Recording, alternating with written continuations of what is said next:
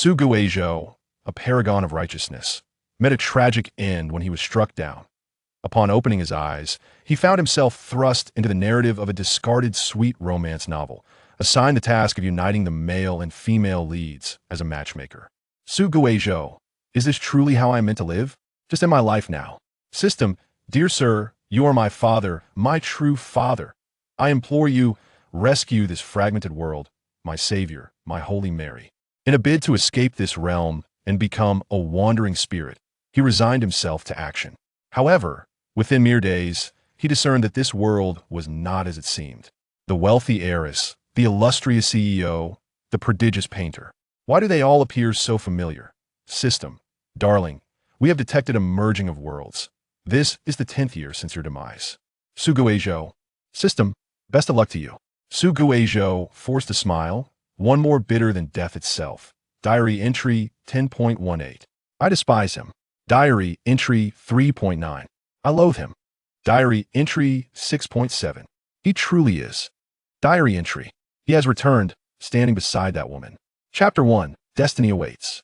Su Guizhou was an unremarkable senior in high school, distinguished only by his 6 years of experience as a subordinate, his youthful spirit ground down by the harshness of the workplace, leaving him more jaded than his peers. His singular passion was wealth. Friends called him greedy, while clients mocked his obsession with money. He accepted their words, knowing they held no truth, for the only realities were the funds in his account and the gold in his possession. On this particular afternoon, feigning illness to leave school, he planned to fetch the second daughter of his employer from the international primary school to enjoy a delightful lunch together. Yet, fate had other plans. As the second Miss Joyceley approached, he spotted an out-of-control vehicle hurtling towards them. Recalling the clause about injuries incurring penalties, he swiftly pushed the young lady aside, only to be thrown several meters away himself. Remember to transfer the final payment to my account. Before his consciousness faded, he vaguely saw someone running towards him, his lips moving to utter those words, but he could not voice them. The miser exhaled his last. The miser was resurrected. Amidst the torrential downpour, the graveyard was awash with sorrow. Su Guizhou sat under a withered tree, his body caked in mud, drenched and pale, resembling a ghost that had crawled ashore from a desolate wasteland, wearing human skin and waiting for prey to draw near. Before him stood a phone, seemingly autonomous yet drenched by the rain, still capable of typing messages. The ghost crossed his arms, indifferently observing the lines of text appearing on the screen, and soon grasped a significant truth. He had become a beggar in this world. 3 days later, on a sunlit August day, with the golden sun hanging high, Su Guizhou found himself in a taxi, feeling lightheaded, coughing persistently. The driver, alarmed, drove cautiously, ultimately breaking the silence. Young student, while I commend your dedication to studies, health is paramount. Perhaps you should inform your guardians and take a break to visit a hospital? No worries. Cough, cough, cough, cough, cough. Su Guizhou buried his head in his backpack, zipped it up after coughing, and softly replied, just a bitter reaction. I appreciate your concern. Oh, haha, I see. But if you truly cannot endure it, do remember to tell your teacher. The driver chuckled nervously, inwardly hoping he wouldn't cough to death in his new car. Su Guizhou replied absent-mindedly, resting his head against the back of the seat, typing furiously on his phone. Is there truly no beginner's gift pack here? 9959993. How could such advanced technology appear in our realm? 9959993 yay? Still with the yay. In his view, it should be law. Su Guizhou owed his second chance at life to this 995,993 system. According to it, this world was a sweet romance narrative titled Unspoken, which had reached a critical point due to the author's abandonment, leaving readers rife with resentment, and the world on the brink of collapse. Thus, the system hastily excavated him from his grave and thrust him into this fictional realm, designating him as the matchmaker for the leads. Indeed, fate had doomed him to toil. In life, he was bound by contracts, and in death, he found himself similarly shackled. Even after his demise, he was unceremoniously resurrected to work, a gross injustice, a blatant disregard for the law. Su Guizhou scoffed as he summoned 2 data bars, one red and one blue. The red bar represented plot progress, indicating the romantic development between the leads. Reaching 100 would signify task completion. The blue bar denoted presence, reflecting his significance within the narrative that a low presence would lead to his erasure by the world consciousness. Yet as he fundamentally did not belong here, The consciousness could only torment him by diminishing his luck or health values. The red bar remained stagnant at 2, while the blue bar had increment from 0.01 to 0.013, a notable leap indeed. Given the system's regulations, it could not forcefully usurp another's body. Thus, 995993 exhausted all its energy to reconstruct his form using his ashes, reimagining him as the child of the female lead's mother's friend. However, it lacked sufficient power to create a complete family, resulting in his adoptive parents perishing in a car accident, leaving him an orphan raised by the female lead's mother. That 0.003 was a testament to the frantic efforts he made to enhance his presence after being found. Truly, it would bring tears to a woman's eyes and silence to a man's lips. Suguejo sighed, unable to suppress another bout of coughing. Do you have any good ideas regarding the task? 995993. Huh. I do not comprehend human emotions. Dear host, do you not possess considerable insight? The emoticons seem to serve him well enough. Suguejo, I have 6 years of experience as a sycophant, but none in matchmaking. Moreover, I have no friends at school to consult regarding romantic matters. My sole hobby is reading web literature, predominantly action-oriented, with scant emotional narratives. Even if there are, they are penned by those who have never conversed with a female. Suguejo, am I to teach the male lead to be a sycophant or provide advice from the perspective of a novice? 995993, wow. 995993. Let's take it one step at a time, dear Sue. He wished to say more, but his body suddenly leaned back, and the driver's voice broke through. Young student, we have arrived at Urfa Middle School. Ah, thank you. Suguejo grabbed his bag and stepped out of the car, only to be hit by a cloud of exhaust fumes, forcing him to cough while settling the fare. How infuriating to be summoned for assistance, yet face such constraints. Nowadays, aren't system narratives all about signing in, reading hearts, and gathering people? Why must he be tasked with opening screens? The narrative world has evolved for 24 years. Why can't they modernize with a host who died 14 years ago? It is discrimination, stark and blatant. Suguejo cast a forlorn glance at the resplendent school name. Urban web literature often incorporates first-hand research by authors. This sweet romance's prototype is set in Urfa Middle School. Yet the academic pressure here is immense. Do readers truly relish love stories set against such a backdrop? It feels like a fantasy tormented by the trials of Urfa Middle School. He endured 3 years here, on the cusp of liberation, only to be hastened into reincarnation by an unfortunate accident. If he were to die, it would be one thing, but who could have foreseen that even in death, he would be unearthed to attend school? Humanity has yet to unearth even a fraction of its suffering. During recess, Suguejo observed numerous students clad in green uniforms darting about the campus, resembling clusters of unripe chives. With a heart heavy with despair, he approached the entrance at Urfa Middle School. Even during the summer break, the management remains vigilant, rigorously monitoring students. Enthusiasm for attending classes, with tardiness resulting in significant penalties. As Suguejo was poised to sign his name on the ledger, he noticed that several classmates had arrived late.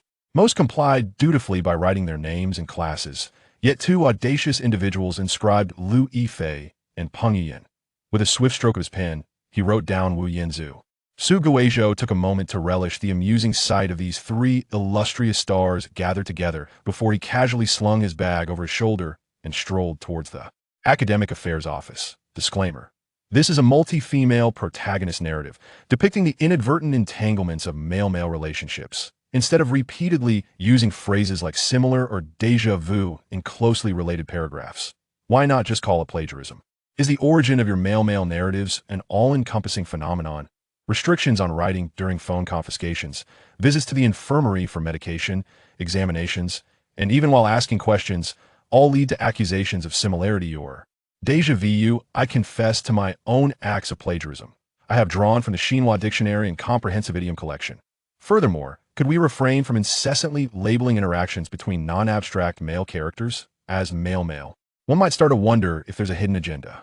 When characterizations remain ambiguous, can we not afford ordinary boys their innocence? It seems that male-male tropes have become inescapable, clinging on with relentless tenacity. Ultimately, this narrative exists within an alternate universe, devoid of any negative implications, aspiring towards truth, goodness, and beauty. It unfolds at a leisurely pace, reflective of an author with an inclination towards literary sensibility. The entire work is free from AI influence, embodying pure love through rhetoric. Criticisms are welcome, but please refrain from incessantly invoking the term male as it triggers a form of PTSD. I implore you to spare me from further tutorials. There is no repository for intellect. Auditory learning is not recommended. Additionally, the ages of all characters are calculated based on their birth dates in completed years. Discrepancies arise only when the date has not yet arrived. Chapter 2:0 Farewell. After the school bell rang, the classroom remained devoid of a teacher for quite some time. The air was permeated with the rustling of paper and the scratching of pens, intensifying the already unbearable torment of Su Guizhou, who felt utterly miserable due to illness. This was the usual scene at Air Fuzhong.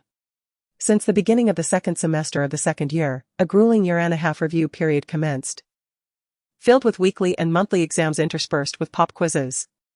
Each day was a relentless cycle of waking to exams and sleeping with them, exhausting an entire box of pencil leads, sufficient to be bundled as kindling for the Bagua furnace to cultivate a blazing eye for 49 days.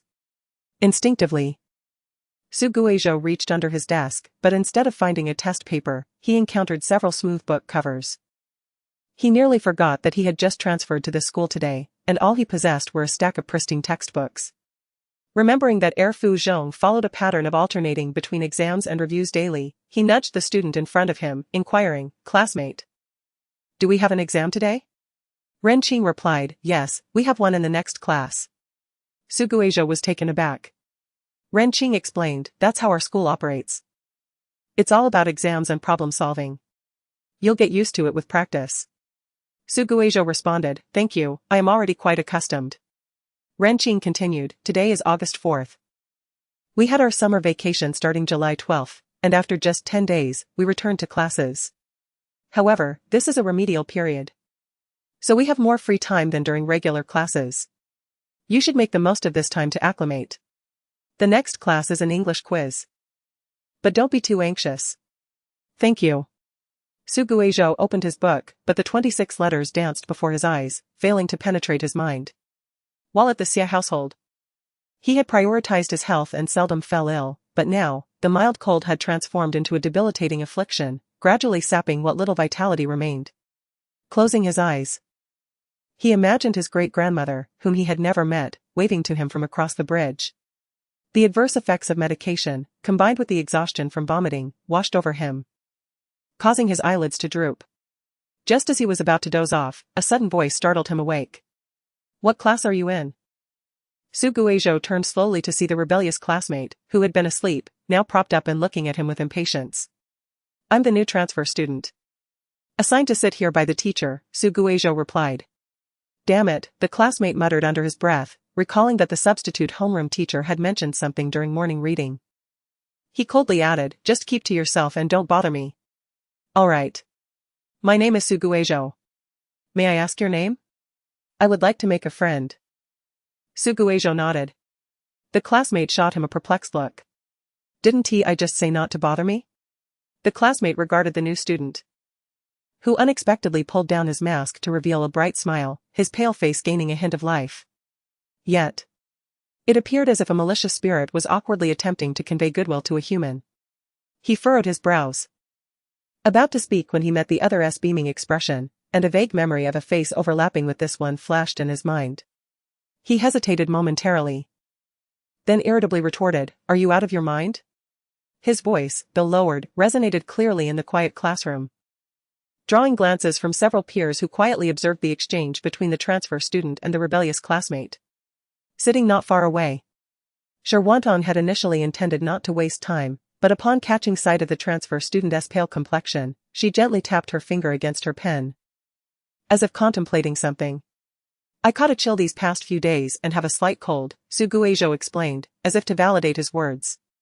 Turning his back, he coughed for a while before sincerely looking at him again and asking, "Can we be friends? You seem quite likable, and I genuinely wish to befriend you." Earlier that morning, he had urgently searched for tutorials on making friends, where the advice had suggested showcasing sincerity, sincerely complimenting the other's virtues, and then leading into a topic that piques their curiosity, thus naturally exchanging contact information. Though he had yet to identify any qualities in the male lead beyond his good looks, this clearly intrigued him. And all he needed to do now was heat up the conversation. Come on, Su Xiaozhou, you shall become the greatest matchmaker in this world.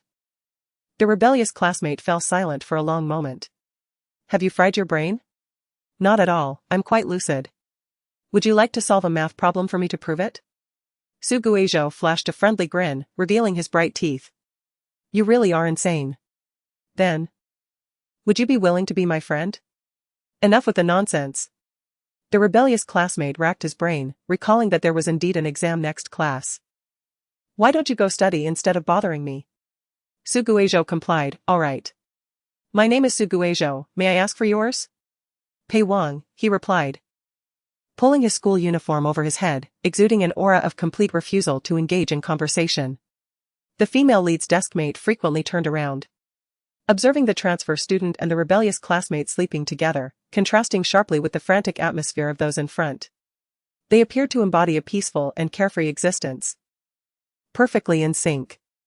It was truly a sight to behold, as if the sun had risen from the west, witnessing the rebellious classmate being tamed. The students of Class 2, who had been spectating the entire ordeal, remarked, this is certainly a remarkable entry in the chronicles of Class 2. Unaware of his classmates' thoughts, Su Guizhou was secretly playing on his phone. Su Guizhou, calling little 3, calling little 3. 995993, this is 995,993. Su Guizhou, alright, little 3. 995993, not little 3. Here, 300 exclamation marks are omitted. Su Guizhou, you're so noisy, San San. San San, why are you playing on your phone instead of resting properly? Su Guizhou, I feel I've successfully bridged the gap with the male lead, let me check my health status. Though he could access it himself. He felt confident and wanted to share his joy with 995993. San San, host, please take a look. Su Guizhou smiled. A fleeting blue hue crossing his features as he stared at the pinnacle, where the stark white text coldly marked 023. Su Guizhou? Su Guizhou, is this correct? Su Guizhou, shouldn't this performance propel it to 32? San San, what do you even consider your presence? Wake up. This performance would barely be written in the novel as the new transfer student seems not very bright. Su Guizhou. San San. San San, however. Increasing from 0013 to 023 is already a qualitative leap. Keep up the good work, little Su, and let us strive to be the universe's top matchmaker. Su Guizhou, actually, I aspire to be an untroubled little spirit. San San, then strive to fulfill your tasks. Su Guizhou, what happens if I fail to complete the tasks? San San, he. You will just keep reincarnating until the task is completed. Su Guizhou? Su Guizhou, I must report you for trafficking little spirits. San San, alright. We have received your report and it will be processed by system number 995993. Su Guizhou. Su Guizhou, oh, farewell, you useless system. San San, oh, farewell. Foolish host. Su Guizhou put away his phone, feeling his neck ache slightly from bending. Just as he lifted his head and stretched, he saw the teacher striding in. High heels clicking, arms laden with a stack of papers, announcing, gather your things, prepare for the exam. Su Guizhou? Had he only conversed with San San for a brief moment? How could it already be time for the exam? Time seemed to fly by far too quickly. Is it possible to allocate class time to play with mobile phones? Here, Ren Qing passed the test paper over, encouraging his friend. However, his friend was reluctant to put in the effort.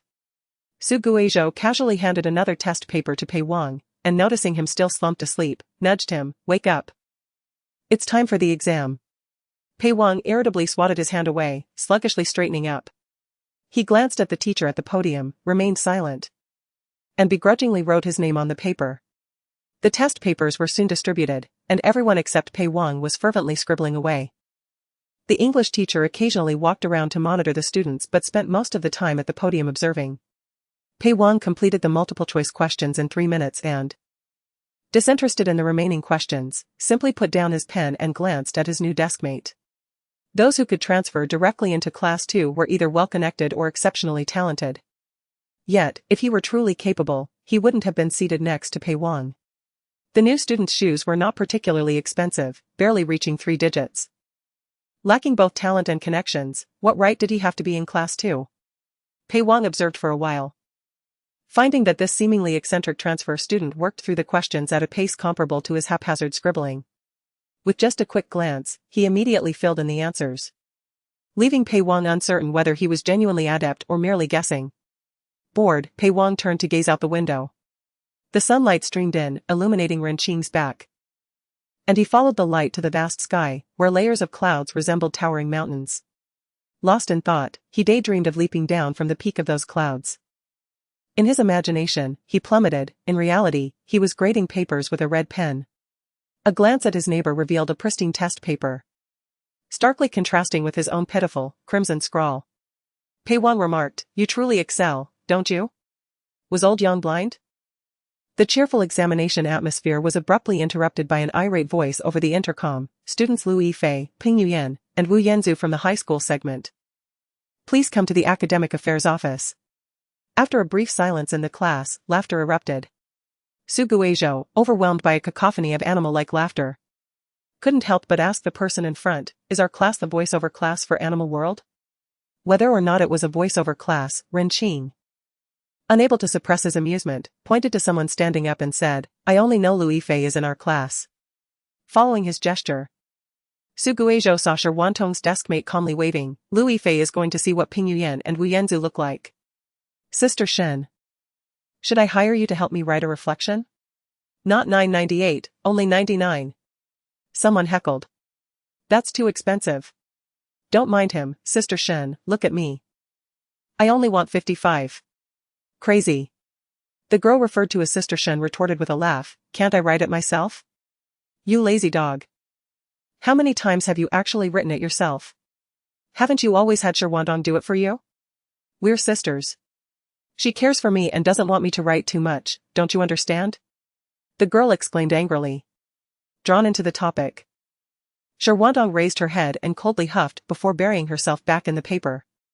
Another wave of laughter erupted in the class. Chatting with you all really lowers my IQ. The girl rolled her eyes and stormed out of the classroom. Renqing, still laughing in his seat, noticed the transfer student also standing up and casually asked, "Where are you going?"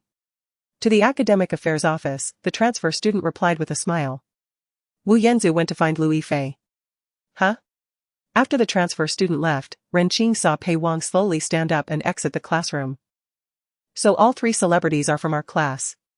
The three stars met in the academic affairs office. Upon seeing Pei Wang, the teacher inside greeted him as if he were an acquaintance, and after exchanging only a few words, allowed him to take the reflection and leave, launching into a lengthy lecture directed at the two newly arrived underachievers. The two nodded like chicks pecking at rice, remorsefully confessing their misdeeds, and finally departed from the academic affairs office under the teacher's approving gaze. Just as Su Guizhou crossed the threshold, he spotted Shi Wantong standing by the wall. The girl beside her, upon seeing this, joyfully rushed forward, shouting "Tong Tong!" With a stoic expression. Shi Wantong steadied the girl and nodded to Su Guizhou before walking away with her. The cicadas chirped incessantly in the shade of the trees. The heat of late summer brushed against the leaves, and moisture from his brow was blown away. Su Guizhou stood still, gazing at the lush greenery in the courtyard, a faint sadness welling up inside him. Why was he chosen? Su Guizhou pondered, perplexed. Chapter 3, Cry Again, and Your Life is Forfeit. The examination period always seemed tedious and lengthy, and at last, the lunch break arrived. Hey brother, stop sleeping, let us go eat. Not to boast, but our school's dining hall could claim second place in Ningjiang without fear of anyone contesting for the first. As soon as the bell rang, Renqing eagerly patted the shoulder of the person behind him, enthusiastically inviting him to explore the school cafeteria. Su Guizhou, feeling dizzy, took a moment to respond, "You go ahead, I'm not very hungry." Ah? Alright then. Renqing looked at his lackluster expression and hesitated, "Did you take your medicine? You look like you're about to die." "Forget it, I'll go find the teacher, you don't seem like you can hold out." Su Guizhou displayed the medicine bottle in his bag. "I took it, I just look a bit more affected, it's nothing, I'll feel better after a nap." "You hurry and eat, be careful you don't miss out. The first years haven't arrived yet, there's plenty of food." Renqing followed his friend, glancing back 3 times. "I'm off then, call me if you need anything." Suguizhou waved dismissively, take care. Afterward, he turned to Pei Wang, who had been secretly glancing at him. Aren't you going to eat? Pei Wang, as if stepped on by a weasel, dashed off. Eat? Who the hell wants to stay with you, sickly? Coming to school while ill, aren't you afraid of spreading it? Suguizhou mumbled, I don't want to be a source of infection either.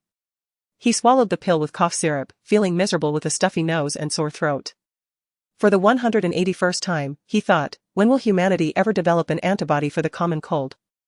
The classroom was nearly empty now. He pulled open the curtains, letting the August sunshine envelop him. It was hot and bright, yet it dispelled much of the chill. In a drowsy haze, he met Shirwantong's gaze. The summer uniform of Air Fu Zhong was a verdant blue, with a palm-length tie at the collar, making her appear like a flourishing pine tree, spirited and noble. Suguizhou, remembering his purpose, smiled at her before donning his mask and lying back down. After a while, he felt something gently nudging his desk. Startled, he looked up to find an unopened bottle of mineral water and a piece of bread on the corner of his desk, with Shirwantong standing above them. Drink some water, eat the bread later. If you still have a fever before dinner, I'll take you to the hospital, she said. Suguizhou immediately smiled, thank you. Am I being too much trouble for you? Shirwantong replied, having you stay at my home is already quite a hassle. And besides, I don't want to catch a cold, it would hinder my studies. Suguizhou silently moved further away, with thoughts like yours. You could get into any university. Thank you for the kind words. With that, Shirwantong took Shinchinya, who was standing nearby, and left. You. He, Shinchinya, being dragged out the classroom, couldn't help but turn back, spinning around twice. What is your relationship? Shirwantong replied, roommates. Shinchinya, huh? Shinchinya exclaimed in astonishment, What? What are you saying? Tong, you? Huh? How did your mother agree to this? Shirwantong, sensing her misunderstanding, reminded her, didn't I tell you a few days ago? My mother's friend's child is coming to stay with us. You only mentioned it in passing. I had thought you were just a little kid coming over to play during summer vacation, but who would have imagined you to be such a handsome peer? Shinchinyao turned her inquisitive face and inquired, you must know the reason for his transfer, right? His previous school was merely an ordinary high school within the province. So what led him to make such a decision and directly join Class 2? Shirwantong knew the reason, but explaining it would be too cumbersome and might involve personal privacy, so she vaguely replied, I'm not sure. Perhaps it's due to family circumstances. Shinchinyao pondered for a moment and remarked, having a stranger in the family must be quite inconvenient, right? Tong, what is he like? Shirwantong recalled the scene of their first meeting, where he was chatting on his phone in the rain, and said, there seems to be a suspected injury to his neuroplasticity, he is currently in the recovery phase. Shinchinyao responded with confusion. Suguizhou, who was suspected to have damaged neuroplasticity, sneezed dramatically twice and was currently sprawled on the desk, perusing a novel synopsis. Every student in the school knew that Pei Wang was the most unruly student at the second affiliated high school.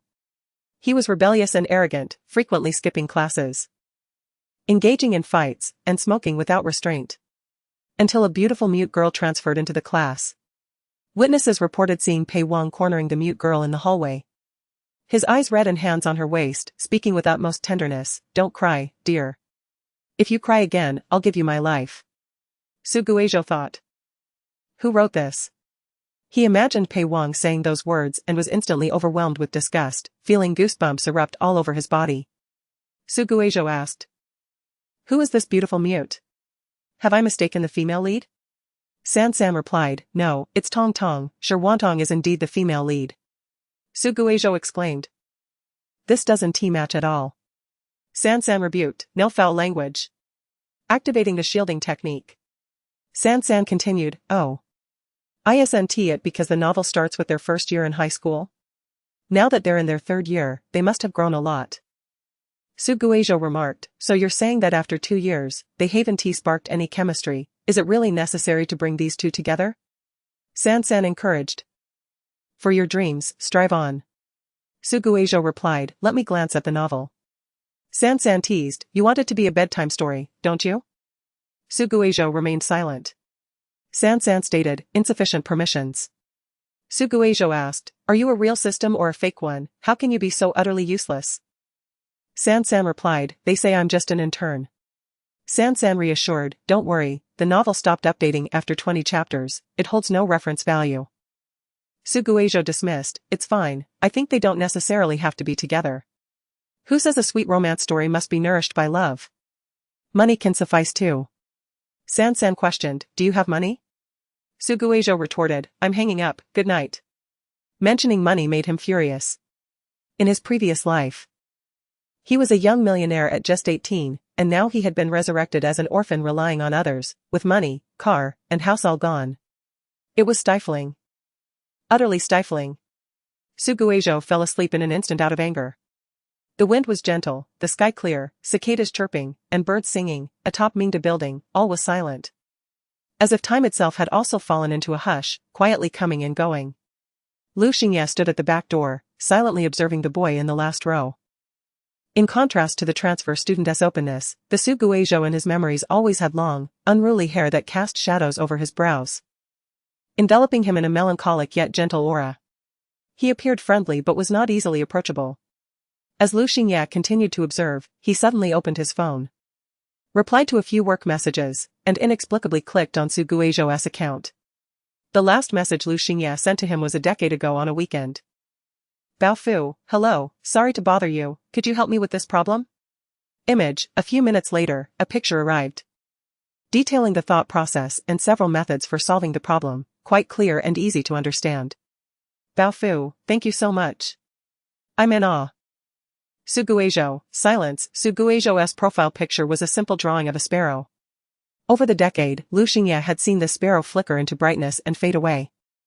It had long remained silent, falling into the tragedy, only to be reborn in occasional memories. Lu Xingye stealthily entered the classroom, making no sound at all, approaching the sleeping figure like a thief. The boy's luminous black hair contrasted sharply with his pale complexion, resembling a corpse that had been dead for 3 days, overtaken by malevolent spirits. He stared at the scar that harshly bisected the center of Suguejo's left eyebrow. Due to Suguejo's long hair, his face was often obscured, but Lu Xingye had caught a glimpse of that scar when he had pushed his hair aside. The same location, the same scar.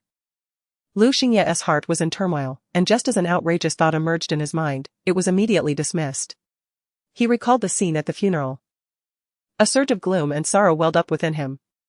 Suguejo, he whispered, standing still for a long while before sighing and leaving. People often say time is a remedy for healing scars. Yet in truth, what is called healing is merely acclimatization. Over the long years, one becomes accustomed to the pain brought by scars, even if later, when scabs are torn away and blood and pus flow, one can still nonchalantly refer to it as a minor injury. Repeatedly, it transforms into an indelible scar. The soul remains in the past, while the body moves forward. In the end, it is merely a grotesque celebration of the living dead. After Lu Xingye departed, Suguejo opened his eyes, propping up his heavy body, took out the thick-cut toast bread Shi Wantong had given him, and glanced at the production date. August 1, 2024. He tore open the seal, and a rich milky aroma wafted out, yet it did not penetrate his nostrils.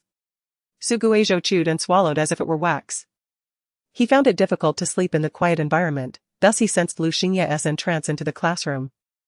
He couldn't help but start pondering, is this truly a fictional world created based on reality? A teacher's attitude towards a new student could never be so peculiar. Lu Xingye's various actions indicated one thing, he recognized him. Or rather, he recognized this face. He gazed out the window, where the sun shone brightly, and everything thrived in a scene of flourishing vitality, yet he felt an intense chill, as if he had fallen into an ice cellar. After finishing the last bite of bread, he tossed the wrapper into the trash bin behind him, took a sip of water, and dialed a string of numbers on his phone. Soon, a passionate song erupted, Wooming Mountain connects to the mountains beyond. As the melody concluded, there was no response on the other end, yet he persisted in dialing. On the 5th attempt, finally, a breath was heard on the speaker. Suguejo gazed at the dust swirling in the window and asked, "Hello, may I speak to Ms. Zhu Xiao?" The voice of a young woman erupted from the receiver. "Are you out of your mind? I'm not buying a house, car, insurance, nor do I have children. My father is dead, my mother is in prison. And I plan to commit suicide tomorrow. If you call again, I swear my wife will run off with someone else, and you'll never prosper. The call ended abruptly. Suguejo thought, this girl is quite something, scolding while concocting her own tales. He chuckled a few times but suddenly choked. A torrent of coughs overwhelming him as he clutched his painfully aching chest, as if he were about to cough out his organs. What are you coughing at me for? An angry male voice, accompanied by thunderous footsteps, approached, and Suguejo felt a hand grip his shoulder, forcefully turning him around. Entering his line of sight was Pei Wang, whose face was more repugnant than a rotten egg, along with a large bag of snacks crashing onto his desk. Pei Wang quickly retracted his hand, exclaiming, "Do you have red-eye disease or something?" Suguejo wiped away his tears and replied helplessly, "I'm just coughing too hard." Pei Wang responded, "Oh. I am indifferent to your cough, but do refrain from coughing in my vicinity. What if I catch your cold? Can you compensate for that?" Pei Wang, in a huff, took his seat, carefully placing the bag he brought against the wall, as if fearing it might be snatched away. Suguejo remarked, "There are only you and me in this class, is there really a need to mention whom you are guarding against?" Suguejo, nonchalant, smiled and said, "By the way, Pei classmate, please be quiet and do not infect me." Suguejo promptly closed his mouth. Pei Wang, with his back turned, rummaged through his belongings. And after a flurry of activity, he tossed a plastic bag onto Suguejo's desk, exclaiming, "I don't like these, you deal with them." Suguejo peered into the bag filled with fruit, milk, throat lozenges, and a steaming bowl of rice porridge. Scribbling a few words on a piece of draft paper and sliding it across the table, Pei Wang glanced at it, which read, "Did you buy these specially for me?" "Thank you." Pei Wang retorted with a frown, "I merely added to the order." Suguejo replied, "Well, thank you for your kind gesture." Pei Wang, irked, snapped, "Are you ever not annoying? Leave me alone, I wish to sleep." He then covered his head with his school uniform. Suguejo felt wronged. He had not said a word, so where was the disturbance? He refrained from bothering Pei Wang further, carefully unwrapping the packaging, releasing a cloud of steam. To avoid incurring Pei Wang's ire again, he quietly scooped some porridge and took a sip. After a while, laughter from a variety show suddenly emanated from beneath the pile of school uniforms beside him. Suguejo was taken aback, realizing the implication, and smiled. So this is what a male protagonist from a female-centric novel is like. His temperament is indeed quite peculiar. Chapter 4, A teacher of the people does not engage in self-destructive acts. Awakening from slumber, it was just in time for dinner. Suguejo continued to decline Renqing's invitation. Given his current condition, venturing into a crowded place with strong odors would likely result in him turning the cafeteria into a living hell, so he opted for self-digestion to avoid troubling others. Once most of the class had left, he gingerly made his way to the office. Just as he stepped over the threshold of the classroom, someone called out to him from behind. Turning around, he saw Sherwantong approaching with her backpack, saying, "I will go with you." "Where to?" Suguejo inquired. Sherwantong replied, her expression neutral, "Aren't you going to the office to request leave?" "I will accompany you to the hospital." She was correct. After sleeping all afternoon, his fever had not subsided. In fact, it seemed to be rising, leaving his head feeling hot and his perception of his surroundings dulled. Now that they were in their senior year, wouldn't her accompanying him delay her studies? He instinctively asked, "Is your study schedule okay?" Sherwantong clarified, "It is currently a period for supplementary lessons. The entire day consists of exams or self-study. Just a change of location, I can study anywhere." After considering her goodwill, Suguejo nodded, "All right, thank you for your trouble." Sherwantong followed a few meters behind, gazing at the slender figure of the boy in front of her. The homeroom teacher of Class 2, Yang Kong, had recently taken leave, and Qiu Yu, the homeroom teacher of Class 1, was filling in. Qiu Yu, wearing glasses and sporting a low ponytail, had a face well-suited for teaching. Upon hearing their conversation, she expressed concern while pulling out a pen to write the leave request form. As she paused while writing the name, Suguejo automatically supplied his name before she could ask. Qiu Yu halted her hand. "What did you say?" "Teacher, my name is Suguejo," he replied. "Where is the return of the boat?" The pen paused, ink pooling at the tip, as Qiu Yu slowly wrote a stroke. That drop of ink resembled a tear hitting the paper, its edges blooming into lines. After stamping it, she looked up as she handed it over.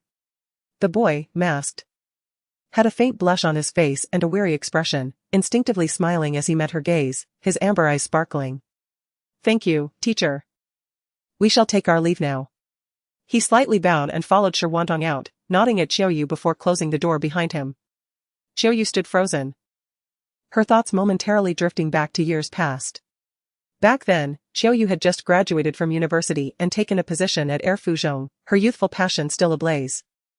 Constantly seeking advice from veteran teachers on how to conduct herself in her role, spending hours crafting lesson plans, fearing she might lead her students astray.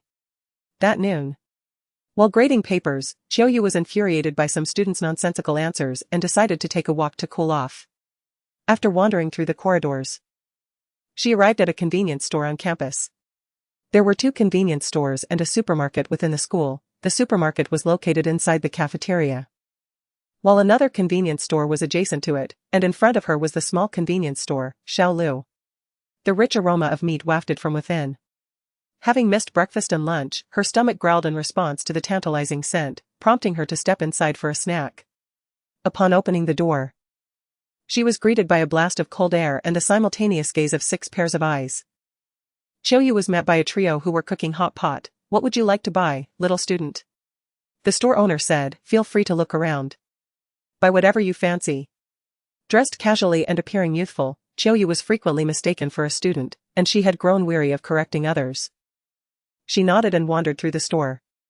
Although all 3 stores were equidistant from the cafeteria, students preferred to visit the supermarket or the convenience store near the dormitory after meals, resulting in Xiaolu being quite empty during lunch hours. Her mind was preoccupied with thoughts of hot pot, and she dismissed the snacks on display, casually grabbing a few bags to pay for them. As the owner scanned her items, she couldn't help but glance at the bubbling hot pot. A boy in a school uniform poured a platter of lamb slices into the pot, causing Xiaoyu to swallow hard, her stomach rumbling audibly. The 6 pairs of eyes turned towards her. Xiaoyu chuckled, "What lovely weather we have today." The man sitting to the left of the boy said, "Would you like to join us for hot pot, little student?" Xiaoyu felt a flicker of temptation but hesitated. "Is that appropriate?" "What could be inappropriate about it?" The owner prompted her to scan her items. "Hot pot is best enjoyed in good company." The boy, who had just popped a shrimp ball into his mouth, skillfully walked through the door behind the cash register and returned with clean bowls and chopsticks. Xiaoyu was warmly invited to join them for hot pot. As she settled in, she heard the boy beside her exclaim angrily, "Ding da pang, you threw cilantro and green peppers into my bowl again." His bangs were held back with a strawberry-shaped hairpin, revealing a youthful face flushed from the steam, making him appear quite juvenile. The man who had invited her chuckled heartily. "Well, you keep eating meat. You need a balance of veggies to grow taller, otherwise, your nutrition will be unbalanced. Clearly, you dislike it. Stop making such grand excuses." The boy retorted, grumpily finishing the vegetables in his bowl. The owner playfully kicked him. "You're all grown up now, yet you still bully Xiaozhou daily." The boy protested. "I don't." The two began bickering. Xiaoyu felt as though she had returned to her university days, enjoying meals with her roommates amidst the lively chatter. "Teacher Qiao, don't eat the shrimp balls just yet, I just cooked them." The boy suddenly called out. "Oh, all right." Xiaoyu instinctively replied, then suddenly turned to him. "Do you know me?" He smiled. "Of course, you are teacher Xiaoyu from class 7. Xiaoyu inquired, "And what is your name?" "You aren't planning to report me to my homeroom teacher for eating hot pot here, are you?" He teased. "There are cameras, if you report me." "I would also be notified," Xiaoyu replied. "We are both in the same boat now. A teacher of the people would never engage in self-destructive acts." "You make a valid point." The boy nodded seriously, his eyes crinkling with a smile. "Teacher, I am Su Guizhou from class 1. Where the wind fills the sails and the moon graces the city, the hardest to depict is the return of the boat." He donned a crimson and yellow summer school uniform, reminiscent of the withering maple leaves at the tail end of a sweltering summer, exuding both vitality and an undercurrent of decay. The youth radiated exuberance, shimmering with brilliance. Xiaoyu noticed her lenses had become blurred, and upon removing them to clean, she realized the haze was not on the lenses, but in her own eyes. Stunned, she covered her damp eyes, reflecting on the countless times over the past decade she wished she had intervened back then. She had discerned that Su Guizhou was feigning illness, yet Considering it was his birthday and the rigors of their senior year were overwhelming. She hoped he might find some respite and embrace a positive state of mind for the impending gaokao. Thus, she said nothing, merely jested lightly, allowing him to leave with his leave request in high spirits. Little did she know, this parting would be eternal, that maple leaf ultimately did not endure until autumn's end. Chapter 5, The cousin with whom I grew up at mealtime. The infusion room was filled with enticing aromas. Su Guizhou forcefully shifted his gaze from the chicken soup in his elder brother's hands to the bowl of plain congee on his lap. Then slowly directed his attention to Shi Wantong, who sat on a companion chair savoring honey-glazed chicken leg rice. Was that intentional? Why do you think so? He inquired. Shi Wantong lifted her face, her expression appearing rather innocent from her vantage point. Su Guizhou widened his eyes, gesturing towards her meal and then at his congee, exclaiming, "Your dish is a feast for the senses, while mine lacks color, aroma, and flavor. There isn't even a salted duck egg." The doctor had advised against rich, greasy, or sour foods, insisting on a bland diet. But it shouldn't be this bland. Su Guizhou huffed, lightly striking the armrest with his unpunctured fist. "What I bought is off limits. But what Pei Wang bought is fair game," Shi Wantong remarked, producing a pear from her bag. "This is flavorful." Su Guizhou did not take it, fixing her with a serious gaze. "Shi Wantong, has anyone ever told you that you are ill-suited for humor? What's wrong? Your expressionless face while telling jokes is quite reminiscent of a serial killer." "Oh, thank you for the compliment." Su Guizhou was taken aback. "No need to thank me. What exactly does this person embody within the realm of the beautiful mute?" He chose silence, finishing his congee, then found a comfortable position to drift into slumber, oblivious to Shi Wantong lifting her gaze again as she scribbled on the armrest. The infusion room was bustling and noisy, filled with mothers cradling children, adults dressed in formal attire while receiving treatment, and elderly men engrossed in videos. In this charged atmosphere, the individuals present seemed like ephemeral beings, ensnared by a palpable shroud of despair. It reminded him of the first time he encountered him just the day before. A cold wind howled past, stirring the leaves, thousands of them clapping in applause, as if the entire forest were alive with laughter. The branches creaked beneath his feet, the muddy path marked with uneven impressions, leading to a graveyard where Shi Wantong, clad in a raincoat, turned her head towards a figure seated beneath a withered tree. The figure appeared drenched, as if caught in the rain for an eternity. His hair was as dark as ink, his skin a cold, jade-like white, the two contrasting yet unable to blend harmoniously. His crimson maple-colored attire was soaked, deepening in hue, rendering him like a solitary spirit in a foreign land, clad in the garments of a lifeless being, awaiting the arrival of the living, as if anticipating an unknown salvation. He was gaunt, the angles of his jaw pronounced, his spine arching, revealing the contours of his shoulder blades. The guilt of survival often surged within, particularly when parents suffer misfortunes while escorting their children to the gaokao, an unbearable burden. It was no wonder he had remained in a coma for an entire year, awakening only to honor his family. Thus, he sat there, solitary, conversing with himself. How pitiable. As Shi Wantong thought this, the figure suddenly lifted his head, his face awash with water, indistinguishable whether it was rain or tears. His damp eyes gazing at her with shock and panic, revealing a profound vulnerability. She approached and asked, "Are you all right?" The boy, caught in his mother's embrace, looked up at her in silence, his ears tinged with a faint blush, unsure if it was from the cold or embarrassment. He was quite handsome, fitting the mold of an ideal child, likely receiving compliments from neighbors throughout his life. Shi Wantong idly mused, he somewhat resembled the little dog from her grandmother's house. When she first found it, it had been just as solitary, on the brink of death, exuding a mix of loneliness and helplessness, harboring a vigilant wariness towards the world, its dark eyes shimmering with tears. She extended her umbrella towards him, droplets cascading down the handle as her gaze drifted past him into the dim woods behind. Where the wind produced an ethereal echo, the rain seemed to lessen, yet she felt cold enough to shiver. When the boy accepted the umbrella, their hands did not touch. His fingers gripped part of the handle while he supported himself to stand. In that instant, the dynamic shifted, and he loomed over her. "Thank you," he said, his voice slightly hoarse, tinged with regret. "I apologize for the trouble." Standing, he appeared even more fragile, his clothes hanging heavily upon him, the sleeves and hem billowing emptily, resembling a skin stretched over bones, like branches she had crushed underfoot, swaying precariously in the downpour. exuding an aura that suggested he would vanish the moment he left her sight. His gaze was tranquil as deep water. The umbrella began to play a resounding symphony. When Suguejo awoke again, the infusion room was filled with a new wave of patients. Perhaps due to excessive sleep, his head throbbed and felt muddled. He remained still, tilting his head to glimpse the figure beside him diligently writing on an exam paper. The harsh white light illuminated the shine of his dark hair, casting his profile into a soft blur, long lashes drooping behind black-rimmed glasses, thin lips pressed tightly, creating an impression of coldness. As though he were about to cast a chilling gaze and inquire, "Are you awake?" His heart momentarily halted. Suguejo struggled to dispel another face from his mind. Realizing he must be losing his sanity, to conflate two entirely distinct individuals. Clearly, he had been tainted by the twisted, dark-hearted nature of the Xia family. Awake? Suguejo regained his composure, meeting those obsidian eyes, reminiscent of a spring river, serene and crystal clear. He paused for a moment before smiling. "Yes, I am awake." Shirwantong tapped her phone a few times, her gaze lingering on his face for just a moment before shifting to the infusion bag. "It's done. I'll call the nurse." Draped in a forest green spring and autumn school uniform, the girl navigated through the throngs of people, her petite figure appearing remarkably upright.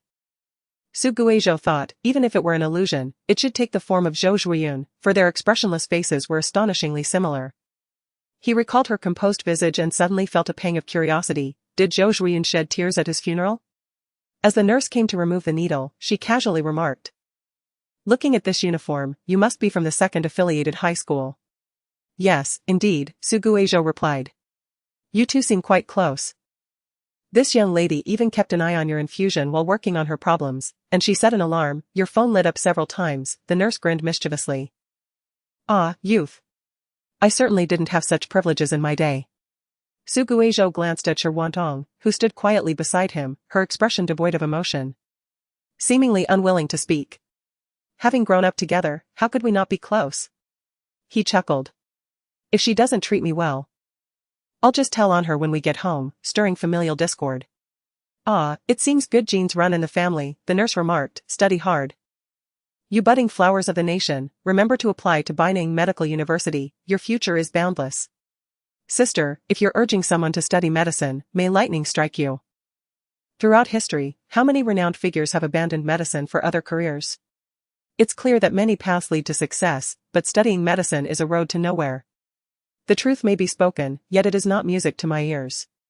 Next time you come here, I shall administer a most painful injection. The nurse departed without a backward glance. After exchanging a few light-hearted remarks, Suguejo gradually regained clarity of thought and felt considerably better. Just as he steadied himself, he overheard someone beside him concluding a conversation. It was his cousin, with whom he had grown up. Suguejo abruptly returned to his seat, a wave of goosebumps rising on his arms. A statement so plainly articulated, yet why did it sound so chilling? Surely, it must be the air conditioning in the hospital set too low. He stood once more and chuckled heartily. All right, Sister Sure, let us return." The second affiliated high school dismisses early during remedial classes, with evening study sessions concluding by 8 o'clock. They had arrived at the hospital shortly after 6. And after finishing the 4 drip, they could head home directly. Shirwantong responded affirmatively and walked towards the exit, with Suguejo trailing behind her. Just as they exited the infusion room, he heard someone broadcasting English listening comprehension questions. In the next moment, Shirwantong answered a phone call, abruptly halting the audio. Suguejo pondered, is this the typical demeanor of heroines in contemporary novels? He took a few steps back and caught a brief reply from Shirwantong. "Soon." She turned her head, her bangs casting a deep shadow over her face. She extended her phone towards him, saying, "She wishes to speak with you." Her eyes, as dark as pure obsidian, radiated an inherent chill. Suguejo accepted the phone, noting its icy exterior. "Xiao Zhou, how is your health now?" Before he could respond, a cheerful voice came through. "Much better, Auntie. I must thank Shirwantong for bringing me to the hospital, otherwise, I might have burned up at school. How about you? You sound busy today." "Indeed, while handing over tasks, I discovered some discrepancies, and now I am working overtime to rectify them." "You stubborn child. I advised you to rest at home this morning." After being soaked for so long, you are bound to catch a cold. Enough about that, I have work to do. You two should hurry home, it's late, and the roads are unsafe. Send a message when you arrive. Suguejo obediently acknowledged and returned the phone. As they stepped outside, he felt fatigued at the sight of a long flight of stairs. He sighed inwardly, and as he did, he noticed someone climbing at the bottom of the stairs. There were few visitors at the hospital that evening, particularly not this person, who was dressed in a manner that concealed their identity completely: a hat, sunglasses, a mask, and an overcoat, all of which made them stand out in the sweltering summer heat, causing beads of sweat to form on Suguejo's forehead. As they brushed past each other, he caught a glimpse of a distinctly dark hue at the person's sleeve. Suguejo dismissed it as unimportant and failed to notice the sudden cessation of footsteps behind him. However, he felt an intense gaze fixated upon him. Turning around, he found himself face to face with the injured individual, who stood there, motionless, staring intently. The warm August breeze carried with it a hint of heat, and the lights in the hospital lobby spilled onto the staircase. The stranger stood tall, their clothing fluttering in the wind, the tautness of their trousers revealing slender ankles, lending them an air of sickly frailty. Encountering such a figure on the street would have sufficed, but in the dimly lit hospital at night, Suguejo felt a shiver run down his spine. Adhering to the principle of avoiding those with signs of mental disturbance, he managed a brief smile and hurried to catch up with Sherwantong. Once Suguejo had long since vanished from sight, the stranger began to sway as they ascended the steps. A sound, half a sigh and half a sneer, dissipated into the wind. Chapter 6, The Survival Manual for Supporting Characters. The matchmaker arrives outside the car window. The world was abuzz with activity. Street vendors crowded the alleyways, and groups of hard-working people strolled along the sidewalks, laughter and the scent of food wafting into the air, while various signs illuminated the night. Suguejo observed for a considerable time, as he seldom ventured out at night. Burdened with academic responsibilities and a client who disliked outings, he, as the subordinate, could hardly defy the wishes of his client. Therefore, unless there were special requests from the client, he would typically return home immediately after school, never lingering outside beyond 5 o'clock, even on holidays. He could see the lights of Longjing from his tall building, yet he had never experienced the vibrant atmosphere of Longjing. No, he had once. That petite woman had taken him and his sister to wander through the night market, where they would hide among the crowd, giggling as they pointed at the sauce smeared across each other's faces. Memories of the past often overwhelm him during moments of leisure, a phenomenon referred to as a carousel of memories. However, for Suguejo, who had experienced life and death, such memories were beyond the pale. The affairs of his former life should have been buried alongside his ashes, rather than being regurgitated in this new world. He admonished himself to cease such thoughts and focus on completing his tasks, to be a carefree little spirit. Inside the car, the voices were hushed, with only music playing melodiously. The faint scent of jasmine incense calmed his restless heart as Suguejo checked the data bar, noting that his narrative presence had risen to 112. Sansan sent a jubilant message: fireworks. Congratulations, host, on breaking through the threshold of 1. Suguejo replied, wow. It seems that if I fall a few more times, I might be able to retire successfully. Sansan responded. How do you know that the sickly beautiful person with a fleeting life is currently in high demand? However, this persona only suits the white moonlight. I suggest adopting the guise of a sporty, dark-skinned athlete, or a cool academic genius, a sunny puppy, or a delicate, sickly boy. Suguejo questioned. Am I a matchmaker or merely a tool? He added, perhaps it would be best not to intertwine novels with reality. I have decided to jettison the system and grow independently. Sansan, QAQ. He ignored the myriad of novel excerpts and exclamations sent by Sansan, gazing at the familiar streets now adorned with unfamiliar skyscrapers. Some shops had been renovated, while others remained as dilapidated as ever. The entire world appeared rejuvenated, while he felt like an antiquated cog misplaced in this new realm. Sherwantong, catching a glimpse of him lost in thought, suddenly remembered something and eagerly tapped away on her phone. A few moments later, her bright eyes dulled as if her emotional support had been severed. Sherwantong did not intend to pry into anyone's privacy. It was merely that the headlines on her screen were bold and glaring, making them impossible to ignore. The phenomenally popular monster's umbrella is suspected to have an unsatisfactory conclusion. Netizens sharply critique, If the author had perished during the tumultuous arc, it would have been a regrettable classic. Ah. She vaguely recalled. This comic had taken the world by storm, spawning numerous derivative works, and it was common for students to pass it around in school. The comics confiscated in class could likely assemble an entire collection. Sherwantong had little interest in the monster genre. But she remembered the uproar when netizens discovered it had an unsatisfactory ending during her middle school years. Nearly 1 in 5 videos criticized the author. And Suguejo's current expression of despair mirrored that of his classmates back then. Were his parents so strict? The female voice in his earbuds was reading flipped, while Sherwantong lounged. Her posture relaxed, whereas the boy beside her sat upright. The car remained unlit, his face enveloped in cool hues. The neon lights from outside casting shifting shadows across his profile, imbuing him with an otherworldly quality. Sherwantong withdrew her gaze, engrossed in her studies. Meanwhile, Suguejo, having been struck by grim news, faced the greatest calamity of his life. He incredulously scrolled through a barrage of news and comments from netizens. Why was it that every novel and comic he had cherished in life had met with an unsatisfactory conclusion or been abandoned? Even the sequels to games were abysmal? Let this cursed world perish, there was no need for salvation. A message from San San suddenly popped up. Dear, please remember to inform me when you continue the serialization, so I can avoid any pitfalls. Hugs. Suguejo replied with a smile. This system is utterly useless yet loves to spout irritating remarks. San San responded with a playful tongue-out emoji. Suguejo queried, are you eavesdropping on my thoughts? San San retorted, that's unfair. I lack such capabilities. It's all just a guess. How about that? Am I not well acquainted with you? Suguejo gave a thumbs up. He felt that continuing this conversation might diminish his intellect. So he decided to exit the app.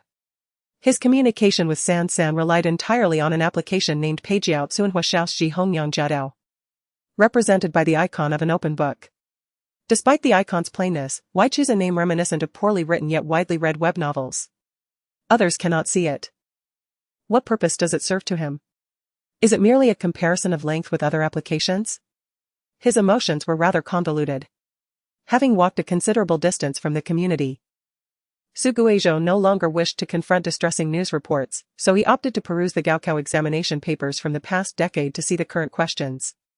Not only had multiple-choice questions increased, but the variety of question types had also expanded, and the difficulty had risen. Suguejo sighed deeply. To avoid being expelled from the honors class, he had to tackle practice questions again. He declared, I will loathe you for a lifetime. San San replied, oh dear. Studying is wonderful, and there is still plenty of time ahead, what is wrong with learning more? Suguejo lamented, you have ruined my future. San San countered. Your future has only just begun. Suguejo responded sarcastically, are you referring to the dark days of my senior year after a resurrection? What a humorous future. San San remarked, everyone says they wish to return to high school. Suguejo replied, they must mean returning to the first year. San San fell silent. Suguejo engaged in a spirited debate with the system, typing furiously in the dialog box when he suddenly felt a cool breeze brush across his face, carrying a faint scent of laundry detergent. He turned his head.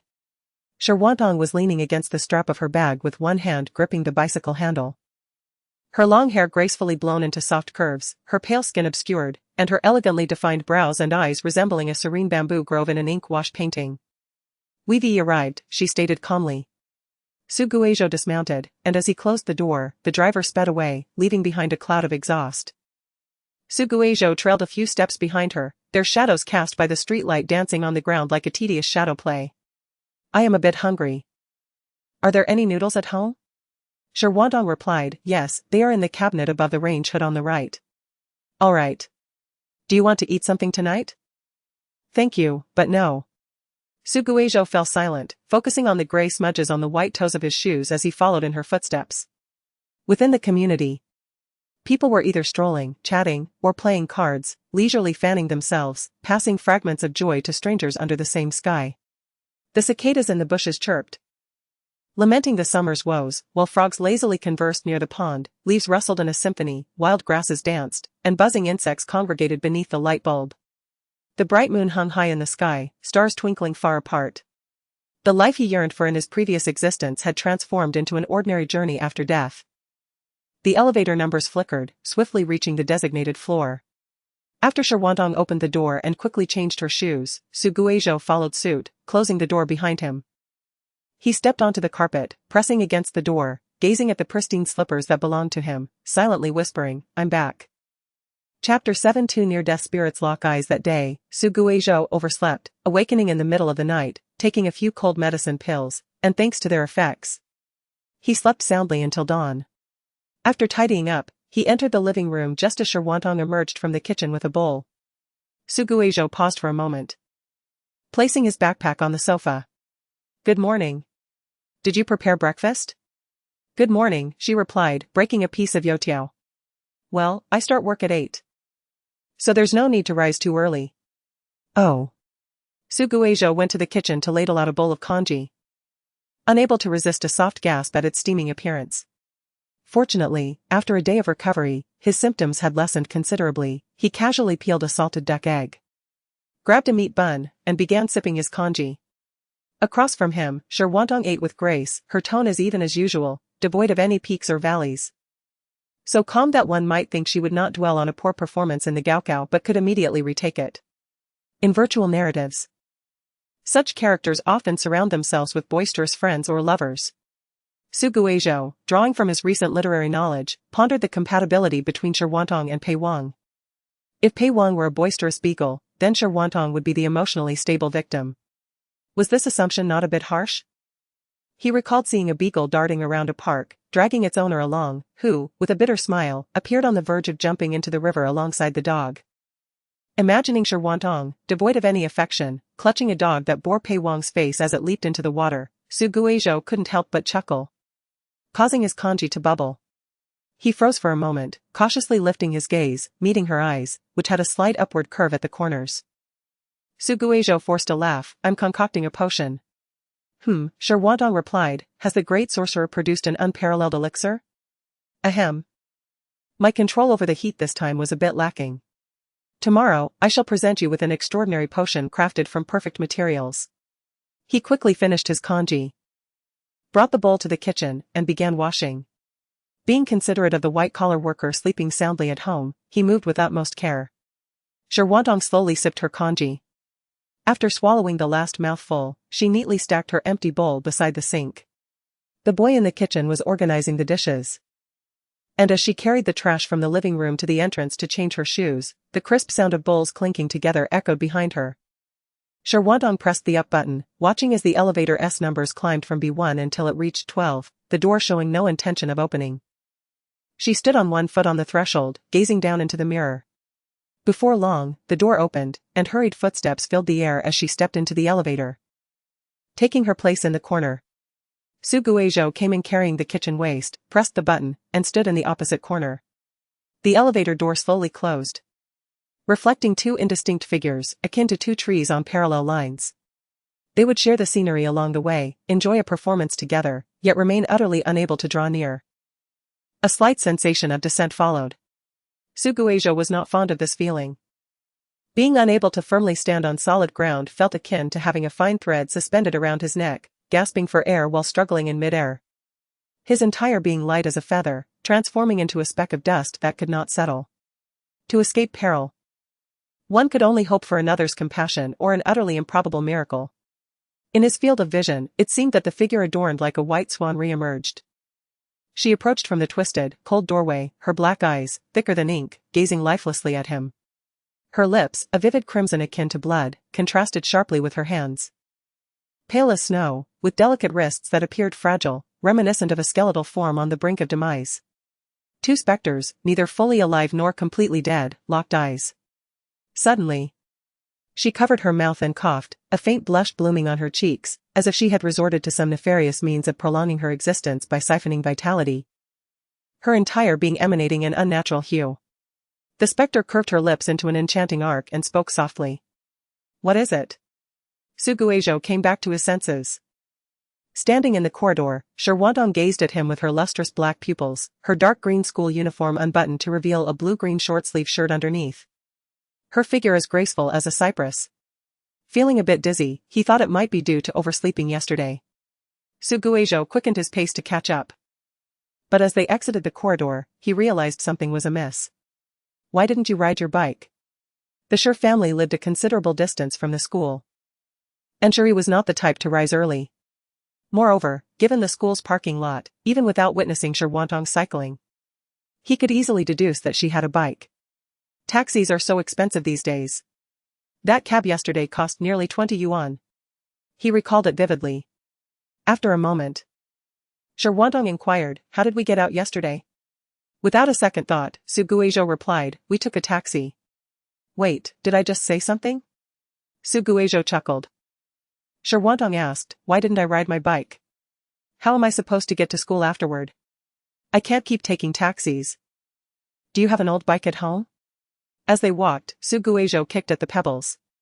My mom said she would buy you a bike. Sher Wantong, unfazed by the change of subject, mentioned that there was an old bicycle in the garage, purchased years ago. But she hadn't ridden it in a long time and was unsure if it was still functional. Su Guizhou's eyes sparkled. A bicycle is great. I'll message Auntie to hold off on buying one. When I get back tonight, I'll clean the bike and see if it's usable. As he spoke, he took out his phone and began typing furiously, while Sher Wantong glanced at the glaring sun, the sultry air wrapping around them almost imperceptibly. Isn't it too hot to ride a bike in this weather? Noticing his enthusiasm, she swallowed her words.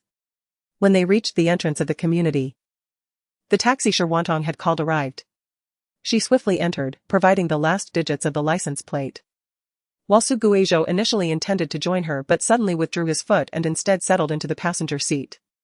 Sher Wantong's position allowed her to see his profile. The boy wore a mask, his brows and eyes drooping with fatigue, appearing devoid of energy. The jovial driver commented, little student, judging by your uniform. You must be from Air Fuzhou? Su Guizhou replied cheerfully, yes, yes. I'm in my senior year this year, the college entrance examination is next year. The driver continued, oh, then you must study hard. But if you're able to enter Air Fuzhou, your grades can't be too shabby. My child missed it by 15 points 2 years ago. I wish I had made him study harder, he was so stubborn and thought Sanzhong was fine. Su Guizhou listened with a smile, occasionally chiming in, offering reassurances while considering the perspective of the child, even providing some study tips and social advice. And their conversation grew increasingly lively. Sher Wantong donned her headphones, perusing an English magazine. As he retracted his foot, the two trees on a parallel line transformed into two distinct trees on another parallel line. The serendipity of their encounter existed at the juncture of 126. Where the sun rose from the west, and heavy snow fell at summer's end, as time flowed backward in a series of illogical, rule-defying occurrences. A faint scent of bitter orange wafted through the air. Sher Wantong looked up to see the person who had just occupied the passenger seat opening the door beside her, blocking most of the sunlight. He smiled and said, I called your name several times with no response, so I came to escort you out. Sure, classmate, enough studying. We've arrived at school, quickly get out. She ignored the driver's remark about how diligent he was, a testament to being a student of Air Fuzhou, and simply replied with a brief HM. Once she exited the vehicle, as Su Guizhou shut the door, the driver sped away, leaving behind a cloud of exhaust. Does this scene seem familiar? Su Guizhou coughed a few times, lagging a few meters behind Sher Wantong, traversing the fragrant path of osmanthus trees towards Mingda building. As he stepped into the classroom, the scent of blooming flowers enveloped him, revealing students engrossed in their assignments. Even in the advanced class, they could not escape the daily pre-class homework. Su Guizhou felt a twinge of nostalgia for his time in Class 1, where the morning assignment sessions were among the few times he felt integrated into the class, as typically, his classmates rarely engaged him in conversation, except during those moments when they sought his help, though it was primarily to copy assignments. He sighed as he approached his seat. His neighbor, Pei Wang, had not yet arrived, while the classmate in front of him, Ren Qing, seized a moment of free time to inquire, Good morning. Have you finished your homework? Do you need to borrow mine? Thank you, but I've completed it. Wow, you managed to finish it despite being so burned out? Ren Qing quickened his writing pace. Yes, indeed. Su Guizhou thought to himself that this was merely the beginning. The workload during his senior year's second semester had been several times greater, requiring late nights of frantic writing. By the way, Renqing, do we have any bookstores nearby that stay open until 9? Shuri had prepared all his daily necessities. But he had neglected to procure supplementary materials. Yes. There's one near the school, and they restock faster than others. Although it's tucked away and requires navigating through alleys. I can take you there after school, it'll be a good opportunity to replenish your supplies. Renqing spoke rapidly, a stream of words tumbling out. Alright, thank you. Suguizhou resumed flipping through his textbooks. Before long, Pei Wang arrived. Smiling broadly as he was about to greet everyone when his peripheral vision caught sight of a familiar face, causing his heart to momentarily skip several beats. He abruptly turned his head. The apparition he had envisioned was clad in the same dark green uniform as him, yet unlike the surrounding vibrancy. She exuded an aura of tranquil melancholy, akin to a tree that appeared splendid on the surface but was internally ravaged by insects. The girl flashed an innocent smile. Her fox-like eyes both charming and indifferent, casually remarking, "Don't you find it rather disgusting?" Chapter 8. It seems to be true. Shen Qingyao halted mid-sentence. Caught off guard, and fell into a whirlwind of thoughts. Huh? What just happened? It seems that this young lady, who has been absent for several days, has returned. She was gazing at the transfer student and then asked me who he was. I enthusiastically introduced him, and when I casually remarked that he was handsome. What did the young lady say? The person sitting diagonally behind her smiled like a spring breeze, her tone soft and gentle. As if casually inquiring about the day's temperature. Shen Qingyao also wanted to smile and agree that it was indeed scorching early in the morning. But when she noticed Shirwantong pausing her writing, she realized she was not imagining things. The young lady's situation in class could be summarized in one sentence: she single-handedly isolated the entire class. Of course, the situation was not dire. She would explain problems amicably when asked and would sign up for class activities. She maintained a very ordinary classmate relationship with everyone, neither overly friendly nor antagonistic. Don't you find it disgusting? Therefore, when this malice-laden remark escaped her lips, Shen Qinyao's first reaction was that she had finally gone mad from studying. At a loss for words, she could only laugh it off. The young lady withdrew her gaze and gracefully returned to her book. Her voice was barely audible. Drowned out by the cacophony of the classroom, and the surrounding circle of people paid no heed to this brief interlude. She acted as though the conversation had never transpired. Shen Qingyao blinked in confusion and asked, "Am I truly hallucinating?" "No," Shirwantong replied, fiddling with the cap of her pen, "I heard it too." "Oh? How did those two get involved? Or is it simply a matter of disliking each other?" Shirwantong replied, "I don't know. Have you finished your homework?" "I almost forgot." Shen Qingyao cast her worries aside and immersed herself fully in the exam paper. Shirwantong stared at the questions, hesitating to put pen to paper. She recalled Suguizhou's appearance in the elevator, as if ensnared in a peculiar illusion, enveloped by negative emotions yet harboring some indistinct sense of anticipation. Just like earlier. When Shirwantong turned back, she happened to catch the moment they exchanged glances. His eyes reflected not the wonder and admiration typical of a first encounter, but rather shock and bewilderment, akin to an unexpected reunion with an old acquaintance. Yet, beneath it all, there seemed to lie an understanding. Shirwantong quelled her thoughts. Suguizhou's past connections and entanglements had no bearing on her. They were merely destined to be landlord and tenant for this year, and once the college entrance examination concluded, they would part ways, never to meet again. As long as he caused no trouble for her family, there was no need to delve deeper. Seated in the corner, Suguizhou was unaware of his roommate's musings. He was grinning foolishly at the male lead, who responded with a muted greeting before he poked the desk of the person in front of him. Renqing, without turning around, said, "If you have something to say, spit it out." "Who was that student just now?" "Which student?" "The one sitting behind Shirwantong." "When did you get to know her? Weren't you always sleeping? Did you dream about her?" Renqing turned his head. "Well, tell me who she is first." "Oh, that's our class's young lady, Xiaowanting." "Why is she called the young lady?" "Because her family is incredibly wealthy. Her monthly allowance is higher than my family's annual income." Renqing seemed irked, slamming his pen down, "And let me tell you, her father's company went bankrupt a few years ago, and he committed a whole heap of crimes. He's often dragged out for punishment. We thought they were down and out, but she turned out to be a natural-born rich kid. Her sister started from scratch and became the young lady again. It's truly infuriating how some people are just born lucky. What's it to me if there's one more rich person in the world? After saying this, Renqing turned back and exclaimed. Why didn't you tell me the young lady was coming to school? I was wondering why you asked me. Oh no, I didn't speak too loudly, did I? She didn't hear me, right? Su Guizhou felt his head buzzing. After Renqing mentioned her name, he could no longer discern any further conversation. After taking a few deep breaths, he scribbled 2 names on a piece of paper and pushed it toward Renqing. Look, are these the characters' names? Renqing snapped back to reality. Oh yes, what's up? It's nothing. If the teacher comes later, help me ask for a leave, I need to go to the restroom. He hurriedly exited through the back door. Renqing exclaimed, did he take paper with him?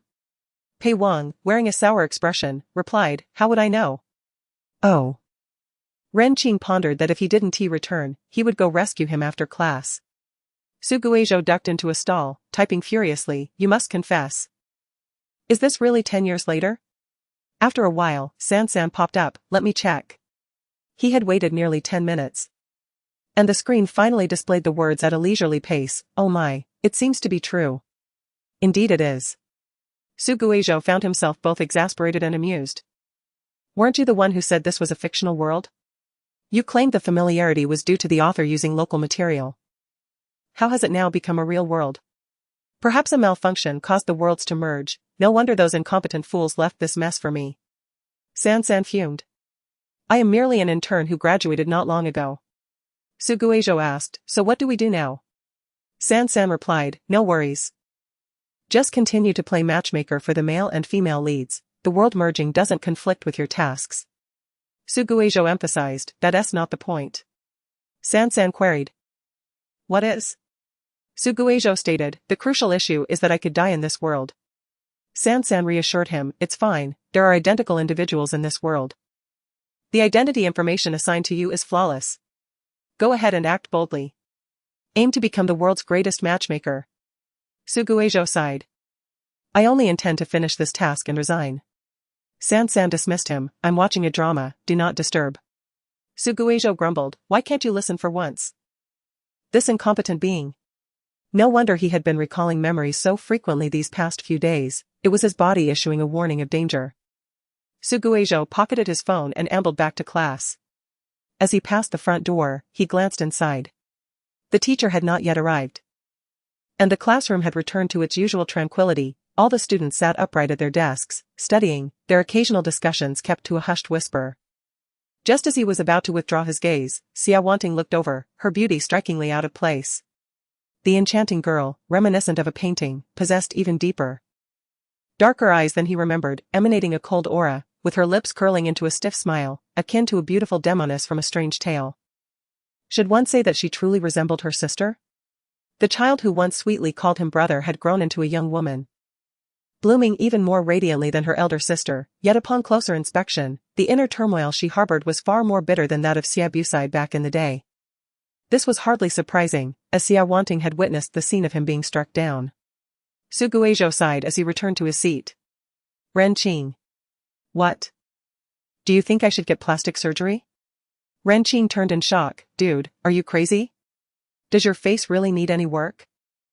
If you don't want to put in the effort, just throw your photo into the wealthy ladies group, your phone will be bombarded with calls. He lamented.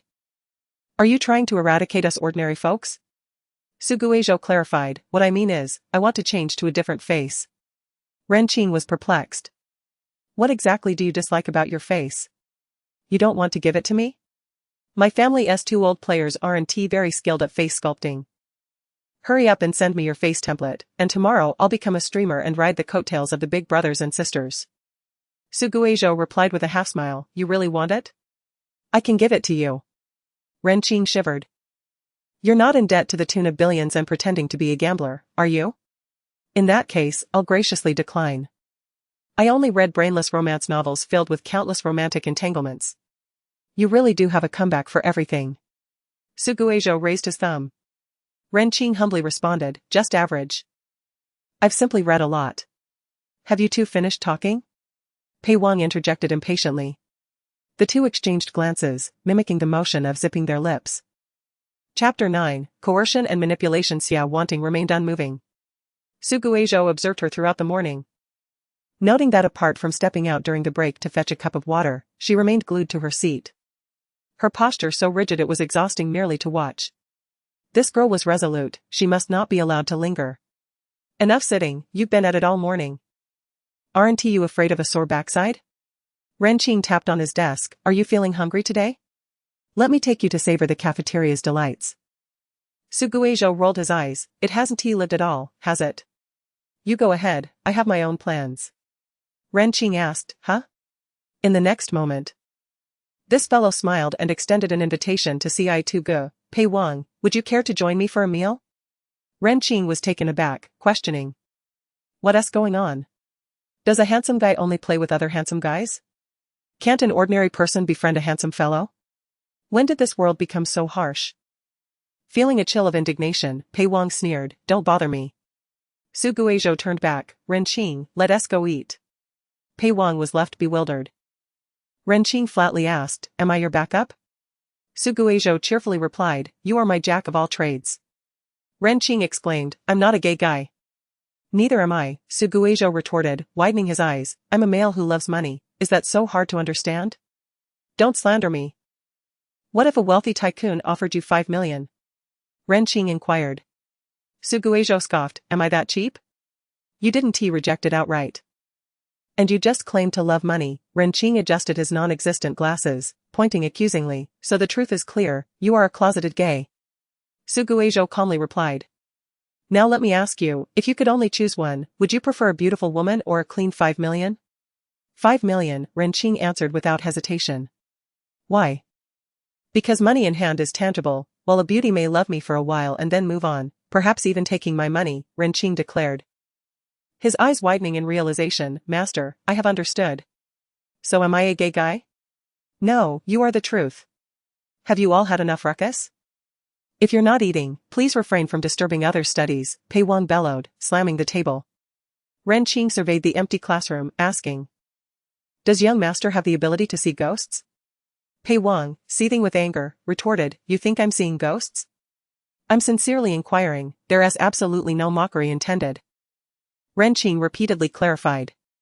Su Guizhou interjected, all right, Ren Qing, let us go eat. Pei Wang, don't you want to join us? Hurry and leave. Pei Wang's expression darkened further. All right then, we're off, Ren Qing said, hooking his arm around Su Guizhou's neck as they headed out. When you said there's a place to go, where is it? To the snack stall outside the school? But the walls are lined with real spikes. There's nowhere to land. Su Guizhou cryptically remarked, follow me, and you shall find out. Their figures gradually faded into the distance. Pei Wang sat alone in the classroom. Pulling out a lunchbox from his bag, gazing at it for a while before angrily stuffing it back. Hey, isn't that your roommate, the child of Auntie's friend? Shen Qiniao, who enjoyed looking around while walking, happened to see the two figures separating from the crowd, strolling under the shade of the trees. And excitedly pointed them out to those nearby. Sherwantong remarked, what a lengthy introduction, can't we just call him by his name? Shen Qiniao ignored her. Why are they running off to the woods instead of eating? Let us follow them. Aren't you going to eat your soy sauce duck? I can eat soy sauce duck anytime, she replied eagerly, following them. No, exploring the mysteries of humanity is a rare opportunity. Sherwantong said, you just mentioned following them. You must have misheard because the cicadas are too loud. All right, let us go.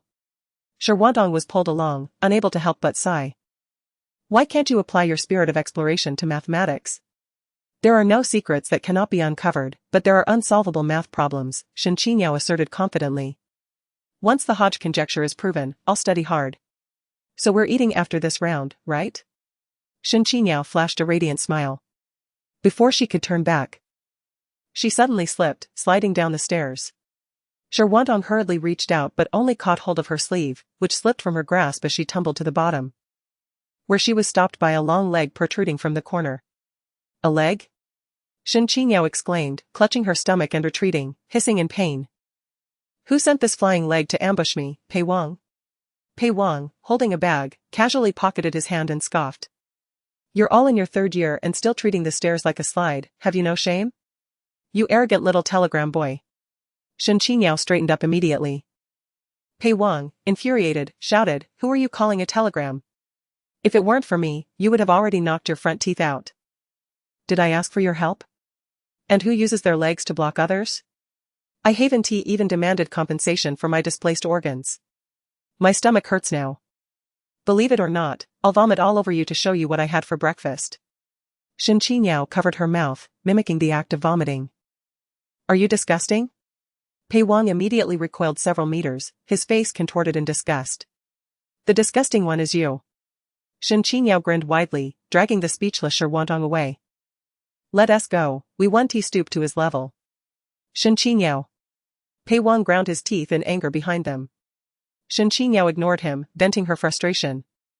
If it weren't for his family's wealth, with that obnoxious mouth of his, who knows how many times he would have been beaten up. "Does your stomach still hurt?" "A bit." His leg was so stiff, I almost thought I was going to be split in two. Shen Qingyao rubbed her stomach, the lingering pain easing as her palm caressed it. "I really wanted to vomit just now, it almost reached my throat." The two who were being followed had long vanished. While they walked along the winding path hidden in the grass, chattering away. The midday sun was scorching, offering little relief even under the trees. As Shen Qingyao used her sleeve to fan her face vigorously. "Regretful?" Shi Huantong glanced over. "A little," Shen Qingyao admitted, "but since we've come this far, giving up would be too unfair to myself." Shi Huantong suddenly halted. What's wrong?" Shen Qingyao asked in confusion. She didn't reply. Her gaze fixated on a certain tree behind them. Shen Qingyao, keen-eyed, caught a glimpse of deep blue fabric faintly visible behind the tree, and admonished. "What are you hiding from? We can all see you, come out quickly." The cicadas chirped. "Hey, I'll count to 3, you better come out fast." Birds chirped. "Pei Wang, is that you?" The fabric began to sway more vigorously, and soon a scowling figure emerged from behind the tree, saying, "How did you know?" Shi Huantong looked at Shen Qingyao in confusion. "Just a guess," Shen Qingyao whispered, then raised her voice, "Why are you secretly following us?" "Who's following?" "I came here to eat." Shen Qingyao was unconvinced. "Do you think you're the prince of the forest, coming to this picturesque place to eat? Or do you take us for fools?" Pei Wang strode past them, scoffing, "Believe it or not, it's up to you. You think you can stalk someone and still have a reason to complain?" Shen Qingyao was furious. "Don't stoop to his level," Shi Huantong offered a dry consolation. "Indeed. When I infiltrate his company and rise to become the boss, I'll make him work for me." Shi Huantong's tone suddenly brightened, having ambition is great. "But if you want to climb up, mathematics is an essential part, I'll teach you." Shen Qingyao asked. "Are you two pretending to act for me to study math properly?" "Don't let your imagination run wild," Shi Huantong said calmly, "let us go." Pei Wang strode ahead, quickly disappearing from sight. When they encountered him again, it was already 5 minutes later. Emerging from the woods, they found an older yet vibrantly decorated convenience store. The sign, Xiaolu Convenience Store, glimmered with colorful lights, and Shen Qingyao noticed various stickers plastered on the walls. Pei Wang lingered at the entrance, hesitating to enter. "I've hardly been here, I thought it was just a campus legend," Shen Qingyao remarked. "We came here in our second year," Shi Huantong noted. "Is that so?" Shi Huantong glanced at her with a hint of indifference. Shen Qingyao chuckled lightly, remarking that it felt like a return to familiar grounds. With that, she strode forward, casting a haughty glance at Pei Wang and said, "If you're not entering the shop, could you kindly refrain from blocking the customer's path?" Pei Wang instinctively sneered. Shen Qingyao responded with a dismissive "ha," pushed open the door, and a clear feminine voice greeted her, "Welcome, esteemed lord of the demon." A rich aroma of meat wafted towards her. Shen Qingyao paused momentarily, followed by a blast of chilly air that made her swallow hard. Finally, she was met with 3 pairs of eyes staring back at her. Welcome to the 3 esteemed lords of the demon," she exclaimed. Ren Qing, with sauce smeared all over his mouth and a flushed face, enthusiastically suggested, "Shall we have hot pot together? It's only $10 each." A woman in her 50s chimed in with a smile, "I'll go get you some bowls and chopsticks." Su Guizhou, in a moment of leisure, stopped her, "I'll do it." "Auntie. Where is it?" The woman pointed towards a transparent cupboard behind the door. "All right," Su Guizhou replied while wiping his mouth and rising. As he entered, He called out to the trio at the door, hurry up and come in, don't let the air conditioning run out. Remember to scan the code. Shen Qingyao questioned. Did I say I wanted to eat? Chapter 10, Life is Good. The shop was filled with delightful aromas. The two newcomers silently observed their peers who had joined around the same time. She had seamlessly integrated into the group, her mouth covered in spicy oil. Noticing their gaze, one newcomer hastily placed a piece of meat into her friend's bowl, urging, "What are you dawdling for? Eat up before it gets cold." Sherwandong glanced at the steaming meat rolls and fish slices in her bowl. Another newcomer, glaring at the other, said, "What are you staring at? Haven't you seen a well-educated beauty eating before?" Pei Wang coldly set down his bowl and pulled out an ornate insulated lunchbox. Just as he was about to open it, the new arrival piped up, "This seasoning is so fragrant. How did you make it?" Su Guizhou laughed, "Oh. It's not that delicious, just added a bit of this and that." "What exactly is this and that?" Pei Wang lifted the lid and drizzled sauce over the tuna sashimi. Ren Qing shouted excitedly, "The fish is cooked. Who wants to grab it quickly? Or I'll eat it all." Shen Qingyao yelled, "I'm coming." Pei Wang, expressionless, picked up a piece of beef. Su Guizhou chuckled.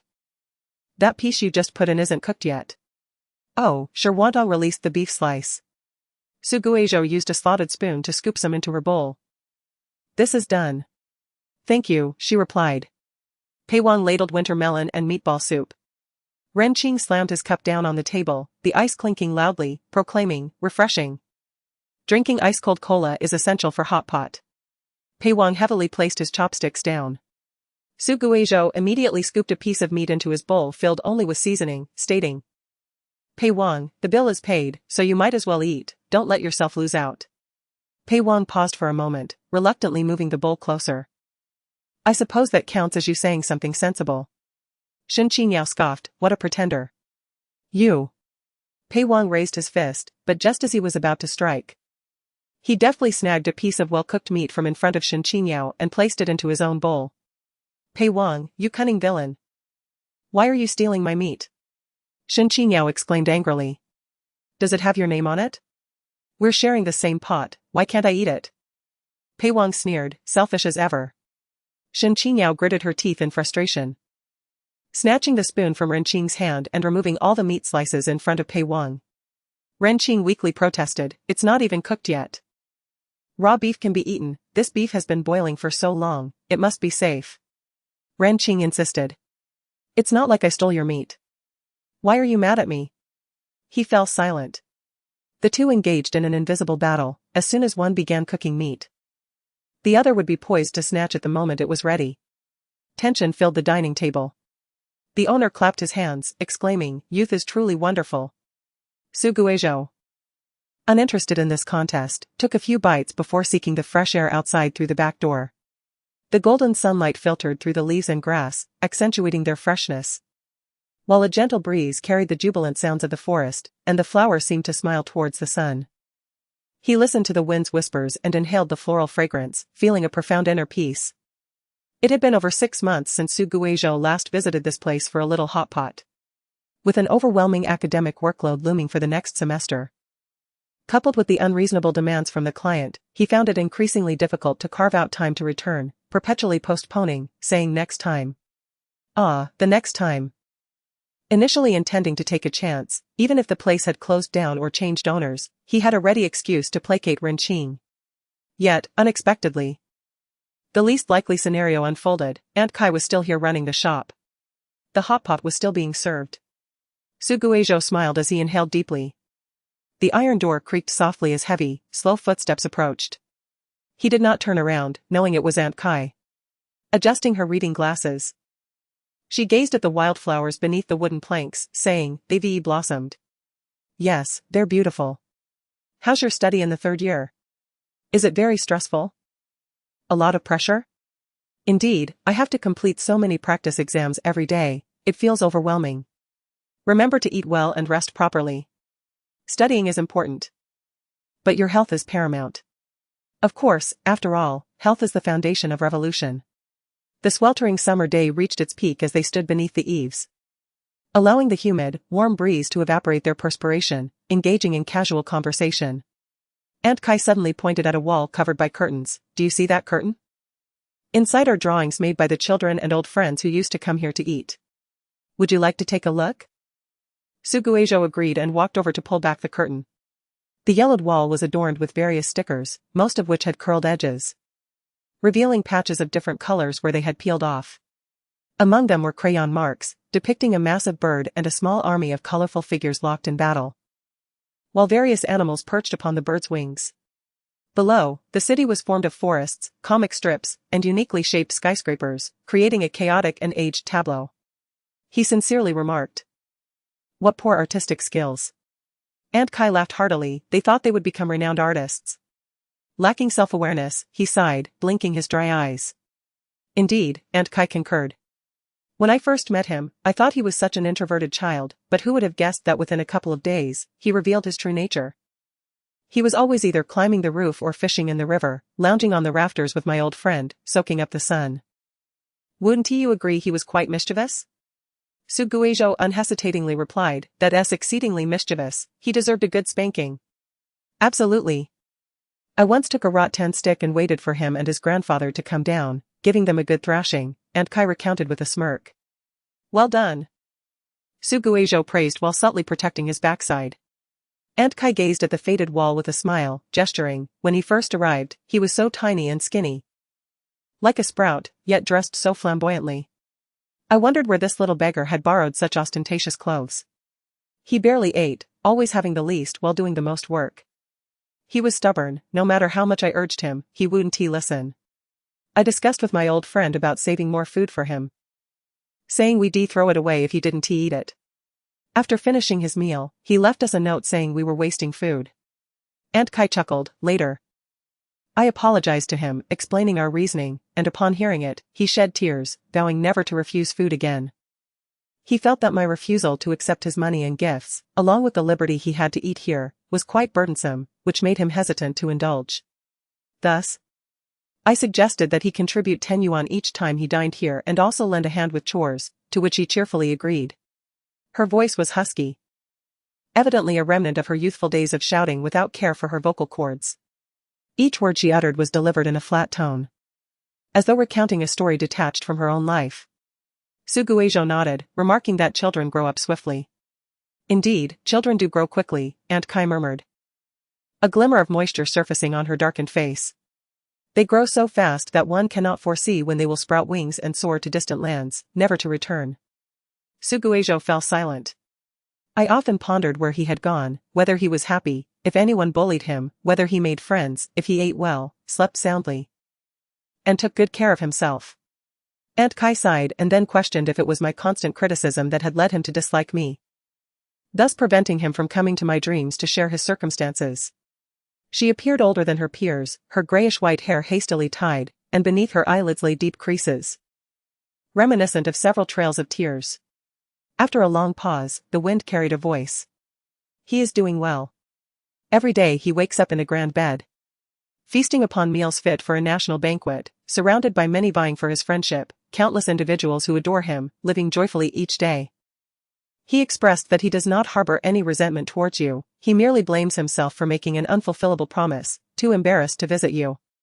This all relayed to me by Xiao Zhou himself, Suguejo cryptically remarked, and I must confess, I possess a slight understanding of the spiritual realm. That is wonderful. As long as he is well. Aunt Kai's tears glistened more prominently, yet her lips curved into a gentle smile as she tenderly gazed at the glimmer in his eyes, choking back her emotions, saying, whenever you have time, do come and visit, I feel quite lonely here. Certainly, I will visit often, even if you find me bothersome. How could I ever find you bothersome? Aunt Kai patted his back, her eyes reddening, asking, are you eating properly? Suguejo quickly responded, yes, yes. I have a physique that doesn't gain weight easily. Yet, you cannot remain this thin, how can you be so frail? Aunt Kai removed her glasses, sorrowfully wiping her tears, only to find her hands growing increasingly damp. She dabbed her eyes with her sleeve while rummaging in her pocket for a tissue, accidentally dropping her wallet to the floor. Suguejo picked it up, brushing off the bits of grass and dirt. The surface of the grayish-brown leather wallet was worn, revealing deep-colored interiors. He tenderly caressed it, fearful of causing any damage. Upon reaching inside, he discovered a yellowed piece of paper. Suguejo was taken aback for quite some time, carefully extricating it and slowly unfolding it. The first thing he noticed were the deep creases, followed by numerous wrinkled marks. And finally, some blurred handwriting. Dear Mr. Ding Dapeng and Ms. Kai Fian, since ancient times, every grain of rice must undergo numerous processes to appear before us in its pristine, round form. Every leaf of vegetables requires exposure to wind and sunlight and meticulous care to thrive once more. Upon seeing this letter, Suguejo felt a twinge of shyness. As he prepared to put away this piece of black history, he noticed a drop of water land in the center of the letter. He hastily tucked it away and looked up, only to find a clear blue sky with no sign of rain. It turned out to be a journey through the ocean. Chapter 11. If life were a game, it would be utterly dreadful. Ren Qing opened the door to find the boss in tears. Alarmed, he rushed forward to offer comfort, only to be pushed away by the boss, who seemed to need consolation himself. Defeated, he turned to the transfer student with his back to him, approaching to pat his shoulder and asking, what on earth happened? The transfer student was a mess, his face covered in tears and snot. Crying as though the company had collapsed, his lover had left, and his child had died. Ren Qing had no tissues on him, so he pinched a corner of his school uniform and offered, want to wipe your face? Suguejo, unceremoniously, grabbed his uniform and pressed it to his face, blowing his nose for quite a while. Ren Qing was taken aback. Regaining his senses, he hurriedly pushed away the head that was ruining his clothes, exclaiming, You really used it. I was just being polite. Suguejo took the opportunity to step back, his eyes reddening as he smiled, Thank you. I was just lamenting the lack of tissues. Ren Qing looked expressionlessly at his damp and sticky school uniform, gritting his teeth like Pei Wang, and stated, You better have a reasonable explanation. I miss home. This is your reason? I could have avoided repeating the year, Suguejo said, gazing into the distance with melancholy. Last year during the college entrance examination, my mother was involved in a car accident while taking me to the exam venue. Ren Qing fell silent. They left me behind. And I miraculously survived, but I was in a coma for a year and just recently awoke. Ren Qing, isn't that laughable? Awakening to find myself alone. My family gone, I am left with nothing but a frail body that has been in a coma for an entire year. Suguejo sighed bitterly. If life were a game, it would indeed be wretched. Ren Qing remained silent for a long time before awkwardly saying, I apologize. I didn't mean to bring up your sorrowful past. Well, if you're willing, would you like to join me for a meal at my home during the holidays? My mother cooks rather well. The above is all a fabrication. Ren Qing was puzzled. In truth, I was merely too absorbed in gaming and inadvertently missed the college entrance examination, which is why I chose to repeat the year. This matter is too embarrassing. Hence my transfer here. Suguejo revealed a mischievous smile. As for how I know Shirwantong? She is my distant cousin, and I came here seeking refuge with her. This explanation felt oddly sensible, much like something you would do. The riddle that has long plagued you has been unraveled. Do you feel a sense of relief? Suguejo remarked while patting Aunt Kai's back and slipping the wallet into her pocket. How should I put it? It feels akin to consuming a truly dreadful wolf egg fried rice. Not only does it look unappetizing, but its flavor is even more repulsive. You'll be on the wolf tribe's wanted list tonight. Suguejo supported Aunt Kai as they walked, and upon looking up, he spotted Shirwantong standing ahead, having appeared there unbeknownst to him. The slender girl, like a willow branch, leaned against the door frame, her oversized blue-green school uniform perfectly concealing her youthful figure, with her prominent collarbones subtly emerging at the neckline. She extended her porcelain-like hand, gently tapping the outer corner of her left eye before turning to enter the house. Suguejo instinctively followed suit, feeling a drop of water. Friends? Aunt Kai inquired stealthily, her eyes sparkling with curiosity. Classmates, he replied with a wry smile, Oh right. Aunt Kai, please do not speak of my ability to communicate with spirits. No one must know? No one must know. All right, I promise, Aunt Kai sighed. Take good care of yourself, and do not hesitate to ask for help if you encounter difficulties. Of course, I cannot suffer while others do. Aunt Kai smiled silently. Upon entering the store, the two individuals who had been bickering moments earlier were now solemnly cleaning up the aftermath. Occasionally interrupted by Shinchinia's sarcastic remarks, if the young master cannot work, Perhaps he should rest, if your family discovers that these delicate hands have touched filthy oil. I wonder how they will deal with us common folk. A sharp sound rang out as Pei Wang's bowl fell to the ground, shattering into countless pieces. Noticing Aunt Kai, he became instantly frozen, unable to move. Oh, I told you not to touch anything, but you insisted on meddling. Shen Qingyao rushed out from the kitchen behind the cash register to collect the shards. Pei Wang hesitated, his ears turning crimson, yet he could not utter a word. Coldly picking up the tiny fragments. It was surprisingly harmonious. Su Guizhou was lamenting when suddenly a furious sound of footsteps approached from behind. Su Guizhou. You owe me for my clothes. Upon hearing Ren Qing's shout, he turned to see the scene inside the room and asked, Shen Qingyao. Are you picking up your crown shards? Ren Qing, I will kill you. Shen Qingyao brandished a large shard as she charged at Ren Qing. Su Guizhou deftly dodged and inquired of Shi Huantong, what does that mean? Her signature line reads, don't bow your head, the crown will fall. Su Guizhou stifled a laugh, ahem, that is indeed quite unique. He retrieved a broom from the kitchen and walked over to Pei Wang, saying, just drop it here. Go wash your hands, I will handle the sweeping. Pei Wang stood up, observed Su Guizhou's actions for a few moments, and approached Aunt Kai, saying, how much for the bowl? I will compensate. It's just a bowl, how much could it possibly cost? Aunt Kai patted him gently, are you hurt? Good boy. Go wash your hands, and thank you for helping clean up. Pei Wang remained still. Aunt Kai smiled, if you feel guilty, just come help with my business more often. How does that sound? Sure. Pei Wang took a few steps and then turned back, I will. Aunt Kai grinned, I heard that. Only then did Pei Wang leave. Aunt Kai remarked, he is a good child, isn't he? Shi Huantong looked around, Pei Wang had gone to wash his hands, Su Guizhou was still sweeping. And Shen Qingyao was chasing Ren Qing in circles around the shop. Everyone was busy, leaving her standing idly by the boss. She noncommittally murmured, Aunt Kai asked. Little student, what is your relationship with Xiao Zhou? Our families know each other. I heard he is a repeat student who transferred from another place. Sigh. Transferring at this time, I wonder if he can keep up with the studies. Shi Huantong replied, His studies are fine, I can help him too. Then you truly are an exceptionally good child. Shi Huantong responded, it's all right. Aunt Kai chuckled, transferring suddenly must have been quite tough, right? Shi Huantong did not respond immediately. She sensed the tremor in the woman's voice, glanced at Aunt Kai's reddened eyes, and lowered her gaze, yes. What are you chatting about? Su Guizhou approached after finishing sweeping. Aunt Kai replied, we were discussing how everyone is a good child. He nodded, then Aunt Kai is also a good aunt. I'm already at the age to be a grandmother. Aunt Kai will always be Aunt Kai, he smiled, no matter how many years pass. You child. Shi Huantong observed the warm atmosphere flowing between the two, a familiarity that she could not easily perceive. It felt strange. Despite it being her first time in Ningjiang, she felt a connection with the people here, as if she had once lived among them. Suddenly, Ren Qing shouted, what the heck, it's 28. Ren Qing, are you crazy? Can't you just say something before you stop? Shen Qingyao slammed on the brakes, nearly colliding with the shelves and causing a disaster. What do you mean 28? Wow.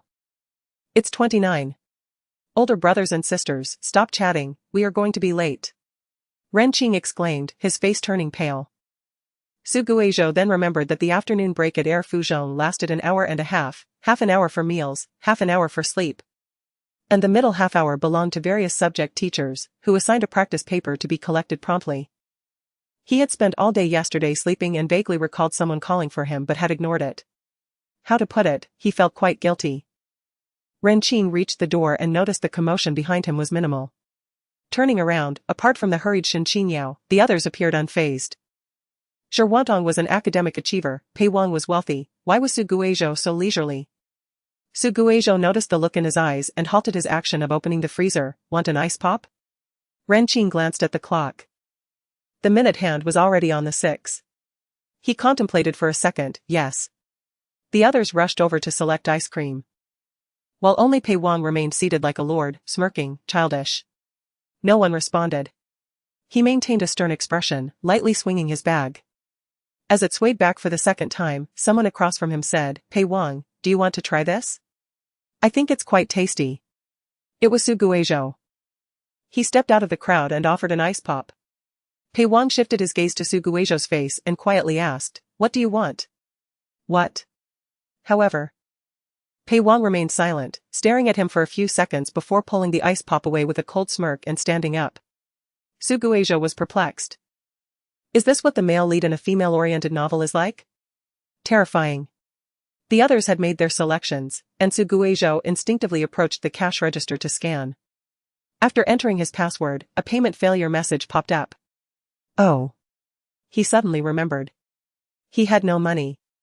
His meal card was either lost or damaged. So he usually paid with cash at the cafeteria, and since he often mooched off Aunt Kai, he had never developed the habit of carrying the meal card. He looked longingly at Shirwantong. Receiving the cue, she took out her meal card and was about to come over when Aunt Kai called out to stop her. The student with the backpack just paid me. She raised the red bill in her hand, and there's more left. He said that if you come here to buy stuff, it will be deducted from this. Shen Qingyao exclaimed in shock, "Evolved? Don't worry about evolving, look at the clock.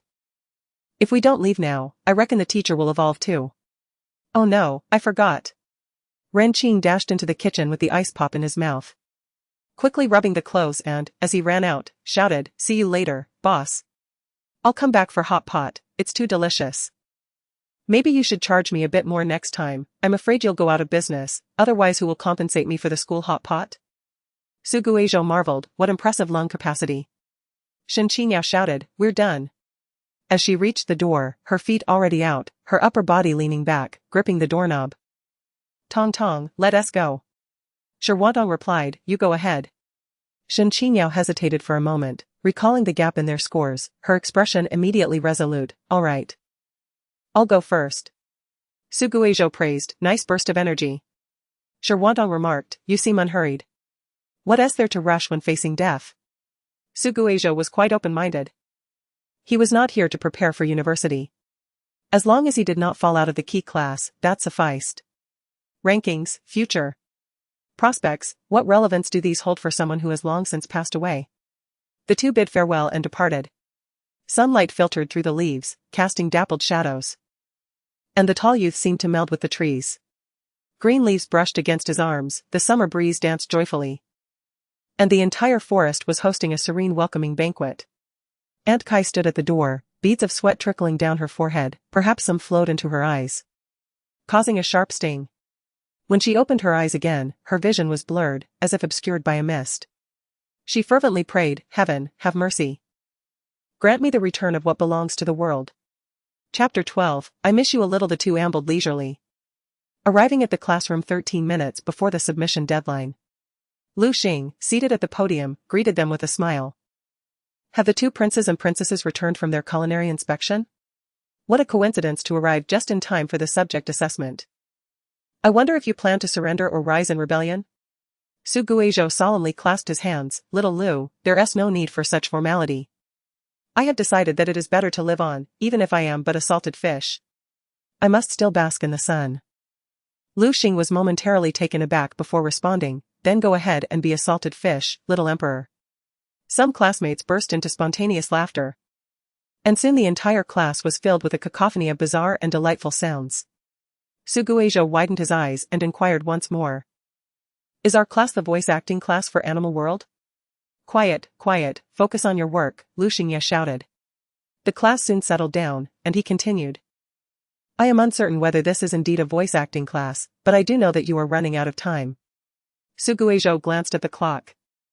The minute hand was surreptitiously approaching 10. Upon another look, he noticed Shirwantong had returned to her seat, fervently scribbling away. "Sister, how could you be so inconsiderate? Working on the problems without calling for the matchmaker." Before he could retract his gaze, he locked eyes with Xia Wanting, who sat behind her. The girl smiled softly, her lips curving gently, yet the clarity and chill in her eyes harbored boundless malice, devoid of any trace of mirth. Suguejo nonchalantly returned to his seat. He understood. After all, the Suguejo of yesteryear must have left an indelible mark on her, and encountering the progenitor of her nightmares in reality would naturally evoke resentment. The transformation from the neighborly older brother to the origin of her nightmares was quite exhilarating to contemplate. Suguejo laid his exam paper flat. Initially, he intended to maintain a position just below the threshold for the top class, but once he began solving the problems, it was as if a switch had been flipped, propelling him to the very end. When Lu Xingye called for pencils down, he still felt a twinge of reluctance, thinking that with just a few more minutes, he could finish. The thought startled Su Guizhou, and he hurriedly revised several answers, finally satisfied as he handed in his paper. Alas, 12 years of compulsory education are truly daunting. As the last student from the other groups collected their papers, Su Guizhou's group had 2 remaining. Yet the young master would never hand in his exam paper, for he had succumbed to slumber. Su Guizhou extracted the paper from beneath his arm, discovering it was pristine enough to be used for washing one's face. Approaching Ren Qing's desk, he waited until the latter struggled to write down the last digit before ruthlessly snatching the exam paper away. "Ah, my paper." Ren Qing reached out, on the verge of tears. Su Guizhou coldly remarked, "No, it is your failure." Lu Xingye, having finished his own work, departed contentedly with his paper in hand. The classmates cleared a space on their desks and promptly lay down to sleep, some even fashioning makeshift pillows and draping themselves with blankets. The curtains rendered the classroom impervious to light, while the air conditioning tirelessly dispensed cool air, and a gentle chorus of snores arose. Su Guizhou leaned back in his chair, pensively reflecting, "We certainly did not have such favorable conditions back in our day." The former no. High school could be described as warm in summer and cool in winter. During the heat, the classroom was filled with the whirring of hand-cranked fans, while in the cold, it resembled a gathering of round, plump pufferfish attending class. The class monitor had once drawn 4 fans on the blackboard to alleviate the sweltering heat. Naming it Wang Shanji, rethinking of this, he couldn't help but chuckle. Although it was an unintentional act, his classmates did indeed assist him significantly during those 3 years. That bitter, oppressive, and numbing high school era, when savored in retrospect, reveals a hint of bittersweetness. An image of a perpetually weeping face suddenly surfaced in his mind, a platinum-haired girl with high cheekbones and deep-set eyes, her light blue doe-like pupils shimmering with a watery hue. The faint blush at the corners of her eyes gracing her porcelain-white face like a freshly fallen rose petal, delicately holding dew. He lowered his gaze, the pen spinning swiftly between his fingers. Speaking of which, what did Lu Songyue wish to discuss with him that day? Before leaving school, she had asked him to meet beneath the largest locust tree on campus after dinner. However, he was not particularly invested in the answer to that question. What truly demanded his attention was the persistent vibration of his phone in his pocket. Su Guizhou resignedly opened it. Sure enough, he was greeted by a barrage of emoticons from San. "Su Guizhou, what is it?" "San, I've missed you a little." Su Guizhou, sweating yellow beans. "You're being neurotic." San, QAQ Su Guizhou, if someone notices I'm alive again, will it affect you? San, that won't happen. And it won't affect you either, it was merely a system error. San, but you must not disclose the existence of the system. While it will automatically modify your messages, excessive occurrences may lead to complications, so please be cautious. Su Guizhou, how should I put it? I suddenly feel this world is quite virtual. San, you've been reading too many novels like this, don't immerse yourself in reality. He stared for a while. Trembling hands typing, are my mother and Qingqing doing well? The other side fell silent for a moment before replying, if you're concerned, why not go see for yourself? No way. Why not? Even if I told you, you wouldn't feel at ease, would you? It's better to go check and confirm their situation. You might even be pleasantly surprised. No way, he slowly typed, no, but I can sneak a visit. Do you know their addresses? San, I lack that functionality. Please look it up yourself. Su Guizhou, are you angry? San, of course not. I have things to attend to, I'll be leaving now. Afterward. Regardless of how Su Guizhou messaged, San ceased to respond. He vaguely understood why the system was upset. Yet he could not comprehend why it was imperative to acknowledge them. A decade is sufficient to alter many things, it can cause details to fade, memories to blur, and allow the sorrowful to gather their spirits and stride towards a new future. So, what necessity is there? The deceased should not disturb the living. Su Guizhou gazed at the call log, gently covering his eyes. The time spent studying flew by, and Ren Qing, as desired, led the transfer student to indulge in the cafeteria's delights. Each window was lined with long queues, and Ren chattered excitedly, introducing the specialties of each stall. Suguejo listened intently, discovering that number 2 high school had distilled the essence while discarding the dross, replacing the less palatable dishes with those highly praised from other regions. This not only allowed students from afar to savor the flavors of home but also enabled local students who had never left the province to experience a variety of cuisines. Exemplifying a win-win situation. The new principal is quite capable, it is evident he harbors no greed. One spoke animatedly, while the other listened with rapt attention. And amidst the bustling crowd in the cafeteria, neither noticed a group of students returning from their meals. One of them, caught up in a playful scuffle with his companions, lost his grip on his plate, which crashed to the ground. The individual immediately shouted, "Are you blind?" Suguejo, drenched in vegetable soup, retorted, "Who exactly is blind here?" Renqing stepped forward, "What does it have to do with him? Clearly, you bumped into us. Are you blind or just foolish? Perhaps you should consider applying for a disability certificate to leech off society. Don't continue to drain your parents' resources, little mosquito." "Oh, I forgot, you're a big mosquito now. I heard your parents had a little one?" Quite clever of them, knowing the big one has devolved into a mosquito, they need to remedy it quickly, lest they be drained when they grow old. Suguejo regarded him with a hint of admiration. This lad had quite the sharp tongue. The mosquito brother, seething with rage, raised his fist, but suddenly, a voice rang out from ahead. "Fan Chuan, what's the matter?" The mosquito brother immediately straightened up, pointing at the two, "Yuan go. They provoked me." Suguejo leaned closer to Renqing's ear and whispered, "What is this? Thugs?" "Pretty much," Renqing explained. "Pei Wang from our class is merely incompetent, but this group is thoroughly unscrupulous, they're on stage daily reciting their confessions. Look, that's their leader. Is this the world woven from novels? It is indeed terrifying." Suguejo followed the direction of Renqing's chin, pondering whether this could be considered a case of overlapping identities with Pei Wang. Upon discerning the arrival of the crowd, he stood rooted to the spot. Their commotion attracted numerous onlookers, who couldn't help but quietly lament for the unidentified classmate at the center of attention. Even Pei Wang was drawn in, contemplatively tapping his lunchbox for a moment before sealing it and rising. Out of the corner of his eye, he spotted Xia Wanting leaning against the wall, an enigmatic smile gracing her lips as she observed the bustling throng. Was the second miss of the Xia family truly one to enjoy such spectacles? With this query flitting through his mind, Pei Wang made his way over. In another queue, Shen Qingyao nudged her friend, "Hey, your roommate is being besieged by Ding Yuan." Shi Wantong frowned, "I noticed. Would that little fellow, who coughed thrice with every step, even stand a chance?" Shen Qingyao, brimming with excitement, urged, "Let us go over." Shi Wantong shot her a glance, "You stay here." "Oh, Tong Tong," her unfinished words were drowned out by waves of astonishment. Her curiosity piqued. She surged forward faster than Shi Wantong, bouncing on her toes behind the throng until she finally caught a glimpse of the unfolding scene. Like her fellow classmates, she froze in disbelief. Shi Wantong arrived hurriedly, frowning, "What happened?" Shen Qingyao wore a complex expression, as if she had just swallowed a fly while savoring a spectacle. "Tong Tong. Do you know what I just saw?" "What did you see?" Shi Wantong asked urgently.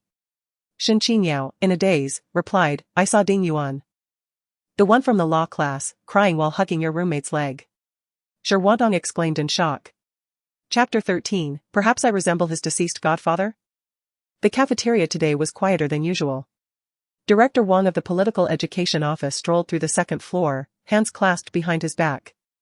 The students, as ever, were chatty and ravenous, yet the lower level was peculiarly tranquil, as if the cafeteria discipline emphasized in weekly class meetings had been heeded.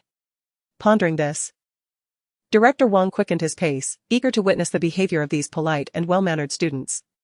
Halfway down the stairs, he could no longer contain his curiosity and leaned closer to observe. A large group of students formed a circle, their phones flashing as low murmurs were drowned out by the lunch ladies' calls. In the center, several students were scattered, with two shorter than the rest. One pressed closely against a standing figure. Initially, he assumed it was a heartwarming scene of students helping each other after a fall, nodding approvingly until he suddenly sensed something amiss. Why did the standing student look so helpless? And why couldn't he, the kneeling one, rise? Upon closer inspection, He realized the kneeling figures were none other than Ding Yuan and Fan Chuan, those mischievous boys. The one trying to console Ding Yuan was none other than the new transfer student he had recently discussed with teacher Liu, who had mentioned the newcomer possessed a face capable of charming young girls but seemed too gentle to engage in such antics. Yet, here he was, not charming the girls, but instead, embroiling himself in trouble with the boys. Director Wang's vision darkened, and he stumbled forward, parting the crowd to find Ding Yuan in tears, appearing dizzy. He quickly lifted him. What happened? Speak calmly, stand up. Why are you lying there? Do I have to beg you to get up? And you, Fan Chuan. Get up too. Fan Chuan, seemingly struck by something, appeared dazed. The students who noticed Director Wang's arrival hurriedly shared the news, concealing their phones and scattering in all directions. However, Director Wang was unyielding, pointing at Ding Yuan and declaring, you, and you, hand over your phones. The remaining students dutifully submitted their devices to their homeroom teacher. Tonight, I will review the surveillance footage. If I find anyone who hasn't surrendered their phone, you all know the consequences. Seeing his peers dejectedly turn in their phones, Director Wang beamed with satisfaction. Ding Yuan, please stand up. Su Guizhou observed the faded leather bag at his waist, musing that it had likely not been replaced in a decade. Ding Yuan, rise. Don't make it difficult for the director. Thus, the reluctant Ding Yuan scrambled to his feet, while Fan Chuan, as if released from a sentence, quickly steadied himself and blended into the crowd. Director Wang questioned, are you all mocking me? He glanced at the one who spoke, swallowing his words.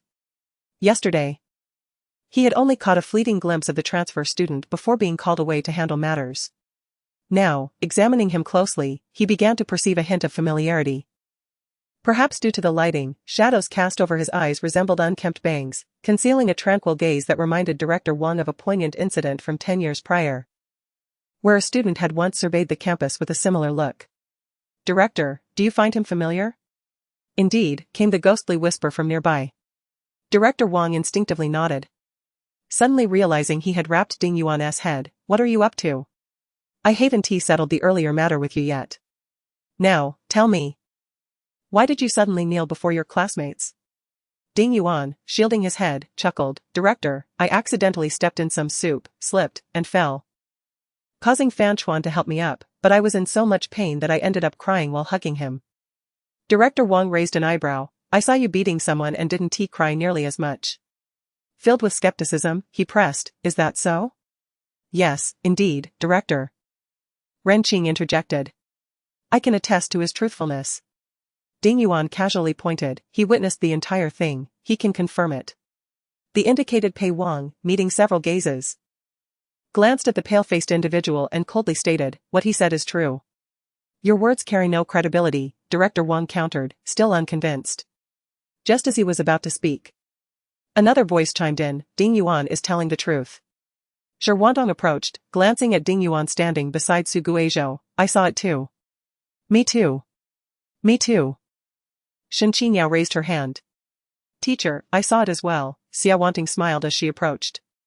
Indeed, Ding Yuan fell, and this new student tried to assist him up. Su Guizhou's ears perked up. He was certain that Xia Wanting altered her tone while uttering the words new student. Dinner time was brief, and Director Wang had little to say, simply admonishing Ding Yuan with a few words, leaving him with a written reflection and a warning before departing with a heavy collection of phones. Pei Wang and Xia Wanting dispersed, while the remaining students exchanged glances for a few moments before Ren Qing took Su Guizhou to get food, ignoring Ding Yuan and his companions. What is your relationship with Ding Yuan? Ren Qing quietly inquired. No relationship, it's my first time seeing him.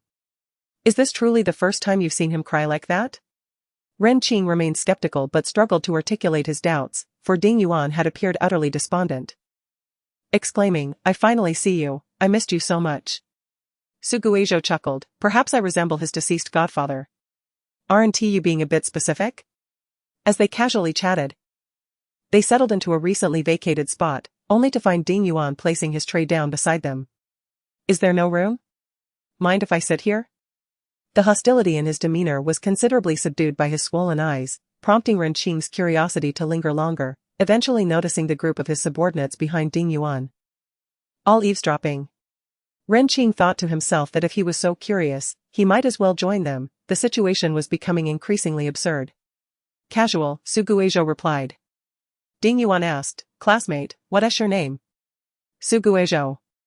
Ding Yuan's chopsticks clattered onto the table. You resemble a friend of mine. Everyone seems to say so. Su Guizhou picked up a piece of sour pickled cabbage. Ding Yuan fell silent, gazing intently at him for a while. Akin to the villagers at the town square seeking news, randomly inquiring about his home, marital status, the health of his parents, the name of his former school, the hospital of his birth, and the place he grew up. Classmate, Su Guizhou interrupted. Are you asking so many questions with the intention of allowing the dark sorcerer to possess me? Ding Yuan. Do not divulge your family matters just because someone offers you a piece of candy. What if those individuals turn out to be vile dark sorcerers? They excel at deceiving children, coaxing them into revealing what they wish to know, and then stealthily seizing your body at night, devouring your chips, cookies, and jellies. And they might ruin your toys. Was it I who broke your robot? How could that be? Oh dear, why are you crying? Yes, it was I who broke it. I am sorry. Look, I bought you a new one, and it even comes with the latest model of a small airplane. Please forgive me. Ding Yuan's eyes reddened further. He understood that his thoughts were far-fetched, yet who could blame him for perceiving this as an improbable possibility? If it were merely a matter of appearance or physique, it would be one thing, but the name, expression, and even the scar on his eyebrow mirrored exactly that of the image in the photograph. How could one believe this to be mere coincidence? I apologize, I jest. I don't know what to say, Ding Yuan choked out, you resemble him too much. And I miss him terribly. Su Guizhou fished a tissue from his pocket and handed it over, sighing, one cannot bring the dead back to life. Please accept my condolences. The headache that accompanied his awakening seemed to return. His task location was precisely at Lanjiang, the very place that had consumed a significant portion of his life. The mission target was at Air Fuzhong, the school that bore witness to his 3 years of laughter and suffering. And the world was merging. A single coincidence may be just that, but what of the second, the third? Was his task merely to facilitate the union of Pei Wang and Shi Wantong? A heaviness settled in his chest, his throat itched, and Su Guizhou began to cough heavily, as if attempting to expel his very organs, startling several people into rushing forward to comfort him. The voices grew anxious, figures flickered, and he saw Xia Bosai standing outside the crowd. Her cold black eyes fixed on him, which transformed into Xia Wanting mere moments later. A look of confusion crossed her beautiful face as she stared at him. Supporting herself against a pillar, her complexion pale and cold, resembling a fish on the verge of drowning on the shore. Su Guizhou struggled to control the discomfort in his chest, suppressing his cough as he waved away the gathering crowd. Xia Wanting remained in place, her expression gradually calming after a long gaze at him, before she silently walked away. Her back, distant from the crowd, appeared thin and desolate. Su Guizhou sipped some seaweed and egg soup, its salty flavor tinged with a hint of bitterness. He mused that the system and task truly possessed a wicked sense of humor, tormenting him as well as the past. Chapter 14, Do you like Tong Tong? As the bell rang, the mathematics teacher leisurely departed with a stack of papers, leaving the remaining students to chatter like caged poultry about trivial matters with their friends. Su Guizhou gathered his belongings and casually inquired, Pei Wang, would you care to join me in purchasing some supplementary materials later? The young master wore an expression that seemed to question his own sanity, as if to say, am I insane to torture myself after school? Just as he was about to speak, a voice called from outside the door. Zhou Gu. Ding Yuan rushed into class 2, clad in his school uniform, a single hand clutching his backpack. Let us head home together. The remaining classmates instantly slowed their movements, straining to listen. Ding Yuan's video had spread across various group chats, with both those present and absent sharing exaggerated accounts. Some claimed Ding Yuan had suffered an epileptic seizure, others asserted that he had been outmatched, and the leadership at Air Fuzhong was about to change. Some said Ding Yuan prayed to the goddess of love for his ex-boyfriend to return, and others recounted tales of online romance gone awry, discovering that the person on the other end was a male masquerading as a female, leading to a psychological breakdown and tears. In short, the tales grew increasingly ludicrous. Yet the video was indeed real. Unaware of the gradually absurd rumors, Su Guizhou replied, sorry. I need to buy some practice problems later. I shall go too. My grades are not great, and I will be in my 3rd year next year. I must seize the time to study. Could you possibly recommend me? Ding Yuan immediately responded. Ren Qing, who was eavesdropping, raised an eyebrow. He glanced at the pitch-black sky, nearly believing he had traveled through time. All right, let us go together then, Su Guizhou replied, pleased to see someone with a passion for learning. Let us depart, Ren Qing. He turned to wave, we shall take our leave now, see you tomorrow, Pei Wang. Pei Wang sat at his desk, expressionless. Those prepared to watch the drama unfold were intrigued. Is that it? Is that really all? Who will fill the void of love-struck madness and rivalry? As the group jovially approached the door, a lively call rang out from behind, would you three mind if two more joined? Ren Qing cheerfully replied, if Princess Shen speaks. How could a commoner refuse? Shen Qingyao smiled sweetly yet insincerely, your words are rather nauseating. Ren Qing feigned a dramatic gesture, clutching his chest, my heart is shattered. Su Guizhou glanced at Shi Wantong, who was walking ahead, slightly raising an eyebrow. Before he could speak, she stepped forward and whispered, you have no money. He stared in astonishment for a moment before laughing, then I shall trouble Sister Shi to accompany me for a trip. A feeble excuse, indeed. But why did Shi Wantong feel the need to add that remark? Su Guizhou could not decipher the reasoning, so he chose to abandon it. The group arrived at the bookstore in high spirits. The warm decor of Shiguang bookstore revealed neatly arranged books and various trinkets through the glass windows.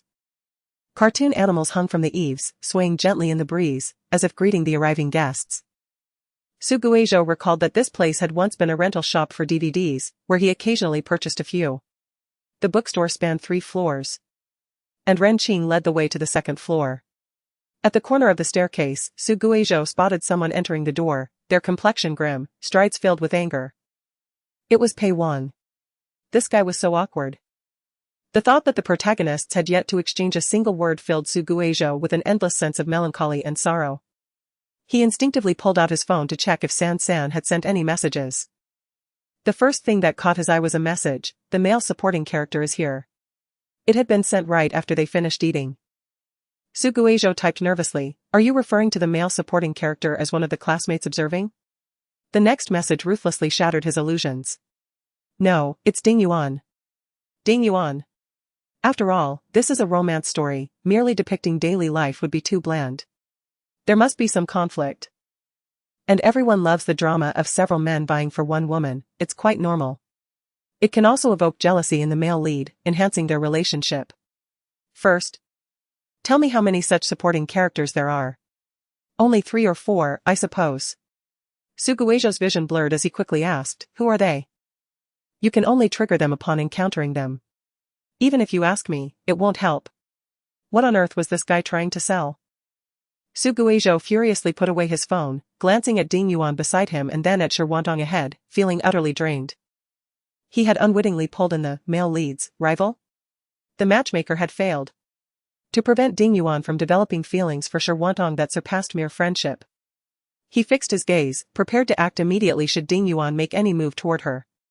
Currently, the female lead was selecting supplementary materials, while the male supporting character was grinning foolishly at the comics. The female protagonist is selecting educational materials while the male supporting character silently laughs and leaps about. Poke. The female protagonist is engaged in her selection, oblivious to the male supporting character who is wandering about, nearly colliding with her. Poke. What are you doing? Su Guizhou, unable to tolerate any longer, turns to question the persistent disruptor. Shen Qingyao puts down her hands and replies with a smile, do not be angry, seeing you so focused. I simply wanted to take a look. Is there nothing else? He catches a glimpse of the male supporting character turning away, and they narrowly avoid an encounter. Just as he breathes a sigh of relief, Shen Qingyao's next words nearly jeopardize his career. Do you like Tong Tong? The girl beams, her eyes glinting with mischief. Why do you ask? Because you keep watching her.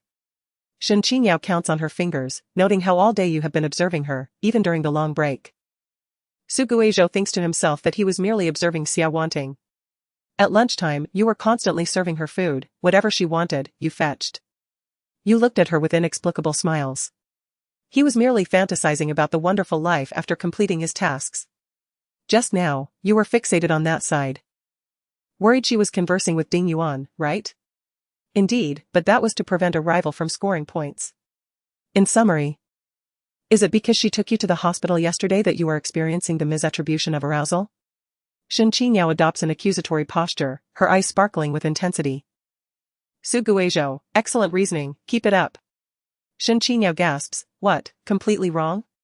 Seeing her deflate, Su Guizhou comforts her, it's alright, based on your behavior today. Your deduction was quite accurate. The error lies in your lack of key evidence. Really? I knew it. Shen Qingyao perks up again. Can you tell me why you have been looking at her? There were some issues at home, it was Shi Wantong's family that took me in. Su Guizhou explains with a smile. I wished to repay this kindness by being considerate to them, which may have led to your misunderstanding. Shen Qingyao falls silent for a moment, then covers her face, saying, I'm sorry, I was too sordid. She bows repeatedly in apology before running away, her face hidden.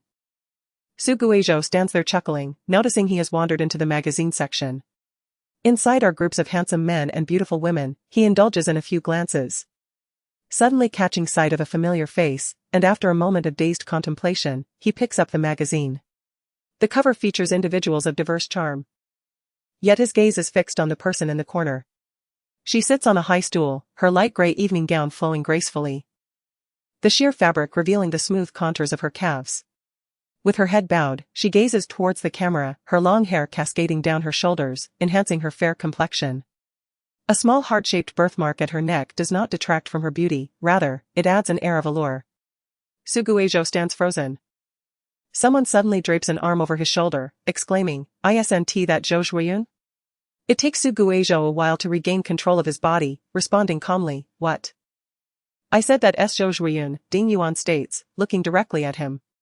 He pats his neck, noting that she didn't have that before. Do you know how it happened? Su Guizhou instinctively presses his hand against his neck, feeling dizzy. Chapter 15, What to do about a rebellious child. It was a rainy day. Su Guizhou, dispatched by the young lady to purchase a cake, strolled along the street as dark rain clouds loomed overhead.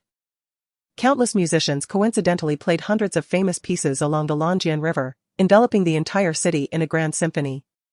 Melodies akin to shattered jade erupted at his feet. Wheels splashing murky water and dirt, creating discordant notes upon pedestrians and roadways. He passed through the hurried crowd, catching glimpses of dissonance amidst the harmonious concert during the sultry plum rain season. Water stains spread in circles up the stairwell, footprints and scratches marred the peeling walls. Adorned with haphazard graffiti and advertisements in blue, red, and black. A decaying scent lingered in the air, as someone stood still in the narrow, damp space. A frail girl sat wetly on the steps. Droplets traced down her hair to form circles at her feet, her face, hidden in the shadows, appeared sallow and parched. Her blue and white school uniform looking as if it had rolled in the mud. The wall-less gray hue was smeared by her close contact. Her palms resting on her knees, eyes downcast as she watched the droplets fall. Like a silent, unwritten poem. Su Guizhou focused on the sand and blood on her palms. His steps veering off course. The plum rain season along the Longjian River is hurried and rusty, accompanied by unexpected departures and encounters. Corroding the essence of the soul with each rain that falls and ceases. The moisture invading his lungs pressed upon the oxygen, causing a slight asphyxiation that muddled his mind. Zhou Zhuiyun held her fingertips to her forehead, the motion was small yet inflicted a sharp pain in her palm, gnawing at her nerves. The sound of footsteps echoed ahead. And she shrank her form to allow others to pass, but after a long wait, only the soft patter of rain greeted her. Zhou Zhuiyun opened her eyes. A youthful boy, clad in the same school uniform, held a plastic bag filled with medicine, droplets sliding off its surface. Su Guizhou gazed into the boy's hollow eyes, shimmering with tears, and offered a gentle smile, hello. The fierce wind swept the torrential rain across the city. And the tranquility of the stairwell felt like a facade of peace, leaving both unaware of the unforeseen significance of their encounter. It wasn't until now that Su Guizhou noticed fragments of conversation about it from others. I do not wish to know, he said, half gritting his teeth, half sighing.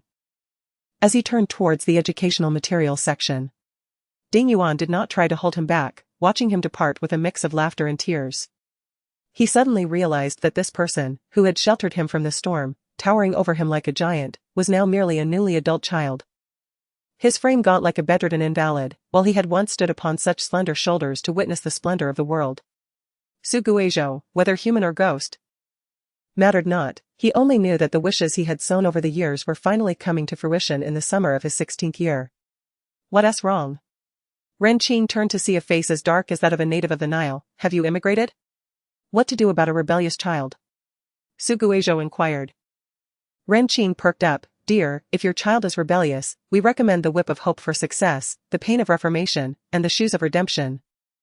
If the bones remain stubborn, we can also provide one-on-one consultations. Su Guizhou lightly tugged at the corner of his mouth. Given Zhou Zhuyan's body, which lacked a princess's fortune yet bore a princess's ailments, he feared that a few harsh words would leave her ears swollen. Forget it, it's my rebellion. I'll give myself a little punishment. He lightly slapped his own arms, producing no sound. Ren Qing? He wanted to scold him for being ill. But he indeed was unwell. After a moment, Ren Qing managed to say, Do you want me to help? Su Guizhou shot him a glance. As if 1,000 words were exchanged in that look. Ren Qing closed his mouth. The selection of educational materials concluded swiftly. Even Pei Wang and Ding Yuan emerged from the bookstore carrying a stack of books, not to mention Ren Qing and Shen Qingyao, who returned laden with a considerable number of extracurricular reads, both unable to suppress their laughter. Ren Qing pedaled over on his electric bike. Do you want a ride? Su Guizhou had arrived on his vehicle. No need, you can head back first. Alright, Ren Qing nodded, calling to the others behind him, I'm off then. You all take care on the road. Okay, you take care too, don't fall into a ditch. Shen Qingyao replied. You really can't stand to see others do well. Ren Qing deliberately rode past, rolling his eyes before departing. Immature. Called out to his retreating figure before turning back, shall we depart? Shirwantong did not respond immediately. As he glanced sideways, the person approached and said. You two should head back, I have some matters to attend to. Shirwantong observed Ding Yuan, who was engrossed in his phone atop the car, and replied coolly, understood. You two aren't planning to settle things privately, are you? Shen Qingyao exclaimed with eagerness. Su Guizhou, speechless, retorted, This is a society governed by law, Shen Qingyao. Resorting to violence is not commendable. Besides, do you truly believe I could hold my own? Shen Qingyao assessed him for a moment, stroking her chin, and said. You make a valid point, Su Guizhou. However, a lean physique has never graced a dining table, and for the sake of health, I recommend that you engage in more physical exercise. Thank you for your concern, I will, he replied with a smile. He adhered strictly to Xiaobuxi's aesthetic preferences. Xiaobuxi favored a slender, seemingly delicate physique, yet upon closer inspection, one would find a layer of lean muscle beneath. His hair must be voluminous, accompanied by a refreshing fragrance. His attire should predominantly feature cool tones, preferably blue, white, or black, with the occasional striking red to enhance visual appeal. The timing and intensity of his smile also required precise coordination.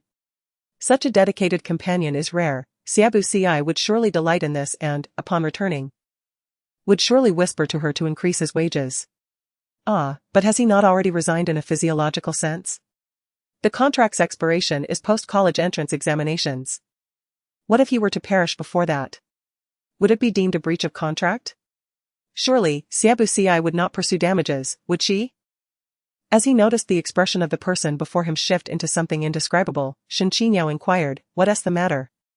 Did you swallow a fly? Su Guizhou stepped back. It's not like I lack that form of protein. You should return soon, it's getting late. You should head back as well, Shirwantong cast him a glance. Let us go.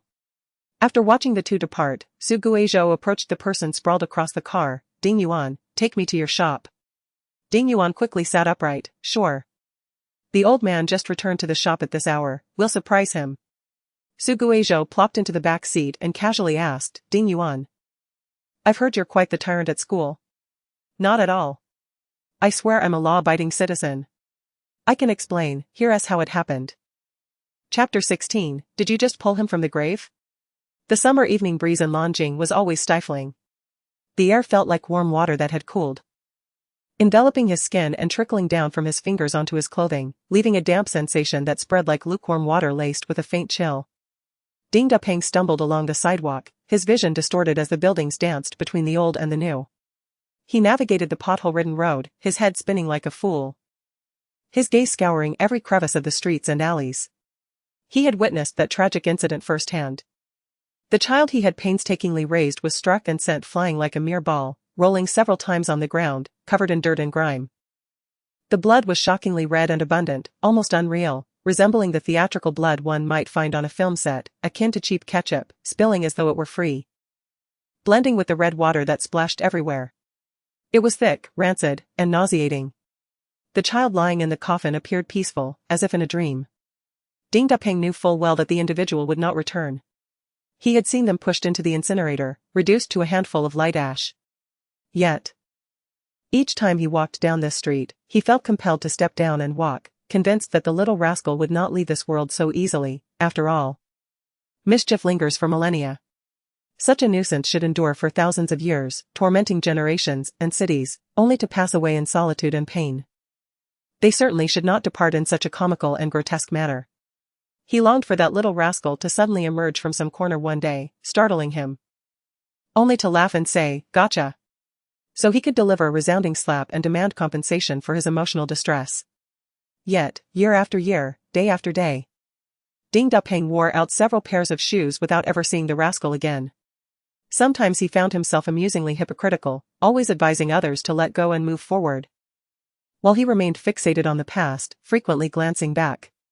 Even after accepting the child's departure, he couldn't help but look back as he passed through here, reminiscent of years past when he would return to the shop after a stroll, finding Su Guizhou and his son engrossed in various board games. The air conditioning, which had hummed for over a decade, rattled, with several colorful ribbons stuck to the vent, fluttering in the cool breeze. Ding Yuan, perched on a chair, gleefully captured blue pieces with green ones, while Xia's little one casually rolled the dice, devouring 2 stacked green pieces in Ding Yuan's astonished gaze. Su Guizhou, with a solemn expression, rolled a 3, gazing longingly at the neatly arranged 4 blue pieces. Upon spotting the figures at the entrance, he waved, "Dapeng. Dapeng. Come over. I've saved you a spot." Every corner of the shop was imbued with a rich nostalgia, despite its compactness. It allowed ample space for children's laughter and playful banter. As the shop expanded and modernized, the entrance now welcomed more patrons who sat in the lounge, engaging in leisure and conversation, yet no one ever called out for him again. The amber streetlights illuminated the soft hues of the leaves, transforming the trees into the bonfire of the night. Ding Dapeng, with his elongated shadow, strolled forward, shaking his head as he stood at the convenience store entrance. The automatic door slid open, and a clear, cheerful voice greeted him, "Welcome, brave adventurer, to our store." "Uncle Peng," the attendant called, "Xiao Yuan is upstairs in the lounge." "What is Xiaobuxi doing here at this hour?" Ding Dapeng frowned and hurried upstairs. The second floor was half storage and half employee lounge. Occasionally, when Ding Dapeng had a spat with his son, he would stay here for a few nights, thus the facilities were reasonably complete. As he climbed halfway up the stairs, the sounds of fierce battles and hearty laughter from the game echoed in his ears, causing Ding Dapeng's temples to throb as he stormed upstairs, shouting, "Ding Yuan. You." He seemed to have been pressed on pause, frozen in place, his brows knitted tightly, mouth agape, clearly displaying anger, yet his wide eyes revealed confusion and disbelief. Staring blankly ahead, the enormous television screen flashed the words KO. Ding Yuan sighed and reclined on the sofa, while the person beside him sat upright with a relaxed demeanor, not lacking in elegance, and smiled, "Dapeng. You're back." Ding Dapeng felt as if something had lodged in his throat, blocking him so thoroughly that he could hardly breathe. His eyes, dry from prolonged openness, dared not blink, staring blankly at the figure who was vague in his memory yet suddenly crystal clear. He opened his mouth, unable to recall how to speak, yet he remembered how to cry. Have some chips," Ding Yuan said, disdainfully. Ding Dapeng rushed toward the two, scrutinizing them for a long moment before speaking. "Xiaobuxi, give your old man a slap." Ding Yuan cracked his knuckles. "Are you serious?" "Hurry up," Ding Dapeng replied impatiently. With a sharp sound, the air was sliced open, and a calloused hand firmly pressed against half of his face, sending a jolt of pain and numbness through his facial nerves. Ding Dapeng felt dizzy, stars dancing before his eyes, yet his gaze remained fixed on the sofa, still focused on the 2 figures he had just seen. "This was your request, I have it recorded. No backtracking." Ding Yuan rubbed his tingling palm, his voice tinged with guilt. Ding Dapeng steadied himself with a hand on his face, wiping it dry while gritting his teeth. Did you just pull him from the grave? Are you out of your mind? No matter how extraordinary I am, I can't transform ashes back into a human. Since it was neither my drunken revelry nor your grave digging, Ding Dapeng pondered, what could this possibly be? Have you taken up a double?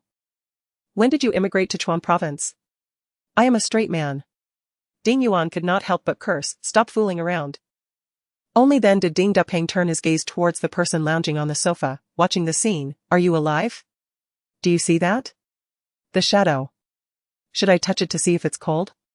Su Guizhou grinned, extending his hand. Ding Dapeng stared at the arm that gleamed white under the light. Whiter than a corpse, where two faint burn marks surfaced on the inner pale flesh. He paused slightly and cautiously placed his fingers on the wrist of the person opposite him. The warm skin pulsed slowly beneath his touch. Chapter 17. This is the miracle of love. He inhaled sharply, speaking incoherently. You, I knew you wouldn't perish. Yes.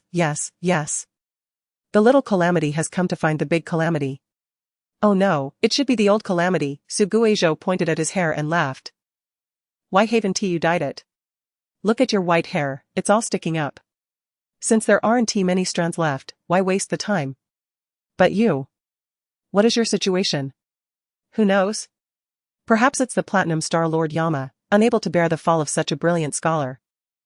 Especially brought me back to the mortal realm for another round. Su Guizhou replied casually. Do you have a place to stay now? If not, you can come to my house. Also, your identity and household registration have been cancelled. I'll inquire and see if I can reinstate it.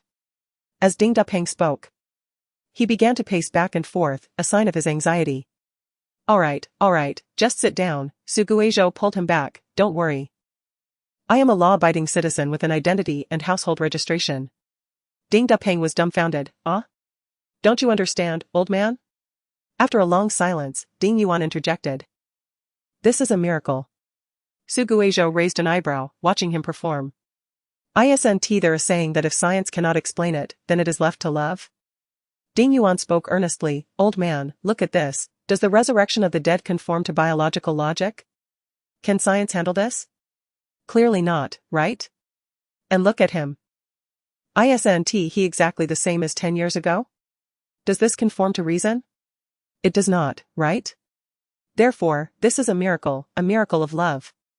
Su Guizhou shook his body. Why do you say it so disgustingly? Brother Zhou, what are you doing? Didn't we agree not to retaliate? Ding Yuan's words were still unfinished when he received a jab. What brother? This is your godfather. Ding Dapeng shot him a glare, softened his expression, and turned to Su Guizhou. Regardless of how this happened, I am very glad you can return, but will you leave again? Or do you know how long you can stay here? Ding Yuan, upon hearing this, ceased his chatter, fully aware of the extraordinary nature of this matter. Also fearful that this suddenly appearing person might vanish just as abruptly. He fixed his gaze on him, waiting for a response. At least I am alive right now. As long as I don't encounter a natural disaster or man-made calamity, I won't die, Su Guizhou said lightly. Rest assured, don't be so anxious. Ding Yuan breathed a sigh of relief. My Zhou is blessed and has a long life. Even if he lives again, it's possible. How could he die again? Old man, you are overthinking it. Don't be so pessimistic. Think of good things. You know misfortune stems from such thoughts, right? Just like when you think you are ill, whoosh, you wake up to find you really are. Ding Dapeng impatiently interrupted. All right, go play. I still have matters to discuss with your godfather. It's already late, and I don't want to just listen to you ramble. TSK. Ding Yuan huffed as he went downstairs, not forgetting to give a thumbs up with his middle finger. The second floor instantly grew quiet. Su Guizhou turned off the television and asked, What's the matter? You are planning to leave, aren't you? At least not in the short term, he replied honestly. Can't you stay? He smiled. What's the point? So, whether you leave or stay is entirely up to your will? Perhaps, who knows? Su Guizhou remained noncommittal. Ding Dapeng found an answer in his heart, feeling slightly relieved. Have you spoken to your mother about this? Not yet, I'll wait for the right moment. Su Guizhou slumped on the sofa, letting out a long sigh. Your mother is in better health than I am now. She started a company and became a boss in these past few years. Ding Dapeng lightened the mood. Just be happy, not only can one return from the dead, but also become a rich second generation. I knew she could do it. Suguejo sat up abruptly. However, she has been out negotiating business lately and won't be back for a while. But Anin is returning in a few days. Why don't you wait until the weekend to see her? She is attending university in another province? No, it's local, she is just traveling. Life is more comfortable than mine, she is off on a trip, Suguejo said with a sigh, knowing that a high school student who died 10 years ago. The first thing upon resurrection is to re-enter the third year of high school 10 years later. How painful is that? I don't know. I have only a junior high school diploma and haven't experienced it, Ding Dapeng said proudly. You are amazing then. Suguejo clapped sarcastically. After a brief conversation, he glanced at the time and noticed it was already past 10, so he bid farewell. Before leaving, Ding Dapeng reminded him to open a bank account to receive dividends from the store, while the previous year's earnings had all gone directly to Zhu Xiaomei. Suguejo didn't pretend to be affluent by saying to give the money to his mother. He currently could not scrounge even 10 yuan. Nor did he have the heart to ask Cherie, so he gladly accepted and added contact information, asking Ding Dapeng to transfer last month's portion of the dividends to him first. Ding Dapeng accompanied him to the door, expressing concern. Why not take a taxi? This reckless child riding a bike is unpredictable. What if you fall? Old man, can you trust me a little?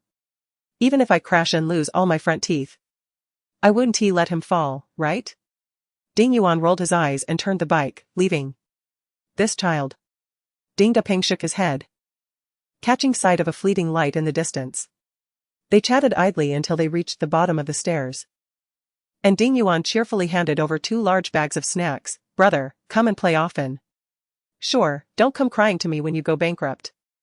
That won't happen, I still need to make money for you. Suguejo laughed lightly, exchanging a few words. As Ding Yuan prepared to leave, he spoke again. Do you have my mother's number? Don't you remember? Auntie's number hasn't changed, Ding Yuan asked. Suguejo was taken aback. Really? I thought she had changed it long ago. No wonder you didn't tell Auntie. Ding Yuan suddenly realized, tapping a few times on his phone. I've sent it to you.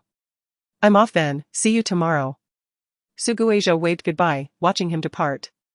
However, it wasn't long before he turned back, solemnly saying, although it's a bit meddlesome, I still want to say that Aunt Shu and Sister Anan miss you very much, Brother Zhou. If you are ready, go and meet them. I understand.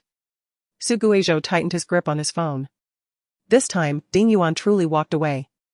Suguejo stood still, gazing at the familiar number on the screen, feeling that this small square box was more painful than the strap that tightly pressed into his fingers.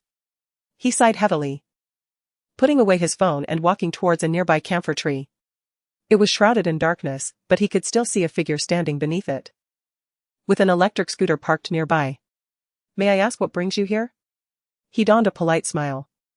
This vehicle had been following them since they left the convenience store, even trailing them into the community. Suguejo intended to see if it was an old acquaintance. If not, it wouldn't matter if it were a dangerous person seeking revenge on society. After all, as long as the task was not completed, he could not escape this world. Dying would merely mean returning to the starting point and beginning anew. He even somewhat desperately hoped for the latter. The adage that plans can never keep pace with change has undeniably permeated his entire life. Chapter 18, she had never fallen into it. Due to the male lead's blunders, the crew was forced to reshoot the scene for the 20th time. The director, who had lost all patience under the scorching heat, finally erupted. If you can act, then act. If not, get lost. Nowadays, anyone of mediocre talent can become an actor. I could perform better in short videos than you. Go back and hone your basic skills, don't embarrass yourself out here. His anger was directed at a woman dressed as a maid. Zhou Zhuiyun, clad in a cotton robe, her face flushed from the sun, was discreetly wiping the sweat from her brow when she heard his words and calmly offered her apologies. After the director vented his frustration, he took a sip of goji berry chrysanthemum tea and slammed the cup onto the table.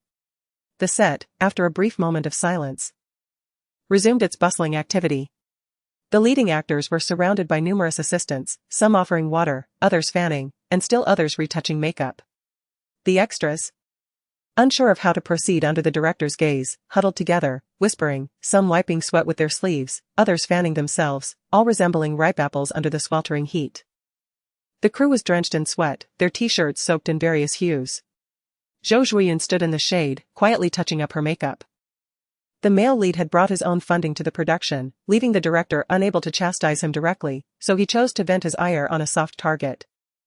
Given that she had neither connections nor fame, she became the scapegoat. However, Zhou Zhuoyun felt no turmoil within. She had encountered many eccentric individuals.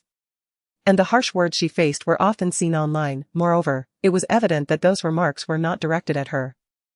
She merely gazed at the shadows cast upon the wall, contemplating her few lines as a minor character, before returning to her position upon receiving the cue to start filming. Casting one last glance at the dazzling sunlight and thinking how unbearably hot it was. After the male lead's action scenes progressed more swiftly with the use of a stunt double, Zhou Zhuoyun was able to wrap up before 7. Bidding farewell to a few acquaintances before riding off on her electric scooter. The road was currently under repair, and the endless guardrails stretched out like a sprawling great wall. As she traversed the narrow path, the scattered gravel made her vehicle jolt as if she were on a children's rocking ride. Her thoughts drifted aimlessly until the sudden swaying of the scooter jolted her back to reality, and she realized that one of the tires was flat. However, there were no repair shops in the vicinity. Zhou Zhuoyun had no choice but to call a repair shop located miles away. The shop was a family-run business that had been operating for several years. The couple was amicable, offering both quality service and reasonable prices, and had a good reputation in the area. Those not in a hurry would often go there for repairs or to wait for someone. Fortunately, there were no forks in the road, and she slowly pushed her scooter along. By this time, the sun had set, and the fiery clouds spread golden rays, while the pink and purple hues of dusk cascaded down like a magnificent sea of wheat, with ripe fruit trees swaying at the edges. The ground was littered with pebbles, and a gentle breeze stirred up a cloud of dust. The evening heat had yet to dissipate, and Zhou Zhuoyun felt lightheaded from the heat. Suddenly, she lost her balance and fell to her knees, scraping her knee. Blood trickled down into the fabric of her pants, creating mottled stains that resembled tears. She parked her scooter and sat on the curb, using half a bottle of mineral water to wash the wound, the remaining water trickling down her throat. Afterward, she placed the empty bottle in her scooter's basket and sat there, gazing blankly at the sky, capturing a photo. After an undetermined amount of time, she heard a rumble in the distance. Soon, the shopkeeper's wife arrived, her car kicking up dust behind her. "Oh dear, how did you end up like this?" she exclaimed, pulling out a bottle of iodine from her bag and handing it to Zhou Zhuoyun. "Let us disinfect it first." "Thank you," Zhou Zhuoyun replied, dabbing the iodine on her wound with a tissue, the sharp sting coursing through her nerves. Her expression remained calm, devoid of joy or sorrow. The tire had merely suffered a small puncture, and the shopkeeper's wife quickly patched it up before speeding away, merging into the horizon. By the time Zhou Zhuoyun returned home, it was nearly 8 o'clock.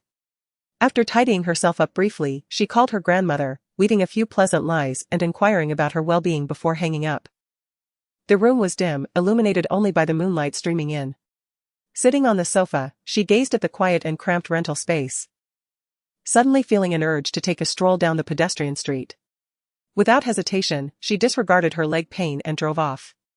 It was summer, and the streets were bustling with people. The pedestrian street was divided into 2 lanes, separated only by residential buildings and shops. Vendors occupied the paths, and children and adults alike gathered here, meandering from one end of the street to the other. The air was thick with laughter and steam from food stalls, illuminating the layers of dark clouds above. Zhou Zhuoyun settled in a corner of a narrow alley, quietly observing a convenience store not far away. The store, once named Kaishan Supermarket, had been revamped into a fantasy-themed establishment called Brave Convenience Store. The old shop front had been transformed, with signs inviting adventurers inside, decorated with lush jungles, towering mountains, soaring dragons, and gooey slimes. Even the staff's outfits resembled those of quest givers from fantasy tales. Yet, beside the 24-hour operation sign, the original characters for Kaishan still hung, as if desperately clinging to the shadows of the past. The store, like many individuals, had changed, leaving behind only vague memories of what once was. Su Guizhou, clad in his school uniform, in casual attire, or bundled in a down jacket, was often seen inside. laughing with the shopkeeper or playing with the shopkeeper's son, sometimes accompanied by a younger child.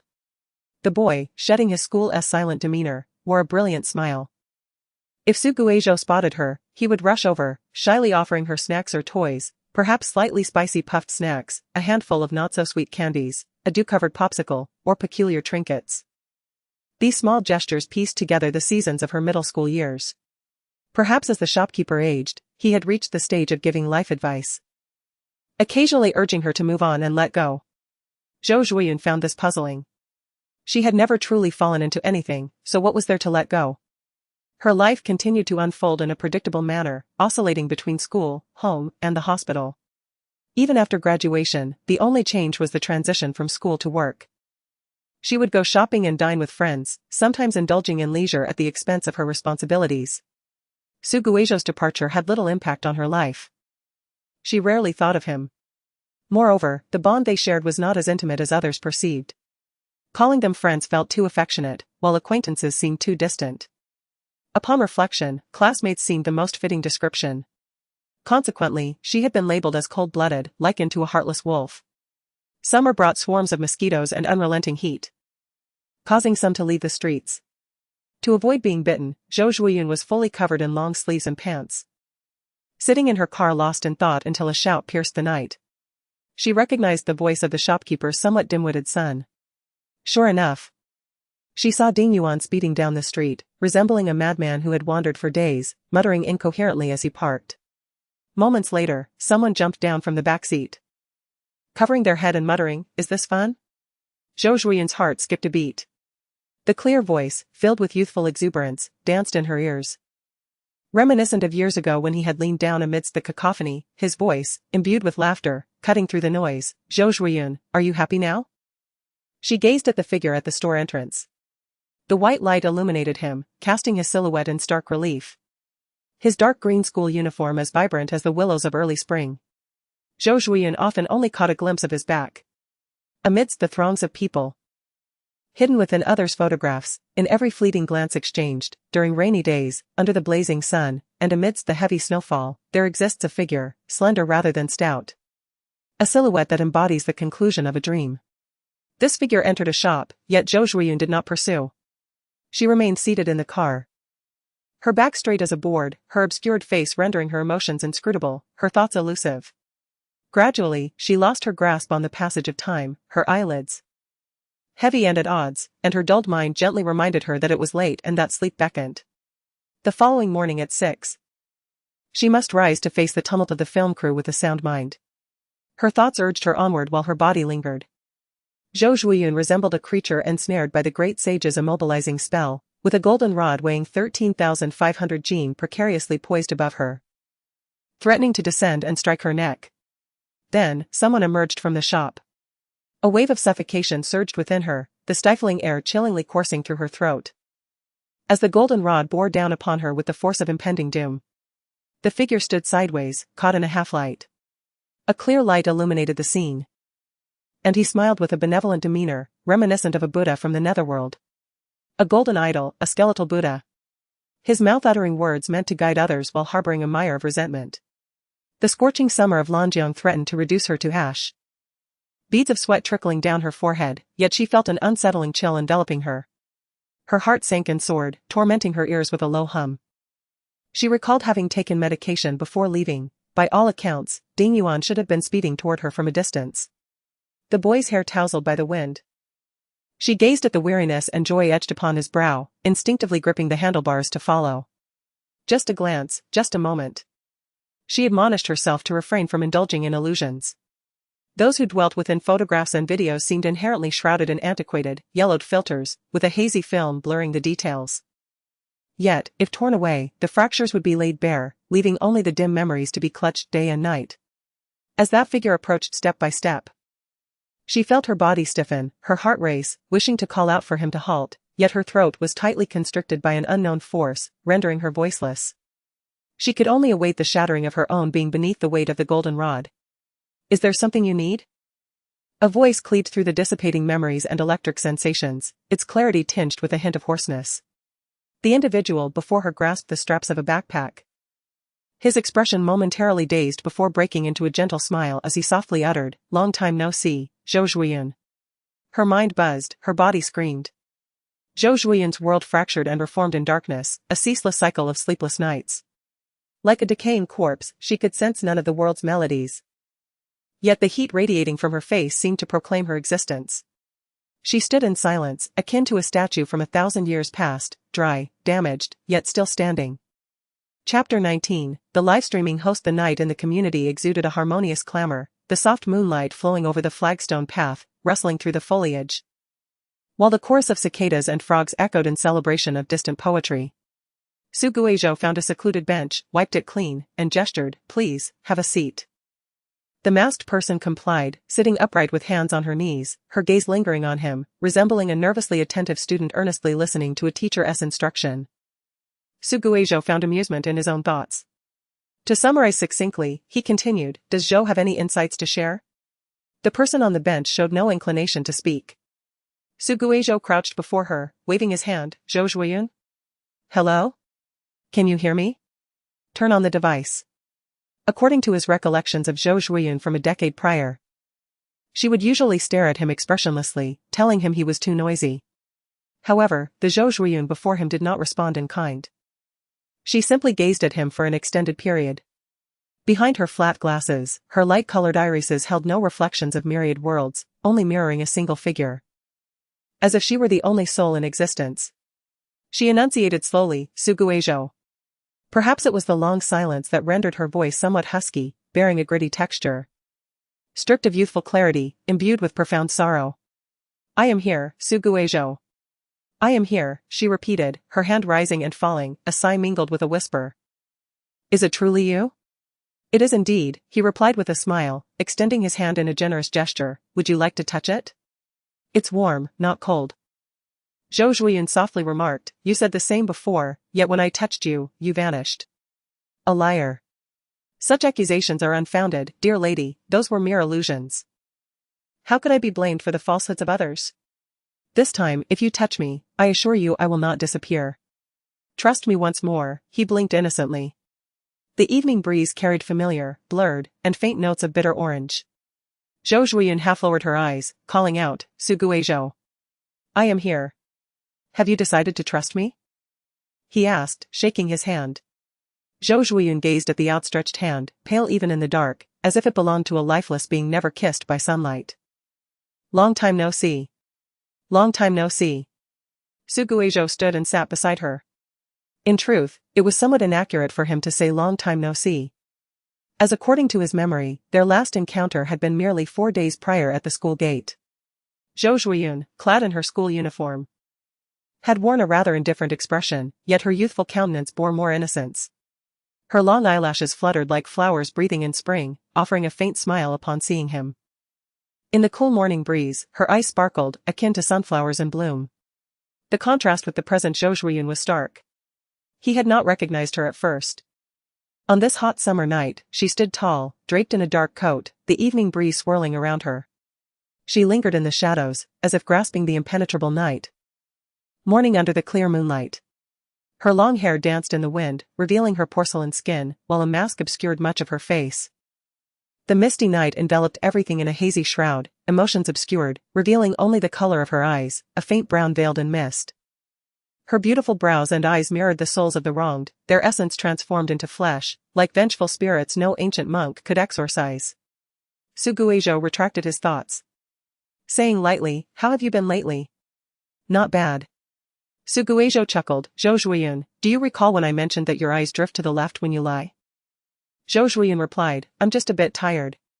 "Is there something troubling you at work?" "Feel free to share with me," Su Guizhou casually remarked. "There's no need." Zhou Zhuiyun thought. She had grown accustomed to facing challenges and setbacks, every experience since childhood had worn down her edges. She had learned early on how to disregard those voices, even managing to objectively critique herself from the subjective criticisms of others, to reform herself. They were merely stumbling blocks on the path to success. Fretting over such matters was neither worthwhile nor meaningful. Yet, how strange it was that a single light-hearted remark from this person could render her so sorrowful. What? Su Guizhou leaned in slightly. Maintaining a distance just on the verge of closeness, I didn't catch that. Could you repeat it? There's an actor who keeps messing up his lines. Angering the director. However, since he is funding the production, the director dares not scold him and took it out on me instead. Zhou Zhuoyan spoke with a hint of grievance in her tone. Oh dear, how outrageous. Send me the photos of that director and those actors. And I shall immediately hire some online trolls to tarnish their reputations. Later tonight, I will employ someone to tail them, and in the dead of night, I'll climb up to their window to frighten them. They ought to show some respect for our future superstar. How dare these old geezers bully our great star? They are utterly lacking in vision. Su Guizhou rolled up his sleeves, standing up with the demeanor of someone ready to confront a fight. I did not take his words to heart. Zhou Zhuoyan gently tugged at his sleeve, the cool touch igniting warmth in her palm. However, it was certainly disheartening to be insulted for no reason, prompting Su Guizhou to obediently sit back down. Yet, I knew he would transform this frustration into motivation. And I believed it would not be long before I could see his performance on the Spring Festival Gala. Zhou Zhuoyan inquired, are you thinking too far ahead? Su Guizhou replied with a smile, isn't it the grand aspirations that provide direction and impetus? Or do you intend to remain a nameless, obscure actor? He added cheerfully. In truth, I have always yearned to have a friend who is a great star. Upon seeing his smile, Zhou Zhuoyan discerned he was jesting but continued to ask, why? He elaborated, that way, I could sell your signed photos and scandalous stories, or perhaps create a dedicated gossip account where you could be my source of information. Once the account gains traction, we could start marketing products. He mused, I see those livestream sellers are quite popular now, drawing in tens of thousands of viewers per broadcast. Isn't this a pathway to wealth? Zhou Zhuoyan replied, I shall strive diligently. I appreciate the great star leading me to prosperity. Su Guizhou's eyes sparkled with excitement. Zhou Zhuoyan felt her tense body relax slightly. As she bent her waist, she heard him say, did you go to the hospital yesterday? He pointed at her hand. That person I saw was you, right? What happened to your hand? Was it during a performance? No, she instinctively shielded her right hand, averting her gaze. I accidentally broke a plate at home. In that case, you should be more careful, Su Guizhou nodded, not delving deeper. The two fell silent. Gazing at the high-rise buildings where lights flickered on and off, the sounds of summer filling the air. Zhou Zhuoyan seldom felt this relaxed and continuously wished for time to slow down, allowing her to carve his image anew. Ideally, she wished to keep him close, preventing him from vanishing again. The tranquility was disrupted by a faint yawn from her companion, awakening Zhou Zhuoyan from her reverie. It's getting late. You should head back to sleep. I am a bit tired, he admitted, slapping his face. Shall I add you on QQ or WeChat? All right. After Zhou Zhuoyan scanned the friend code and sent a request, it was promptly accepted. She casually inquired, have you logged into your QQ? No, I remember the password. But I forgot the account, he replied. Hey, do you still have my account? Zhou Zhuoyan lowered her head, I forgot, I haven't used it in ages. Why has everyone switched to WeChat? Su Guizhou pondered, somewhat perplexed. QQ should be more popular among students. WeChat is mostly used by those who are already working or older. Su Guizhou was astonished, I have yet to meet a student who uses QQ. Aren't most class and school groups on QQ? Zhou Zhuoyan queried. Su Guizhou fell silent, realizing no one had invited him into any groups. Was he isolated? As they conversed on trivial matters, they reached the base of the building. Su Guizhou yawned. Then I want to walk you back, take care on your way. Zhou Zhuoyan supported herself against the car, you mentioned you were currently studying at Urfa Middle School? He replied candidly, yes, I'm in the same class as Xia Wanting. So she hasn't discovered my identity yet, Zhou Zhuoyan mused quietly. Try to keep your distance from her. I will do my best, he said, looking somewhat troubled with his soft black hair, which made Zhou Zhuoyan want to touch it. But she restrained her desires, clearing her throat. By the way, your family mentioned Deping to me. I'll visit once I'm ready. Zhou Zhuoyan affirmed, hesitating. If you have time in the future, you could visit Lu Songyue. Su Guizhou paused. Lu Songyue? What's wrong with her? Nothing much, she replied slowly. But she has been pressured by her elders to marry lately, which has put her in a bad mood. Pressured to marry? Who? Lu Songyue? He was somewhat surprised but then recalled that Lu Songyue was already 28 this year, an age suitable for marriage. Reflecting on the platinum-haired girl, he smirked. In what way is she feeling unwell? She has been complaining daily on her social media, Suguejo said with interest. What kind of complaints? He recalled that Lu Songyue used to draw circles and curse others in her notebook when angry. Was she now venting on her posts? Zhou Zhuiyun began searching for Lu Songyue's WeChat. You have her as a friend? Is this the potential of a future superstar? He realized the implications. Pondering how these two seemingly unrelated individuals had connected, Zhou Zhuiyun nonchalantly brushed it off, showing him her phone. The screen displayed Lu Songyue's moments. The topmost post brimming with grievances from 3 days ago. A bunch of dead people only know how to pressure me day in and day out. They're practically in their coffins yet still trying to dictate my life. I should just seal their coffins tight to prevent their nonsense. Suguejo was taken aback. Whatever happened to the Lu Songyue who would blush at a mere word? Had this frenzied version of Lu Songyue consumed her? Before he could scroll further, he spotted another post. You dare to throw shade at me before I even scowl at you? How bold. If I don't make you kneel and call me ancestor, it would be a disgrace to my name. Suguejo pushed the phone back, covering his face. I need a moment to digest this. Do you really think I should visit her? She won't be cursing me along with everyone else, will she? She likely won't, Zhou Zhuiyun said. You hesitated. Zhou Zhuiyun pressed. Can you look me in the eyes and say that? You are so noisy, Suguejo, Zhou Zhuiyun remarked, donning her helmet. I must leave now. I need to rise early tomorrow. Oh, then goodbye. Farewell. Oh, then see you later. Zhou Zhuiyun queried, why aren't you leaving? Why aren't you going back? I'll leave after you do. I'll leave after you do. Are you in elementary school, Suguejo? He couldn't help but chuckle. I won't argue with you about this. I'm utterly exhausted. I'll head back first. Message me when you get home. All right, Zhou Zhuiyun answered. He picked up the bag left by the roadside, waving as he stepped into the dim corridor. The motion sensor lights illuminating him as if he were walking under the blazing sun. Zhou Zhuiyun watched quietly, reminiscent of the past, like a dream. Like every sleepless night filled with longing, gazing intently and deeply. Until his silhouette vanished, her phone vibrated in her pocket. Zhou Zhuiyun took it out to find a message from him. Hurry home. She smiled, replying, okay. Okay, my foot, stop looking at your phone. She looked up, vaguely seeing a shadow waving from the second-floor window. How to describe her feelings at this moment? It felt like soaking in a hot spring. Her entire body languid and warm, even her heart felt soft. Yet, an indescribable bitterness surged like a tide. Zhou Zhuiyun blinked her eyes, casting a lingering glance before sending a message. I am leaving. Suguejo replied, take care on the road, little one, accompanied by a hearty laugh. Zhou Zhuiyun responded, all right. She tucked her phone away and turned the handle of her bicycle, riding off into the distance. Although Suguejo spoke vaguely about his return, how could it be the doing of an ordinary person to heal the living from the dead?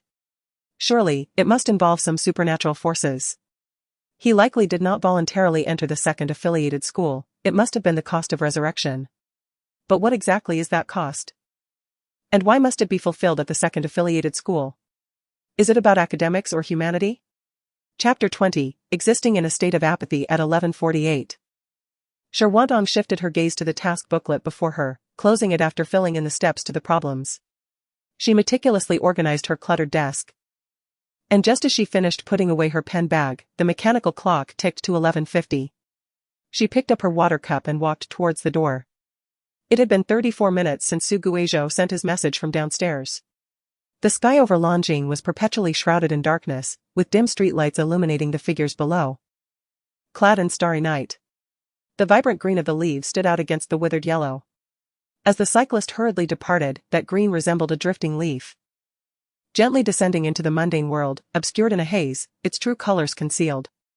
As he approached the thicket, the tender leaves seemed to experience the fleeting seasons of budding and withering in an instant, their upright posture suddenly slackening, reminiscent of an aged being. Bearing the rigidity of impending death, yet harboring a semblance of relaxation that offered solace. The silhouettes of the two appeared reflected on the cobblestone path, stretching and contracting infinitely. Intertwining as if two solitary travelers met on their journey, shoulder to shoulder, hand in hand, moving forward together. Shirwantong withdrew her thoughts, leaning against the door frame. The soundproofing of Wang Huayuan was inadequate. She could hear the elevator arriving outside, along with the rustling footsteps and the crinkling of plastic bags. The sound paused midway. Seemingly standing still in the corridor. The cool, silvery moonlight spilled into the dim room, casting a cold white hue on the tiles. She toyed with her water cup. The blurred glow illuminating her cheek, adding a touch of coolness to her otherwise indifferent expression. The clock's numbers flickered one after another. And when everything returned to the starting point, the sound of a key turning at the door finally broke the silence. The door was cautiously pushed open. And the white light of the sensor lamp flooded in, occupying the entryway. A dark shadow stretched towards her, the disheveled hair dispersing some of the coldness. Shirwantong lifted her gaze. The person who entered stealthily shut the door behind them, placing 2 bulging bags of snacks at their feet. As they rummaged for shoe covers, their body suddenly trembled, and their face froze in shock. "You're back?" Shirwantong said lightly. "I'm back," Suguizhou replied, the hair on his body settling back down. After donning the shoe covers, he placed the bags on the dining table. "What are you standing there for?" "To get water," she replied, lifting her cup and walking to the table to retrieve the kettle before him. The girl in her pajamas appeared softer under the white light, shedding her usual aloofness. The faint scent of shampoo and the gentle sound of water pouring enveloped Suguizhou's senses. He thought, rather inappropriately, that it resembled the scent of an unripe orange. Accustomed to seeing Shirwantong in her school uniform, expressionless, this was the first time he encountered her in loungewear, adorned with an array of formulas. Suguizhou's eyes twitched slightly. All of this was sent by Ding Yuan. "I can't finish it alone, could you help me share the burden?" "Sure. Can I borrow your key?" "Mine doesn't have the garage key on it," he said as he headed towards the bathroom, where the sound of running water soon followed. When he emerged, he was carrying 2 full buckets of water. He paused for a moment, tilting his head at Shirwantong, who stood by the door. "Do you want to come with me?" Is that not allowed?" Shirwantong leaned against the wall, slowly turning the doorknob. "Of course it is allowed." "That would be splendid." He laughed, moving past her to press the elevator button. A faint click came from behind him. He did not turn back but heard the soft footsteps and the increasingly strong scent of floral water as they echoed in the corridor. 2 breaths intertwined in the hallway. The elevator soon opened, and Suguizhou stood in the corner while Shirwantong followed closely behind, pressing the button. The bag hanging on her wrist swayed in the air. She fanned herself with one hand, her feet clad in slippers, her right shoulder resting against the inner wall. The posture of a person distanced from the pressures of a rigorous study environment appeared rather relaxed and effortless, exuding a languid demeanor. Silence enveloped them. When the elevator halted, Suguizhou bent down, and suddenly, a delicate white hand darted into his view, swiftly snatching the bucket from his right side. He looked up in surprise. The person had already stepped into the corridor. Noticing his stillness, they turned back to glance at him. "What's the matter?" Shirwantong's expression was as bland as a cup of tasteless, lukewarm water. "Nothing much, thank you," Suguizhou replied as he quickly stepped out of the elevator. Glancing at the bucket under his slender arm. "Can you manage that? Or should I do it instead?" Shirwantong replied flatly, "I can manage it." "Are you questioning the strength of a high school student who carries over 10 kilograms of books every day?" Suguizhou fell silent for a moment. Was she making a cold joke?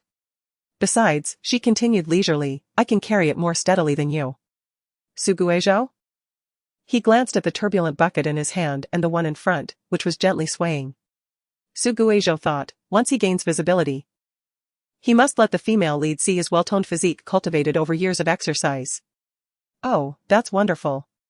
In the future, can I trouble the immensely strong classmate to help me open bottle caps? I'm rather weak," he recited dramatically. Shirwantong halted and turned back. Her gaze seemingly filled with disdain. "The way you speak, with that raspy voice, is somewhat like a eunuch." "Suguizhou? When did he ever speak with a raspy voice?" He forced a laugh and exclaimed, "What the Empress says is true, I shall obey your command." Shirwantong shrank her head, attempting to cover her ears with her collar, but the length of the collar was evidently inadequate. She regretfully lifted her head. After placing their belongings by the roadside, they proceeded towards the garage. The electric bicycle garage was a separate area, inaccessible directly by the elevator. The slope descended into an unfathomable abyss, a damp, musty odor continually wafting up, reminiscent of a decaying corpse buried for years. Suddenly, a beam of light illuminated the view. And Sherwantong, holding her phone, met his gaze. What's wrong? I'm simulating the atmosphere of a horror movie. Su Guizhou averted his eyes. The house has a membership. You can wait until tonight to watch. No, he replied immediately. Are you afraid of ghosts? Sherwantong's voice echoed in the pitch-black space. Not at all. I'm not afraid. But don't you think the makeup of those ghosts is exceedingly bloody and violent? It's darker than dark fairy tales. He spoke with conviction. If a horror movie isn't terrifying enough, how can it frighten anyone? By making the plot scary, Su Guizhou insisted, closely following her.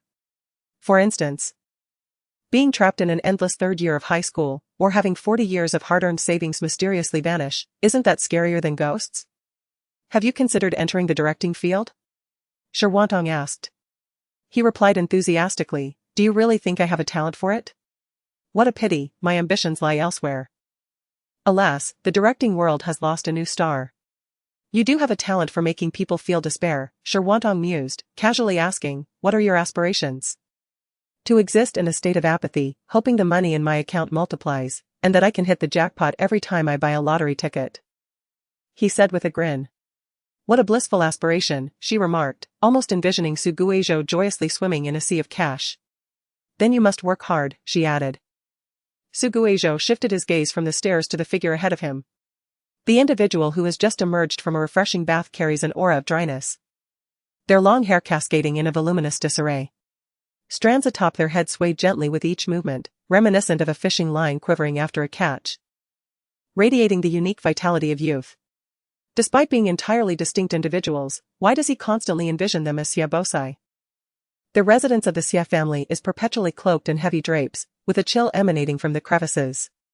Within the dimly lit living room, a figure silently exists in a wheelchair, their cold gaze flickering in the shadows, akin to a light-averse vampire or a ghastly specter. This person gazes ominously towards the staircase, patiently awaiting the arrival of someone. Su Guizhou remarked, you are indeed correct, one must strive harder. The bicycle was in decent condition. After a thorough cleaning and a bit of oiling, it appeared immaculate.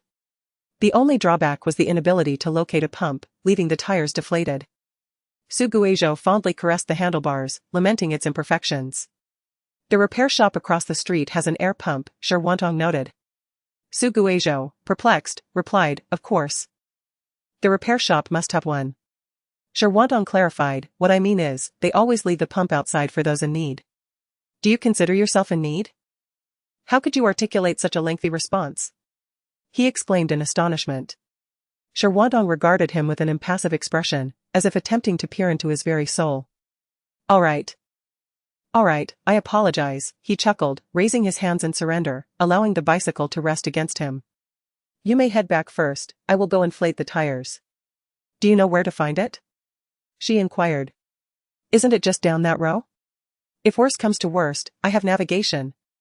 Su Guizhou replied, suddenly raising his voice. It's about 700 meters from here. Sherwantong paused, are you certain you want to walk there? I was actually thinking, can you really manage it? Su Guizhou feigned a serious expression, then may I ask, what clever solution do you propose, teacher Sher? Sherwantong lightly tossed out, I'll wait for you. Before turning to enter the garage. Shortly thereafter, a dazzling light burst forth from the entrance, accompanied by the roar of an engine, as a helmeted individual sped out. Executing a stylish drift right before Su Guizhou. He caught a glimpse of the spinning bamboo helicopter atop the helmet and remarked, how cool. Why the change in helmets? Why not? She replied. Are we going or not? He gestured to the back seat, then pointed to himself, and finally to the bicycle, laughing. Do you expect me to hold on to it? Sherwantong regarded him thoughtfully. You truly want me to hold it? She queried. After a moment, she added. Carrying it would be feasible. After enduring a series of challenges, the two finally managed to inflate the tires and returned home, looking quite disheveled. Su Guizhou wiped his face, still damp, and said, you go ahead. Sherwantong, equally soaked, nodded in acknowledgement. Retrieving a deep blue towel from the bathroom and handing it to him before closing the door with a change of clothes in hand. He stood there, rubbing his hair, and began to chuckle. These young couples really do harm themselves while trying to harm others. As he and Sherwantong made their way home, they suddenly heard intense shouting and clattering from a distance. Driven by curiosity, he approached to eavesdrop, discovering a young couple arguing vehemently over infidelity. The man exclaimed, "I serve you well, yet you spend the night with 5 male models, embracing them in bed." The woman retorted, "Don't think I don't know you're out there selling yourself. Every time you lean in for a kiss, I feel sick enough to vomit." The sound of objects crashing echoed, and he listened with keen interest, wishing he could witness the drama unfold. However, as is well known, one must pay a price for gossip. Suddenly, a window was thrown open, and a male voice became audible, followed by a thunderous shout. A basin of warm water cascaded down, drenching the unsuspecting eavesdropper below, extinguishing his burning curiosity. He shared an awkward smile with Sherwantong, who had been inadvertently caught in the crossfire. She wiped her face, expressionless, and said, "We should head back." All right, my apologies." He grinned, displaying his bright white teeth. Fortunately, his phone remained intact. Sue, the righteous bystander, promptly reported the disturbance to the police. This was no act of revenge, even from a distance. He could hear the commotion, indicating that the entire building was suffering, thus he was merely performing a civic duty. They returned, dripping wet. Suguejo waited until he was certain he would no longer drip water before entering his room. He glanced at his damp school uniform, feeling as though he was perpetually at odds with water, either celebrating joyous occasions or encountering difficulties. Encounters and farewells in life always seem to occur amidst water. No. He reminded himself, the day he died was under clear skies. Like a victorious general returning from battle, he boldly opened his wardrobe to retrieve his pajamas. But his gaze was drawn to the crimson maple-colored school uniform hanging on a nearby coat rack, causing his motion to halt abruptly. Having been left on the balcony for a few days, it was likely placed there by Cherie.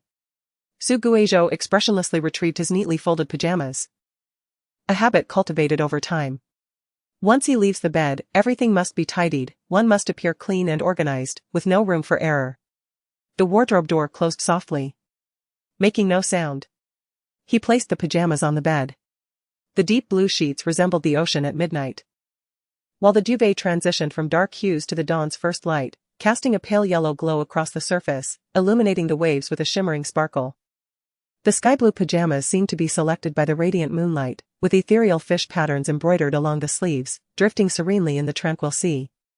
He arrived with nothing. Yet Cherie had arranged everything perfectly. From daily necessities to the bedroom's decor, every detail mirrored his desires and dreams. Was it due to the system that Cherie understood his preferences so well? Suguejo approached the coat rack, where a few scattered garments hung. Cool light filtered through the sheer curtain, revealing a label on the collar, X39S Private. The luxurious fabric paired with exquisite craftsmanship not only offered a delightful tactile experience but also outshone the school uniform in design. He touched the familiar sleeve and smiled gently. Moments later, 2 knocks resounded from outside. He opened the door to find the girl's fair face flushed with a light pink hue, steam rising gently from her head as she looked up at him. "It's your turn." Suguejo observed the difficult English phrases on her attire and inquired, "How many of these do you own?" 9, she replied. Suguejo asked, "One for each subject?"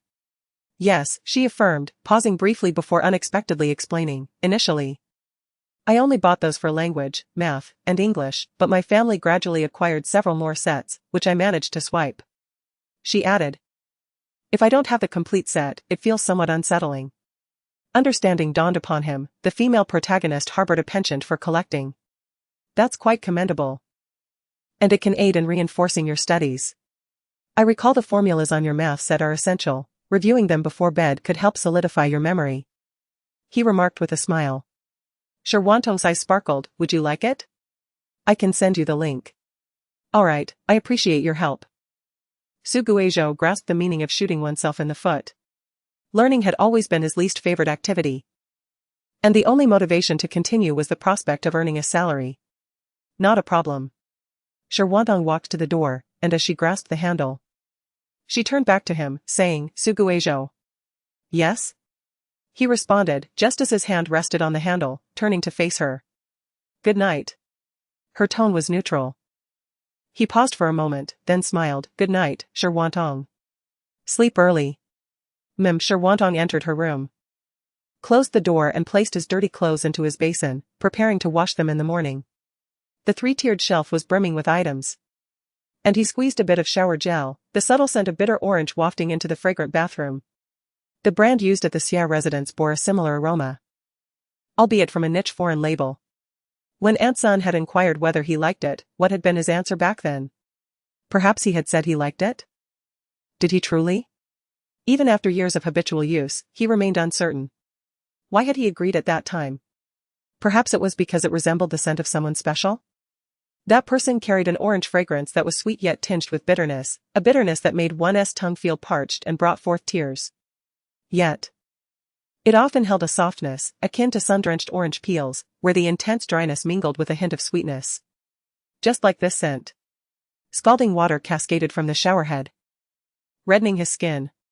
He seemed oblivious, allowing the hot water to flow over him. Su Guizhou washed quickly but meticulously.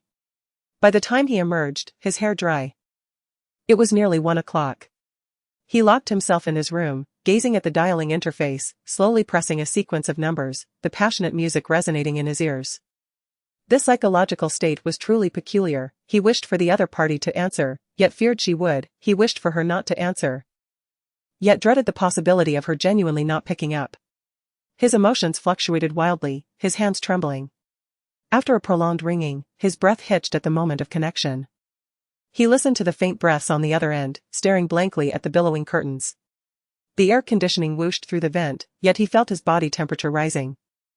The other party cautiously asked, "Is it Zhou?" The world was ablaze with light, tears streaming down.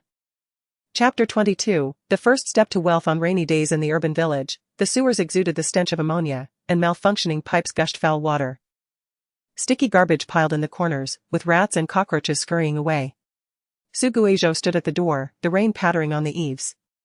A woman, caught in a moment of intimacy, blushed as she pulled an umbrella from her bag and awkwardly squatted before him, softly saying, "Hello, my name is Zhu Xiaomei. I brought some snacks and fruits. I heard you like sour flavors, so I bought a lot. I also got some other flavors. I wonder if you like them. I heard your nickname is Zhou. May I call you that?" The youthful figure, with a hint of baby fat, beamed a radiant smile, extending a bulging plastic bag towards him, her dark, glistening eyes gazing earnestly and tenderly at the child before her. Su Guizhou glanced at the fuzz on her sleeves, her calloused fingers, and her slightly tanned yet pristine and beautiful face. He looked past her to the man behind her, dressed in a clean shirt. The tall figure stood upright, his face showing the wear of time, resembling a disillusioned artist. The faint lipstick mark on his lips was visible as he smiled at them, his gaze radiating evident affection. To any observer, it resembled a heartwarming scene of a good father introducing his girlfriend to his son. Su Guizhou smiled back at the woman. Zhu Xiaomei, with surprise, extended the bag, only to be pushed by a pair of hands, causing the snacks to tumble down like a landslide. She froze for a moment, bewildered, as the child's deafening cries pierced the air. "I don't like you, I hate you, stay away from me, don't come near my home," Su Guizhou shouted, pointing at her, his small frame trembling uncontrollably. Overcome with rage, tears streamed down his face. The man's expression shifted suddenly. Zhu Xiaomei, flustered, fumbled for a tissue, momentarily halted by his words, caught in a dilemma, frozen like a statue as his tears splashed onto the ground. Ultimately, she cautiously patted his back, which arched from intense coughing, gently brushing away the tears. "Zhou?" The voice on the other end awaited a response, calling out anxiously. Su Guizhou lifted his face. "I'm sorry, it seems I dialed the wrong number. Just to clarify, I neither sell cars nor houses, and I'm not in any sales business, But perhaps this accidental call is fate. Would you like to be friends? My surname is Huang, and you may affectionately call me Huang Shang. Try to jest with me again and see what happens." He feigned surprise. "Oh, it's you, mother. Please don't blame me. I called you on the 4th and was met with a barrage of harsh words. It's quite normal to have psychological trauma, wouldn't you agree? And was in a bad mood that day and mistook you for a scammer. She'll be back in Lanjiang the day after tomorrow, when you're free. I'll have her visit you to apologize." "Wow, is Zhu Qingyan's mouth a bit too foul? Truly a case of bad company," he exclaimed. "Mother, you must support me. I barely ate a bowl of rice after being scolded, proving how severe my psychological damage is. Are you openly mocking me? Zhu Xiaomei replied. Su Guizhou quickly protested, Your Majesty, I assure you, I'm merely worried that she might meet some unsavory individuals outside. You have no idea how harshly she scolded me that day. You learned from me, I do enjoy scolding. Hey, I wondered why that sounded so familiar. What did you say? I was asking if you meant tomorrow is the 6th or the 7th? He chuckled, currently, it's August 6th. 1:02 a.m. in Huaxia Standard Time, please be precise. The 6th, Zhu Xiaomei sighed lightly, a hint of laughter in her tone, you still take this matter so seriously. Mother, that S called being meticulous. By the way, how did you know it was me? Did Ding Dapeng tell you? Yes. Oh really, have you told others? He ignored the latter part, scoffing, I knew that old gossip would be unreliable. Su Guizhou promptly opened the dialogue with Ding Dapeng and quickly typed, Dapeng, you gossiping blabbermouth. Ding Dapeng was evidently awake, replying with 2 crying emojis in the next moment. Su Guizhou, elderly folk should refrain from acting cute. Ding Dapeng? Ding Dapeng, QAQ I am a vibrant middle-aged man. Su Guizhou, disinterested in further exchanges with Ding Dapeng, he returned to the call interface. A slightly weary voice came through, he can't keep secrets, once he hides something, he loves to flaunt it before others, stammering and rambling. More verbose than the tight-fitting headband of Tang Xing. From the moment he reminisced with me, I knew he was either ill or in trouble. After all these years. He hasn't changed, it's a wonder he even runs a chain store. That's just his nature. Zhu Xiaomei chuckled softly before continuing, Zhou. I'm here. Where are you living now? I'm staying at a classmate's house, their family is quite nice and treats me well. The food at Air Fuzhong has also improved significantly. Though the homework remains as burdensome as before, a bit tiring. Overall, I'm quite happy, if you don't believe me, when Qingqing comes. I'll have her send you a photo to prove I'm not lying. That's good to hear. I have some matters to attend to and won't be able to return for a while. Over the past few years, I've engaged in some small businesses and have accumulated some money, so you don't need to be too frugal, just buy what you need. I'll reimburse you for that money later, it's in the bank, accumulating interest, but Anan left in a hurry and forgot her card. I'll transfer it to you later. So, I'm about to become a millionaire? Su Guizhou's eyes sparkled. Just enjoy your little happiness. Zhu Xiaomei took a sip of tea, murmuring a few words before glancing at the clock, softly expressing her gratitude to Zhou for saving money to help her mother. Now, her mother was in good health, yet the hardships Zhou endured weighed heavily on her heart.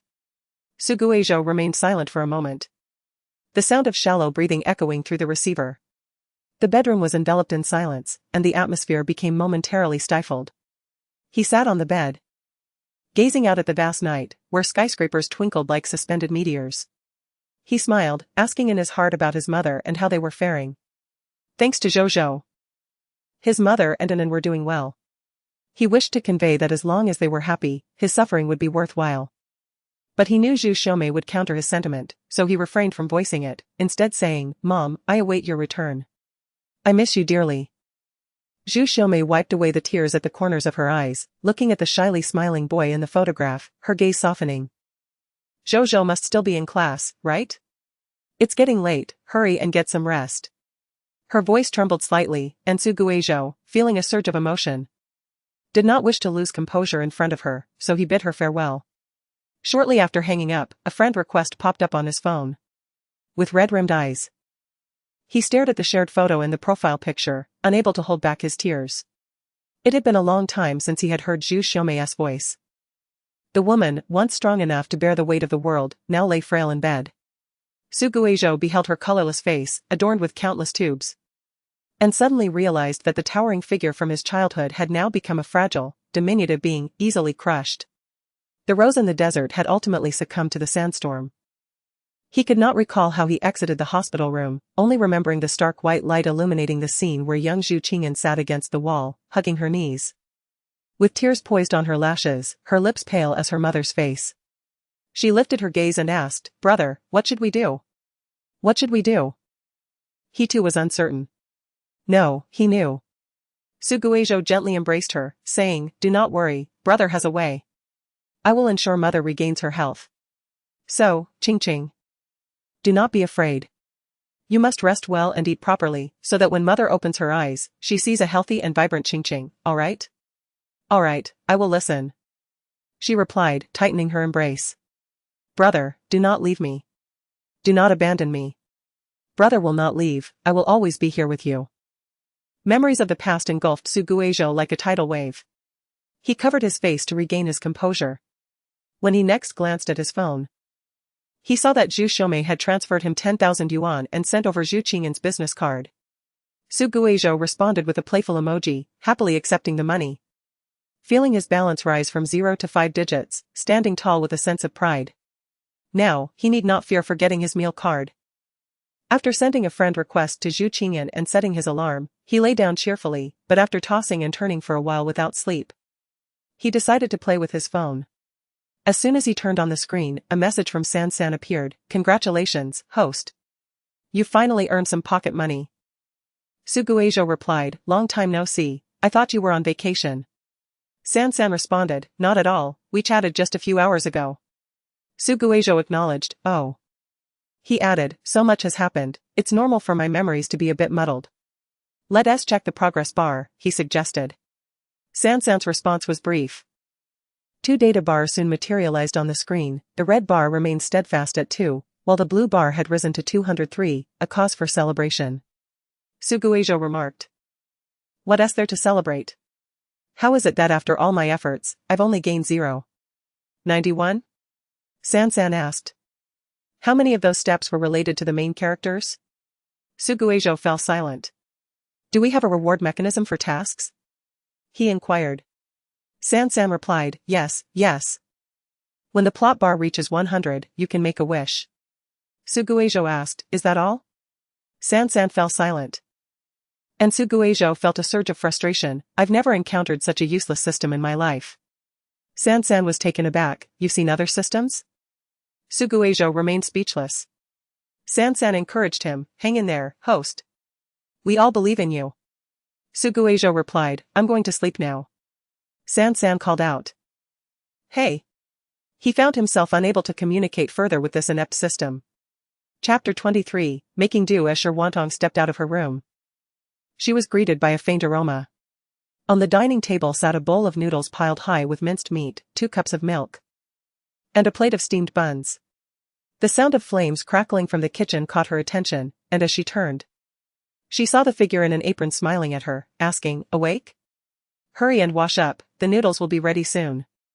Okay, Shi Wantong replied slowly, making her way to the sink with slightly unsteady steps. In the mirror, she caught sight of her somewhat fatigued face, with subtle dark circles beneath her eyes.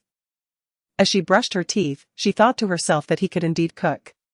Shuri often referred to her as sister at home, rarely mentioning the children of this good sister, so her impression of Su Guizhou was even less than that of the family's pet dog. However, just by observing his long, pale hands, one could glean much information. Clearly, he was the cherished only son, seldom engaged in household chores, otherwise he would not possess such exquisite hands. She recalled the image of him washing dishes yesterday, his movements deft and meticulous, as if he had repeated the task countless times. Splashing cold water on her face, her mind cleared after a few moments, and as she dried her face, she returned to the living room to find a bowl of shrimp and egg noodles added to the table, garnished with chopped green onions that resembled sparse shrubs on a desolate mountain. The busy figure had just removed the apron and, with a few swift strides, sat down at the table. Noticing her standing still, he beckoned, what are you dawdling for? Come eat. She moved closer, placing her hands on the warm mug, feeling the heat seep into her palms, and gazed at the steaming noodles before her, pausing to say, so you really can cook. You didn't believe me? Su Guizhou widened his eyes, feigning hurt. I thought you were an early riser out of habit, but instead, you got up to cook. Now I believe it, she replied, taking a sip of milk, the faint sweetness lingering in her mouth. Do you have 3 points of faith in me? He teased, lifting a pair of chopsticks filled with meat. 8 points, Shi Wantong hesitated, glancing at the plate of buns. Did you make these? He nodded nonchalantly, yes. This half is filled with meat, and that half with vegetables, try them and see if they suit your taste. I had planned to roll out more noodles. But I forgot to buy more ingredients when I went out, and there was not enough time to go back. Making do, then, she repeated to herself, asking. Aren't you tired? Young people need less sleep, a short nap is rejuvenating, Suguejo replied, leisurely twirling his noodles and choosing to end the conversation. They both shared the habit of eating in silence, and Sherwanton closed her mouth, thinking that the ones who need less sleep are usually the elderly. She took a meat bun, first sipping the broth before eating the noodles alongside it. Once she finished the bun, she grasped her chopsticks, contemplating for a moment before speaking. It's very delicious, thank you. Sherwanton had likely inherited Shirye's indifference toward culinary desires, having little need for food, which led her to make do throughout her life. However, today, she found herself unexpectedly stirred by a hint of appetite. The person opposite her lifted his face and smiled. That's good, if you like it, eat more. The steam blurred his features. Sherwanton quietly picked up her noodles. At 6:30, after finishing breakfast, the two individuals engaged in their respective tasks, one washing the dishes while the other tidied up the table. Suguejo affixed a note on the table, informing Shirye that breakfast was stored in the refrigerator. Sherwanton emerged, having dried her hands, and together they rode their bicycles to school. The speed of the electric bicycle inevitably surpassed that of a traditional one. Sherwanton led the way, her figure never departing from his line of sight. The morning sun cloaked the girl in a delicate veil of golden light, dazzling enough to blur her form.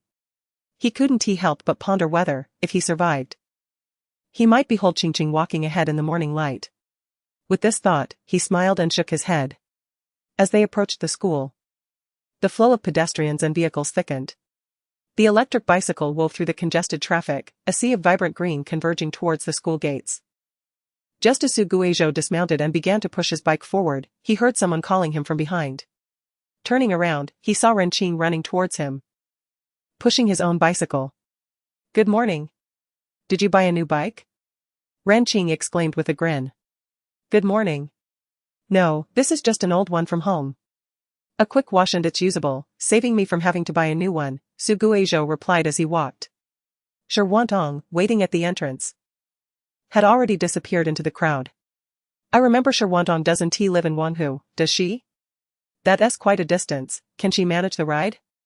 Suguejo responded. I'm not that frail. Renqing, radiating sunshine, flashed a wide smile, revealing his bright white teeth. If you hadn't looked so lifeless yesterday, I might have believed you. Suguejo pushed his bicycle in indignation, feeling the urgent need to assert his presence. The two bantered as they made their way to the bike rack, attracting numerous curious glances from passers-by, which Suguejo accepted with indifference. As he locked his bicycle, a thought struck him, and he inquired, Do we have a class group chat? Yes, don't you know?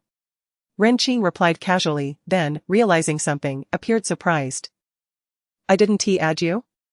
Suguejo asked, Is it on QQ or WeChat? QQ, Renqing said. They fell into silence for a moment before Suguejo broke it. Let us add each other during lunch. Alright, Renqing paused before continuing, you shouldn't pay too much attention to those people. Yesterday, Ding Yuan kneeling before you was quite shocking, but it will pass in a few days. Does he have such influence? Suguejo inquired. Yes. Although I think some rumors are exaggerated, he often fights, skips classes, and defies teachers, and he has indeed sent someone to the hospital before. The photos circulated wildly in the group chat, so I advise you to keep your distance from him. Suguejo remained noncommittal.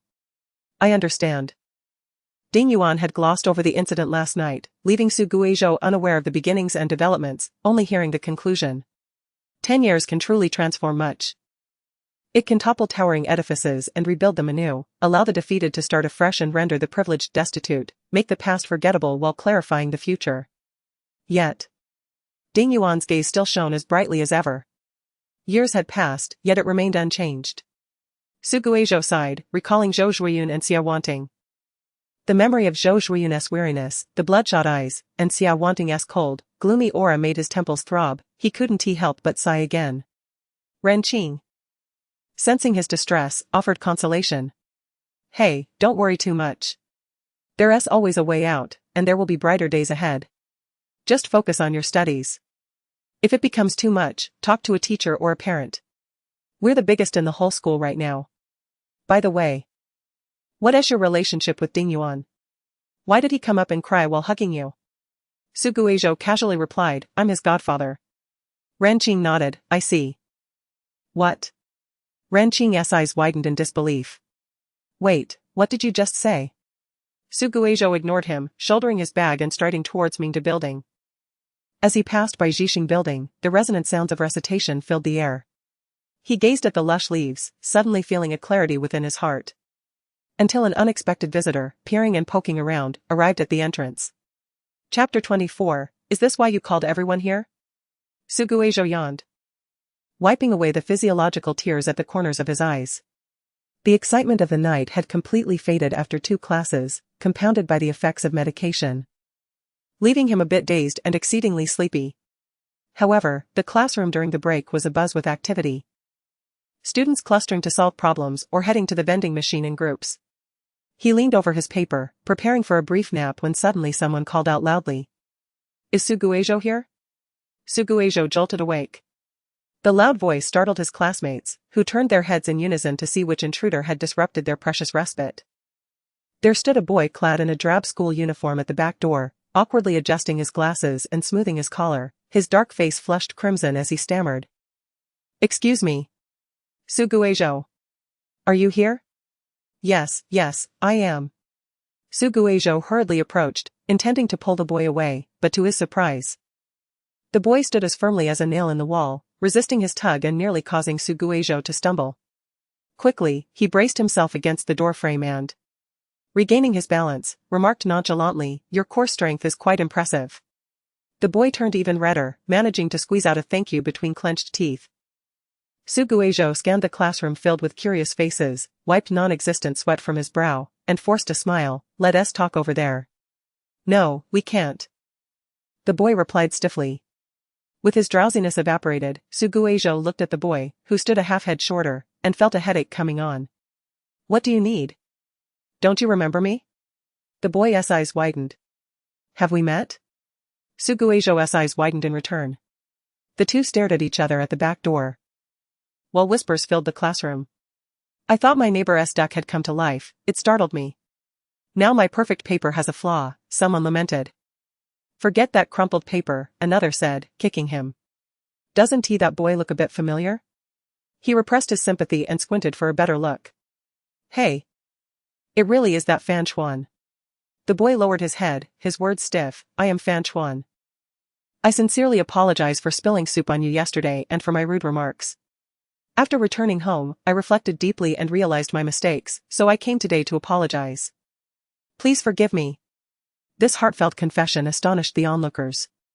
I thought this was a scene from a novel, but it's a delinquent apologizing? Boring, let us disperse. Hey. Lao He, how did you solve this problem? I matched 5 or 6 and got 2 or 3 answers. But I don't know who's right and who's wrong.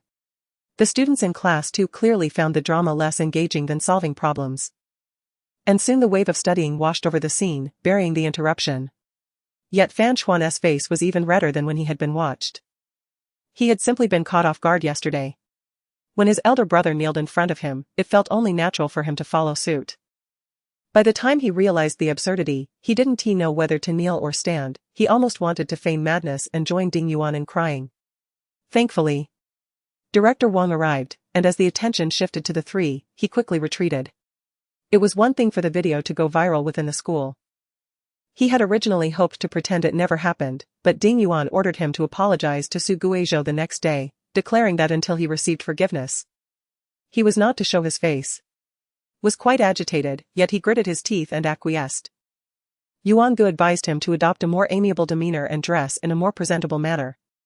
Consequently, he selected a relatively clean school uniform, ironed it neatly, and retrieved a pair of glasses devoid of lenses from his locker. Upon gazing into the mirror, he deemed himself somewhat respectable. Rehearsed his lines throughout the night, bracing himself for the inevitable ridicule from a crowd. However, to his astonishment, no one seemed to care. This group of bookish scholars, utterly engrossed in their studies, fixated on his shoelaces, a wave of shame surging within him.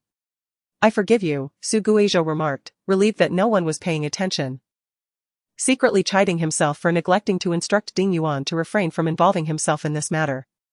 He smiled and added, "It was an accident, I understand. Just be more careful in the future." Unexpectedly, lifted his head, defiance etched across his face. "You forgive me so easily?" Suguejo responded. "How would you like me to proceed? Should I impose upon you a series of trials akin to the legendary Jiuzhanbatsi?" After a moment of contemplation, replied. "That seems rather bothersome. So, what do you wish for me to do?" Slowly, retrieved a wooden carving from his pocket. "This is my apology. It's quite beautiful." "Thank you," Suguejo said with a smile as he accepted it. "Where do you find this beautiful?" inquired. "The ship is exquisitely carved. Observe the sail. It conveys a sense of motion, evoking imagery of the mighty winds at sea. Look at the little figures atop it, their physiques, expressions, and actions vary. Evidently a testament to the sculptor's diligence." "Stop, stop, stop," interjected impatiently, his face flushed with embarrassment. "You talk too much." Suguejo dismissed the topic.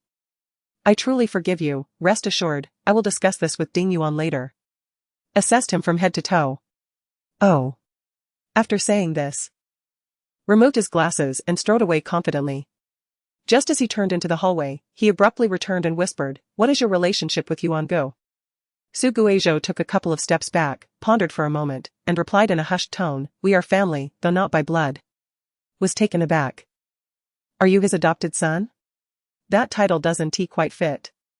Suguejo chuckled at S' bewildered expression. "Why not inquire with Yuan Go himself?" Finding no further clarity, wandered away, lost in thought, glancing back repeatedly. After resolving this matter, he turned to head back to class. Only to find someone leaning against the wall. "Su classmate," came the soft voice. Suguejo stiffened momentarily, offering a dry chuckle. "May I ask what the matter is? Is it a family tradition of the Xia family to walk in silence? Director Wang asked me to inform you to collect your textbooks." The sun shone down upon her, unabashedly illuminating her beautiful features, while the chill that enveloped her seemed to dissipate, revealing a vibrant vitality. Xia Wanting slightly curved her pale lips, her dark, profound eyes locking onto him.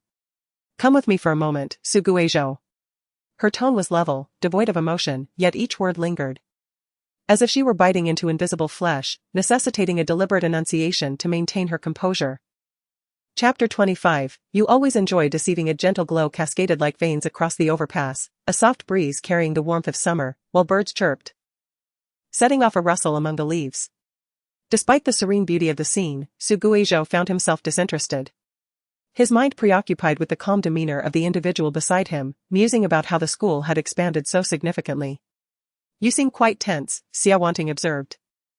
"You are mistaken," Suguejo replied with a forced laugh, wiping the sweat from his brow. "Is that so?" she remarked nonchalantly. "Last night, you met Mr. Ding and Miss Zhou." Suguejo halted in his tracks. Unfazed, she continued walking, then turned to look at him, smiling. "What's wrong? What do you want to say?" Suguejo sighed softly. The inevitable had indeed arrived.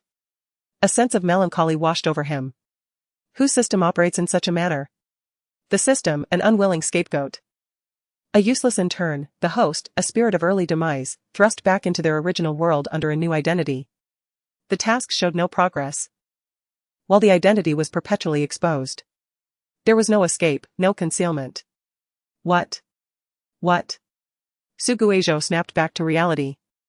"I didn't catch that, could you repeat it?" Xia Wanting silently leaned closer, gently caressing his cheek, her skin, warmed by the sun yet still retaining a hint of coolness, resting against her palm. She sensed his body tighten momentarily before relaxing, his amber eyes calm and softly gazing at her, as if granting permission for her audacious actions. She slowly slipped her hand beneath the tightly wrapped neckline, her fingers angling outward, revealing the concealed birthmark. The slight pulsation of the carotid artery beneath her fingertips was as deafening as a heartbeat. "Why? I was the first to meet you, why tell them first?" She lamented softly, her voice tinged with a hint of sorrow. Suguejo lowered his gaze to her. The moment her hand reached out, he should have distanced himself. Yet he felt as if he were nailed to the spot, instinctively leaning in closer. "Because I was concerned for you," he replied, gazing into her familiar features, feeling the warmth of her neck that sent shivers down his spine. He smiled, encircling her wrist gently, slowly detaching her hand from his body. After all, I left you with a rather poor impression. It wouldn't have been prudent to tell you hastily. When we first met, your emotions were quite tumultuous, weren't they? Is that so? Xia Wanting observed his hand encircling her wrist, cold enough to send shivers down her spine, utterly unlike a typical person. She grasped his hand in return, smiling lightly in the face of his astonishment. Brother, your hand is so cold. Her tone carried a hint of playful affection, leaving Su Guizhou momentarily stunned, as if he were searching for the visage of the child he had known years ago. He paused, gently withdrawing his hand, feigning nonchalance. Perhaps I've caught a cold, leading to a drop in body temperature. You always enjoy deceiving, Xia Wanting laughed. How can you say always? When have I ever deceived you? He moved forward, turning into a side door, with her trailing closely beside him. The building, perpetually shrouded in shadow, was cooler than the outside, with a refreshing breeze wending through the corridor, their footsteps echoing in a melodic rhythm. Xia Wanting's voice resonated like an echo in the valley, tranquil and elongated, each reverberation diluting her emotions, rendering her original thoughts undetectable. When we were 3, you deceived me into thinking bitter melon juice was green apple juice. Su Guizhou gazed skyward. At 4, you pointed to a black garlic bulb, claiming it was a rare mutant garlic that could transform one into a Barbie princess. Su Guizhou looked down. At 4.5, you warned me that the haystack downstairs would consume people, forbidding me from looking. Wait, Su Guizhou interjected, indignantly. That was because you had a habit of leaning on the windowsill, and one time you nearly fell. I was quick enough to pull you back, otherwise. Would you still be standing here? They say saving a life is worth more than building a 7-story pagoda. I saved you, so why do you reproach me? I wronged you, brother, Xia Wanting smiled, her eyes glistening with a chill that revealed a different kind of sorrow under the cold light. Please don't be angry with me, alright? As she spoke, she gently grasped his pinky finger, her thumb sliding up along his finger, finally resting at the base, caressing it lightly, sending a series of tingling sensations coursing through him. In public, such displays of affection were hardly appropriate. Su Guizhou withdrew his hand without hesitation, stuffing it into his pocket. Then it's acceptable in private? She queried, naturally slipping her hand into his pocket, clasping his slightly chilly hand. There's no one around now, it counts as private. Su Guizhou was taken aback. What has time done to Xia's beloved little cotton-padded jacket? How is this once lovely girl transformed in such a manner? Perhaps you ought to learn from your sister about what it means to be reserved. The corridor lay desolate, stretching endlessly with no one in sight. Su Guizhou halted his steps, his expression devoid of emotion as he withdrew his hand, not even in private. Brother. Xia Wanting gazed at him. What is it? He replied curtly. You were smiling. Su Guizhou immediately frowned, attempting to mask his reaction by touching the corner of his mouth. The light is too dim, perhaps you misinterpreted. The illumination was bright, casting pale blue shadows on the floors and ceilings.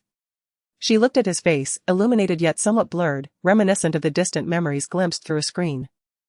The overly bright lights obscured the features of those on stage, as if a hazy filter had been applied, rendering everything ephemeral, like a mirage.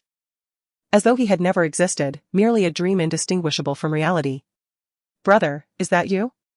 Xia Wanting wished to reach for him but recalled his earlier actions, retracting her hand and lifting her face to gaze at him longingly. Su Guizhou, vulnerable to such looks, averted his eyes to the wall behind her and stated. Was it not evident from our earlier encounter? Brother has not changed. I often dream of you, it is only natural that I may not recognize you, is it not? Su Guizhou's eyelids flickered as he shifted his gaze to her face. The cold white light accentuated her pale lips, her anger concealed beneath a colorless visage that bore a humorless smile, akin to shards of shattered glass scattered on the ground or an exquisitely crafted porcelain artifact. He stepped back, hands in his pockets. In the absence of others, it is permissible. Xia Wanting glanced around. There is no one here. Does that not count as being alone? This is a school, who knows if someone might suddenly appear? Su Guizhou shook his head. And what does Rule 57 state? It prohibits excessive interactions between the sexes. Brother makes a valid point. Xia Wanting advanced, though she pondered who was cohabiting with a female classmate. What cohabitation? That was merely lodging. A temporary stay. A pure interaction between the sexes. Xia Wanting, do not tarnish my reputation with your words. Su Guizhou hurried to catch up, lowering his voice. She sighed with worry. I was merely jesting, yet you hastily defended yourself. I wonder who was so affectionate just now, calling out to Dingting. Watch fewer Qiangyao dramas. They are quite entertaining. Brother should consider watching them when he has the time. Would you like me to recommend a few? Xia Wanting's eyes sparkled. No, I must focus on my studies. Su Guizhou averted his gaze and pressed the elevator button. Fortunately, the elevator was unoccupied and opened its arms to welcome them within moments. Is brother truly so concerned about his grades? Xia Wanting took a step back into the elevator, pressing the floor button as she spoke. Su Guizhou replied casually, what are you talking about? I am a potential candidate for a prestigious university. She laughed lightly and shifted the topic. Why did brother not seek out sister and but instead reside in her home? Well, I have my own plans. He replied mysteriously, such matters are best left to adults, you understand, Ting Ting? Xia Wanting beamed at his words, understood, brother. Su Guizhou nodded in satisfaction, wiping the sweat from his brow. By the way, brother, Xia Wanting suddenly called out, tilting her head. What is it? Has anyone ever mentioned that your veins are quite beautiful? She asked, her tone akin to discussing the beauty of flowers blooming by the roadside. Su Guizhou forced a smile. Your immediate priority should be to watch fewer gory and violent films. Brother, you are so dull. Being somewhat dull as one matures is not necessarily a bad thing, is it? Chapter 26, The Early Demise of the White Moonlight. As Su Guizhou entered the classroom, a stack of books in hand, he unexpectedly collided with Ren Qing, who was rushing back from the restroom. Hey, Su Guizhou. Ren Qing wiped his damp hands on his clothes, accepting a portion of the books from Su Guizhou. I was wondering where you went. His words halted abruptly as he noticed the person behind Su Guizhou suddenly straighten her smile, her dark eyes scanning him emotionlessly before she walked directly into the classroom. Her long hair swayed behind her, reminiscent of ripples in a pond. Where did you go? The person beside him remained oblivious to his astonishment, smiling as she inquired. You went out to apologize and then disappeared, so you were fetching books? Why didn't you call me to join? Ren Qing, still in shock, asked. What is your relationship with her? We are classmates, Su Guizhou feigned ignorance. Classmates? Nonsense.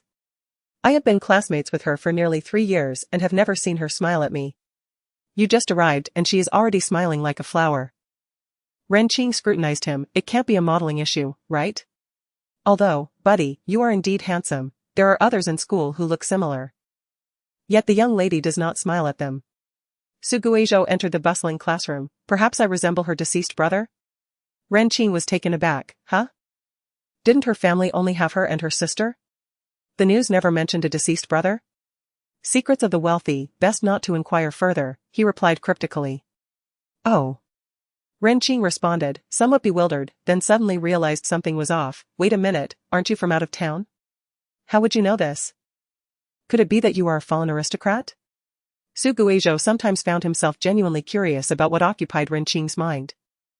He replied in a measured tone, within books lie golden houses, and in the mind, boundless imaginations. Ren Qing took a moment to process. Are you teasing me? No. I speak only the truth. Just as he placed the books on the desk, Ren Qing promptly piled his own atop them and sat down. Your face is quite common. You resemble both the deceased godfather of Ding Yuan and the late brother of the young lady. It seems that Nuwa crafted your face as a white moonlight destined for early demise. You should take care. What do you mean by that, Master Ren? Su Guizhou chuckled. Ren Qing leaned in, speaking conspiratorially, because Dolly only lived for 6.5 years. Su Guizhou's eyes flickered. Did you eat a popsicle? Green tongue? You can smell that? Ren Qing covered his mouth and stepped back. You can't possibly smell what I ate last night, can you? Your tongue is green. Oh. Ren Qing turned back in disappointment. Su Guizhou organized the books and glanced at Pei Wang, who had donned headphones. After a moment's contemplation, he spoke up. Hey, Pei Wang. The male protagonist raised his eyelids. What? Are you going for hot pot at noon? No, Pei Wang scoffed coldly. What is there to eat? Used chopsticks are put back in. It's all saliva. How disgusting.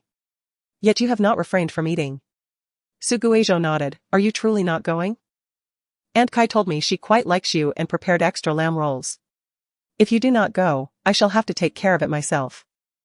He silently counted to 3. 1, 2, 3. Wait, Pei Wang removed his left headphone, leaning back in his chair, relaxed. Why should I give you what is mine? So you agree to go? Excellent, I shall inform Aunt Kai. Su Guizhou readied his phone as he spoke. Pei Wang? Was he being fooled? The hot pot crew for today was the same group as yesterday. Shen Qingyao, having heard some news from somewhere, suddenly pulled the expressionless Shi Wantong along. And they seamlessly entered the fray, a large group heading towards the Shaolu convenience store. Aunt Kai had long prepared the hot pot, waiting for their arrival. The Yinyang pot bubbled, the fully cooked meat slices and meatballs rolling on the surface of the broth. Shen Qingyao and Pei Wang clashed again. While Ren Qing seized the moment amidst their verbal sparring to stealthily grab a large handful of meat. Thus, the two temporarily paused their conflict, redirecting their focus towards Ren Qing. Shi Wantong appeared utterly exhausted, her eyelids battling against each other. Su Guizhou noticed that in the brief moment he had turned away. Her head nearly dropped into the condiment bowl. Aunt Kai inquired about the hour at which Shi Wantong had retired the previous night. Shi Wantong remained frozen in place for nearly 10 seconds before slowly responding, 3:30. Su Guizhou was taken aback. Pondering the extent of academic pressure at the second affiliated high school, wondering how she managed to rise so early. Aunt Kai was equally astonished, urging her not to neglect her well-being in pursuit of her studies. As they spoke, Shi Wantong shut her eyes again, leaning awkwardly against Su Guizhou's shoulder, mumbling that it was not solely for the sake of studying. Witnessing this scene, Shen Qingyao rushed over in a flurry, enveloping her in an embrace and starting to perform a melodramatic act. Pei Wang offered a sarcastic remark, while Ren Qing, with a piece of meat in hand, took on the role of a serious critic. Shi Wantong placed a piece of paper in her palm, covering Shen Qingyao's mouth, and expressionlessly stated that she was not dead yet. Su Guizhou could not help but chuckle. He reminisced about the nonsensical chatter and bright laughter of his former classmates during school activities, suddenly realizing what he had missed out on in the past. This line of thought led him to ponder a question: if Xiaobosai had not been injured, would he have also experienced such a noisy chapter in his life? He abruptly laughed, dispelling the thoughts that lingered in his mind. As he absent-mindedly scooped a spoonful of shrimp paste into his bowl, he heard a soft call, Su Guizhou. What is it? He turned his head. The others at the table had resumed their earlier chaos, while Shi Wantong, sitting upright, leaned closer to him. Her eyes clouded with fatigue. Her voice cut through the simmering broth and clamor, You look quite sad. Su Guizhou paused, smiling, Oil splashed into my eyes. She asked. Is that so? Indeed, he replied. Shi Wantong gazed into his clear amber eyes, nonchalantly leaning back, and remarked, It seems your cold hasn't fully recovered. What is that saying? Those who rarely catch a cold find it difficult to recover when they do, he asserted, nodding as he spoke. Furthermore, I've only been sick for less than 5 days. I'm already much better, which indicates my health is quite robust. Shi Wantong replied, healthy. Su Guizhou questioned, Are you trying to humor a child? After a moment's contemplation, she responded, I use this tone when amusing dogs. Su Guizhou retorted, Henceforth, I forbid you from telling cold jokes. I am not telling a joke, she replied, her calm gaze appearing somewhat pitiful against her dark circles. Then pretend you are telling a cold joke. Are you entertaining a child? Shi Wantong inquired. No. I typically use this tone to amuse birds. Shi Wantong regarded him curiously. What's wrong? Su Guizhou quickly averted his gaze. Did I smile again? No. You have condiments all over your mouth. Why didn't you mention it earlier? Su Guizhou hastily pulled out 2 napkins to wipe his mouth. I didn't notice. Shi Wantong yawned, taking a few bites of the somewhat cold meatballs. Observing this, Su Guizhou chose to remain silent, focusing on devouring the shrimp paste. He only took a moment to wipe his mouth and offer a few indifferent remarks when Ren Qing called for his opinion. Since Aunt Kai had begun cooking earlier today, they had ample time to meander back to the classroom after finishing their meal, one of them holding a popsicle as they strolled along the wooded path, resembling a cluster of robust young branches. Upon returning to his seat, Su Guizhou discovered a bottle of fresh milk and a bag of colorful handmade candies on his desk. Lifting his gaze, he spotted the slender figure of Xia Wanting. It felt as though he had returned to that cold, dreary house, where a young Xia Wanting would sit by the bed, holding his hand and softly singing the folk songs he had taught her, saying, "Brother, brother, rest well and get better soon."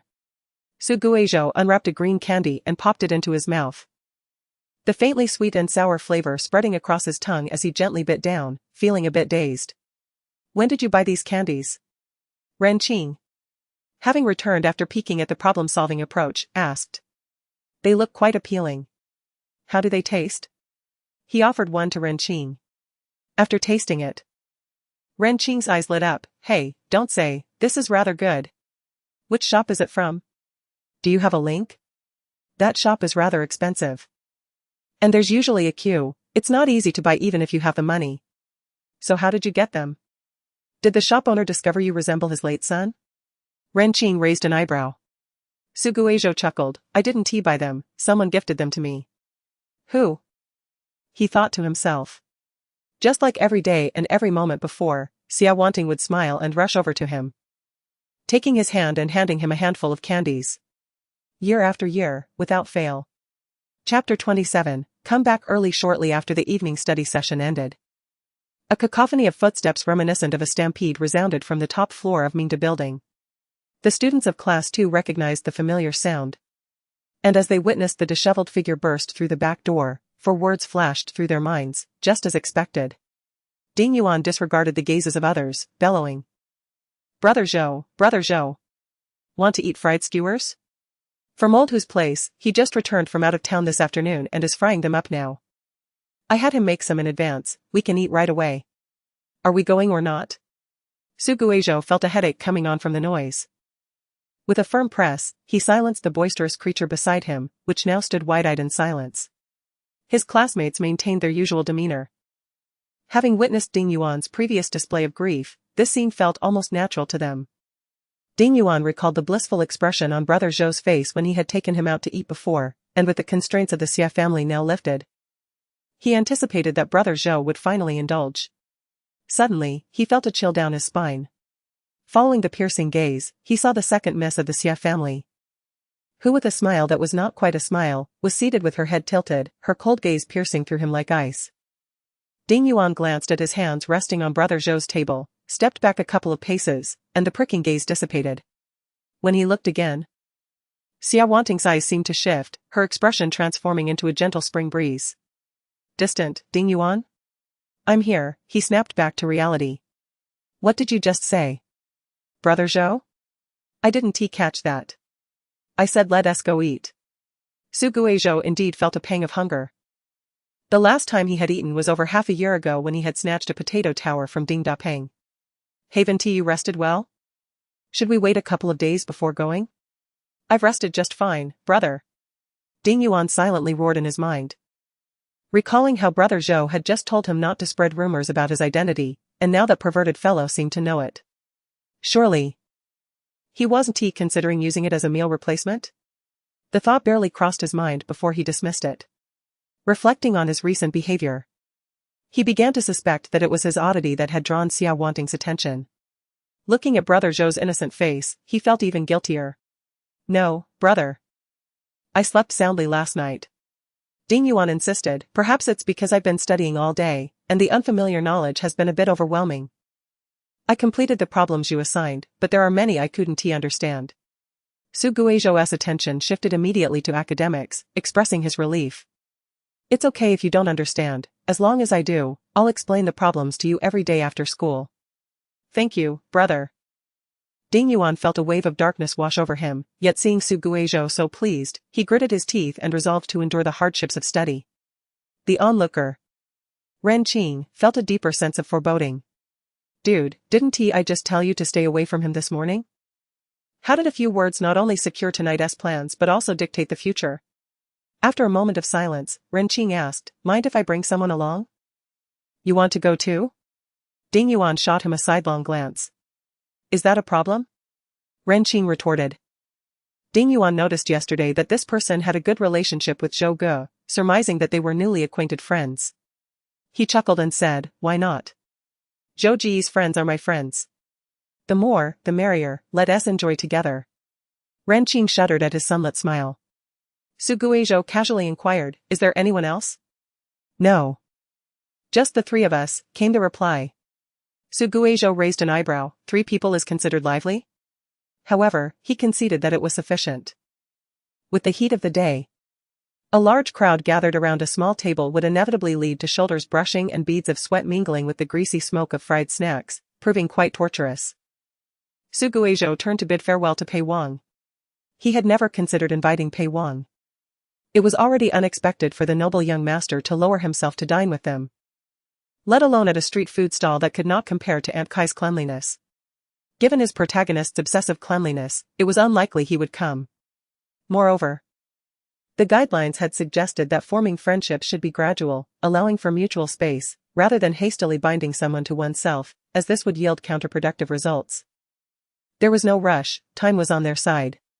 Just as he was about to leave with the two, a sudden, sharp sound pierced the air behind him. Turning around, he saw Pei Wang striding over with a dark expression, coldly commanding, step aside. Ding Yuan retorted angrily, hey, what's with your attitude? Pei Wang didn't even glance at him. Su Guizhou rubbed his ear, which had been injured by the noise, covered Ding Yuan's mouth, and pulled him aside.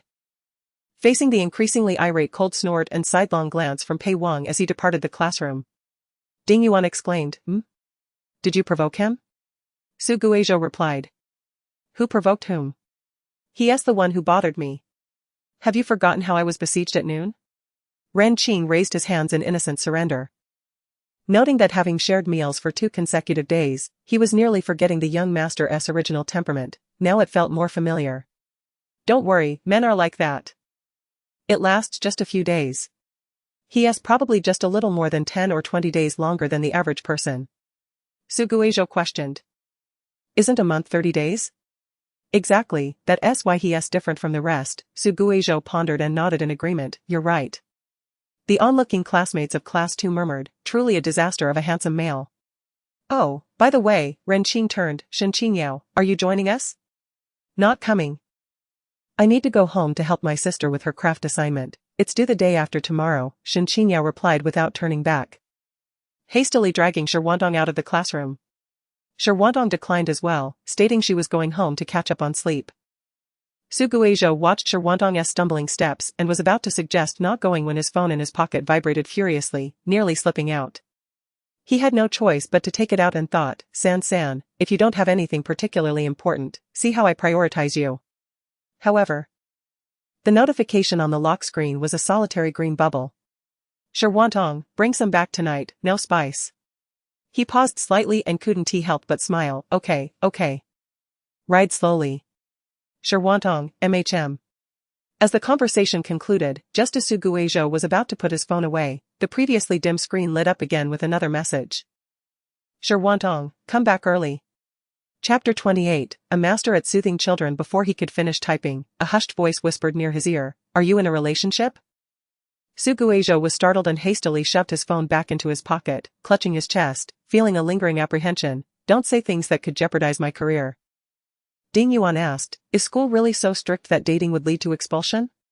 The school certainly wouldn't expel him, but the system could force him to restart.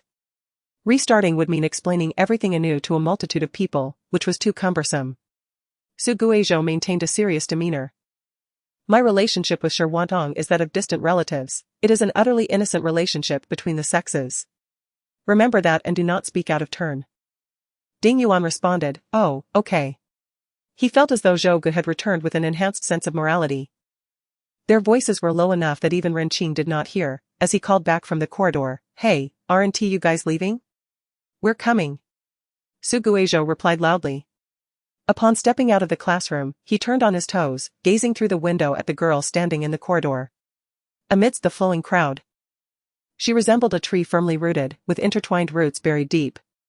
The corners of her lips turned up slightly, softening her features, while the light cast a pale glow on her face, reminiscent of a wandering soul lost and forlorn. Su Guizhou waved gently, mouthing, see you tomorrow. Xia Wanting's dark eyes shimmered with a hint of brightness, akin to a lost traveler catching sight of a guiding beacon. She raised her hand and waved softly, goodbye. All of this transpired in the instant Su Guizhou turned away. When he paused, Ding Yuan beside him asked, why are you spinning around? Are you going to play basketball? Su Guizhou glanced at him, my foot's numb. Arriving at the parking lot, he coincidentally encountered Shi Wantong and Shen Qingyao, who had left earlier. The latter was anxiously urging the former to take a taxi, while Shi Wantong, expressionless, repeatedly pressed the key, insisting she did not need one, but after several attempts, the key still wouldn't work. You all go ahead, I'll be there in half an hour, Su Guizhou hurriedly said as he ran over. Ding Yuan called out. Hey, brother, but Ren Qing quickly lifted Ding Yuan's shirt to cover his mouth. Ding Yuan protested? Ding Yuan's struggles were so vigorous that students cascading down the hallway turned their attention, either covertly or openly scrutinizing the abdominal area of the school's dominant figure. Whispering among themselves, I thought he had abs, but he's just a skinny dog. Ding Yuan retorted, he does. There's a whole block. His face flushed crimson as he fought harder until Ren Qing, in pain, released him. He then coldly remarked, are you sick? If you want to fight, just say so. I smiled at you, and you really took me for a rabbit? Ren Qing rubbed his wrist, inwardly lamenting the arrival of another oddball. Can't people be civil and insult each other without resorting to ancestral references and bodily parts? Ren Qing said, no. I'm just worried you might disturb my unparalleled love, forbidden affection, Ding Yuan questioned, huh? What on earth was this fellow talking about? Was his brain functioning properly? Despite Ding Yuan's usual fearlessness, he held a certain respect for the mentally unstable. After all, such individuals lacked reason and logic when provoked. Ding Yuan politely asked. Have you ever had your brain checked at a hospital? Ren Qing replied, huh? The two exchanged silent glances, both concluding that the other was not quite right in the head. Not far away, Su Guizhou approached Shi Wantong and asked as he unlocked his bicycle. Shall I take you home? No need, I can go back myself, Shi Wantong rubbed her eyes. I'm afraid you'll stumble into some trouble. Encountering a headless female corpse on the way is quite frightening. I can go back. But you still haven't inserted the key, Su Guizhou pointed out. Shi Wantong skeptically poked the key again, and on the last attempt, it finally went in. She perked up, saying, it worked. Yes, it worked, you did great. Su Guizhou praised, declaring, as a reward for Shi Wantong's successful operation, I hereby appoint myself as your driver for the day. Please take a seat in the back. Who is the referee? Shi Wantong inquired. It's Su Guizhou, he replied. Shi Wantong gazed at him, her vision dimming, she could barely see. So she reached out and tapped his nose twice, attempting to brighten the screen. My phone is broken, she murmured, I need to get a new one. Could not help but chuckle, I am truly sorry, I have caused a ruckus. Shen Qingyao covered her face with one hand while using the other to restrain her friend's erratic movements. My dear, you are so exhausted that you are losing your senses. Stay still, wait until you awaken, and then we shall see what you will do. She turned to Su Guizhou and said, you all go ahead and eat. I will take a taxi to get her home first. Su Guizhou expressed a hint of concern, are you sure you can manage alone? Before he could finish his sentence, Shi Wantong interjected, I want to eat fried skewers. Shen Qingyao responded, Su Guizhou, we are all too tired, can we please just head home to sleep? After we wake up, Su Guizhou can bring the skewers back, and we can eat then, sound good? Shi Wantong shook her head, I want to eat now. Shen Qingyao retorted, I suspect you aren't merely tired, but rather intoxicated by too much ink. With an exasperated tone, she added, all right, my dear. I will take you to get fried skewers. I will order 50, if you cannot finish them, do not sleep. Su Guizhou inquired, what about your sister's homework? Shen Qingyao sighed, what can be done? I will just take it to school tomorrow and do it slowly. Get in my car. I will take you to eat fried skewers. No, Shi Wantong replied, sitting in the back seat and patting the front cushion. You take her. I will ride your bike back and then return her home later, Su Guizhou suggested. Shen Qingyao contemplated for a moment, all right. She positioned herself on the bike. But just as she was about to sit down, she felt a sudden jolt. Shocked, she turned to the disoriented Shi Wantong and asked, what are you doing? My driver is the referee, Shi Wantong said, not you. Shen Qingyao retorted, how can you not recognize people when you are so tired, yet still remember that line? She genuinely wished she could pry open Shi Wantong's mind to see if the cells responsible for memory were diligently working. How could she remember unimportant things yet forget what mattered? Fine, let your referee be the driver. Shen Qingyao returned to her own vehicle. The referee is on duty now. Understood, Suguejo replied helplessly. The parking lot was dimmer than the school building, with a warm, yellow light casting an indistinct glow, creating an ethereal ambience around the young woman who was struggling to keep her eyelids open. Her neck arched gracefully, resembling a crescent moon. Her tone remained formal. Yet upon closer inspection, one could discern the slurring of her words, the ending sounds blending clumsily with the initial sounds of the next word, akin to a ball of Play-Doh being squished together. Suguejo chuckled. "Can Sherwantong stand and walk a bit now?" "Why?" "Because the path ahead cannot accommodate passengers. Violating this rule would result in my detention," he articulated slowly. "You wouldn't want the referee to be taken away, leaving us without a driver, would you?" After a moment of contemplation, Sherwantong sluggishly rose. "All right. Can you walk on your own?" Suguejo inquired. She extended her hand. "I need something to hold on to." Meanwhile, Shen Qingyao had seamlessly blended into the crowd of onlookers, stroking her chin as she remarked, "Little Su is quite adept at soothing children." Ren Qing added, "This is a forbidden love." Shen Qingyao responded, "Where does the forbidden love come from?" Ren Qing, with a benevolent expression, replied, "Aren't they relatives?" Shen Qingyao shot him a glance. "No, they share no blood relation. Suguejo is the child of Ai's good friend." Ren Qing, taken aback, exclaimed, "Then who will fill the void of this forbidden love for me?" "Perhaps you should watch more live streams of marriage lawyers online, you are sure to find something appealing." Shen Qingyao reassured him. Listening intently, Ding Yuan couldn't help but smile, realizing that the deficiency lay not in the situation but rather in Ren Qing's misjudgment. However, his amusement was short-lived as he recalled Xia Wanting's ominous gaze, glancing back at Suguejo who was still tending to the child, and sighed softly. Perhaps he should take Suguejo for a fortune-telling session one day. There seemed to be an abundance of romantic entanglements in his fate. Chapter 29. A change of words. Suguejo had always found the drunkenness of individuals with poor alcohol tolerance to be utterly vexing.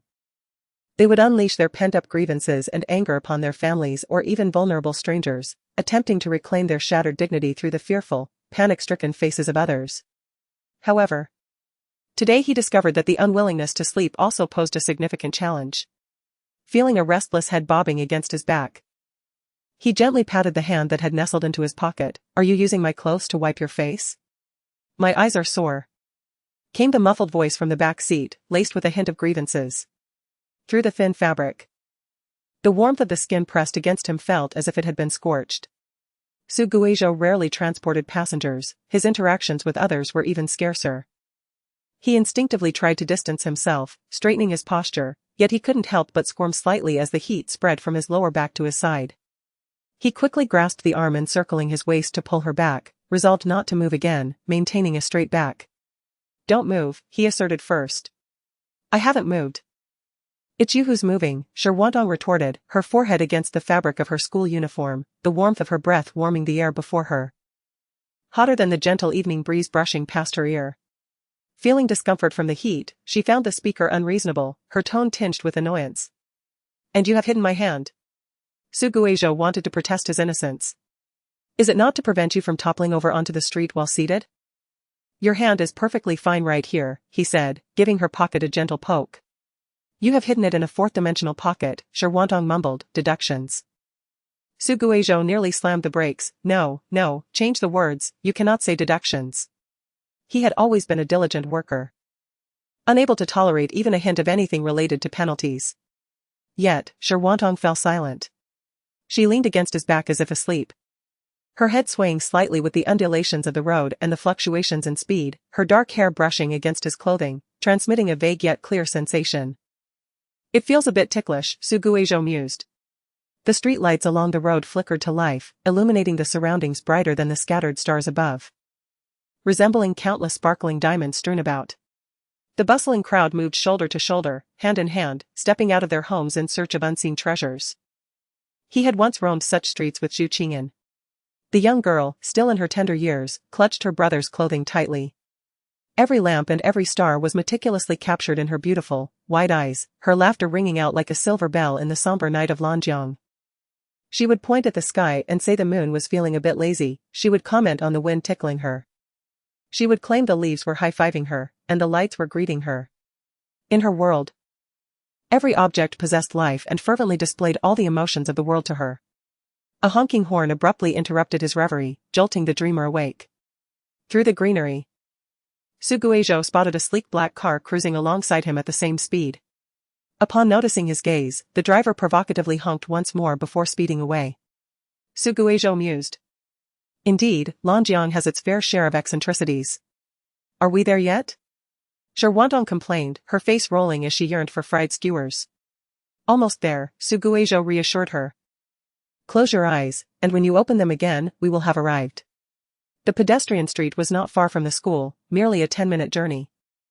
The intersection was bustling with pedestrians and electric vehicles, while stone barriers were obscured beneath hurried footsteps. Next to an old residential building lay a parking lot, filled with an array of vehicles. A few individuals scattered about, each seeking gaps to park their cars. Suguejo rode into the dark alley but did not rush to dismount. He patted the arm resting against his waist. Sherwantong, we have arrived, wake up. The person behind him turned her face sluggishly before finally moving away. He patted her again and said, retract your hands. After a few moments of reaction, the two hands that had been resting in his school uniform pocket lazily emerged, the thumbs gliding across the waist, stirring a series of tingles, lingeringly pressing twice. He turned his head to say something, only to see the girl standing obediently beside him, her eyes behind the lenses clouded, wearing an expression that seemed utterly lost to the world. Suguejo swallowed the words that were at the tip of his tongue, silently locking the bike before approaching her and asking, can you walk? Sherwantong nodded and staggered forward, nearly tripping over a protruding bicycle. She turned back to accuse. Someone ambushed me. Suguejo replied, you seem so sleepy that you can't distinguish between people and inanimate objects. Why are you so unwilling to go home and sleep? He chuckled, I've already chased him away. Sherwantong nodded, you lead the way. Why? He asked, removing his outer jacket. Because your voice is weak. And you are my driver. Understood, I assure you I will deliver the passenger to the destination unharmed. Suguejo tied a knot with his sleeve around her hand, then wrapped the school uniform around his waist, saying, follow me. Sherwantong looked at the dark green knot on her wrist, raised her hand but didn't pull it. Instead, she found herself being tugged forward a few steps. She nonchalantly let her hand drop. All right. Suguejo smiled as he turned towards the alley. Su family private car at your service, please fasten your seatbelt and stay close to the driver. Let us embark on this delightful journey together. Following behind him, Sherwantong felt the pull on her arm, slowly lifting her feet to keep pace with him as they entered the crowd. The young man had broad shoulders and a narrow waist, his height and long legs making the teal shirt appear crisp, his white arms swinging at his sides, gleaming. The pedestrian street was bustling with activity during the summer vacation, as people were pushed from left to right, neatly pressed clothes becoming crumpled. The crowd behind was mostly unharmed, save for a few who inadvertently soiled their shoes while trying to maneuver forward. Amidst the lively hustle and bustle, Sherwantong sensed a gaze lingering upon her. Following the source, she only saw a throng of people brushing past each other. Suguejo, oblivious to her pause, was moving forward at a pace significantly slower than usual when he suddenly felt a stronger tug at his waist, followed by a sharp pain from a collision with a solid object. He inhaled sharply and asked, are you all right? I'm fine, Sherwantong rubbed her head. He thought to himself, I have an issue, as he gasped again. How could this girl's head be so hard? While she leaned against him, a faint scent of bitter orange wafted into his nose, causing her to momentarily freeze. She then sensed two cold stares piercing into her. Startled, she looked around, exclaiming, I feel like someone is watching me. Really? Suguejo scanned the area for suspicious individuals, then grasped the sleeve of her school uniform and stepped back beside her, suggesting, let's walk together, just turn in here and we'll arrive. As he leaned closer, the intensity of the gazes upon them grew stronger, but Sherwantong nodded nonchalantly, okay. Chapter 30, Growing up slowly, the nightless city was filled with alluring aromas. Sherwantong was pulled aside by Shen Qingyao, who promptly shoved a skewer into her mouth, reciting, good baby, eat up, have more, this is all for you. I ordered everything you like. You must finish it before you can leave. Sherwantong replied. Suguejo gazed at the mountain of food on the table, genuinely inquiring, are we having a midnight meal? Isn't this obviously a late-night snack? Ren Qing exclaimed, holding 3 skewers in one hand and digging into lamb fried rice with the other, his mouth slick with grease. Suguejo remarked, Who eats such hearty food for a late-night snack? Ding Yuan, sit down, he said, as Ding Yuan, having burnt his tongue on the juice from the shellfish, asked. Where are you going? I'm off to get some spicy hot pot, he replied, departing the dining area. The shops were neatly arranged around them, each one boasting long queues. White steam billowed into the air, illuminated by bright lights cutting through the thick night. The nightless city had been renovated, its decor exquisitely refined. Yet it had lost the distinct character it once possessed, with every shop appearing identical, as if they had stepped into a mirrored world. Suguejo was filled with mixed emotions. He felt both gratified by the flourishing development of Longjing and a sense of helplessness and melancholy at the drastic changes in the world. Along with a myriad of other ineffable sentiments swirling in his heart. He stood there in a daze, unsure of where to go next. Suguejo was somewhat nostalgic. He believed that things should be used until they were worn out, and even when they broke, he was reluctant to discard them, often hiding them in corners to reminisce about the past. Hence, he was often ridiculed by the Xie family's servants, who said that despite being from a prominent family, he clung to a bunch of junk, unworthy of notice. He did not see these items as junk, they clearly contained the essence of his soul. That fleeting, fragile, decayed, and seemingly inconsequential aspect of his life. After a moment of absent-mindedness, Suguejo snapped back to reality, realizing he had unknowingly wandered to another dining area. He slapped his face to invigorate his thoughts and turned to retrace his steps when he suddenly spotted a bustling shop diagonally ahead. Xiaohuchuan. Inside, a couple was busily frying food and scooping vegetables from the broth, their faces flushed from the heat, yet they maintained cheerful smiles, their voices resonating above the crowd. The vendors who once operated stalls had now opened a shop in Longjing. He approached with a smile. As the saying goes, to gain something, one must lose something. And the ancients did not deceive me.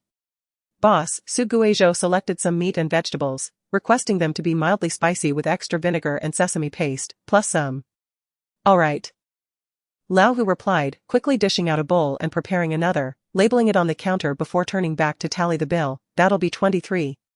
He paid. Just as Suguejo's words left his mouth, the payment notification chimed. Great, received it. Young student, you may take a stroll, there are 5 people ahead. So it will take around 10 minutes. Lao Hu smiled, looking up, and upon seeing the figure beside Suguejo, his expression momentarily froze. Hey, what's wrong? Suguejo asked, unfazed.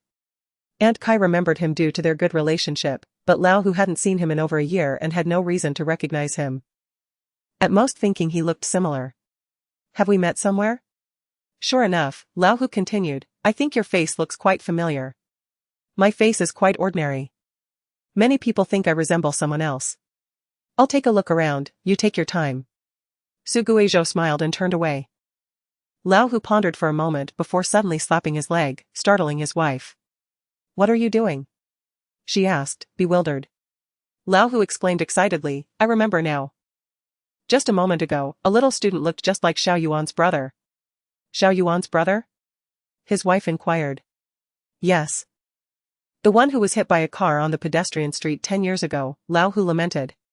That child had exceptional grades, had it not been for that accident. He would have had a bright future. He could remember only because of Ding Yuan, who always ordered 2 servings when he visited. Fried skewers were 2 servings. And so was the spicy hot pot, each time varying the choices but never changing the flavor, mildly spicy with extra vinegar and sesame paste, along with. Lao Hu did not concern himself with others' affairs nor would he intentionally inquire, but whenever he saw Ding Yuan arrive with a bandaged face, he couldn't help but wonder how the boy had ended up like this. He knew that Ding Yuan was often in trouble, enjoying fights. Yet he remembered what Ding Yuan had looked like as a child, his face radiant with joy, always trailing behind a tall student, sometimes calling him brother. Sometimes calling him godfather, like a paper airplane soaring across the wild, unaware of the vastness of the sky, filled only with innocent enthusiasm. Until one day. After Ding Yuan finished packing up his spicy hot pot and left, Lao Hu felt a pressing need to relieve himself. He entrusted the shop to his wife and hurriedly made his way to the pedestrian street. Unfortunately, there were no restrooms in the bustling city. The nearest public toilet was nestled deep within the alley of the street. Halfway there, he spotted someone sitting by the roadside. Under the dim glow of the streetlight. He focused his gaze and realized it was Ding Yuan. Ding Yuan cradled a bowl in his hands, with an unopened package of spicy hot pot at his feet. His shoulders trembled, tears streaming down into the soup. Lao Hu was taken aback by this sight. It was a bit awkward, yet he had no choice but to continue. As Ding Yuan was seated directly in the path to the restroom. To avoid detection, he pressed himself against the storefront and tiptoed past. As he neared Ding Yuan, he caught a glimpse of a white light in his peripheral vision. A phone was propped up on the bowl of hot pot, displaying a group photo. Lao Hu recognized the faces within and paused. The child in the foreground stood at the scene of that tragic accident from years ago. It dawned on him. Ding Yuan's offering was not intended for consumption but rather as a tribute. After the caution tape was removed, people resumed their normal activities. The vivid red of the past faded with the relentless wind and rain. Every moment, lives were lost, and the memories and traces they left behind were gradually forgotten, erased. Until true obliteration arrived. Lao Hu had a faint recollection of the student who had met an untimely fate. It wasn't because the student was particularly wealthy or a petty thief, rather, he remembered the longing look the boy cast at the skewered delights each time he passed by. Standing nearby without making a purchase, merely observing. Once, Lao Hu couldn't help but ask if he wanted to try some. The boy shook his head and waved his hands in refusal, flustered as he hurried away. At that moment, Lao Hu understood that he was a child under strict parental control. He adjusted the oil temperature, lost in thought, may you grow up swiftly and pursue your desires without restraint. Yet, as he contemplated this, Lao Hu shook his head. Perhaps it would be better to take it slowly. After all, childhood lasts but a few years, while adulthood stretches over decades. Such a lengthy period may not offer the freedom one seeks. He mused that perhaps in the future, he would carry a refreshing spray, and upon encountering that child, he could offer him a skewer. Surely he wouldn't spit it out, would he? Once he finished eating, he could spritz him with it. The thought amused Lao Hu. Now, gazing at the pitch-black sky, he suddenly wished he had stopped that boy back then. Would he have left with regrets? Chapter 31, We Adore You. Su Guizhou often felt that the world harbored malice towards ghosts. If there were even a hint of love, they wouldn't dig up the dead from their graves to assign them work. Even in death, they were expected to labor, without compensation and forced back to school. A truly pitiful state of affairs. What are you mumbling about? Ding Yuan shifted in his seat. Don't just stand there, come sit. Do you think I don't want to sit? Su Guizhou glanced at the half-empty seat beside Ding Yuan and then at the gentle smile of the person nearby. Forcing a smile of his own. What a coincidence to meet you here. Indeed, Xia Wanting replied softly. I merely came for a late-night snack and didn't expect to run into you all. Her innate elegance made her appear like a young lady of privilege who had mistakenly wandered into a commoner's domain. Meant to savor delicacies in a lavish manner rather than suffocate in the greasy air. Su Guizhou thought to himself, spare me. Xia Wanting smiled and patted the seat next to her. Aren't you going to sit? All right, Su Guizhou replied, fearing she might say something shocking. And quickly took a seat, feeling utterly fatigued. Shen Qingyao, observing this, began typing furiously on her phone. Are those two involved? When did this happen? Ren Qing? I don't know. Shen Qingyao, aren't you at the same table as him? How can you not know anything? Are you just a decoration? Ren Qing, it must have been during the big break today. The young lady led him to get books. I remember he asked me yesterday who she was. Shen Qingyao, did he fall in love after just one encounter? Ren Qing, that can't be, right? Xia Wanting said she came for a late-night snack. What if it was just a coincidence? Shen Qingyao, does the young lady need to personally come by food? Use your brain. When have you ever seen Xia Wanting smile so broadly? Ren Qing, I refuse to accept this. I only accept forbidden love. Shen Qingyao? Shen Qingyao, I've told you. They have no blood relation. Ren Qing, don't interfere, I have my own rhythm. Shen Qingyao, I'm out of this, please return me to the normal human channel. Bye-bye. Shi Wantong, drowsy with a mouthful of meat, remained completely oblivious to the verbal sparring occurring beside her. Ding Yuan hesitated before leaning closer to Su Guizhou's ear. Brother. She seems to have discovered your identity. I know, Su Guizhou replied. Ding Yuan? His face was one of disbelief, as if to say. I spent the whole journey doubting myself, and yet you surrendered first? Just as Su Guizhou was about to speak, he felt something cold and eerie wrapping around his wrist, gently coiling like a serpent's tongue, subtly caressing his pulse. A shiver ran down his spine, and he absent-mindedly popped a piece of cauliflower into his mouth, mumbling. "What are you doing? What are you talking about? Can I join?"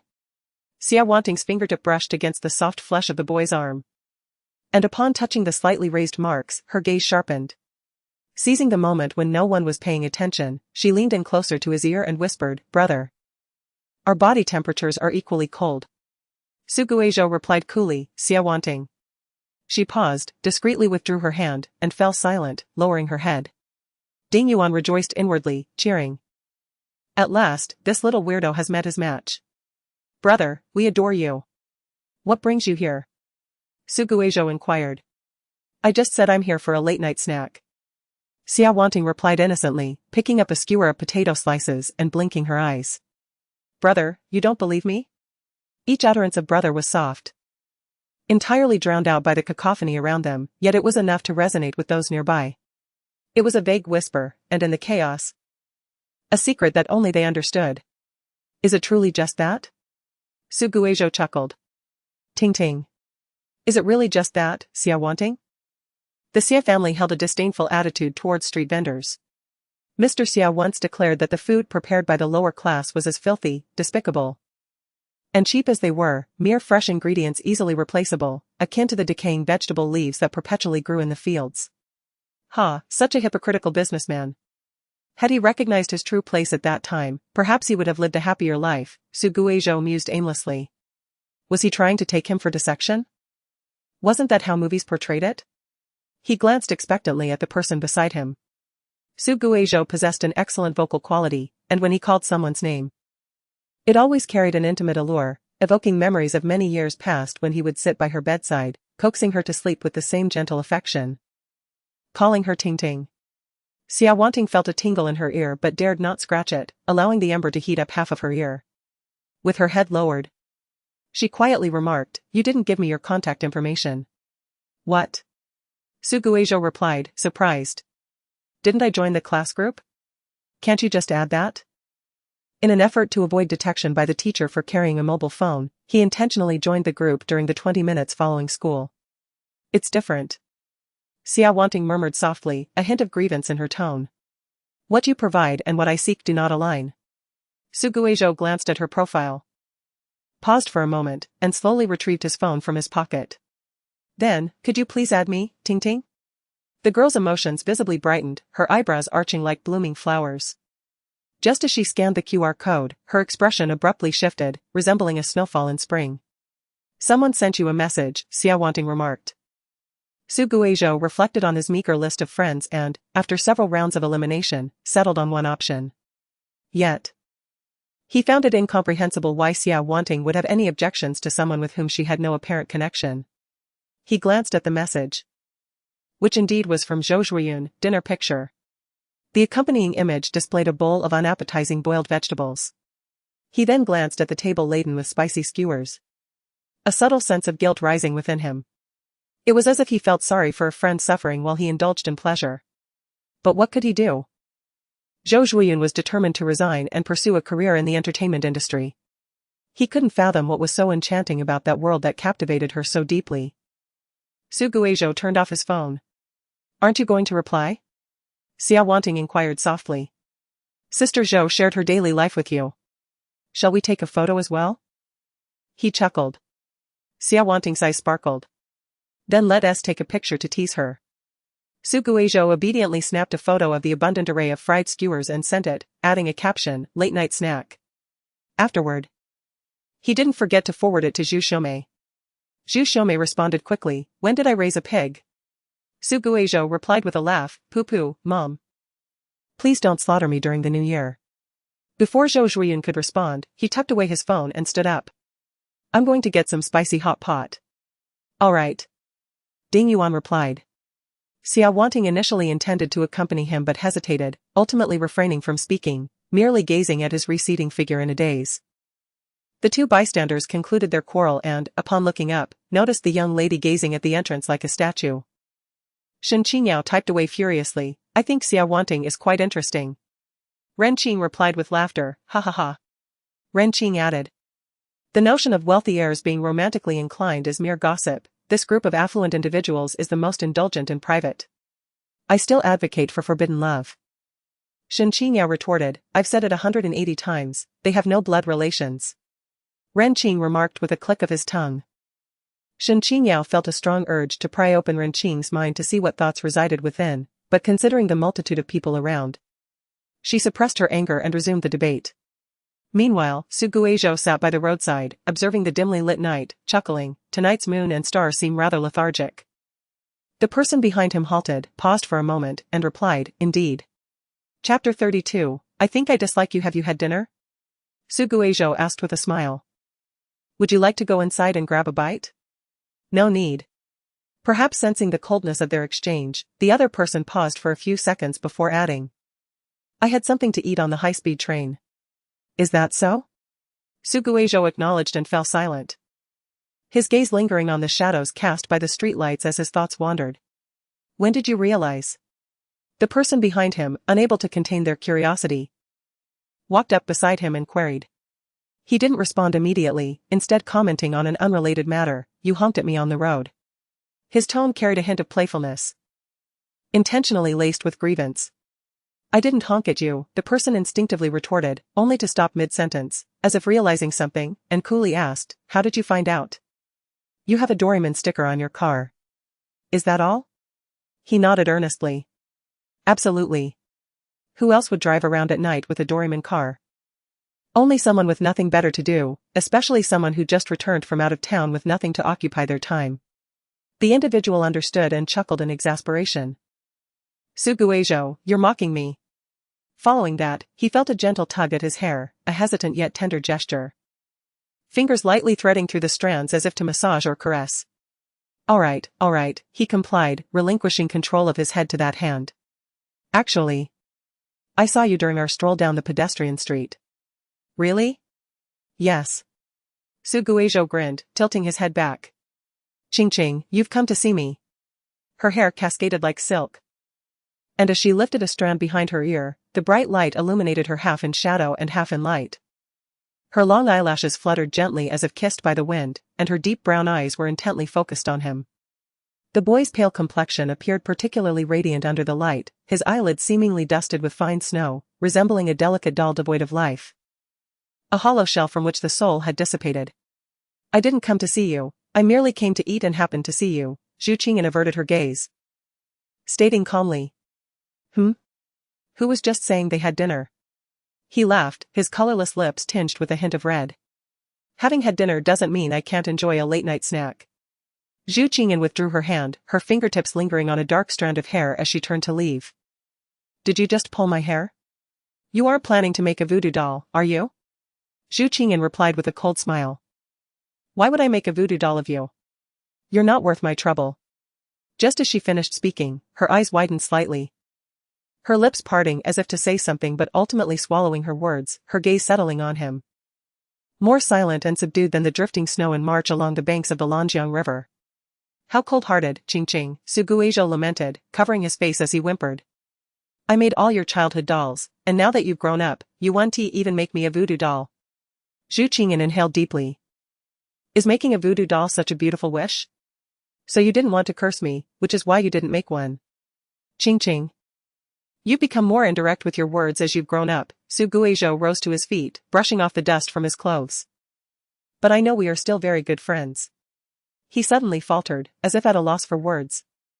Gazing at her for a long moment before finally uttering two words, friends? Zhu Qingyan laughed unexpectedly. Friends? She echoed, lowering her eyelids.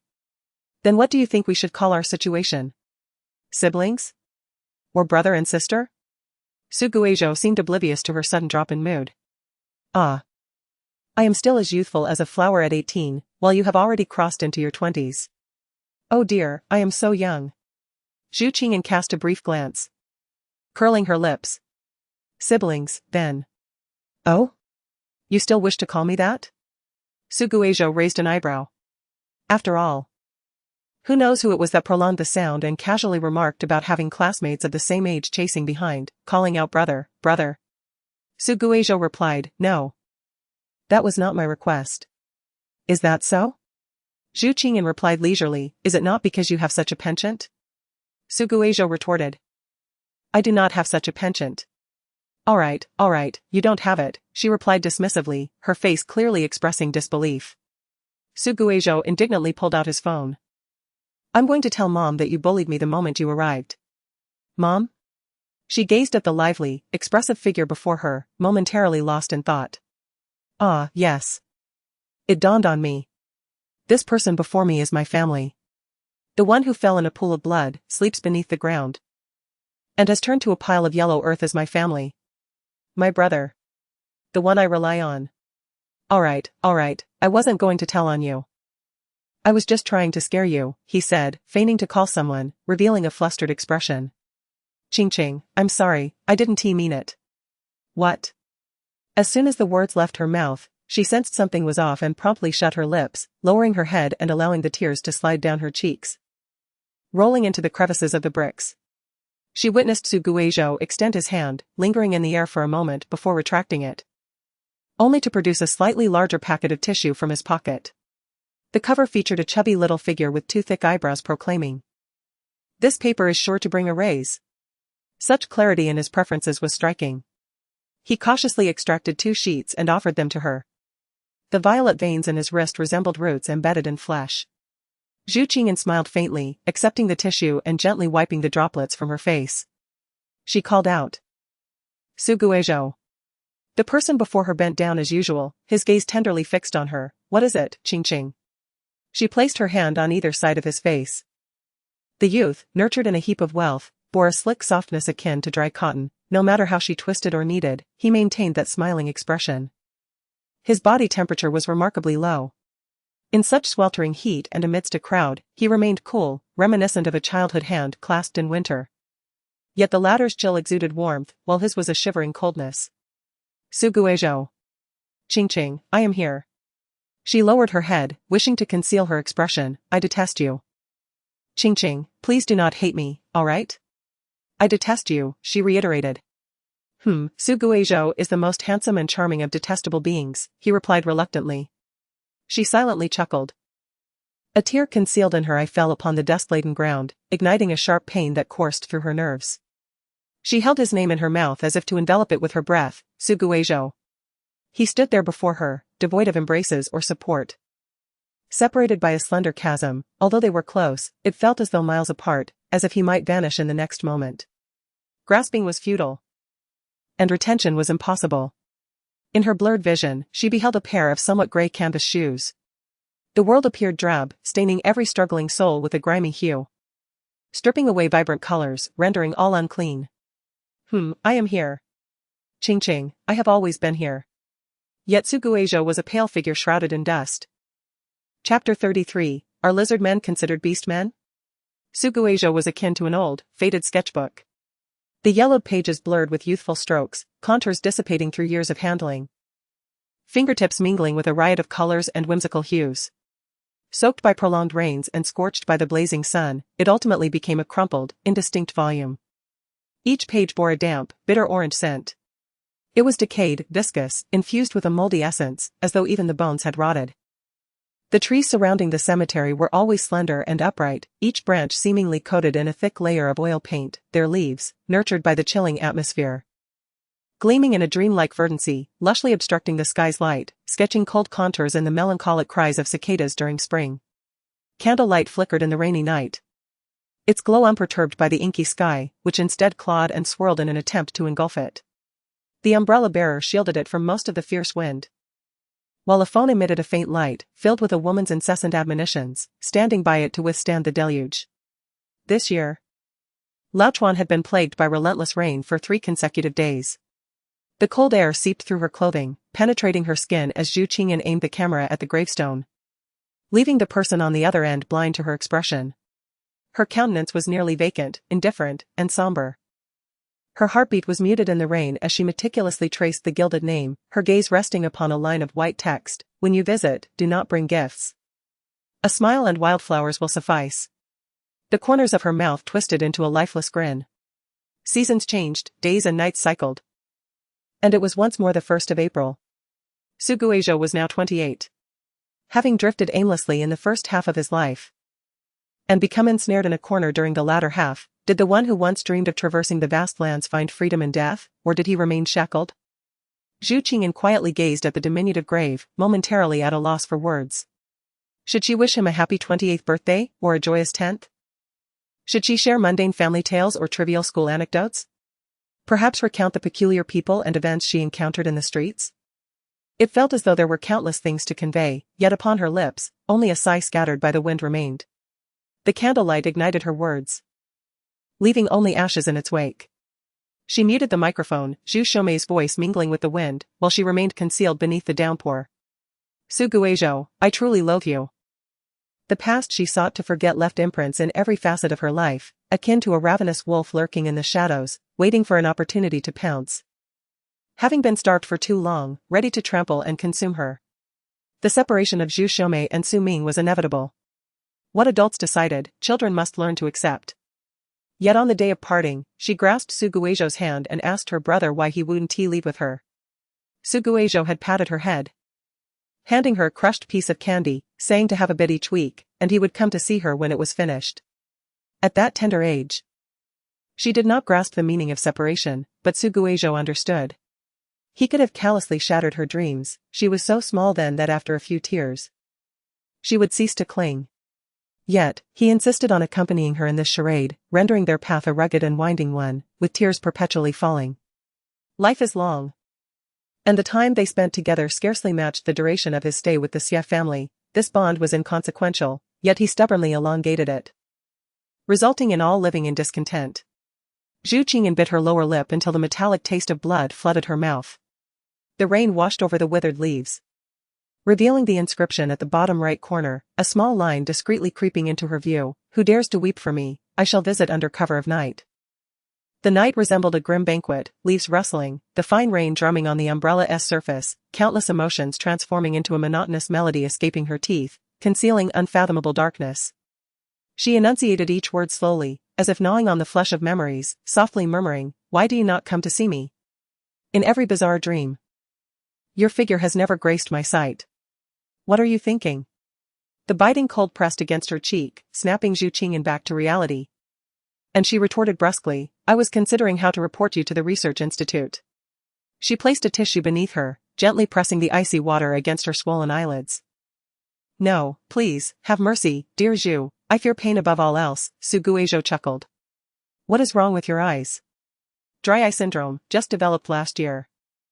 Zhu Qingyan felt the chill glide over the burning sensation. She was truly damaging her eyes, and she often seized upon this matter to chide him. "Who told you to rush and deliver her a reason?" Su Guizhou swiftly searched for symptoms and remedies. "You must get out and walk around more often. Do not spend all day at home staring at your phone or computer, and avoid staying up late, go to bed early." Zhu Qingyan felt as though she were observing a comic strip, the characters smoothly executing each action. The details were so meticulously illustrated that she could even discern the frequency of their eyelashes fluttering. As if a silent tempest swept in, passers-by and vehicles gradually faded away. Towering buildings and streets evaporated, and an endless expanse of white unfolded beneath her feet, blanketing the mountains and fields. "Su Guizhou!" Zhu Qingyan exclaimed in panic. In that desolate world, a figure turned toward her with a smile. "What's wrong?" In that fleeting moment, the void of existence rekindled life. Yet everything appeared blurred as if filtered, with only sound magnified, thudding against her eardrums. In the hazy expanse of the world, the figure before her remained distinctly clear. She instinctively tightened her grip, only to hear a sharp hiss. Zhu Qingyan regained her senses, realizing she had unknowingly clasped Su Guizhou's wrist, the ulna pressing against her palm as if conveying her owner's pain. "Are you all right, Qingqing?" he inquired, concealing his concern. "I'm fine," she replied, releasing his hand and stepping back a few paces. "Just now, you transformed into a rather repulsive lizard person." Su Guizhou quickly processed her words, a mixture of amusement and annoyance evident on his face. "You and your imagination." Since childhood, Zhu Qingyan had delighted in wandering through the world she crafted in her mind. Whenever her gaze drifted during a conversation, it signified that she was lost in a grand and splendid adventure of her own making. Depending on her affinity for the narrative, The speaker would assume roles ranging from protagonist to antagonist, side characters, and even inanimate objects like flowers, trees, and livestock. There was nothing she couldn't conjure up. Suguejo had previously portrayed valiant knights, tyrannical lords, and cunning shepherds, but this was the first time he played the role of a beastman. By the way, do you consider lizard people to be beastmen? I'm so concerned about you, yet you envision me in such a manner. It's quite disheartening. Suguejo crossed his arms, sighing. But isn't it just an attempt to save you? Should I thank the great creator then? She retorted. We're all family, no need for such formality. I'm just being humble, he replied. Oh, that certainly pales in comparison to living with a female classmate. I wouldn't dare room with a male classmate. Zhu Qingyan remarked nonchalantly. What do you mean by living together? That's merely staying over. It's pure platonic interaction. Suguejo exclaimed softly, adding, and with parental supervision. Nothing impure happens. This phrase felt oddly familiar. Hadn't he just said something similar that morning? I was merely jesting, no need to be so anxious, Zhu Qingyan chuckled. You're tarnishing my reputation for no reason, so of course, I must be concerned, Suguejo thought to himself, feeling as if she intended to turn him into a joke for the police. He pretended to clear his throat. In any case, take care of your eyes. You wouldn't want to go blind at such a young age, would you? But then again, that would allow me to freely add mustard to your meals. Zhu Qingyan responded, I'm not blind, my nose is still intact. Even if I can't see, I can still smell. Suguejo chuckled darkly. I'll wait until you catch a cold, surely your sense of smell won't be intact then. This person truly had the capacity for such mischievousness. You rooming with someone else, and you still think of me? Zhu Qingyan wondered. I've told you, it's not living together, it's just staying over. Suguejo weakly protested. What I mean is, Zhu Qingyan said, grasping her water bottle and squeezing the damp paper towel. Would you consider moving back home to live with us? The man in the dark blue shirt glanced over, droplets of water cascading down the bottle, splashing onto her face and shirt, the dark spots blooming like flowers upon her collar. A light smile, reminiscent of spring peaches, adorned her features, while her deep brown eyes sparkled with a newfound brilliance. Yet, her voice carried a slight rasp, akin to an unripe peach plucked by impatient travelers, the tartness lingering like the bitterness of a bitter orange. Suguejo stood frozen in place. Chapter 34, The Wise Monarch and the Childish Fool. Forget it, I was joking. Zhu Qingyan said, gazing down at the gravel beneath her feet, nudging it with her shoe. I certainly do not wish for an additional person to nag me. And mother will undoubtedly want me to tutor you. I refuse, as I need ample personal space and rest. Suguejo was momentarily taken aback, then laughed. Why are you so self-assured? Are you actually considering coming over? Zhu Qingyan shot him a sidelong glance. Not at the moment, I have some matters to attend to here. Suguejo replied. Oh, Zhu Qingyan acknowledged, knowing full well that if Suguejo could freely choose, he would have packed his bags and returned home the moment he contacted Uncle Ding, rather than continuing to stay at a stranger's house, quietly stepping on the pebbles. Zhu Qingyan thought to herself that this year, the Longjiang River was truly rebellious, the heat unbearable. She felt a surge of irritation. However, he shifted the conversation. I'm currently swamped with the demands of my final year. If someone could invite me to relax during my breaks, perhaps to cultivate my spirit, that would be ideal. Zhu Qingyan lifted her face. Are you starting to sleep at this hour? How hurtful, this is clearly a wish. Suguejo exclaimed, oh dear, is there a Doraemon Ching or Doraemon in around? Hello? Is the renowned parenting robot from the 21st century here? Can you hear me? Who are you calling a parenting robot? I misspoke, I meant the illustrious monarch robot. Like Emperor Qing or Emperor, and Suguejo readily amended. What an awful name, Zhu Qingyan shook her head. My apologies, you know I've never been gifted in naming. Suguejo replied with a chuckle. I'm quite busy, Zhu Qingyan stated. I understand, I understand. A wise monarch must be diligent in governance, forging a prosperous era, he nodded. Zhu Qingyan regarded him. The street light above cast a soft halo around him, shadows from his tousled hair obscuring much of his face, his amber eyes sparkling with mirth, nearly overwhelming her. It reminded her of many years ago when he sat in a chair, his thick black hair casting a veil over his brows, appearing gloomy and aloof. Yet the smile at the corners of his lips was gentle. She inhaled sharply, but the dog at home really needs companionship. Dog? Suguejo repeated. What? Have you already forgotten it? Zhu Qingyan replied coolly.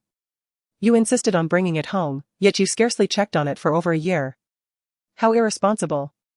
Thankfully, it still remembers you. I just didn't expect it to have grown so much. Do you have photos? Can you show me? Suguejo's entire demeanor brightened. His eyes gleaming with excitement, even more than when he first saw her. Let us keep a bit of anticipation, shall we? Zhu Qingyan said. Fine, fine. Suguejo reluctantly agreed, then added, I'm free this Saturday, I can come over then. By the way, where did you buy the house? Actually, when I have less homework, I could— Stop, Zhu Qingyan interrupted, signaling for silence. It's already 11 years old, it can't withstand the whims of youth. Suguejo widened his eyes, what whims? I will treat it with utmost gentleness. First of all, your words are hardly gentle, Zhu Qingyan replied. Suguejo fell silent. Secondly, she continued, is there anything we can help you with? Her brow bore a faint hint of fatigue, shadows under her eyes like delicate wisps. And her lips appeared somewhat pale, revealing that she hadn't rested well in some time. Recalling what Zhu Xiaomei had said, he couldn't help but sigh inwardly. Why the rush? He was here and wouldn't be going anywhere, if their roles were reversed, and Zhu Qingyan stood in his place. He would undoubtedly take the earliest flight to her side. Make sure to rest well, Suguejo urged. Taking care of your health is the greatest assistance you can offer me. Zhu Qingyan remained silent. Qingqing, you're too thin, he paused and jested. Though I've died once, I am now genuinely 2 years younger than you. Zhu Qingyan, if you go before me, I'll create a video introduction of your life. And then carve a QR code on your tombstone. If anyone comes to visit, I'll have them scan it. Zhu Qingyan? Zhu Qingyan. Have you ever considered how childish Suguejo can be? What is the matter? This is the privilege of the victor, is it not? He is unwilling to accept that. Who said anything about competing in this regard? I did. Zhu Qingyan, would you care to compete? Let us see who can live until their teeth have all fallen out.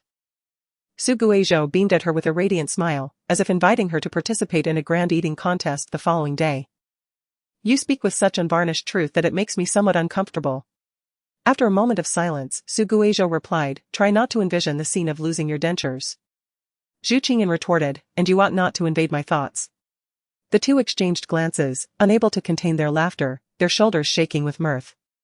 Let us wager then. Suguejo, she proposed, the one who does not reach 99 will be a turtle in their next life. I shall add a condition, Suguejo said quietly. If one dies young, the other cannot seek death. Zhu Qingyan gazed at him, inquisitively asking, what do you mean? I fear you may leave too soon. Leaving me to navigate life alone, he chuckled, implying that whoever breaks this rule will lead a life of poverty in their next incarnation. His words were delivered with an air of candor. The person before her seemed like a moment captured by a camera, exuding a fated vibrancy. Neither ghost nor demon. Neither human nor beast. Zhu Qingyan suddenly inquired, are you planning to engage in illegal activities that disrupt social order? Why would you think that? Suguejo's eyes widened. It is merely something students do, entirely lawful. Something students do? What exactly is that? Zhu Qingyan mentally enumerated a long list, resembling a menu. Yet she could not discern which activity he meant. Chapter 35, Why do you resemble a male model? Like rice paper splashed with ink. The inky darkness reflects the vibrant nightlife, neon lights merging into a horizon, the boundaries between heaven and earth sharply defined. Suguejo yawned, it is getting late. You ought to return and rest. Zhu Qingyan replied, oh really? I do not feel particularly tired. Do not flaunt your status as a university student before a high school senior who has been writing exams all day. Suguejo immediately adopted a stern expression. As if ignited by a spark. I envy that you can attend school every day. Zhu Qingyan feigned a glance at her phone. I, as a university student, am not the same. I have to wait another 32 days before I can return to school. Thinking of it makes me feel a bit lonely.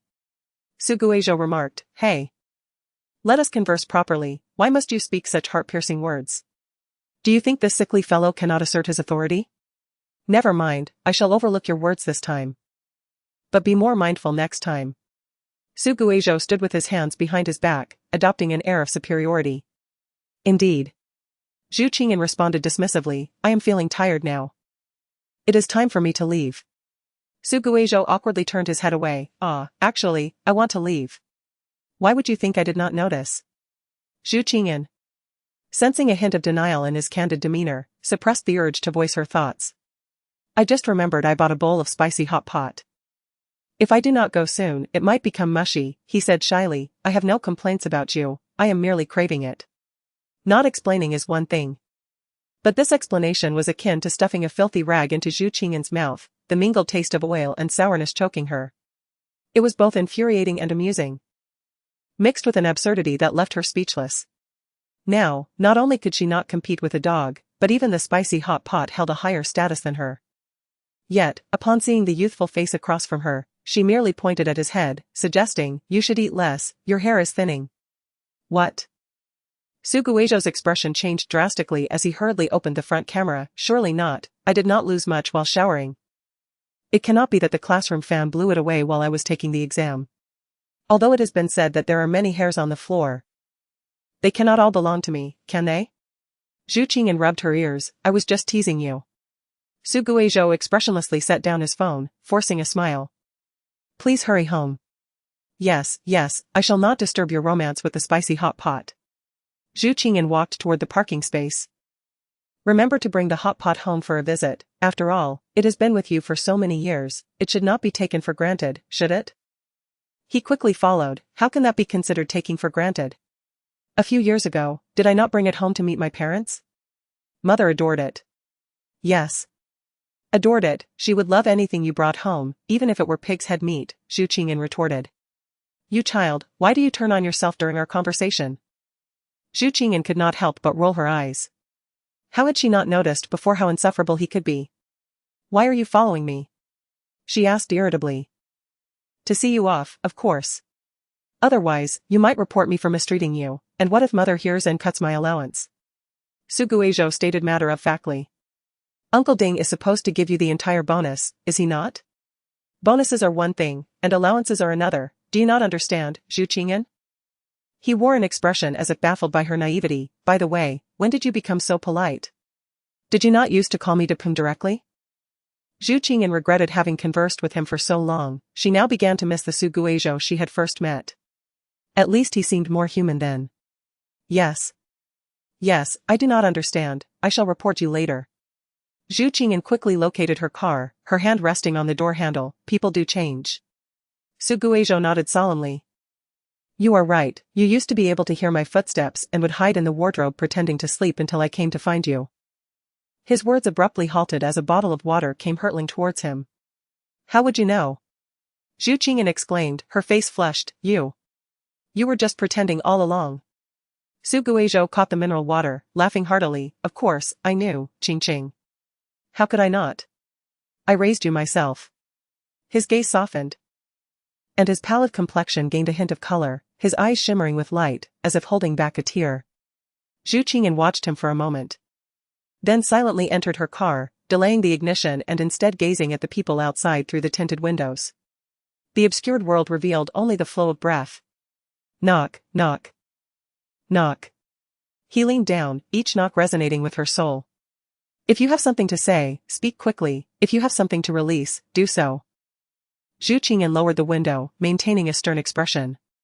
Travel safely and have a smooth journey. He smiled, leaning on the window frame, with an undeniable presence that surged forth alongside the light. And when will you agree to my application, Qing? Shadows fell gently on her lap, and Zhu Qingyan's eyelashes fluttered as she subtly shifted her hand to the edge, lightly rubbing her fingertips. It depends on your performance, she replied coolly. Please give me a hint, he said with a smile. Answering requires a question paper. How can I respond without a topic? Is that not so, Examiner Qing? When seeking a favor, one must flatter, and now you begin to call me Qing. Zhu Qingyan reclined her seat, comfortably lying back, lazily stating.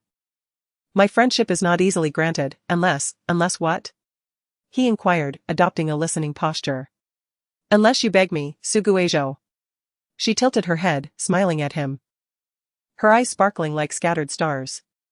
Her tone was soft and gentle, deliberately elongated, with a hint of sweetness, akin to the whispers and coquetry exchanged between lovers.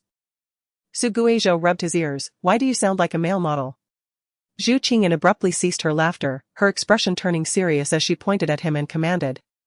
Now, at once, leave my car. Just kidding, just kidding. Don't be like that, Qingqing, you're the best. He grinned widely, revealing his gleaming white teeth. Noticing her silence, Su Guizhou cleared his throat and implored, I beg you, dear Zhu, please accept my friend request. Day and night. I long for the mere sight of your name on my list. Should I go a day without seeing it, my peace would be shattered. And I would be lost in despair. I beseech the heavens to grant me the favor of adding someone as ethereal and enchanting as you. All right, I agree. Just stop talking. Zhu Qingyan hastily covered his mouth, gritting her teeth as she added, refrain from that repulsive eunuch voice. Su Guizhou retorted. I've said it 180 times, this is not an eunuch voice. He stepped back in frustration. A cool, slightly dry softness drifted away from his palm. And Zhu Qingyan instinctively reached out to grasp it, only to retract her hand with an air of nonchalance, her ears subtly tinged with crimson, though no one noticed. Suppressing the anxiety within her heart, Zhu Qingyan casually inquired, what will you do if I refuse? Of course, I would whisper in the Empress Dowager's ear. Su Guizhou replied with a smirk, his eyes sparkling with shrewdness. If the Empress Dowager intervenes, how could you dare to resist? I knew you wouldn't speak anything of substance. Zhu Qingyan replied. I shall take my leave, hurry back to your beloved spicy hot pot. She paused mid-motion while rolling down the window, seemingly lost in thought. What's the matter? Su Guizhou asked. She hesitated before decisively asking, have you met Miss Lu? Lu Tsangyue? Su Guizhou queried, not yet. What about her? Zhu Qingyan pondered for a moment before responding, I'm not entirely certain about the details, but you might consider visiting her if you have the time. Never mind. Forget I mentioned it. Su Guizhou was perplexed. Zhu Qingyan, do you realize, he said earnestly, that those who leave their statements unfinished are most prone to misfortune? Let misfortune befall me, after all, it's your own mess to deal with, Zhu Qingyan dismissed, I'm off to sleep, I'm utterly exhausted. Don't block my way. Who was it that claimed not to be tired just recently? Su Guizhou stood on the sidewalk, watching the black car adorned with Doraemon stickers slowly back out. The engine stalling once. During that half-minute pause, he thought he heard the driver muttering curses. When Doraemon finally emerged, Zhu Qingyan inexplicably chose to brush against his side, enveloping him in exhaust fumes. Why do those who drive cars always engage in such reprehensible behavior? Su Guizhou fumed, flipping the car off with one hand while using the other to inform the Empress Dowager. However, his thoughts took a turn. Why was everyone urging him to visit Lu Tsangyue? Had she been pressured into marriage to the point of madness?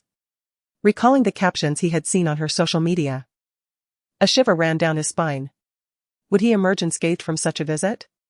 Chapter 36, The early bird catches the worm. The flashing green light swiftly turned yellow. And the vehicles, aware of their impending fate, pressed the brakes, forming an interminable queue. Zhu Qingyan found herself among them. Yet, unlike others who idly chatted, listened to music, or replied to messages, she stared blankly into the rearview mirror, as if entranced. The cars behind her resembled a celestial dragon, timeless and boundless, with only the radiant lights of skyscrapers tirelessly accompanying it year after year. The figures who once stood by the roadside to bid her farewell had long faded into mere specks of dust, vanished from sight. Zhu Qingyan pondered. She always gazed at Su Guizhou in this manner.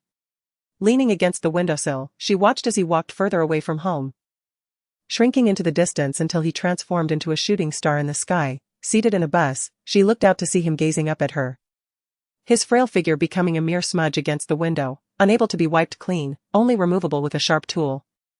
She felt her body stiffen as memories drifted like smoke into the distance. Back then, she and Zhu Xiaomei resided in an old neighborhood. It consisted of merely 2 buildings, nestled against a street lined with shops, with a road nearby.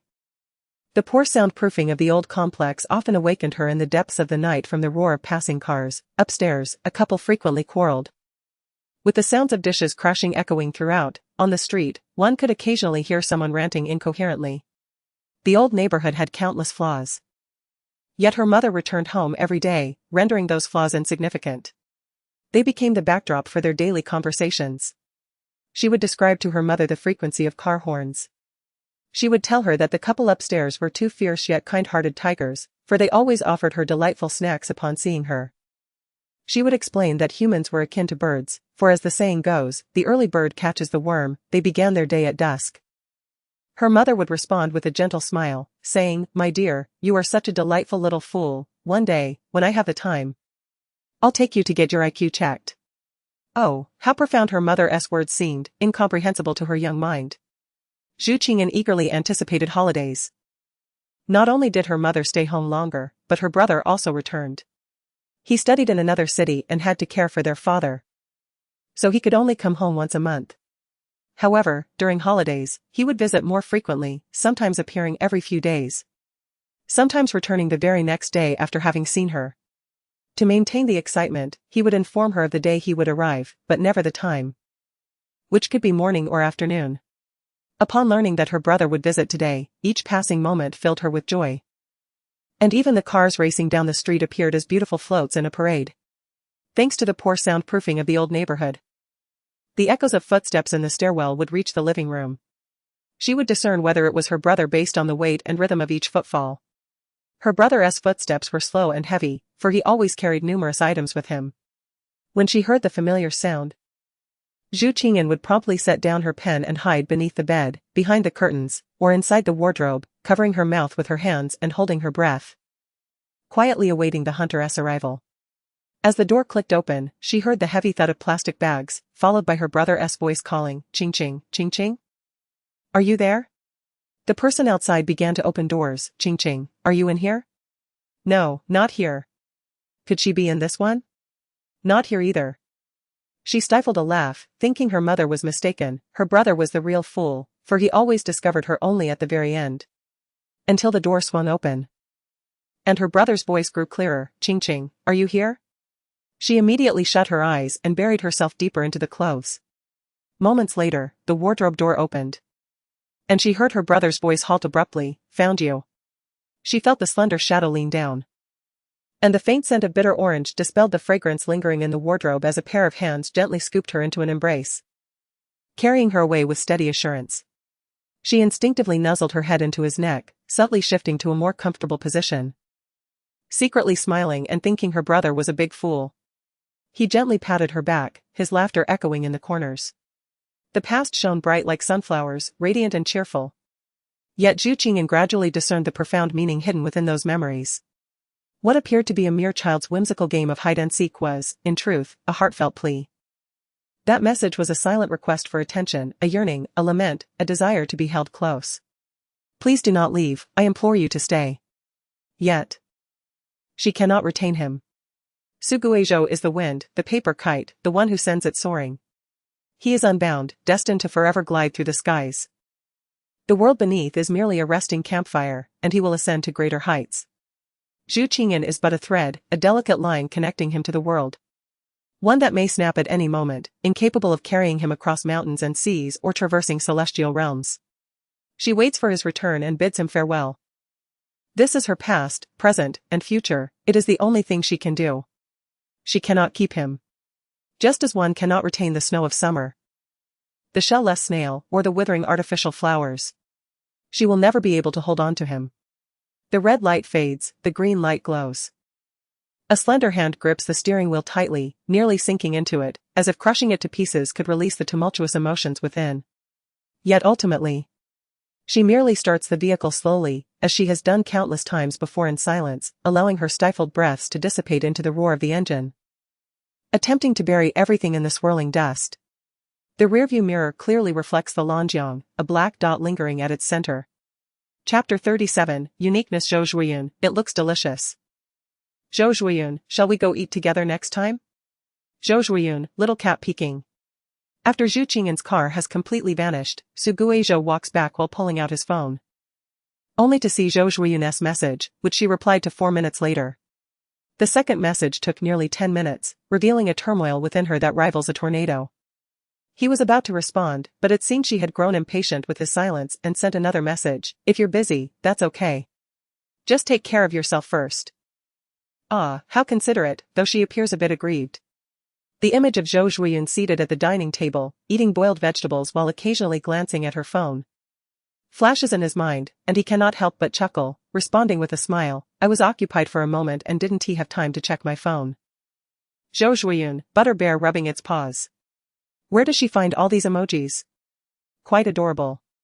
Su Guizhou saves the message casually and continues, sure. But aren't you a big star who needs to watch your weight? Zhou Zhuiyun, eating once a month is still acceptable. Zhou Zhuiyun, just some vegetables, without any seasoning. Su Guizhou? Su Guizhou, is this barbecue? Isn't this just boiled vegetables in a different guise? Zhou Zhuiyun, not boiled vegetables, they aren't boiled. Is that the main point? Su Guizhou, don't waste your taste buds, they have rights too. Zhou Zhuiyun. He chuckles silently, lowering his head to type. Just as he steps into the vibrant city, he is startled by a blob of slime at his feet. What? The slime lifts its head. Its fox-like eyes glistening with tears, resembling a 1,000-year-old spirit, heartbroken by a scholar's betrayal, lurking in a corner in sorrow. Good heavens, what are you doing here? Su Guizhou steadies his racing heart, squatting down to inquire.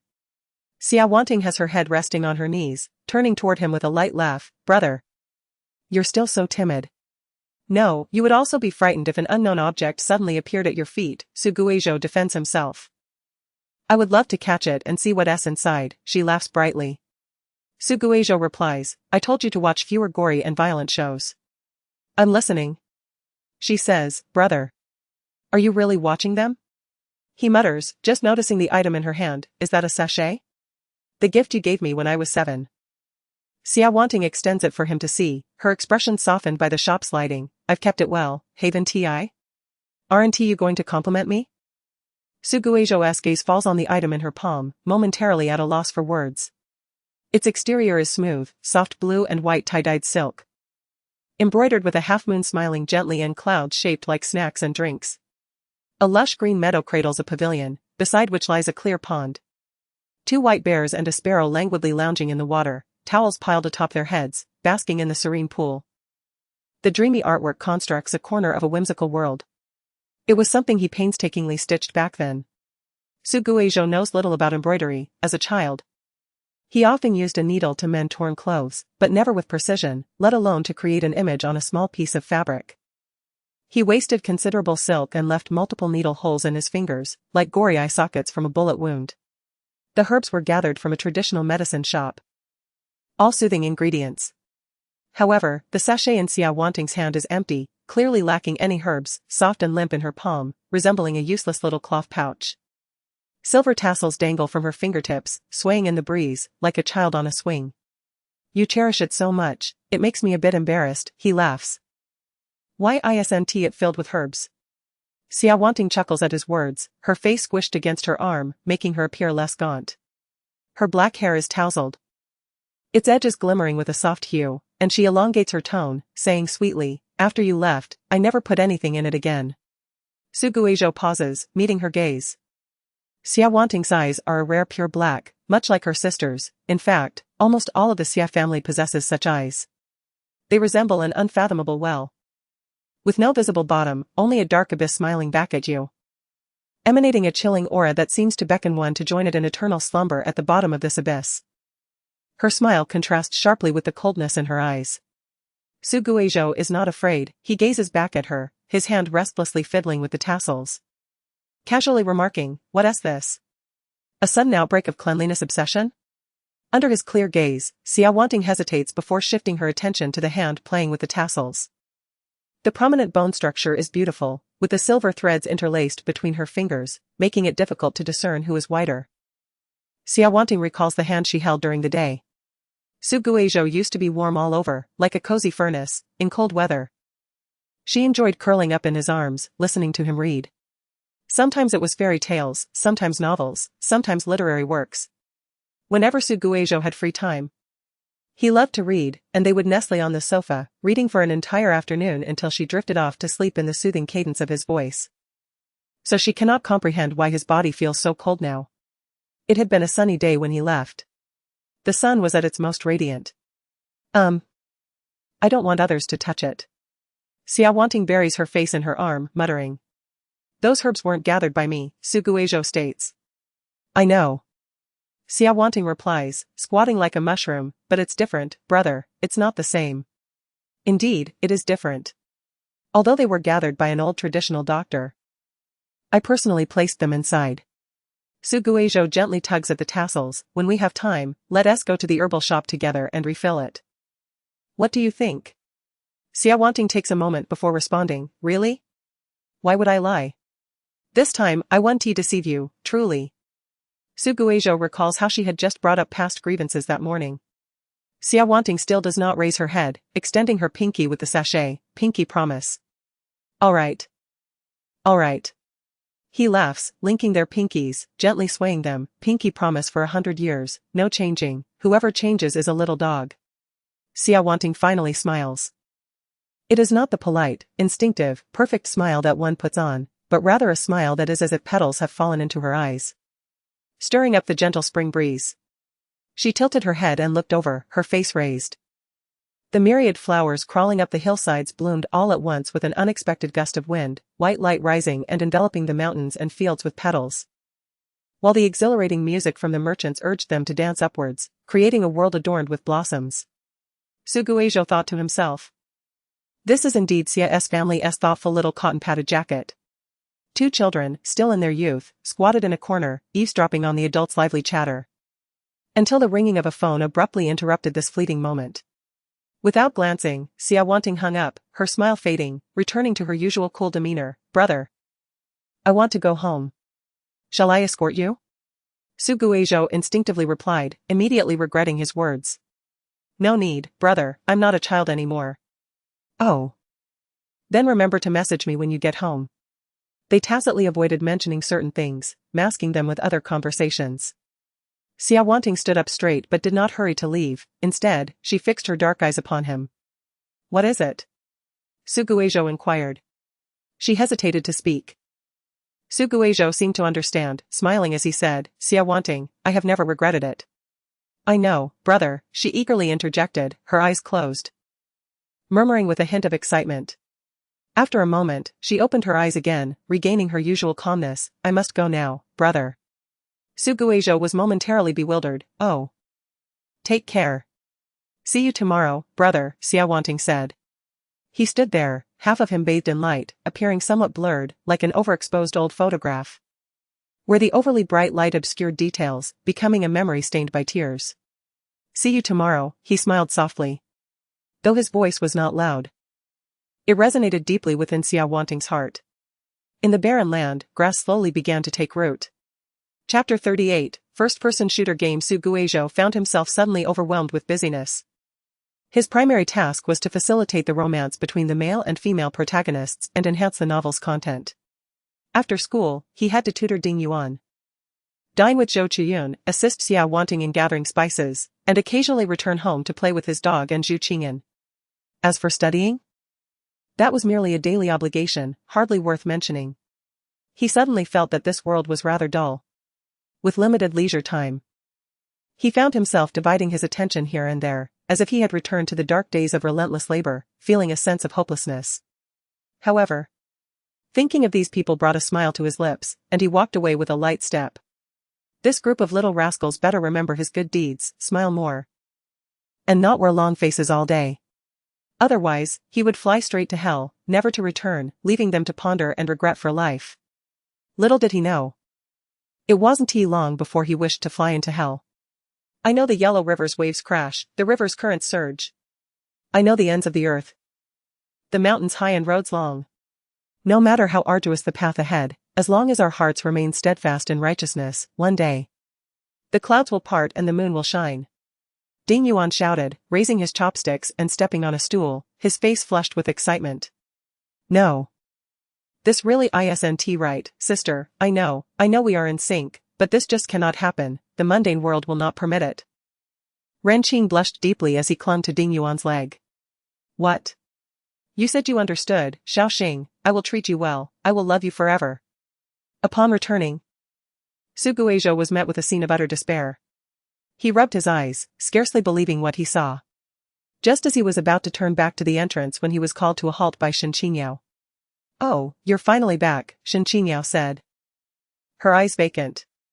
Su Guizhou had no choice but to approach, hesitating as he glanced at the two entangled together, asking with a complex expression, what happened to them? We ordered a plate of drunken duck, just finished eating, and then they suddenly went haywire, Shen Qingyao explained. I just want to ask. Why did these two fools order drunken duck when they can't even handle a drop of alcohol? Where are their brains? Did a dog eat them? Su Guizhou replied, then who is that Xiaoxing in his mouth? She is the female protagonist of the first-person shooter game, Shen Qingyao said. Su Guizhou looked bewildered, what shooting game? CFCS Battlefield? Do they have this character? Shen Qingyao gave him a look that seemed to say, you really don't know? But then explained, it's a Huangyu. Su Guizhou was filled with questions, Huangyu? Is there such a game? Sounds quite delicious. Seeing he genuinely didn't understand. Shen Qingyao's expression softened as she elaborated, Huangyu refers to adult games. Su Guizhou responded, oh, so it's that kind of game? What game are you talking about? Shen Qingyao patiently said, it's Huangyu, adult games, are 18 games featuring romantic plots between men and women. Xiaoxing is one of the female leads, the younger sister of the male protagonist. At this moment, she finally understood why Renqing was so entangled in his forbidden love. It turns out he was into that. Sigh, otaku truly are hopeless. Alright, I get it. You need not say more. Su Guizhou finally realized the situation, covering his face for a while before looking at Renqing, who was unaware his preferences had been exposed. Still clinging to Ding Yuan's leg and shouting excitedly. He silently mourned for him. You're doomed. Shen Qingyao will laugh at you for a long time because of this. He then glanced around. Sherwantong was munching on a kelp knot. Half in her mouth and half hanging out, her head bobbing like a lazy sheep munching grass. He chuckled and asked the only sober one present, are you full? I'm already full, Shen Qingyao said, resting her chin on Sherwantong's head, gesturing towards the two drunken fools, we should think of a way to get them home.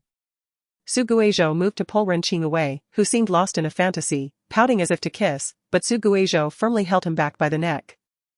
Renqing, in a hushed voice, said, Xiaoxing, brother loves you. Ding Yuan, Su Guizhou said. Alas!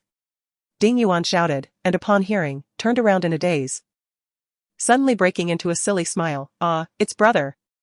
Just as Su Guizhou was about to speak, he saw Ding Yuan obediently hop off the chair to sit properly. As orderly as when he was 5 or 6 years old, sitting on a little stool at the shop entrance, waiting eagerly. I've been waiting for you for so long, why haven't you come to play with me? He said, his eyes slightly dazed but sparkling brightly in the light. Did I make you unhappy, brother? No, it's my fault. Su Guizhou averted his gaze, feeling a lump in his throat. No. Brother is the best person in the world. Ding Yuan laughed drunkenly. Many people miss you. Me, Depeng, Aunt Kai, Aunt Zhu, Sister Zhu. He listed off a long string of names, and just as he was about to say another name, he suddenly fell silent, looking up to ask. This time you came back, can you not leave? Su Guizhou hesitated, his lips moving silently for a long time. Brother? He tilted his head in inquiry. At your age. Stop pretending to be cute, it's a bit disgusting. Su Guizhou remarked. Ding Yuan's eyes widened in indignation, I'm only 6.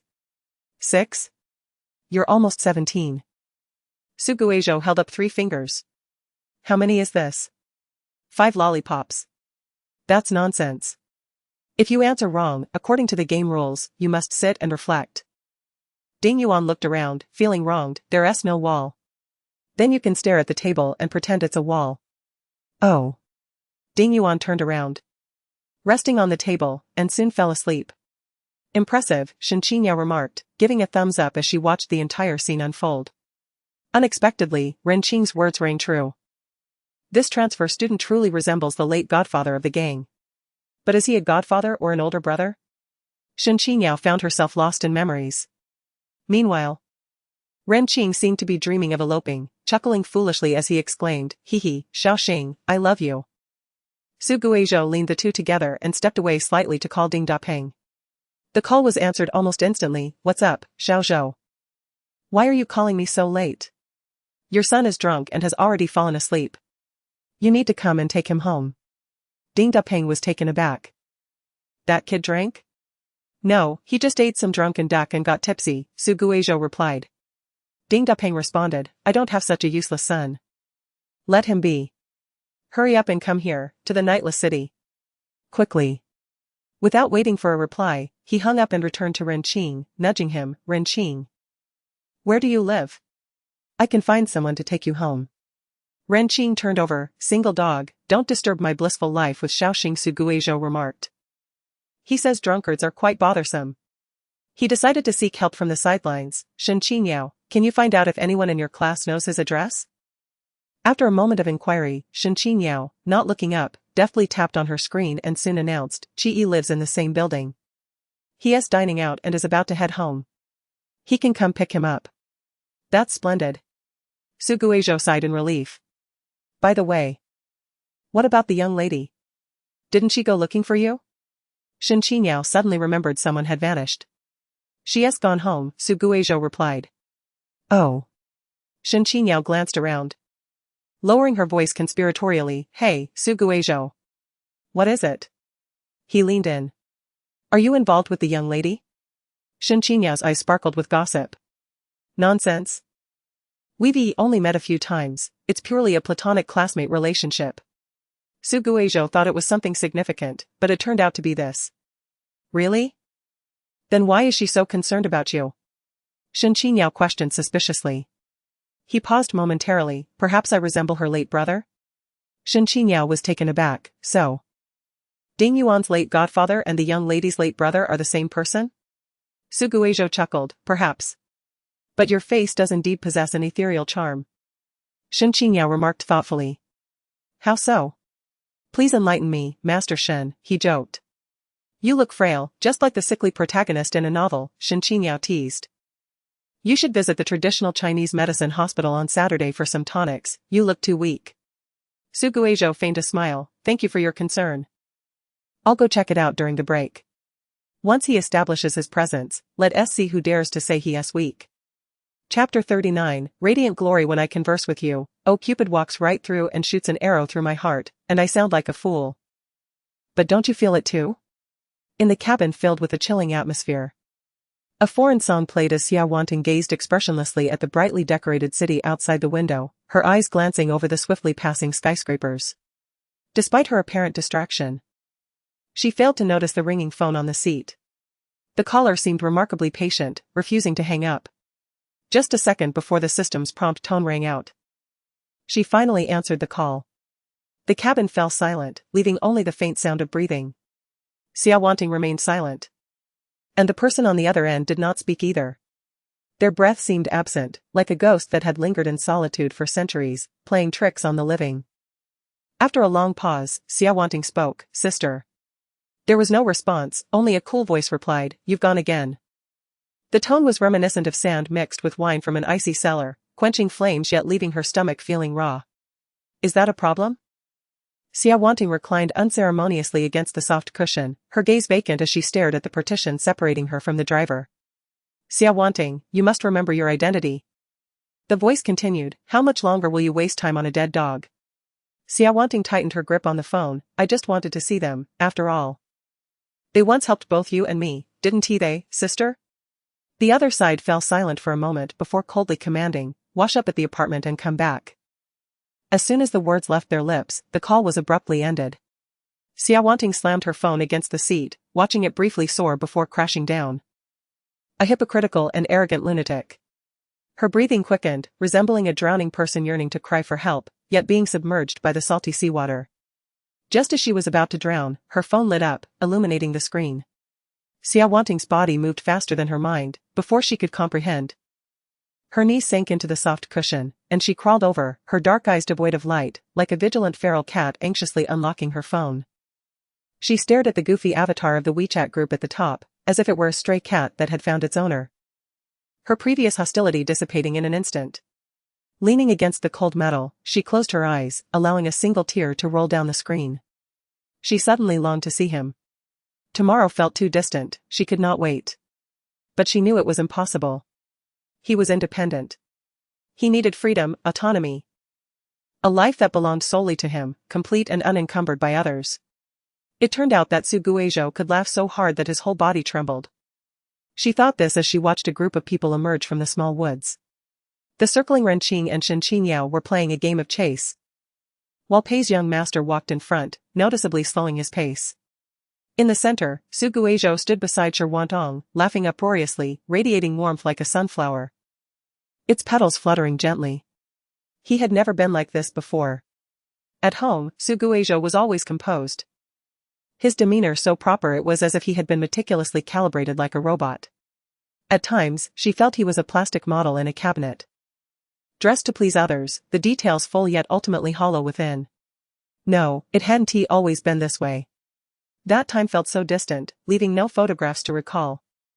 Only a fleeting memory of a thin figure smiling brightly as he approached her on a sun-drenched afternoon, his exuberance enveloping her like the fresh scent of sun-dried grass. In the 779 days and nights without him, this brief, shimmering memory had been her solace to keep moving forward. Aside from this, the most vivid memory was of a day in April 2014. The sun that day was exceptionally beautiful, a memory she still cherished.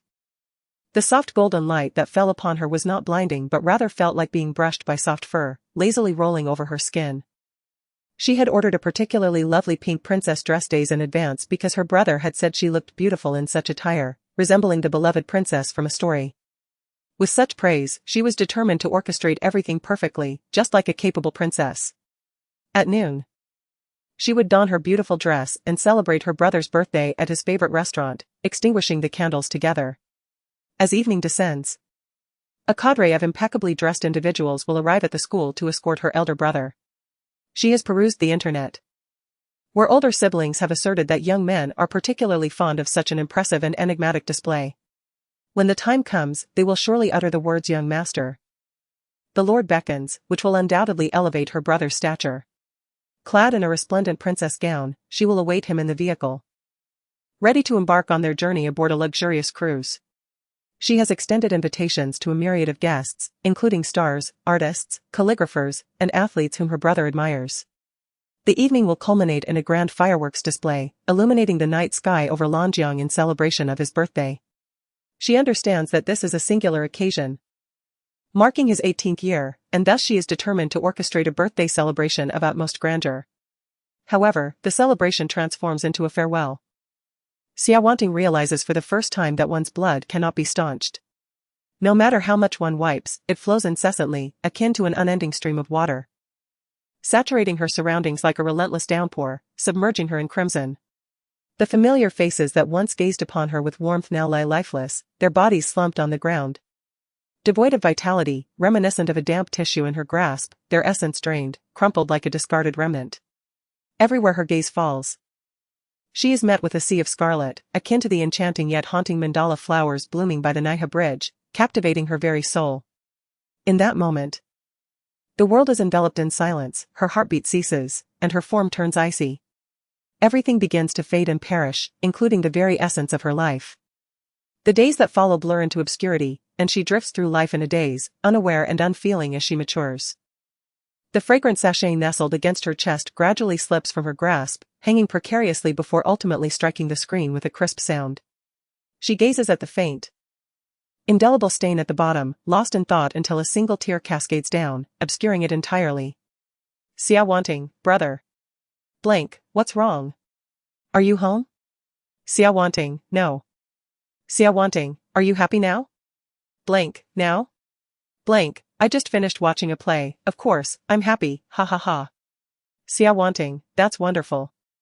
Xia Wanting, brother. Xia Wanting, I hope you are forever happy and eternally blessed. Heavens, I beseech you, in your mercy, let the price of this resurrection fall upon me. I am willing to bear all his future sins and suffering. Thus, I sincerely pray and earnestly hope that he may possess a brilliant and resplendent future. Chapter 40, Confusion. What are you watching?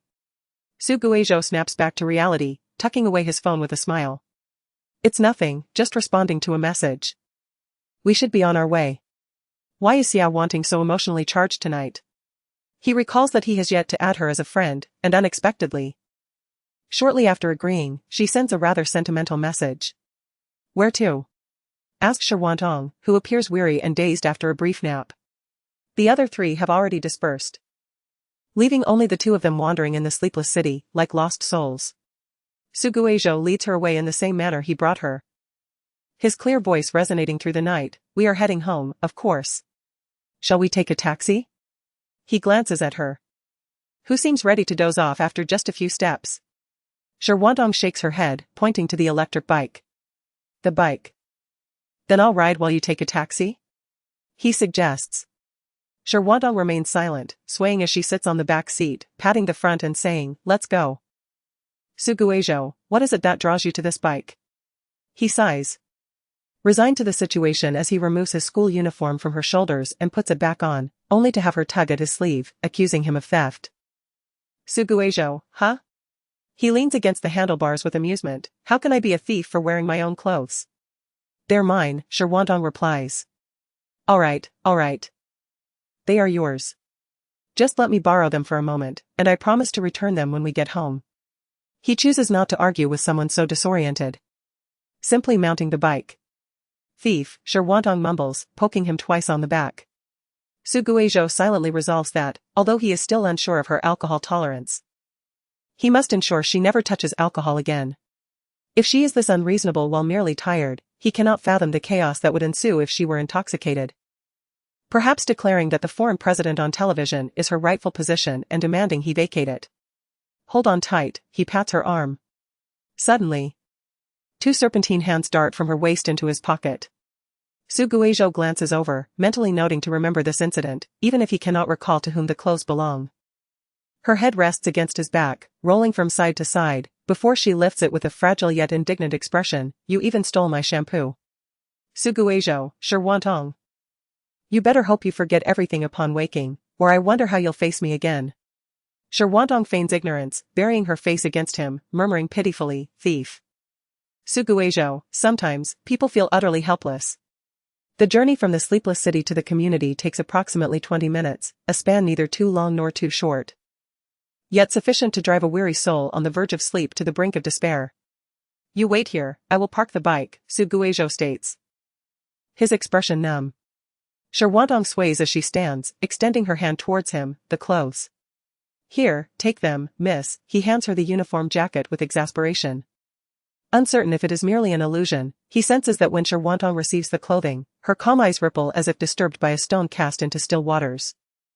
He then observes her nonchalantly draping his jacket over herself, squatting beneath the streetlight like a mushroom. The girl clutches the fabric above her head, tilting her face upward. "Hurry back." Suguejo raises an eyebrow, about to speak, but she interjects with, "Thief." He genuinely wishes he could pry open her mind to see what cells are at work in her memory department, recalling what should be forgotten while retaining what should not. Riding a few meters away, Suguejo turns back. "I will be right back, you stay here and do not wander off with anyone." "Okay." The mushroom-headed girl doesn't lift her gaze, busying herself with a twig as she digs into the ground. As he rides a few meters, he looks back again, not out of concern for her being abducted, but primarily out of fear that someone in a daze might do something foolish. Sure enough, just before he enters the underground parking garage, he sees Shirwantong attempting to pull out a weed. Perhaps the roots of this particular plant are too deep, and she suddenly falls backward, landing on the ground, staring blankly at the half-exposed weed in her hand before wrapping it in paper as if preparing to play the harmonica. He cannot suppress his laughter. Just imagining Pei Wang often trailing behind Shirwantong to clean up her messes brings him amusement. Wait a minute. A chill from the underground garage brushes against his face, and he begins to sense something amiss. Is the interaction he has had with Shirwantong today akin to that of a matchmaker and the protagonist? Isn't this more like an interaction between a defeated male supporting character and the heroine? Suguejo parks the bike, and in the dimly lit garage, he finds himself momentarily blinded, hastily asking the system, "Is there no tradition of matchmakers intervening here?" San, what are you thinking?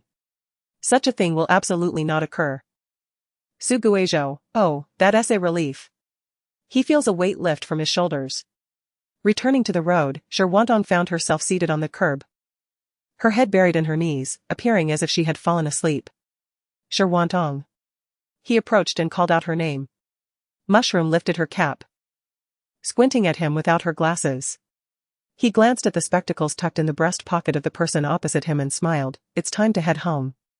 Mushroom nodded, Slowly attempting to rise, but perhaps due to her recent transformation into human form, she clumsily plopped back down. Cough, cough, cough.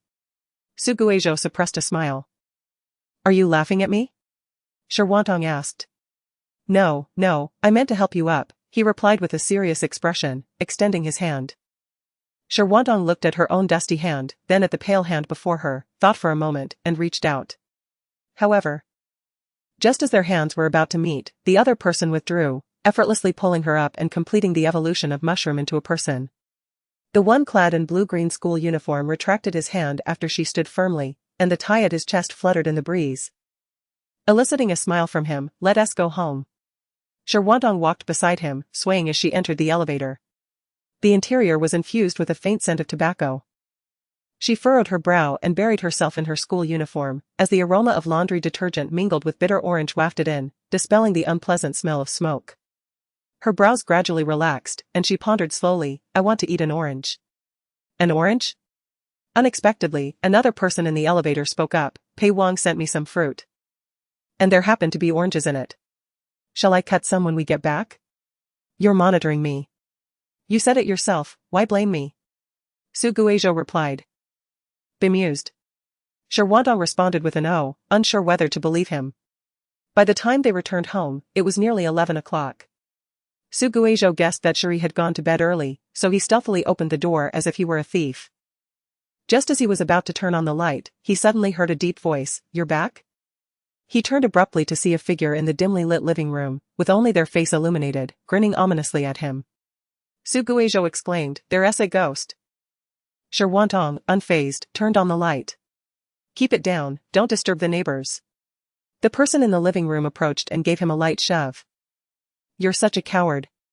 Suguejo pressed a hand to his racing heart. "It's not that, even a brave person can't withstand such a scare." "Why are you sitting in the dark on the sofa at this hour?" "I was scrolling through my phone." Shuri raised the screen, indicating that she was watching a horror movie commentary. "The dark sets the mood." "That's quite the atmosphere," Suguejo remarked, his lips twitching. Shuri scrutinized them both, glancing around before exclaiming, "Where are the skewers? I thought you'd bring some back as soon as you returned." "Our bond?" Shuri lamented dramatically. "I'll definitely remember next time," Suguejo assured. "Next time definitely means it might not happen next time. Didn't you say not to disturb the neighbors? Why are you shouting?" Upon hearing this, Shuri angrily reclined back on the sofa. Suguejo thought for a moment, "I'll cut some oranges later." "Would you like some? I can wash some peaches too." "Sure," Shuri replied. Suguejo casually tossed his backpack to the floor. Just as he was about to retrieve the fruit from the bag when Shuri interrupted, "Wait a minute." "What?" He turned back. "I'm not sitting here just to watch a movie." "For what then?" he asked nonchalantly while selecting oranges. "I rented an apartment near the school for you too. Once the break starts, you can check if you like it." The oranges clattered onto the table, and Suguejo stiffly turned back. "An apartment?" "Yes," Shuri nodded gleefully. "Aren't you thrilled?" "No, what kind of plot twist is this? How did it come to him living with the female lead?" Chapter 41, Knowing but not speaking of it. Near Erfuzhong, there is a cluster of residential buildings, primarily housing students from the school, faculty, and accompanying family members. Most of Suguejo's former classmates, except for those who lived nearby, resided in that area. Some, unable to secure accommodation, opted for residential buildings on the pedestrian street, which, although requiring a few more minutes of walking, allowed them to grab late-night snacks at any hour. Regrettably, he had never experienced such convenience. The ride from the Xia family to school took nearly half an hour, and due to restrictions, he was not allowed to be driven. So he either took a taxi or cycled, waking before dawn and sleeping late, thus honing his endurance like a soldier. After selecting oranges, Suguejo ambled over to the refrigerator for peaches and asked leisurely, why the sudden need to rent an apartment at this time? Given the housing shortage and the influx of students, most would have secured accommodation by their sophomore year, who would wait until their senior year to start looking. I initially planned for Wantong to move in during her sophomore year, but at that time, only the pedestrian street had available rooms, and it was noisy at night, which I feared would disturb her sleep. Shuri yawned. "Isn't our community noisy?" Suguejo queried. "Isn't it because you envy her ability to snack at any hour?" have you heard a saying? Cherie continued scrolling on her phone. What? Knowing but not speaking of it. I shall heed your wisdom, he raised his hand. It's not entirely sudden, I had reserved that apartment earlier. But Wantong insisted on waiting until classes officially commenced. I was quite concerned for her alone, and since you're here, I thought it would be a good idea to check it out during the break and possibly move in early, allowing for some extra sleep in the mornings. Cherie explained while scrolling. Her job was completely opposite to the school, she often had to work overtime and be on standby 24/7, and staying there, she felt, wouldn't be long before she'd need to plan her own funeral to celebrate her eternal rest. Suguejo was taken aback. Aren't you worried about her being alone in a different place? What's wrong with that? Cherie glanced at him. Logically speaking, Suguejo hesitated before continuing. A man and a woman cohabitating in one room, he met Cherie's astonished gaze and immediately felt something was awry. Who said it's one room? Even if I lack common sense, I wouldn't do such a thing. It's definitely 2 rooms, Cherie chuckled, teasing, Xiao Zhou. What are you thinking about all day instead of studying? Suguejo retorted, it's all the fault of romance novels. Had I known, I wouldn't have read them these past few days, it's so embarrassing. Oh, haha, it's a misunderstanding, haha. I knew it, haha. He awkwardly read aloud and dashed into the kitchen. You forgot your fruit. Oh, I accidentally forgot, haha. He rushed back out, arms full of fruit, and returned to the kitchen. The crisp sound of fruit being sliced soon wafted into the living room. Cherie gazed at the lean figure in the kitchen, momentarily lost in thought, mistaking it for someone from her memories. That person loved to wear floral dresses, had long hair, and skillfully turned various ingredients into delectable dishes with her rough hands. Yet, Cherie had not tasted such fare in years. Over the years, she had attempted to replicate those dishes, but perhaps she lacked the talent for cooking, resulting in failures. She thought she would have to live her life relying on memories, like a paper airplane that flew far away in her childhood, with neither destination nor landing point. Yet, the cute appearance of the buns stored in the refrigerator during the day, with excellent fillings, were indistinguishable from the past. Cherie mused, Sister, your genes are truly remarkable. Even culinary skills can be inherited. She amused herself, laughing until tears unexpectedly streamed down her face. Auntie? What's wrong? Suguejo emerged from the kitchen, holding 2 plates of fruit, startled to see Cherie sitting on the sofa, both laughing and crying. It's nothing, I just happened to see a dark joke. The punchline clashes with morality, so don't mind it, Cherie said, wiping her face with a few tissues. Suguejo had not yet grasped this joke, but he understood its literal meaning. I see. Just put it here, and you can toss it into the sink after you finish. Suguejo placed the fruit platter on the coffee table, stating that he would deliver this to Shi Wantong. Off you go, off you go. Cherie called out after a while, Hey, Xiao Zhou, your buns are quite well made, particularly delicious. Is that so? I'm glad you like them, he replied, turning around with a broad smile revealing his white teeth, evidently pleased. However, you won't be able to enjoy them anymore in the future. Then when you have a break, will you come and make some for me? Cherie perked up after a momentary sense of loss. Was this something a parent should say to a student preparing for the college entrance examination? Suguejo felt a bit speechless, replying, If I have time, I'll make some. Wow, Xiao Zhou, you are truly kind. Would you like to become my family's son? No, you would surely have me making buns for a lifetime. Caught red-handed. You were too obvious. Suguejo knocked on the door, Shi Wantong, the oranges are cut, shall I bring them in? After a moment, a muffled voice replied from inside. Just leave them at the door. Oh. Suguejo raised an eyebrow, placing the plate against the wall to ensure she would see it as soon as she opened the door. I will place it here. I'm going to take a shower now, remember to eat later. Got it. When Suguejo emerged from his room clad in his sleepwear, he saw Cherie still engrossed in videos on the sofa and couldn't help but ask, Aren't you going to work tomorrow? I am, Cherie yawned, cryptically adding. Some matters are not for children to inquire about, so don't ask. Oh. Just as he was about to enter the bathroom, he suddenly heard a burst of lively music. Is it connected? Alright, I'm coming now, Cherie exclaimed, joyfully flinging the door open and soon returning with fragrant barbecued skewers.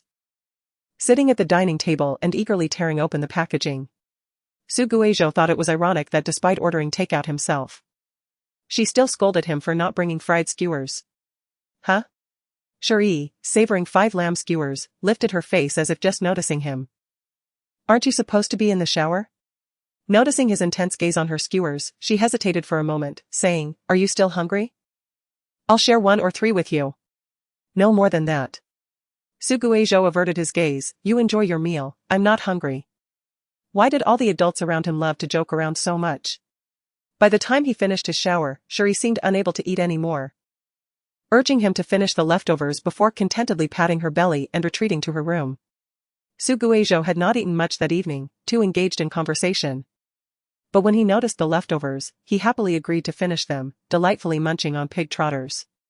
Halfway through, he suddenly slapped the table. Wait, my spicy hot pot. It was clearly too late to go now. Yet he couldn't bear to part with his spicy hot pot, and after some contemplation, he called someone. The other party picked up immediately. What's up? What do you need? Do I still have a son over there enjoying drunken duck? Not quite, Su Guizhou replied, mainly. I bought a bowl of spicy hot pot from Hushu and I'm inviting you to eat it. Ding Dapeng chuckled. How long has it been since then? You must have forgotten. I won't say it out loud, Su Guizhou said earnestly. Dapeng, you still need to be more tactful. Ding Dapeng rolled his eyes, not going. Oh Dapeng, I paid for that, it's a waste not to eat it. It's all soaked and mushy, Ding Dapeng thought, pausing for a moment before changing his tone. Fine. Fine, you're the most annoying, but remember to take a photo for me. As Ding Dapeng heard the sound of chewing on the other end, he was putting on his clothes while asking, What are you eating? Barbecue. So you're eating barbecue while you let him have the mushy spicy hot pot, huh? He hung up the phone and rode his electric bike out, quickly arriving at the bustling city. Old Ding? What brings you here at this hour? Old who? Just finishing up a busy period, was taking a break. Same as usual? No need, Ding Dapeng replied. Do you remember a kid from the second affiliated high school with a scar over his left eyebrow who bought spicy hot pot from you? Old who nodded, I remember. I saved some for him. But he hasn't come back, so I was planning to keep it for myself if he didn't show up. That won't do. The kid said he would share it with me. Old who was taken aback, you know him? Of course, Ding Dapeng smiled proudly, he's my brother. Chapter 42, I am a thief. Early the next morning, someone who had been utterly exhausted the previous night woke up feeling refreshed. With plenty of time before the alarm clock rang, Sherwantong gazed at the oversized school uniform sprawled on the quilt, lost in thought. Why can't one remain alert when sleep-deprived? She had rarely stayed up late, only to find that it had cost her half a lifetime of dignity. What had she said and done to Su Guizhou last night? Were those words even something a normal person would utter? Had she possessed even a modicum of reason? She wouldn't have been able to utter a single word. Moreover, why do the memories of lost consciousness linger rather than fade away? The crumpled school uniform was imbued with the scent of her shampoo, reminiscent of immature green oranges drenched in rain, exuding a dampness that mingled bitter with sour, leaving one at a loss for words. The faint sounds of clattering from the kitchen drifted into the room. Sherwantong realized Su Guizhou was already up preparing breakfast. She was wholly unprepared to see him, yet she had no choice but to face him. After just 2 minutes of chaotic thoughts, she bit her slightly sour lip and stepped outside, only to collide with Su Guizhou, who was retrieving vegetables from the refrigerator. Noticing her, he leaned out half his face, greeting her, Good morning. Good morning. Sherwantong hesitated for a moment before hurriedly darting into the bathroom. Just before closing the door, she heard a light, feather-like laugh behind her. It was gentle and soft, brushing against her heartstrings. When she emerged, dressed and refreshed, Su Guizhou was peeling an egg, not lifting his head as he said, Come eat, or it will get cold. Sherwantong responded and slowly settled at the edge of the table. Glancing at the breakfast spread, egg pancakes, boiled eggs, vegetable and meat porridge, and sandwiches, quite simple fare. At this moment, he finally raised his eyes, seemingly about to say something. But upon seeing her expressionless face, he swallowed his words, the corners of his mouth subtly lifting. Go ahead and smile. Sherwantong thought as she poked at the egg pancake. She felt embarrassed, but what could she do? There are neither regret pills nor time machines in this world to erase the hazy Sherwantong from last night. She dawdled, sipping her porridge. and heard the sound of him getting up to take his bowl to the kitchen, the water flowing audibly. She wanted to tell him to leave the bowl. She would wash it, but ultimately, the words remained unspoken. She thought Suguejo would leave after washing up, but to her surprise, he leisurely plopped himself onto the sofa and began playing on his phone, seemingly engaged in a chat, his fingers tapping rhythmically on the screen, his eyes sparkling with mirth. Shirwantong shifted her gaze, chewing her food like wax. After finishing her meal and washing the dishes, when she emerged, Suguejo was still lounging on the sofa. Oh no, this time he was lying down, utterly relaxed.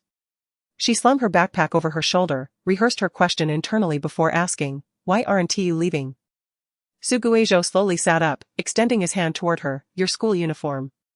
Her expression stiffened, and she hurried back to her room to fetch the uniform for him. "Thank you." He smiled as he donned the crumpled jacket. Shirwantong suddenly realized he had quite the mischievous streak. He had ample time to call her to fetch the clothes but chose to sit silently for so long. She walked ahead with a stern face while Suguejo followed casually behind, both descending the stairs leisurely. She initially pondered whether the individual was simply accustomed to tardiness, his demeanor having grown rather thick-skinned. However, upon witnessing him saunter towards the entrance of the community, she recalled that he did not own a vehicle. No wonder he appeared so leisurely. As Shirwantong entered the underground parking garage, she mused that this time it was solely her own delay. Yet, when she breathlessly ascended to the top floor, she was greeted by a line of people standing in the corridor, among whom was the very fellow who had hailed a taxi. Suguejo spotted her and motioned for Renqing to shift aside, leaving a space between Pei Wang and himself, waving her over with a gesture, instructing, "Don't go in, let's stand here together." Shirwantong approached him, seemingly inquiring why. "Did you complete your homework?" Suguejo asked. Shirwantong was taken aback, having completely forgotten about that detail. Her backpack suddenly felt unbearably warm against her back. Renqing poked his head out from behind Suguejo with a cheeky grin. "Ah, old Lu must have quarreled with his wife again. Racing over here to check on homework first thing in the morning, even tossing out those who were still having breakfast. It's evident how irate he is. You might as well stay here and finish your homework with us, don't go in and face the wrath." Silently, she surveyed the group. Suguejo remarked, "Shinqinyao has completed hers, she's sitting in class." She glanced at him in slight disbelief, puzzled as to how he knew what she was observing. Renqing huffed indignantly. What a backstabber. Clearly, we're all good comrades sharing skewers together, yet she alone sneaks off to do her homework. It's utterly incomprehensible. Are you going to keep yapping? Pei Wang interrupted impatiently. You're just going on about homework. If you don't want to write it, just go inside, all right? Renqing shrank back, leaning closer to Suguejo's ear to whisper, "Why has he become so devoid of aggression? Compared to before, it's almost harmless. Could it be that you've awakened some peculiar preference?" Suguejo replied. "Shut up," Renqing retorted with a laugh. "Have you finished yours? Let me see. Do you really trust this outsider? Your accuracy is higher than mine after spending over a decade in Longjing. What are you pretending for?" Shirwantong observed their playful banter for a moment, quietly setting her bag down and pulling out her exam paper to begin writing. Pei Wang, seemingly disturbed by her presence, subtly shifted away. Unfazed, Shirwantong focused on her questions. Once the nearby chatter subsided, Suguejo pulled out a fresh exam paper, and she gradually leaned closer, whispering, "I'm sorry about last night, and this morning too." Suguejo, puzzled, responded, "I accepted your apology yesterday, what's this morning's issue?" She glanced at the school uniform of those nearby, paused for a moment, and said, "I should have washed the dishes." Suguejo was momentarily taken aback, then chuckled. "It was just a few bowls, I washed them on a whim. Besides, didn't you wash your own? However, since you have so sincerely apologized, I shall graciously forgive you." Shirwantong exhaled in relief, yet her heart raced anew. "I am not a thief," he smiled back, illuminated by the bright light. "You cannot say that about me." The morning breeze tousled her hair, bringing a vague coolness that dissipated the elusive warmth. Shirwantong tightened her grip on the pen and quietly stated, "I understand, it won't happen again." In her mind, she repeated, "I am the thief." She felt a piercing gaze upon her and turned to meet the eyes of Xia Wanting in the classroom. Xia Wanting wore a perfectly appropriate smile, akin to any other day, yet her eyes were icy, stripped of warmth, veiling a concealed envy and unfathomable resentment. Shi Wantong averted her gaze. Idly contemplating her exam paper, it bore a striking resemblance to Su Guizhou. Chapter 43, Observing the Sky at Dawn and Clouds at Dusk Today. The Shaolu convenience store wafted with the aroma of food. Ren Qing scooped a hefty portion of chicken stewed with mushrooms, mumbling indistinctly, "This is incredibly spicy. Can you please finish eating before speaking?" "You nearly spat food everywhere," Shen Qingya retorted, her expression one of disdain. She then turned with a bright smile, addressing Aunt Kai. "Your culinary skills are truly exceptional, surpassing even those of five-star chefs." Aunt Kai beamed with joy. "I'm glad you like it. If you enjoy it, eat more. Look at how thin you all have become. Just tell me what you want to eat in the future, and I'll make it for you." "Ah, how delightful!" Ren Qing exclaimed, relishing the meal. "I told you to finish before talking." Shen Qingyao scolded. "Just average," Pei Wang replied with a stoic expression, barely touching his food. "If you don't speak, no one will mistake you for a mute," Shen Qingyao replied, exasperated, "and you've cleaned your bowl. Is this merely average?" Pei Wang provocatively rolled his eyes at her. "Hasn't anyone taught you not to waste food?" "Huh. A muscular brute. Who are you calling a brute?" "Whoever gets angry is the brute." They immediately began to bicker, with Ren Qing carefully sliding the dishes away, wary of collateral damage. Aunt Kai observed with delight. "What a lovely rapport you all have." Su Guizhou mused. "She seems to excel at reading the room, though others rush forward while she retreats." His phone vibrated on the table, signaling incoming messages. After sipping his pork rib soup, he unlocked his phone to check. Zhou Zhuiyun, video of kittens fighting. The 14-second clip captured a fierce struggle between a white cat and a calico, amidst a cacophony of amused spectators. This production team certainly had a leisurely flair. Before he could send a message complimenting the cuteness, another photo arrived, showcasing the same two battling cats, but this time, the white cat was circled in red. "Zhou Zhuiyun, it resembles you." "Su Guizhou? In what way did he resemble this unfortunate feline?" "Zhou Zhuiyun, your eyes are just as beautiful." "Su Guizhou, well. Aren't you quite the flatterer? I shall forgive your earlier indiscretion this time." After a few seconds, Zhou Zhuiyun sent another sky photo. "This also resembles you." Su Guizhou scrutinized the image she sent, ultimately deducing it resembled a cloud that faintly looked like a dog. "What?" "Zhou Zhuiyun, in appearance." "Su Guizhou? Su Guizhou, what kind of expression does a cloud have?" "Zhou Zhuiyun, it's not a cloud, it's the sky. What could possibly define the appearance of the sky?" Su Guizhou pondered in confusion, ultimately responding with a simple, "Thank you for the compliment," before sending a picture of marinated chicken wings. "This resembles you." "Zhou Zhuiyun?" "Zhou Zhuiyun, a little butter bear stomping in anger." "Zhou Zhuiyun, I am not at all dark." Su Guizhou chuckled. Of course, of course. You will undoubtedly become a celebrated star, renowned throughout Nanjing and beyond, so certainly not dark." "Zhou Zhuiyun. Zhou Zhuiyun, I must go film now. Best of luck on your exams, little butter bear." Su Guizhou, "Alright, may you pass with flying colors." "Zhou Zhuiyun, okay." Just as Su Guizhou switched off his phone, Ren Qing leaned over with his bowl, inquiring, "Since tomorrow is a holiday, would you like to play games together?" "What do you usually play?" "I haven't played much." He gestured in a direction. "Tomorrow, I'll be looking at houses over there, so I probably won't have time to play." "The houses? You mean the ones near the school?" Upon receiving a nod, Ren Qing exclaimed in shock, "Wow, how did you manage to snag that? I've been trying since freshman year and never succeeded." "Are you planning to live on campus?" Su Guizhou asked. Proudly shook his head, stating, "Although I couldn't secure a spot here, my father managed to get me a place over at Buxingji. Now, I am just waiting for the current tenants to vacate. Their lease ends on the 21st, after which I can move in. We can go out for late-night snacks together." He added with a playful smile. "But don't order the drunken duck. Can we really get past this?" He chuckled. "I have never felt so embarrassed in my life." Ren Qing covered his face. "At least I didn't mention your sister, right?" Ren Qing replied, "But you just did, didn't you?" His face turned ashen. "Well, whatever.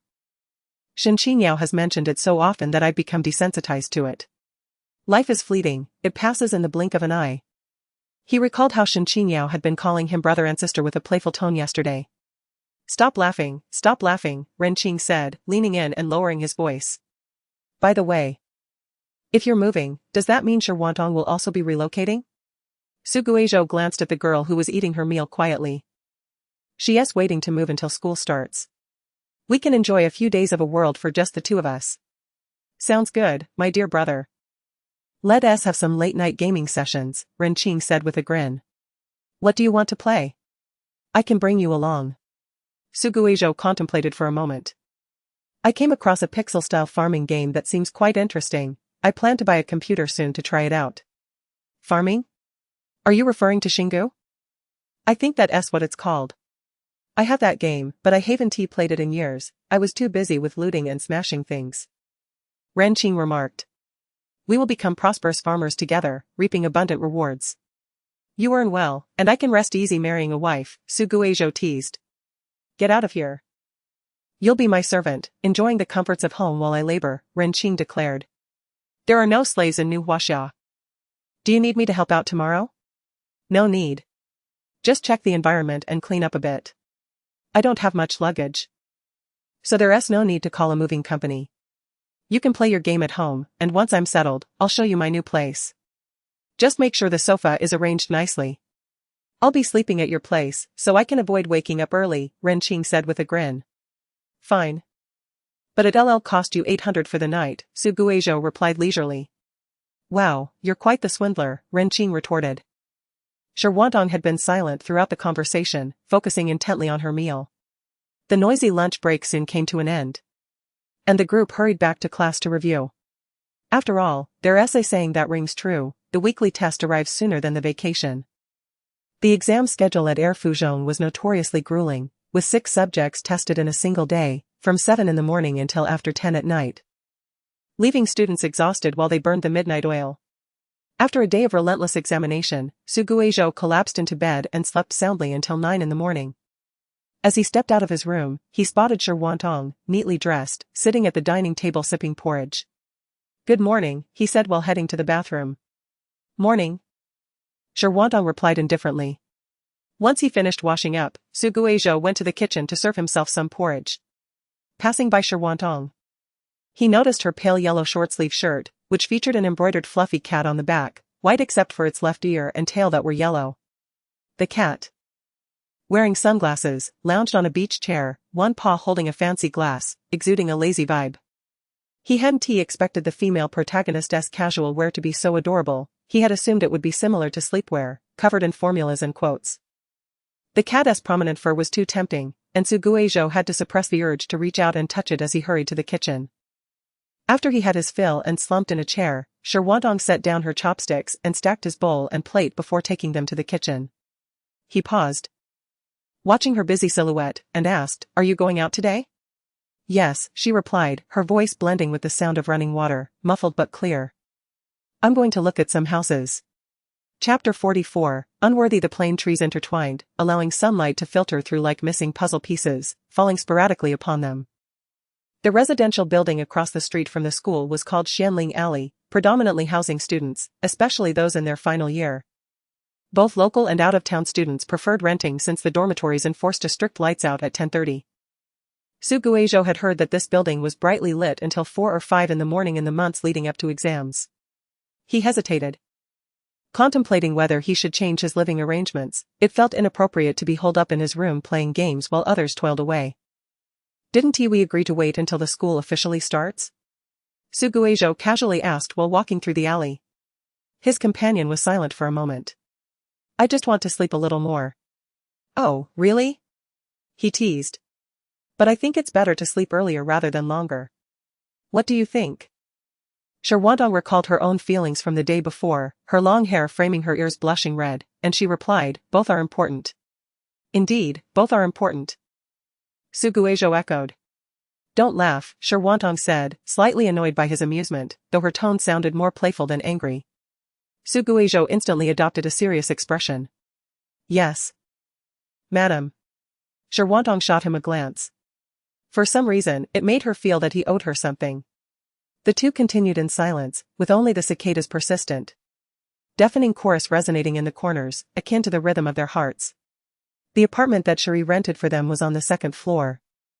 At the end of the corridor, consisting of two adjacent rooms. Suguizhou opened the door and glanced inside. The space was bright and airy, with a hint of dust in the air, indicating that the landlord occasionally ventilated the place. But it was clear that it had been rented long ago, as a thin layer of dust coated everything. He circled the room, not finding any major issues, and planned to head to the nearby supermarket to buy some pots and pans later, intending to clean up in the afternoon. The landlord had recently accepted his friend's request, and Suguizhou messaged to ask if he could replace the washing machine. After receiving a positive reply, he immediately searched for one online. He was unsure what the previous tenant had washed in it, so he felt it prudent to replace it. After all, he had the funds now. Once he selected a washing machine, Suguizhou knocked on the adjacent door. "It's me. What's up?" Sherwantong quickly opened the door. "I'm planning to get a new washing machine. Do you want to replace yours as well?" He waved his phone. "If so, we can buy them together." After a moment of thought, Sherwantong agreed, "Sure. Have you picked one out?" "I have." He handed her his phone. Sherwantong glanced at it and said, "Let us buy the same one. I'll transfer you the money later." "Great. I'm thinking of getting someone to come over to clean and also tidy up your place. Is that okay?" Sherwantong widened her eyes slightly. "Then what are we here for today?" "To see what's missing," Suguizhou replied innocently. "I'm heading to the mall to pick up some items. Do you want to join me?" She sighed softly. "All right, let us go." Neither of them was picky while shopping. If they saw something they liked, they simply added it to their cart. Consequently, they quickly returned loaded with bags. After putting everything away, Suguizhou checked the time and said, "The cleaning company and the washing machine installers should arrive soon. Let us go grab a bite to eat. By the time we finish, they should be here." "Where should we eat?" "I'm not sure. I'm not familiar with this area. Do you have any restaurant recommendations?" "I do," Sherwantong replied, opening her phone to send a message. After a moment, she looked up. "Let us go." Suguizhou followed her as they rode for nearly 10 minutes. Finally arriving at a bustling small restaurant filled with patrons. "This place is quite popular, it looks delicious," he praised. "But do we really have a spot?" "Let us go in and see," Sherwantong said, leading the way. As they entered, they were greeted by a cheerful woman bustling about the restaurant. "Tao Tao, you're here. Come sit, the dishes are ready for you." "I'm still busy here, but I'll attend to you shortly." "Please don't mind me, Auntie," Sherwantong replied, making her way to the table covered with a food lid. "An acquaintance?" Suguizhou asked as he pulled out a chair. "Yes. I used to frequent this place for meals," Sherwantong responded, lifting the lid. "Take a look and see if it's enough. If not, we can order more." The table was adorned with cumin lamb, scrambled eggs with tomatoes, stir-fried meat with green peppers, and dry pot cauliflower. Suguizhou remarked, "While it is sufficient, I can't help but notice that the portions seem somewhat different from other tables. The 4 dishes were just enough for the 2 of them. If we cannot finish, I'll ask the auntie to pack some for us to take home," Sherwantong explained. Suguizhou expressed his admiration, giving a thumbs up, as expected of class 2. "Your mind works swiftly." Sherwantong remained silent, pouring a cup of lemon water, her fingers gently caressing the paper cup, a slight smile gracing her lips. Neither of them were particularly talkative during meals, yet they savored their food slowly, as if relishing exquisite delicacies. One focused intently on his meal while the other occasionally glanced up, her gaze wandering aimlessly. The restaurant was crowded, and despite the air conditioning blowing vigorously, the warmth lingered due to the constant opening and closing of the door. After finishing his meal, Suguizhou headed to the snack shop next door. Taking advantage of the cool air, Sherwantong stood at the front desk, waiting for the owner to bring her the packed food. "Is he your boyfriend?" the owner inquired with a smile as she approached with a plastic bag. Sherwantong paused. "No, he is a classmate." "Really?" "Jiao Yi. I have to focus on my upcoming college entrance examination next year," she replied with a hint of exasperation. "I have no time to contemplate such matters." "Indeed. The exam is crucial." "I was merely joking," the owner said. "But I must say, that young man is quite handsome. I imagine many girls in school are fond of him." "I wouldn't know," Sherwantong replied, recalling messages she had seen in school groups as she averted her gaze. Those good-looking boys often have many tricks up their sleeves, skilled in sweet talk. You should keep your distance. After all, one cannot judge a person's heart by their appearance. The owner warned seriously. He probably isn't that bad. Is that so? Then what is his surname, and how old is he? Where does he live?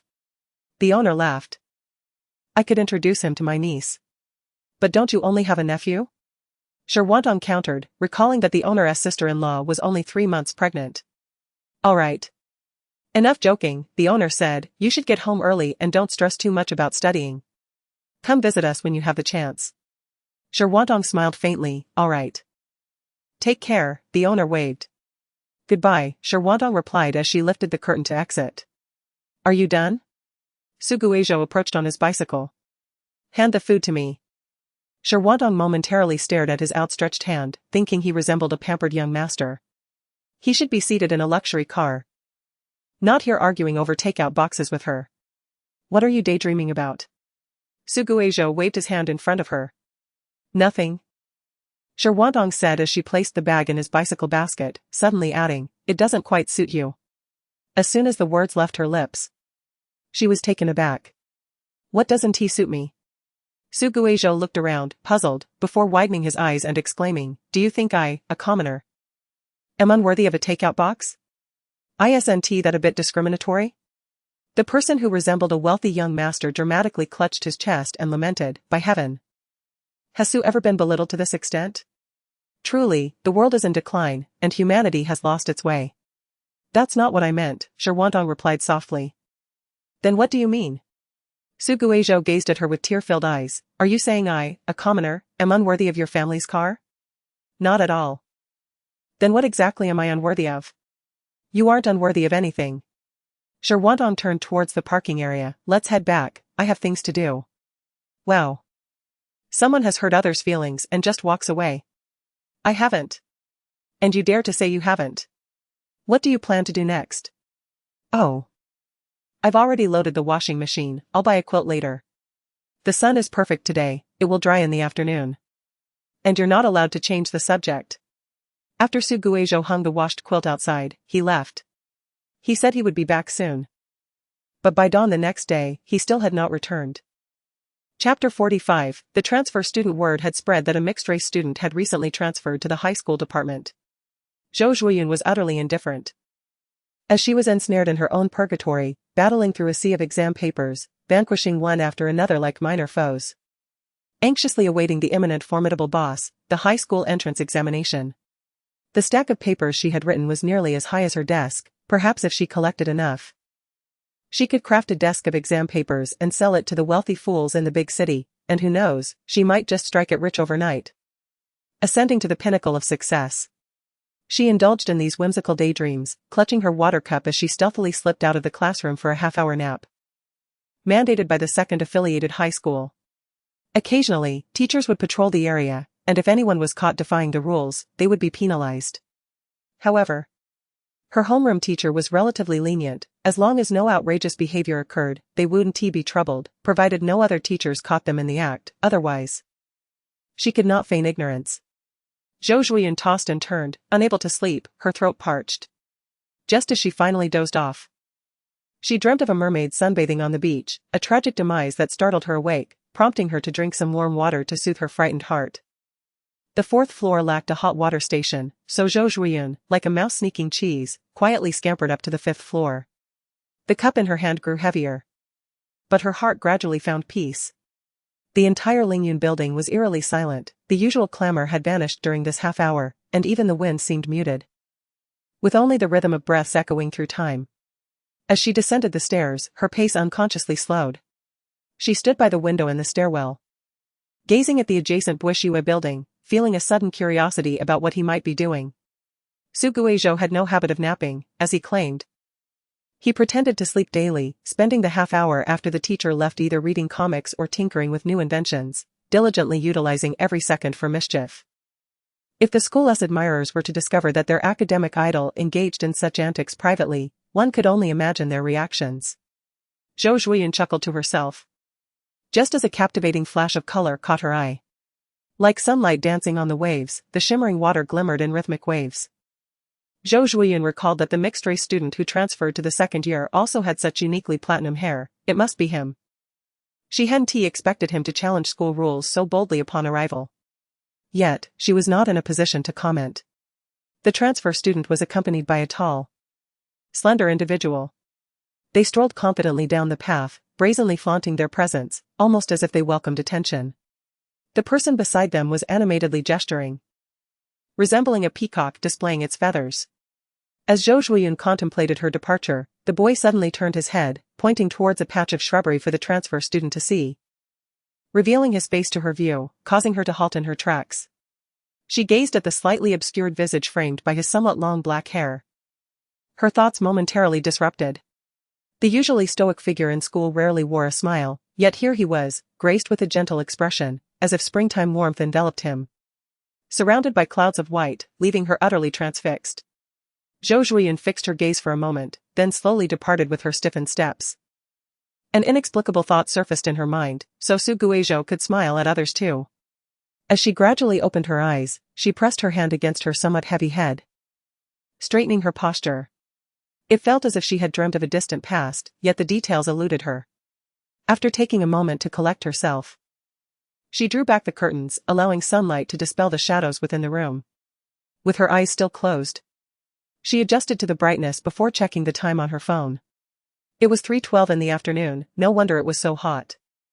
She had been working night shifts for the past few days and was urgently trying to adjust her circadian rhythm. After responding to several work-related messages, Zhou Zhuiyun opened the pinned chat, glancing at a series of messages that involuntarily curved her lips into a smile. Su Guizhou, photo Su Guizhou, this lamb dish is extraordinarily delicious. Su Guizhou, they've started takeout, you should try it when you have time. Su Guizhou, photo Su Guizhou, my new home, this building is filled with students, and I too have experienced what it means to burn the midnight oil. She replied to each message in turn. Zhou Zhuiyun, it looks delightful, I will give it a try in a couple of days. Zhou Zhuiyun, the ambience seems quite pleasant. Zhou Zhuiyun, with all those students around, the energy should be vibrant, you need not worry about any ghosts knocking at night. The other party appeared rather relaxed and promptly replied. Su Guizhou, let bygones be bygones. Su Guizhou, the energy is hardly abundant. They all look as if their essence has been drained, ready to turn into zombies at any moment. Su Guizhou, I see that stockpiling for the apocalypse is quite the trend now. Do you think I should stock up just in case? Zhou Zhuiyun, is your apartment really that secure? Su Guizhou, speechless. Su Guizhou, you raise a valid point, perhaps I should just surrender to fate. Just as she was finishing her message, a call came in. Upon seeing the caller, she furrowed her brows slightly and promptly pressed the answer key. Hello, Yunjia. Do you have a moment? The young girl on the other end spoke softly.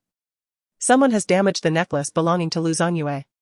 Although she hasn't lost her temper, I sense her emotions are quite unstable.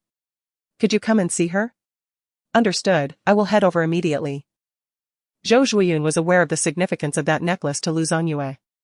Is she at Yunding now? Yes, the girl replied repeatedly, her voice betraying a hint of tears. I truly apologize for the trouble. No worries, it's my duty. I'll hang up now. Zhou Zhuiyun climbed out of bed, swiftly dressed. And when she put on her mask, she momentarily froze, staring at her phone left on the bed, lost in thought. The sunlight filled the bedroom, reminiscent of the brilliance that had flashed through her eyes 11 years ago. Chapter 46, I am coming in, uncle, please let me in. I truly am here to see a friend. I have heard this countless times, especially from someone like you, a frail little face, relying on others instead of yourself. Just hoping to climb into the beds of the wealthy. Because of people like you disturbing our residence, do you know my bonus is nearly gone? If you don't want me to call the police, leave quickly. The security guard coldly scoffed. Since you claim to be visiting a friend, let your friend make a call. Once I confirm, I will let you in. Su Guizhou, he would like to call, but Lu Zhongyue may not hear the phone ring. Moreover, how could he possibly resemble a frail face? He was, in fact, quite robust. Su Guizhou indignantly dialed, hello, Zhou Zhuiyun, I can't get in. He needs Lu Zhongyue to contact him. Oh, okay. Uncle, could you please take a call? The security guard skeptically took the phone. And upon hearing the voice on the other end, a smile instantly appeared on his face. So this is Miss Zhou's friend. Ah, look at the fuss this has caused. All is well, all is well. Zhou? Hello, did your expression change a bit too quickly? The security guard finished his call, returned the phone, and reproachfully remarked. Why didn't you mention sooner that you were Miss Zhou's friend? You made yourself suffer under this blazing sun. Here, this is a car card. You can take the unmanned vehicle over there, and remember to return it when you leave. Okay, thank you.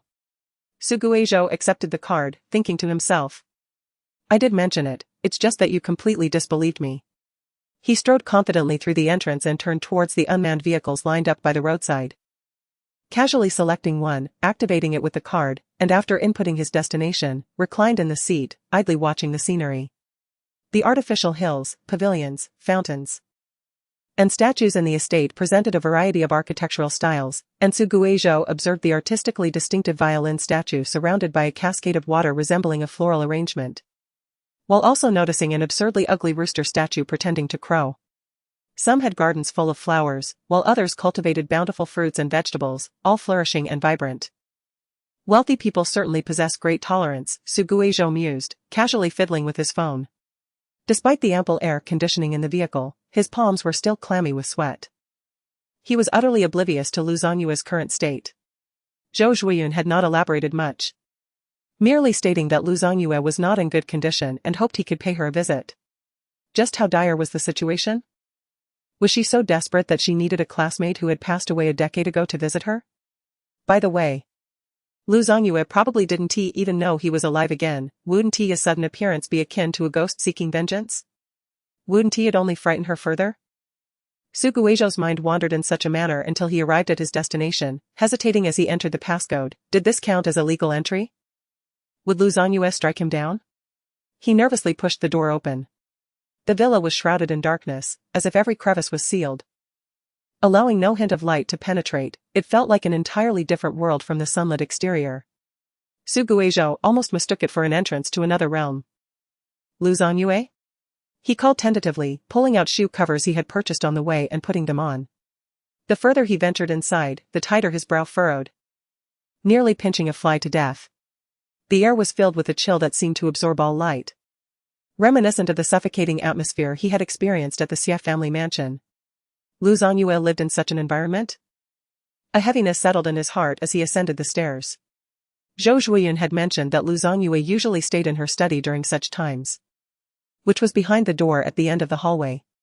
Knock, knock. The crisp sound of knocking echoed through the corridor. Whether it was due to soundproofing or the occupant's silence, the entire second floor was eerily quiet, sending chills down Zhou's spine. As if a specter lurked in the darkness, watching the unwelcome intruder with bated breath. Lu Zongyue, I am coming in. After Zhou raised his voice, he turned the knob and shone his flashlight inside. Books were strewn across the floor, various languages lay in disarray, creating a chaotic explosion of words. He halted abruptly. A figure, bathed in the faint glow, stood before the floor-to-ceiling window, adorned in an impeccably tailored suit that appeared undisturbed, as if welded to her form. He felt a slight relief and said, Lu Zongyue, I am Zhou. I am not sure if Zhou Zhuiyun has mentioned me, but I suspect she hasn't and is perhaps waiting for me to introduce myself. To be honest, his voice trailed off abruptly as he suddenly realized something. Despite his lengthy monologue, Lu Zongyue remained unresponsive, resembling a statue impervious to the elements, gazing out the window, while the chaos within her seemed to seep through to the surface, nearly threatening to rupture her fragile exterior. The surroundings were shrouded in darkness, seemingly even deeper than Xie Busai's eyes, infused with an icy coldness that betrayed an unfeeling essence, as if severed from the world. An inexplicable sense of panic surged within him, prompting him to hastily approach and place a hand on her shoulder. Lu Tsong. In that instant of contact, the figure by the window reacted as if triggered, swiftly turning to seize him and slam him to the ground. Zhou, caught off guard, lay bewildered on the floor, pondering how he had genuinely been struck. The warmth of a droplet striking his face jolted him back to reality.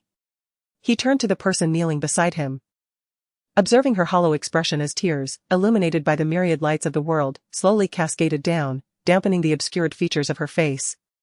Lu Zongyue? He waved his hand, questioning if she could hear him. Yet, Lu Zongyue remained motionless. She gazed at him quietly, as if not truly seeing him, hesitatingly extending her hand only to halt mid-air. Akin to a leaf on the brink of falling, withered in the autumn's chill, awaiting its demise. Su Guizhou grasped her slender wrist. The hand trembled violently, the delicate skin barely concealing protruding bones, and soon, the person beside him began to quiver, a mixture of fear and disbelief slowly subsiding after a prolonged silence. He pressed her hand against his face, the icy palm meeting his equally cold visage, as if two blocks of ice were colliding, failing to transfer any warmth. The shared body heat bore no warmth at all. He sighed softly, gesturing with one hand, "Look at me, Lu." Just as he had countless times before. He stood before her, calling her name with his hand. "Lu, please look at me." During her countless refusals to heed his voice. Chapter 47, It's a Real Person. A beam of light spread across the ceiling like blossoms, its edges resembling bubbles upon a water surface, ethereally enveloping the entire study. In the chill of the air, Su Guizhou could hear only his own breaths and heartbeat, had it not been for the faint pulse transmitted through the wrist he held. He might have mistaken Lu Songyue for a true living dead, risen from the grave. He could not hear her breath or heartbeat. It was too quiet. Akin to the world she inhabited, silent, still, devoid of substance. The hand resting against his face was frigid, the thumb and index finger caressing his skin, while the remaining 3 fingers framed his ear, tracing its outline gently, tenderly, as if they were caressing a delicate feather, inducing a slight itch and tremor. 2 cold bodies generated a vague warmth in the impenetrable darkness. He could not discern whether the warmth emanated from his ear or her hand, perhaps from both. He dared not release her grip nor push her away, laboriously gesturing with one hand. "Lu, are you awake now?"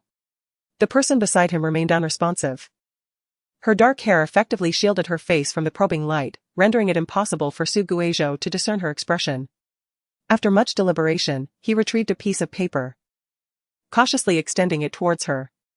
His movements were slow, laden with the implication that he would cease at the slightest indication of discomfort. Yet, Lu Songyue did not refuse. He brushed aside her soft hair, placing the paper against her face, feeling the moisture instantly seep into his fingertips. Su Guizhou sighed internally. Having caught a glimpse in the dim light, he confirmed she was indeed not wearing a hearing aid. Just as he pondered his next course of action, another hand clasped around his wrist, coolly resting there. The hand he had been holding reversed its position, grasping him firmly. Su Guizhou thought to himself, well, this has severed all channels of communication. The person beside him softly uttered, "Su Guizhou?" "Yes?" "It's me," he instinctively replied. Could it be that modern medicine had restored her hearing? However, her earlier demeanor suggested otherwise. Was she truly trapped within her own world, unable to escape? Was this a form of mental illness? Lost in his thoughts, she spoke again, "Are you talking?" "I don't have my hearing aid, I can't hear you, sorry." Su Guizhou shook his hand, attempting to convey that if she could not hear, she should loosen her grip so he could communicate through sign language. However, it seemed Lu Songyue misunderstood, tightening her grip immediately as if to bind him closer, yet without exerting too much force, making it difficult for him to break free. "Are you here to blame me today?" Lu Songyue asked. "In the past, when I called you, you never turned to look at me." Despite her inability to hear, she still managed to articulate her words with clarity. Su Guizhou felt wronged internally, he had never committed such an ungracious act. It was unjust to attribute the faults of a false Su Guizhou to the true one. "I want to hear you speak, but if I let go, you will surely leave again," she murmured. "I didn't mean to break the necklace, please don't scold me, alright?" The necklace? When had he ever given Lu Songyue a necklace? Before he could sift through his memories for clues, she suddenly buried her head in the crook of his neck, her fine hair brushing against his skin, amplifying the itch. "Don't leave too soon, could you stay with me for a little while?" she said, "just for a moment." "All right?" Despite their proximity, her words emerged as if from a tightly sealed jar, muffled and fragmented, reminiscent of the scattered remnants of autumn's locusts, or the chaotic chaos of crumpled papers. "It's so cold, Lu Songyue," he thought. Even his breath felt frigid. Su Guizhou could not discern whether it was his diminished presence causing the temperature imbalance or if her breath was inherently cold. As if exhaled from a body of low temperature, both possibilities seemed equally plausible, yet it was too cold, almost merging with him entirely. Soon, he felt a warm dampness against his neck. The head nestled there trembled faintly, silently conveying its feelings. Outside, the sun shone brightly, while inside, fine rain continued to fall. Such a cold individual, yet tears as hot as fire flowed from her. The faint scent of cedar lingered at his nose, mingled with a barely discernible hint of bitter orange. He could no longer distinguish whether the scent belonged to him or to Lu Sanyue, perhaps both shared it. Or perhaps it had transferred from him to her. He was unable to tell. He yearned to do something, but with Lu Sanyue gripping his wrist, he hesitated to pull away too forcefully, settling for a gentle pat on her hand as a form of reassurance. Within Lu Sanyue seemed to lie a fierce flame, engulfing an entire expanse of wilderness and thick smoke, threatening to consume him entirely, gnawing at his wounded being. Time passed without him noticing, until the heavy rain ceased. The flames extinguished, and the person on his shoulder gradually stopped trembling, instead nuzzling against his neck like a cat seeking refuge. Seeing her emotional state stabilize, Su Guizhou seized the opportunity to break free with remarkable swiftness, retrieving the phone that lay on the ground amidst her astonishment, searching for her hearing aid. He eventually found it atop a pile of fallen books on the desk. Hastily, he placed it on her, fearful she might not hear. Positioning his hand behind her ear to amplify his voice, "Ahem, Comrade Lu Sanyue, hello, may I ask if you can hear me?" Her deep blue eyes, now shimmering with the luster of water, gazed at him with a hint of confusion, as if stars flickered upon the surface of the sea. Slowly, she nodded. "I can hear you. Comrade Lu Sanyue, it has been a long time. I am Su Guizhou. I wonder if you still remember me?" He smiled. "I assure you, I am real. If you don't believe me, feel free to pinch yourself." When she genuinely reached out to pinch her leg, Su Guizhou quickly intervened, bemusedly exclaiming, "No, I was joking. Why would you actually want to pinch yourself? You just held on for so long, did you still think I was fake?" Lu Sanyue gazed at him, reaching out to poke his face. "Is it real?" "It is real." He smiled warmly, saying he is a genuine being capable of feeling both cold and warmth, needing food, water, and sunlight. The faint blush at the corners of her eyes reflected upon her porcelain-white face. After observing him for a long while, just as Xu Guizhou was about to lose patience, she laughed. It was akin to petals falling into a pond, creating ripples that beckoned the koi fish beneath the water to leap. She slowly leaned closer, contemplating his expression. Should Xu Guizhou display even a hint of rejection, she would immediately cease this audacious act, uncertain of his tolerance. Yet, Xu Guizhou maintained his cheerful demeanor. His clothes, wrinkled from her tears, did not seem to concern him as he knelt there, his amber eyes fixed upon her, becoming the sole source of light in the dim room. They were merely an arm's length apart, yet Lu Sanyue struggled to crawl closer, her knees gingerly advancing across the floor. Just as Xu Guizhou considered leaning toward her, she buried her head against his chest. At that moment, their hearts danced fervently in unison. "You've lost weight," Lu Sanyue remarked. "What can I do? I have to attend school. Who wouldn't he lose weight from thinking every day?" Xu Guizhou replied. "Your hair is shorter." "Indeed, how do you like it? Does it showcase the charm I can no longer conceal?" "It's been a long time since we last met, Lu Sanyue. Don't you welcome my return? Given that my clothes are ruined from your tears, wouldn't you grant me a smile?" "Welcome back," Lu Sanyue responded, whispering the words against his heart. Chapter 48, Butterfly Rose. The only source of light in the room had been extinguished unbeknownst to them. As Xu Guizhou felt his legs losing sensation from kneeling, he gently prodded the shoulder of the person in front of him twice, asking, "Lu Sanyue, can we stand up now?" The head resting against his heart slowly lifted, and in the pitch-black room, her figure was indistinguishable, but he could hear her soft, nasally voice, "Does your knee hurt?" Xu Guizhou thought, does she really need to ask that? It indeed hurt, and it was true that he felt numb. But how could he admit it? Naturally, he replied with a dignified air, "Impossible." As if to prove his words, he quickly stood up, only to falter again, bowing deeply before Lu Sanyue. The sound of his knee hitting the hardwood floor was crisp and melodious, though it felt somewhat damaging. In the darkness, he gritted his teeth, refraining from uttering a single cry of pain, cold sweat trickling down as he forced himself to maintain composure. "Ha ha ha, my leg seems a bit uncooperative. Does it hurt?" The shadow in front of him immediately crouched down, placing her hands beneath his knees, warmth seeping through the thin fabric. "I will fetch some medicine. Don't lower your head." The two spoke in unison, momentarily taken aback in the darkness. It's fine, no need, Xu Guizhou insisted, suppressing the pain as he stood up. At this moment, he was entirely indifferent to the emotional developments between the protagonists. What mattered most was his sense of presence. If he didn't expedite the progress, he would be left embarrassed by his frail body. Still, let us apply some, Lo Tsongyue said, pulling a chair over. Just sit here and wait for me. Really unnecessary, Xu Guizhou insisted. Lo Tsongyue, she said coldly, don't be so stubborn. Her voice resembled a soft candy wrapped in a tender skin, with an exterior that was glutinous and an interior that was sweet, rendering her anger devoid of intimidation. Just as Xu Guizhou felt her words were nonsensical when reading her social media posts, he felt no fear now. Nonchalantly sitting in the chair and smiling, if I remain stubborn, how do you intend to deal with me? Lo Tsongyue was momentarily at a loss for words. She could not utter any threatening comments, nor did she possess the leverage to intimidate him. Listening to him speak in that teasing manner as he once did made her want to cry. He could threaten her, while she was utterly powerless against him. After a long pause, she finally said, you stay here and wait. Xu Guizhou leaned against the back of the chair, laughing to the point he could not lift his head. Lo Tsongyue pretended not to hear, turning towards the door. She was grateful that the study was dark at that moment, so Xu Guizhou could not see her expression, nor could he discern how anxiously she stepped. Hey! Wait a moment. Just as she stepped into the corridor, the exhausted voice behind her said with a slightly hoarse tone, Miss Lo, could you please turn on a light? How peculiar, why did he speak as if he were a brothel keeper calling to customers? Lo Tsongyue pressed the switch, her voice cold, you still fear the dark. What can I do? I have a timid heart, please bear with me.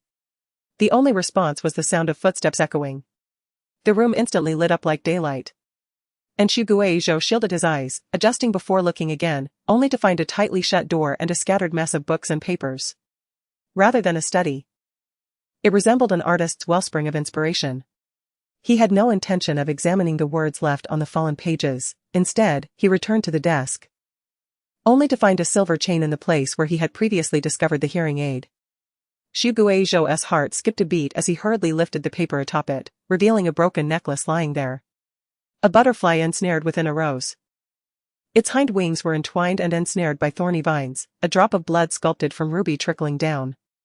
The forewings strained to unfurl, striving to break free from the encumbering confines and ascend. Each distinct line shimmered in the light, the black opal comprising its body seemingly housing an entire galaxy of brilliance. Yet now, it lay scattered, as if life had been punctured from it. Xu Guizhou stood frozen. He slowly blinked his dry eyes, his sluggish mind recalling a statement made by someone who had departed not long ago, I did not intend to break the necklace. He had never gifted Lo Tsongyue a necklace. This necklace was one he had presented to Xiaobuzi. A unique piece he had meticulously designed at the age of 15, revised time and again. It was one of a kind in the world. He had eagerly offered it, hoping to witness a flicker of surprise on that person's face, but as he waited, he ultimately received the outcome of it being tossed into the trash after the birthday banquet concluded. So, why was a discarded necklace here with Lo Tsongyue? He gazed intently, cautiously pinching the clasp, where he saw an inscription in English, X39S private. He smirked, as if attempting to smile, yet his eyes remained cold, half mocking and half absurd as he pressed his hand to his forehead. He felt his heart within his chest beating slowly, akin to an infinitely extended slow-motion shot in a film.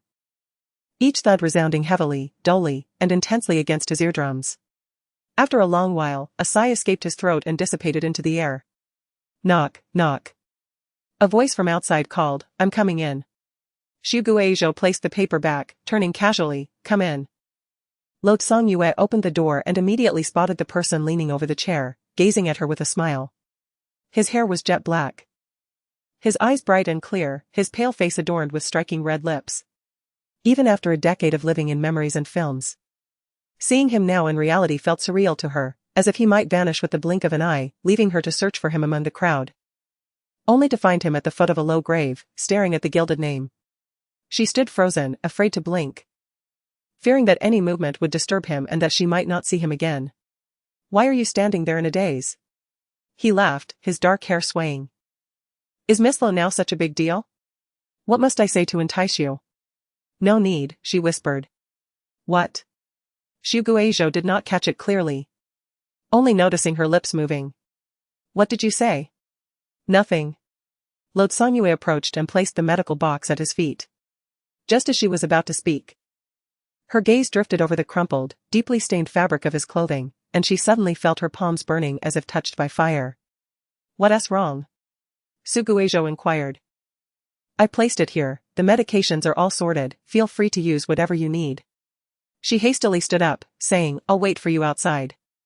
Suguejo belonged to the type of person who would feel awkward only when no one else did, but he thrived on the discomfort of those around him. With a teasing tone, he remarked, so this is how Miss Lo entertains her guests? Must the guests rummage through a pile of medicines themselves? Here, take this. Lode Sanyue exclaimed, pulling a handful of ointment from the box and stuffing it into his arms before quickly shutting the door. Suguejo clutched the ointment, unable to suppress his laughter, even shedding a tear from the corner of his eye. Chapter 49, You said this. Is the air conditioning on in here? Suguejo asked as he rummaged through the medical box, applying ointment to the bruise on his knee while speaking towards the door. It's been hot lately, came the muffled reply from outside. Then isn't it a bit too cold for you? Suguejo chuckled. When I first walked in, I thought I had entered the underworld. It was so dark and chilly that I nearly lost my nerve. I've turned it off, it will warm up soon. Lode Sanyue replied somewhat sullenly. After finishing, Suguejo returned the ointment to its place and approached the door, saying, even I can hardly tolerate this. Don't you find it cold with it set so low? Lode Sanyue glanced at him furtively before quickly looking away, awkwardly attempting to take the medical box from him, only for him to deftly evade her grasp, a habit he had grown accustomed to. Used to it? He asked, a teasing smile playing on his lips as he glanced at her hand hanging by her side. Just used to it, Lode Sanyue replied, maintaining her composure as she tucked her hand behind her back. Where do you want the box? In the cabinet on the far right of the TV stand, she instructed. After placing it as she directed, Suguejo glanced at the time and declared, I have to go. He still remembered that his blanket was outside drying. Can't you stay a little longer? Lode Sanyue blurted out. The moment the words left her mouth, she regretted them. But seeing him standing there nonchalantly ignited a flicker of unspoken hope within her. What reason do I have to stay? Suguejo replied casually. Lode Sanyue's mind raced, and she stammered, it's getting late, how about we have dinner first? Suguejo raised his phone, are you suggesting we have dinner at 5:02? I eat very early, she confessed, feeling slightly guilty. But I'm not accustomed to eating so early, he retorted. Just as he finished speaking, she took off her hearing aid and signed. I can't hear. Suguejo responded, why pretend you can't hear when I've already spoken? He gestured, I'm leaving. Lode Sanyue closed her eyes and replied, I can't see. Suguejo felt himself losing his patience. When did Lode Sanyue become so audacious? He stepped forward, pinching her sleeve and gently tapping her clenched fist until it naturally relaxed. He carefully placed her left hearing aid back on her ear, saying, all right. I happen to be a bit hungry. I wonder how the host plans to entertain their guest. I want to eat dumplings, she whispered. Suguejo fell silent for a moment, pointing at himself, are you planning for me to make them? Is that not acceptable? She retorted defiantly. Who invites a guest to cook? He questioned incredulously. My family does. Suguejo crossed his arms, watching her put on the other hearing aid, that's fine. But you can't expect me to do all the work alone, can you? Lode Sanyue's eyes brightened momentarily, and she composed herself, stating, I'll help you. She then called someone to immediately procure the ingredients. Suguejo glanced at her but remained silent. The assistant soon arrived with the supplies, and Suguejo watched from the sofa as she returned with the items, excitedly brandishing a newly purchased apron, declaring, let us get started. All right.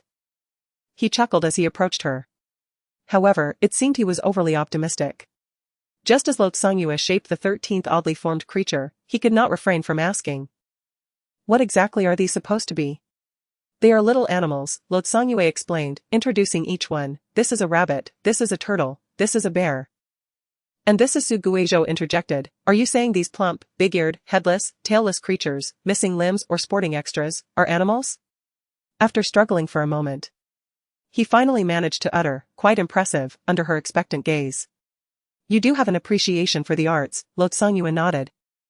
Her lips curling into a smile as she casually asked, "What is your current situation?" "Consider it a miracle," Suguejo briefly explained, then exclaimed. "Do you know the pain of a soon-to-be graduate repeating their senior year? It's like encountering a bug just as you're about to finish a game, forcing you to restart and find yourself back in the beginner's village, with all your equipment and levels reset." Lord Songyue silently observed him. The pale-faced boy gradually flushed with a hint of color as he passionately expressed those words, as if suddenly infused with life, making one want to poke him. She thought this and did indeed act on it.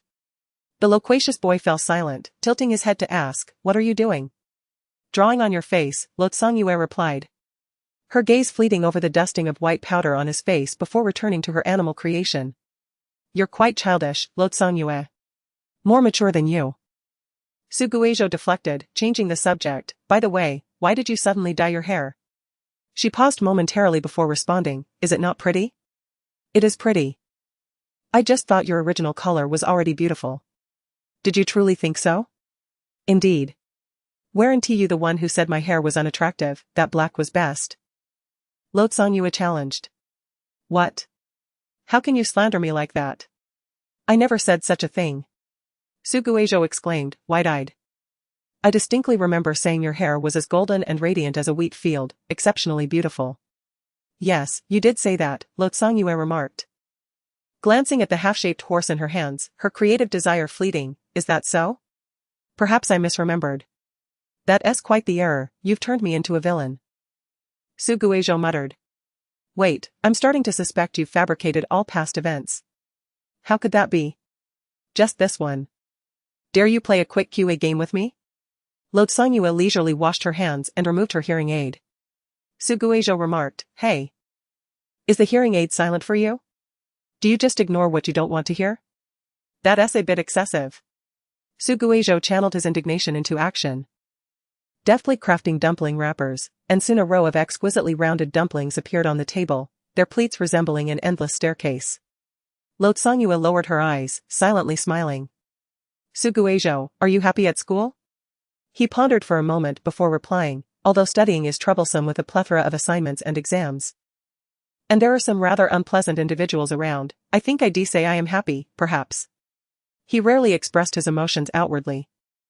Lord Songyue often saw him sitting expressionless at his desk or wearing a flawless smile that could not be critiqued while following someone else.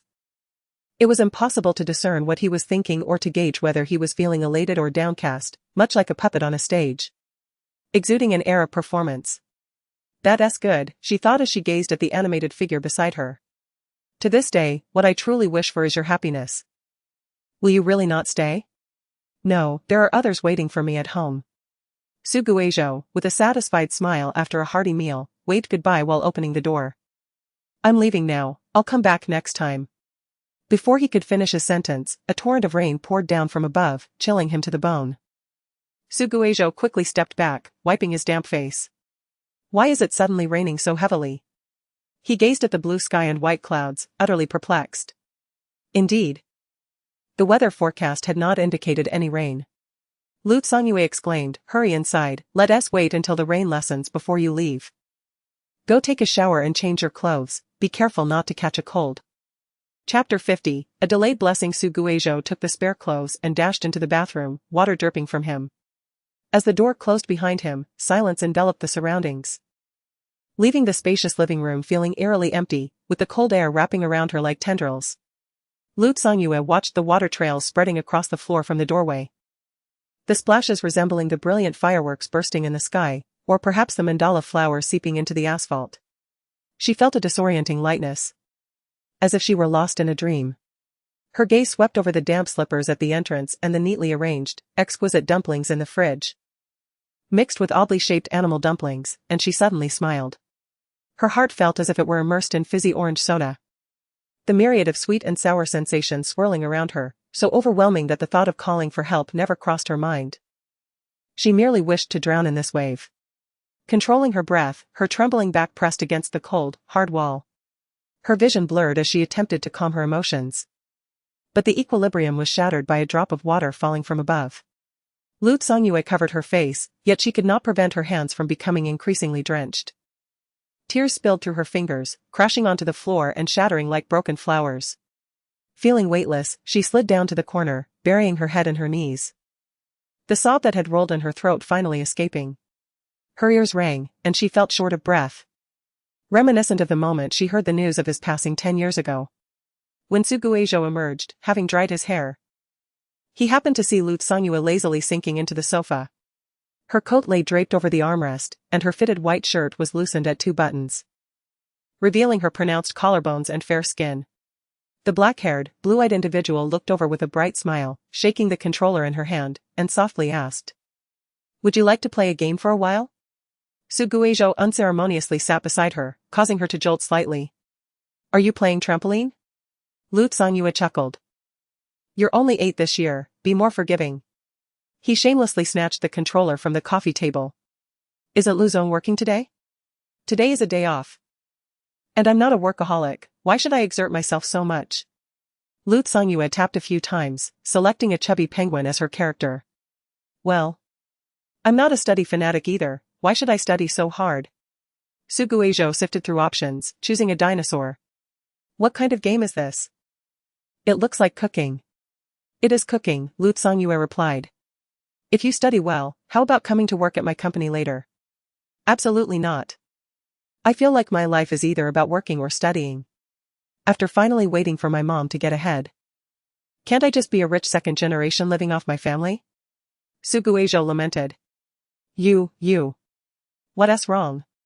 I neither start businesses nor have costly hobbies. I'm simply a model rich second generation, okay? I haven't criticized you, Lu Songyue laughed. "So, you're attending the second affiliated high school now?" "Yes. In the same class as Xia Wanting." Suguejo had just finished speaking when he saw the penguin on the screen throw the freshly prepared dish, along with the plate, into the water. "Lu Songyue, what are you doing? Are you ruining our store's reputation?" "I slipped. Let me cut again," Lu Songyue casually said. "Did Xia Wanting recognize you?" "Yes, if anything, it would be harder for her not to recognize me." Lu Songyue fell silent, her hands manipulating the controls, her eyes focused on the screen, appearing to be deeply engrossed in the game. "She wouldn't tell Xiabu Ci." Suguejo calmly stated, "I also have no intention of meeting her." After a moment of silence, she asked, "Do you trust her that much?" Rather than trust, it was more akin to intuition, he replied with a grin, as if speaking truthfully or deceitfully. "You girls have a keen intuition, and us boys are not lacking either." Hey. It's on fire." Lu Songyue. "Where's our fire extinguisher?" "Oh no, it's burning." Here. "Oh no, the wrong dish." Suguejo, "Don't bump into me." "It's over." "Where's the fire extinguisher?" Wow, 0 stars. The cacophony of the game's sound effects accompanied their frantic shouts, as the villa shrouded in curtains lost all sense of time. The paused screen lingered for a while until Suguejo put away his phone and turned to look at the person nestled against his shoulder, sound asleep. Her fluffy black hair concealed her features, and the scent of cedar mingled with bitter orange wafted toward him. At that moment, he finally discerned the difference. Yet he felt no joy from solving the puzzle, only a lingering bitterness. Suguejo carefully embraced her, tiptoeing up to the second floor and pushing open the door next to the study. He knew this was Lu Songyue's bedroom. A small bear keychain hung from the doorknob, as she adored fluffy items, often adorning her belongings with them. He did not turn on the light, fearing to awaken the dreamer. Fortunately, the young lady's room was tidy and clean, allowing him to place her on the bed without hindrance. Just as he intended to leave, something warm suddenly grasped his wrist. He halted in place, softly calling, "Lu Songyue? Did I wake you? Can you not go?" She murmured, a blend of plea and whisper. Suguejo leaned over the bed. "Lu Songyue?" The figure emerging from the darkness could not be clearly seen, her soft cheek brushing against his cool hand, resembling a cat guarding its food, as if encircling his hand would ensure he stayed. "Please, don't leave." Her head nuzzled against his hand, leaving a trace of warmth, her black hair swirling around like a spider's web. Uncertain whether it sought to ensnare its prey or was willingly submitted to fate, Suguejo silently gazed at her, his thoughts involuntarily drifting back to a summer years ago. At that time, as a newcomer, he feared even the slightest mistake that might annoy the Xie family, yet no matter how cautious he was, He still angered the young lady and was punished to pull weeds in the courtyard. Dressed in ill-fitting new clothes, he nestled in the grass under the scorching sun, wondering when he would ever finish pulling the endless weeds. Until sweat blurred his vision, Suguizhou glanced despairingly at the seemingly never-ending yard, exhausted to the point of collapse. Thinking that this time next year might mark his death anniversary. He hoped Su Ming would remember their 12 years of father-son bond and burn some paper for him. Not being able to buy a house was no big deal, at least he hoped not to starve in the afterlife. Dying as a hungry ghost before death and continuing as a starving ghost after death seemed unbearably tragic. He gazed at the blue sky, contemplating his imminent ghostly existence. When out of the corner of his eye, he noticed a glimmering golden head peeking from the third-floor window of the Xia residence, wide-eyed, looking over. The gentle breeze caressed her long hair, glimmering under the azure sky, creating a grand spectacle of bees and butterflies. At that moment, Suguizhou's mind was consumed by a single thought: the fairy tales he had heard were indeed true. A princess trapped in a tall tower. Yet, regrettably, the princess was not powerless, and he was not the heroic knight who could traverse mountains. He was merely a homeless beggar sold into servitude. He could not save the princess, nor did she need saving. The princess from his memories now bore black hair, and all her brilliance had faded into the remnants of a long night. Suguizhou tucked her hair behind her ear and sighed. "Lutsongyue, why is it so?" A slumbering individual does not respond, they merely draw closer with an air of affection. He lingered at the edge of the bed for quite some time, his eyes gradually closing. After an indeterminate period, the person on the bed opened their eyes. The curtains possessed excellent light-blocking qualities, casting the room into a dim twilight when drawn. Lutsongyue slowly propped herself up, tracing the outline of the figure beside her in the night. The young man slept soundly, his breathing steady. Lutsongyue extended her hand to feel his breath, the almost imperceptible warmth brushed against her fingertips, rendering her momentarily unable to discern reality from illusion. Her gaze glided over his interrupted left eyebrow, and then she rested her head to the side, her heartbeat harmonizing with his rhythmic breaths. She closed her eyes. The faded, yellowed photograph had quietly been infused with vibrant colors, as time restructured itself chaotically, and the scenery transformed unpredictably. She found herself once again at the onset of early spring, gazing at the figure before her, standing beneath the shadows of trees, lifting a radiant smile towards her. "Happy birthday, Suguizhou." Lutsongyue's voice blended almost seamlessly into the night. "And welcome back." A phrase repeatedly lodged in her throat, coalescing into a lump before crumbling into fine grains of sand, clinging for years to the soft flesh, unable to be expelled or swallowed, creating a torment akin to a slow and painful execution under a clear sky, allowing flesh and blood to rub against each other in a mottled display of agony.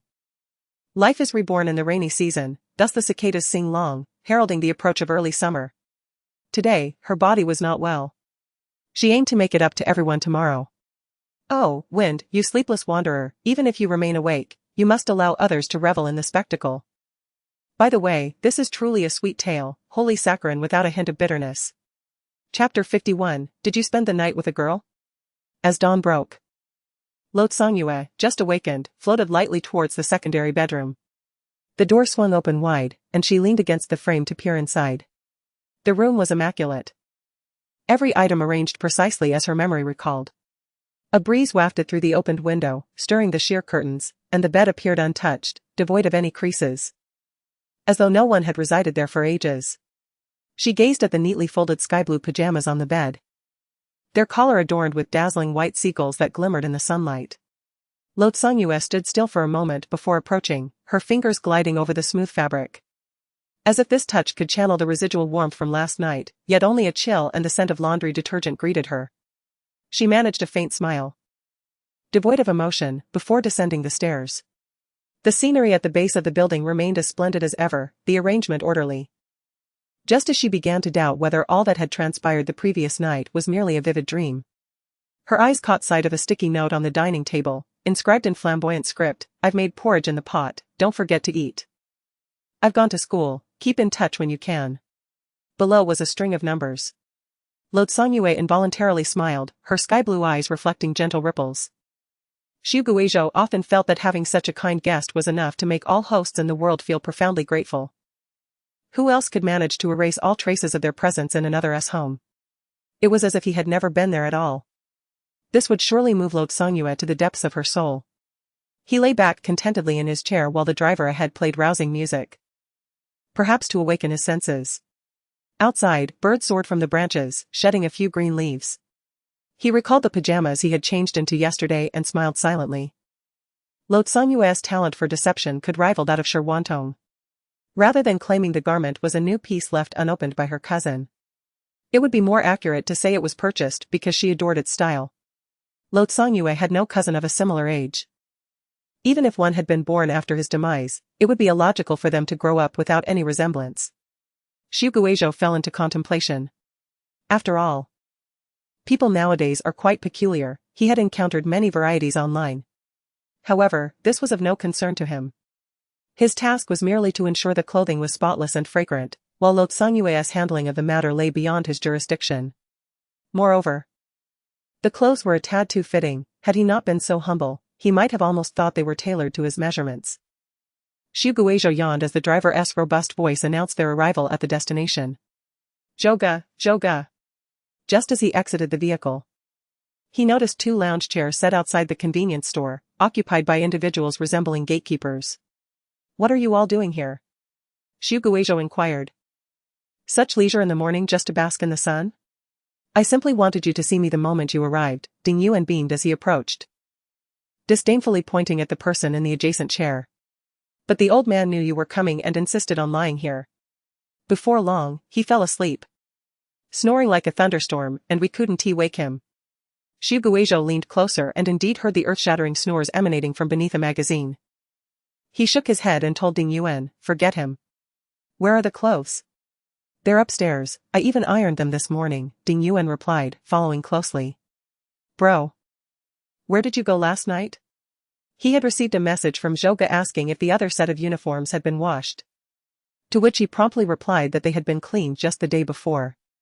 Then Xu Guizhou mentioned he would bring them over for him to wear. Ding Yuan had thought both uniforms were ruined, yet here was Xu Guizhou strolling in casually, without a backpack, which piqued his curiosity. I stayed at a friend's house, Xu Guizhou said as he ascended the stairs.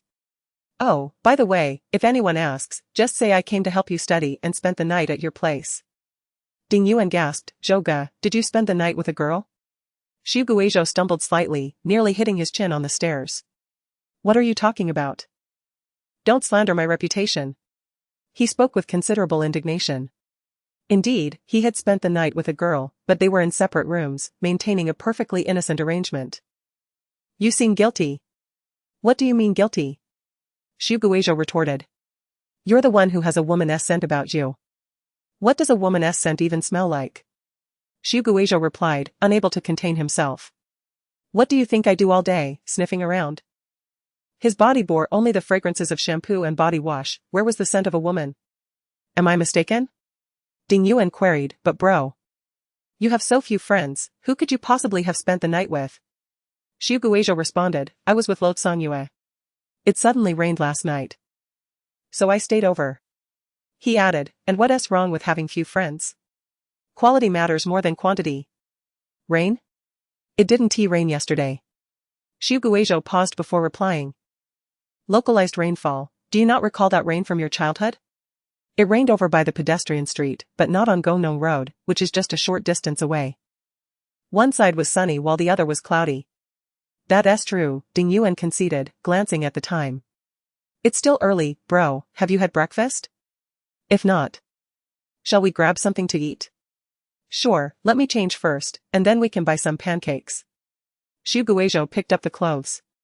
I made porridge for Lo Songyue. But I didn't eat a single bite. I arranged this early meeting just to buy some street-side pancakes. I'll buy you 10. Ding Yuan exclaimed. Do you think I'm a pig? He chuckled as he slipped into the room, returning shortly after.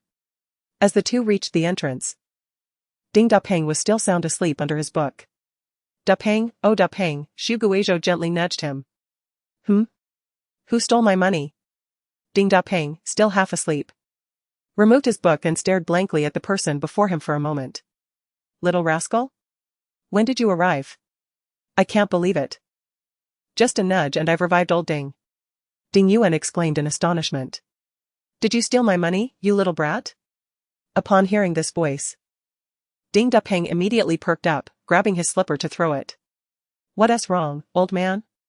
Can't you keep your dreams separate from reality? Ding Yuan hurriedly hid behind Su Guizhou, poking his head out to make a face.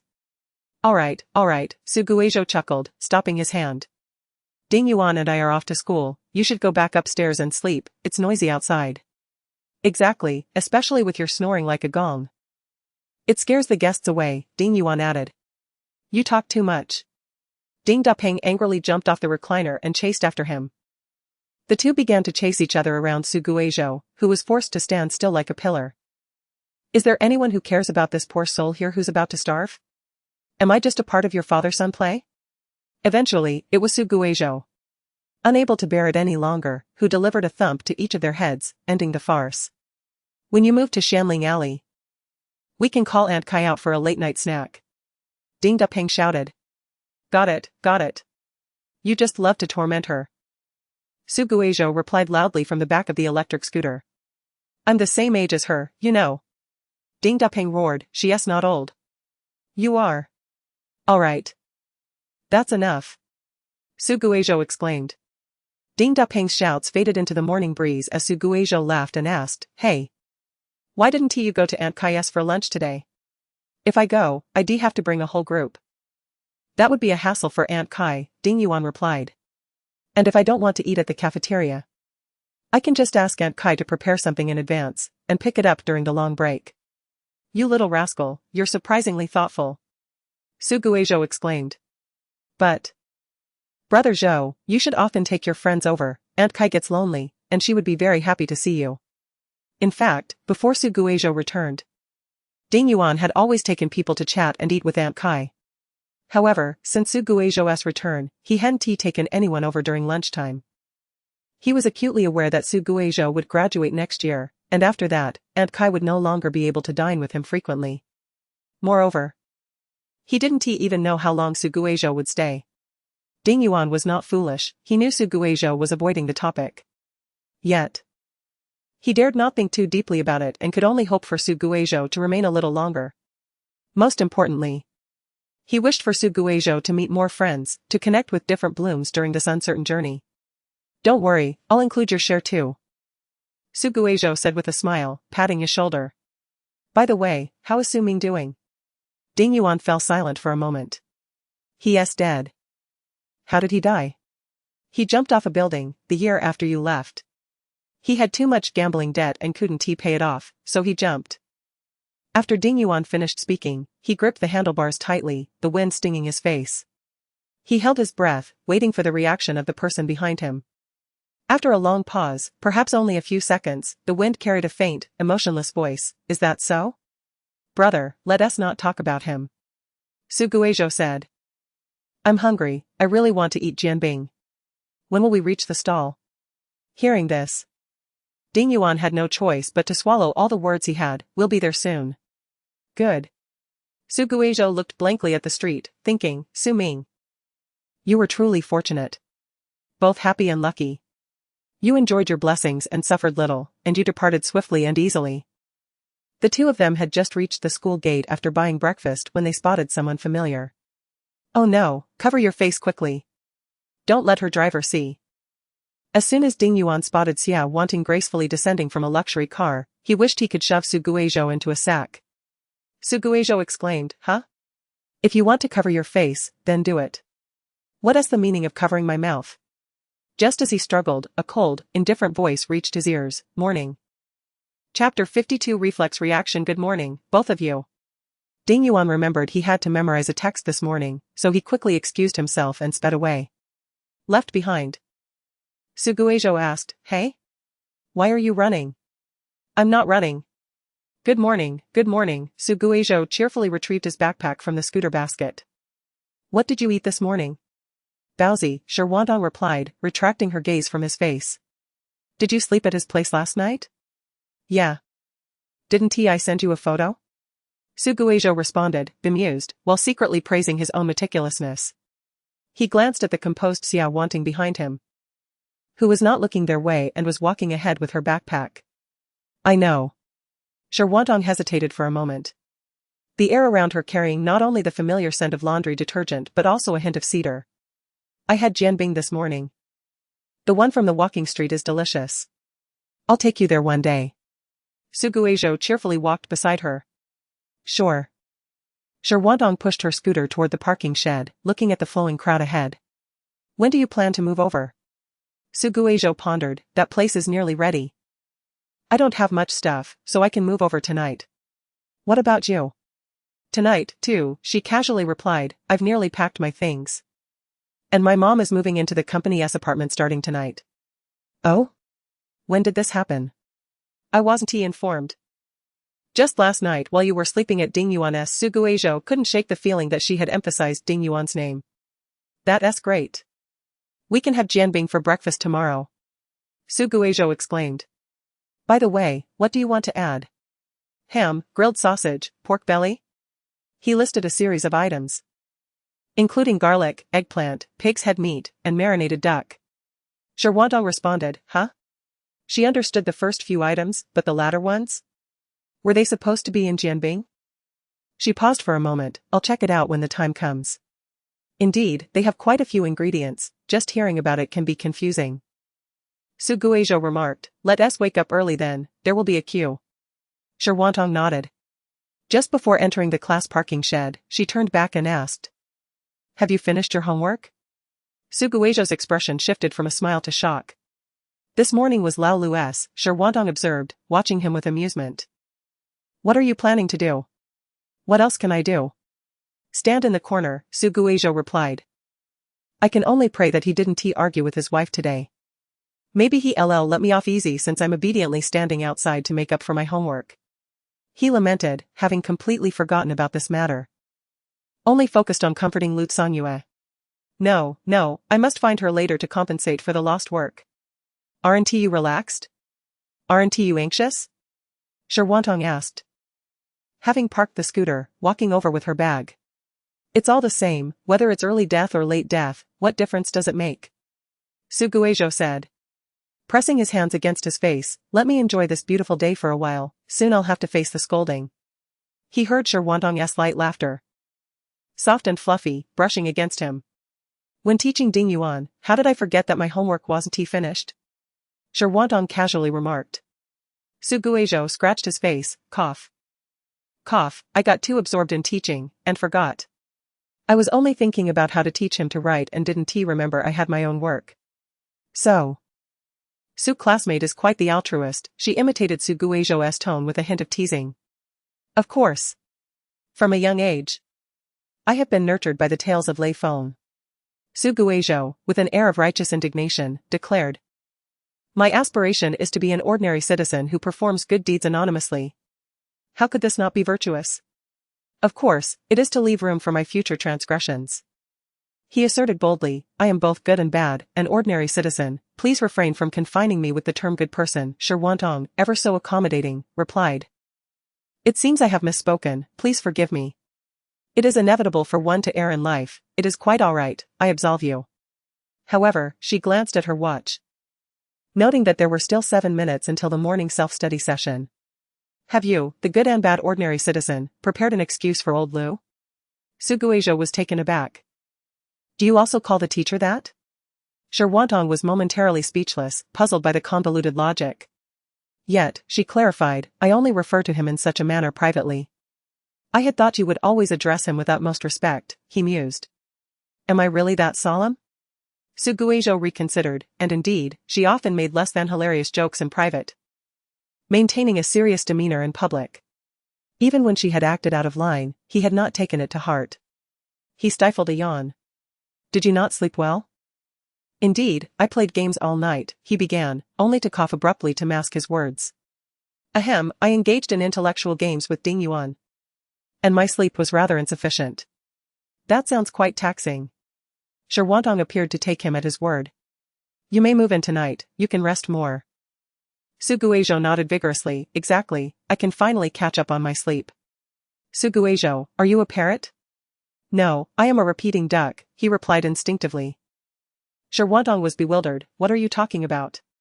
Realizing he had let slip a reference to his previous persona, he quickly attempted to amend his response, well. In the game I played last night, my character was a duck, and Ding Yuan was a chicken. We quacked and cackled for most of the night.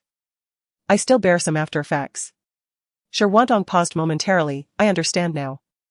You should avoid playing with Ding Yuan in the future, it may lead to obsession. Su Guizhou raised a finger, declaring, from now on, I shall reform my ways, pursue my studies diligently, and never touch games again. You are raising 3 fingers. She pointed out. Is that so? Su Guizhou responded in surprise. However, making a second vow on the same day is ineffective. I shall reissue my pledge in a couple of days when my resolve is renewed. For now, I shall make do. But you never actually vowed, Shirwantong remarked lightly, casting a glance at him before her thoughts drifted elsewhere. Rather than the remnants of gaming, it seemed more like a conditioned reflex. It was as if someone had repeatedly uttered certain words in his presence, embedding them into his consciousness, leading to self-refutation. A flicker of curiosity about his past crossed her mind. When the two, each harboring their own thoughts, arrived in the classroom, the bell rang. And old Lu was standing at the podium, fuming. Su Guizhou did not join the fray, he simply placed his backpack at his feet, extracted his test paper, and leaned against the railing to write. Before long, a group of students was expelled from the classroom. But he was too engrossed in his exam to notice who they were. Suddenly, a commotion erupted behind him. Many of those leaving turned to see what was happening. And he craned his neck to look.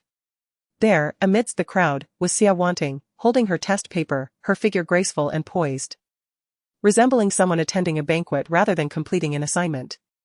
She naturally approached him, unfolded her paper, and with a smile as radiant as the first bloom of a begonia, whispered amidst the hushed conversations, "Did you visit Sister Lu yesterday?" Su Guizhou drew a dark line across his test paper. Chapter 53. As if listening to celestial music, seizing the moment when old Lu descended to survey the room, Shen Qiniao leaned down towards her friend and whispered, "This is the first time I've seen the young lady without her homework." In her mind, Xia Wanting was the very embodiment of perfection. At times, Shen Qiniao would wonder if this group of individuals was born with a divine system for cultivating gods, for how else could they all possess beauty, wealth, and capability? Ah. But of course, Pei Wang, that dandy, was excluded from this equation. Freed from old Lu's scrutiny, Shirwantong rummaged through her test paper, fiddling with her pen cap as she examined the questions. "Now you see it." Shen Qiniao raised an eyebrow. "I suspect you are being dismissive, but I have no proof." At that moment, old Lu approached silently, locking eyes with her. Shen Qiniao grinned widely before lowering her head to focus on her paper, adopting an expression that signaled, "I am serious, please do not disturb." Old Lu leisurely settled onto the podium. The signature pen danced between his fingers, while Shirwantong stared at the questions for a long while, eventually lifting her gaze to glance out the window. The morning sun was far gentler than at noon. Nearly tender, casting a soft glow over the two leaning against the railing, creating an ethereal ambience like a masterpiece at an auction, eagerly bid upon by admirers. Their classmates, whether intentionally or not, maintained a distance neither too close nor too far, encircling the pair in an almost imperceptible barrier, isolating them from the crowd and binding them together.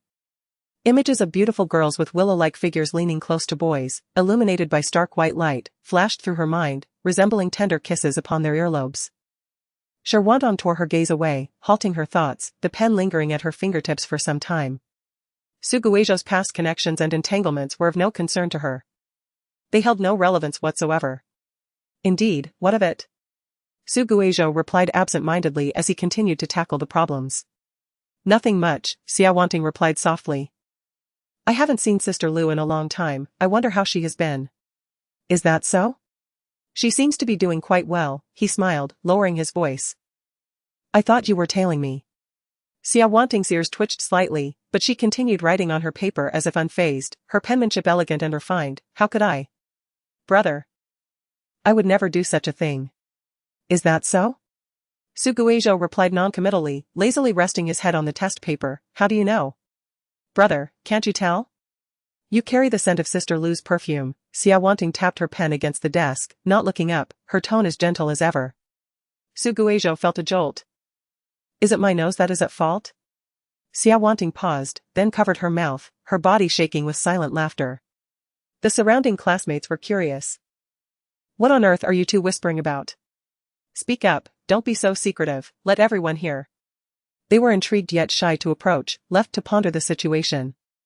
Scratching their heads in confusion, unable to fathom the nature of their intimate exchange. This transfer student is quite impressive. Has he really captured Xia Wanting's heart in just a week? How terrifying. Su Guizhou was oblivious to the speculations of his classmates. He frowned and said, "Why are you all laughing like that?"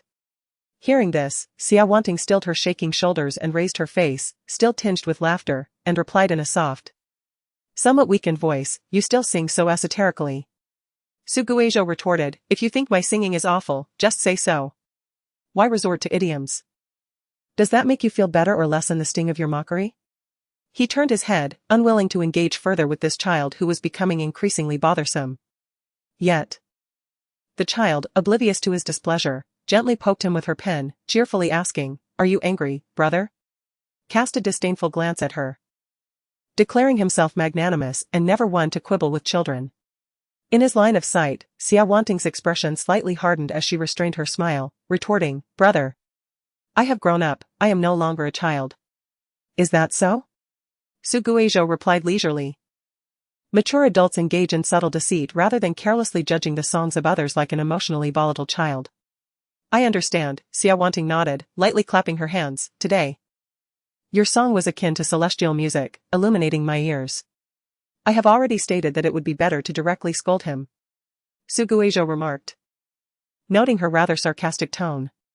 He glanced at her again, only to find her gazing at him with her innocent, wide eyes, blinking in inquiry, "Is that still unacceptable?"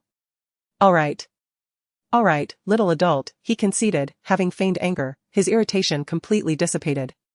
He tapped his pen against the paper. "Enough chatter, let us return to our studies, 2nd Mississippi." "Oh." She responded reluctantly, turning back to her work. After a short while, she inquired, "Brother, what did you and Sister Lu do?" "What did we do?"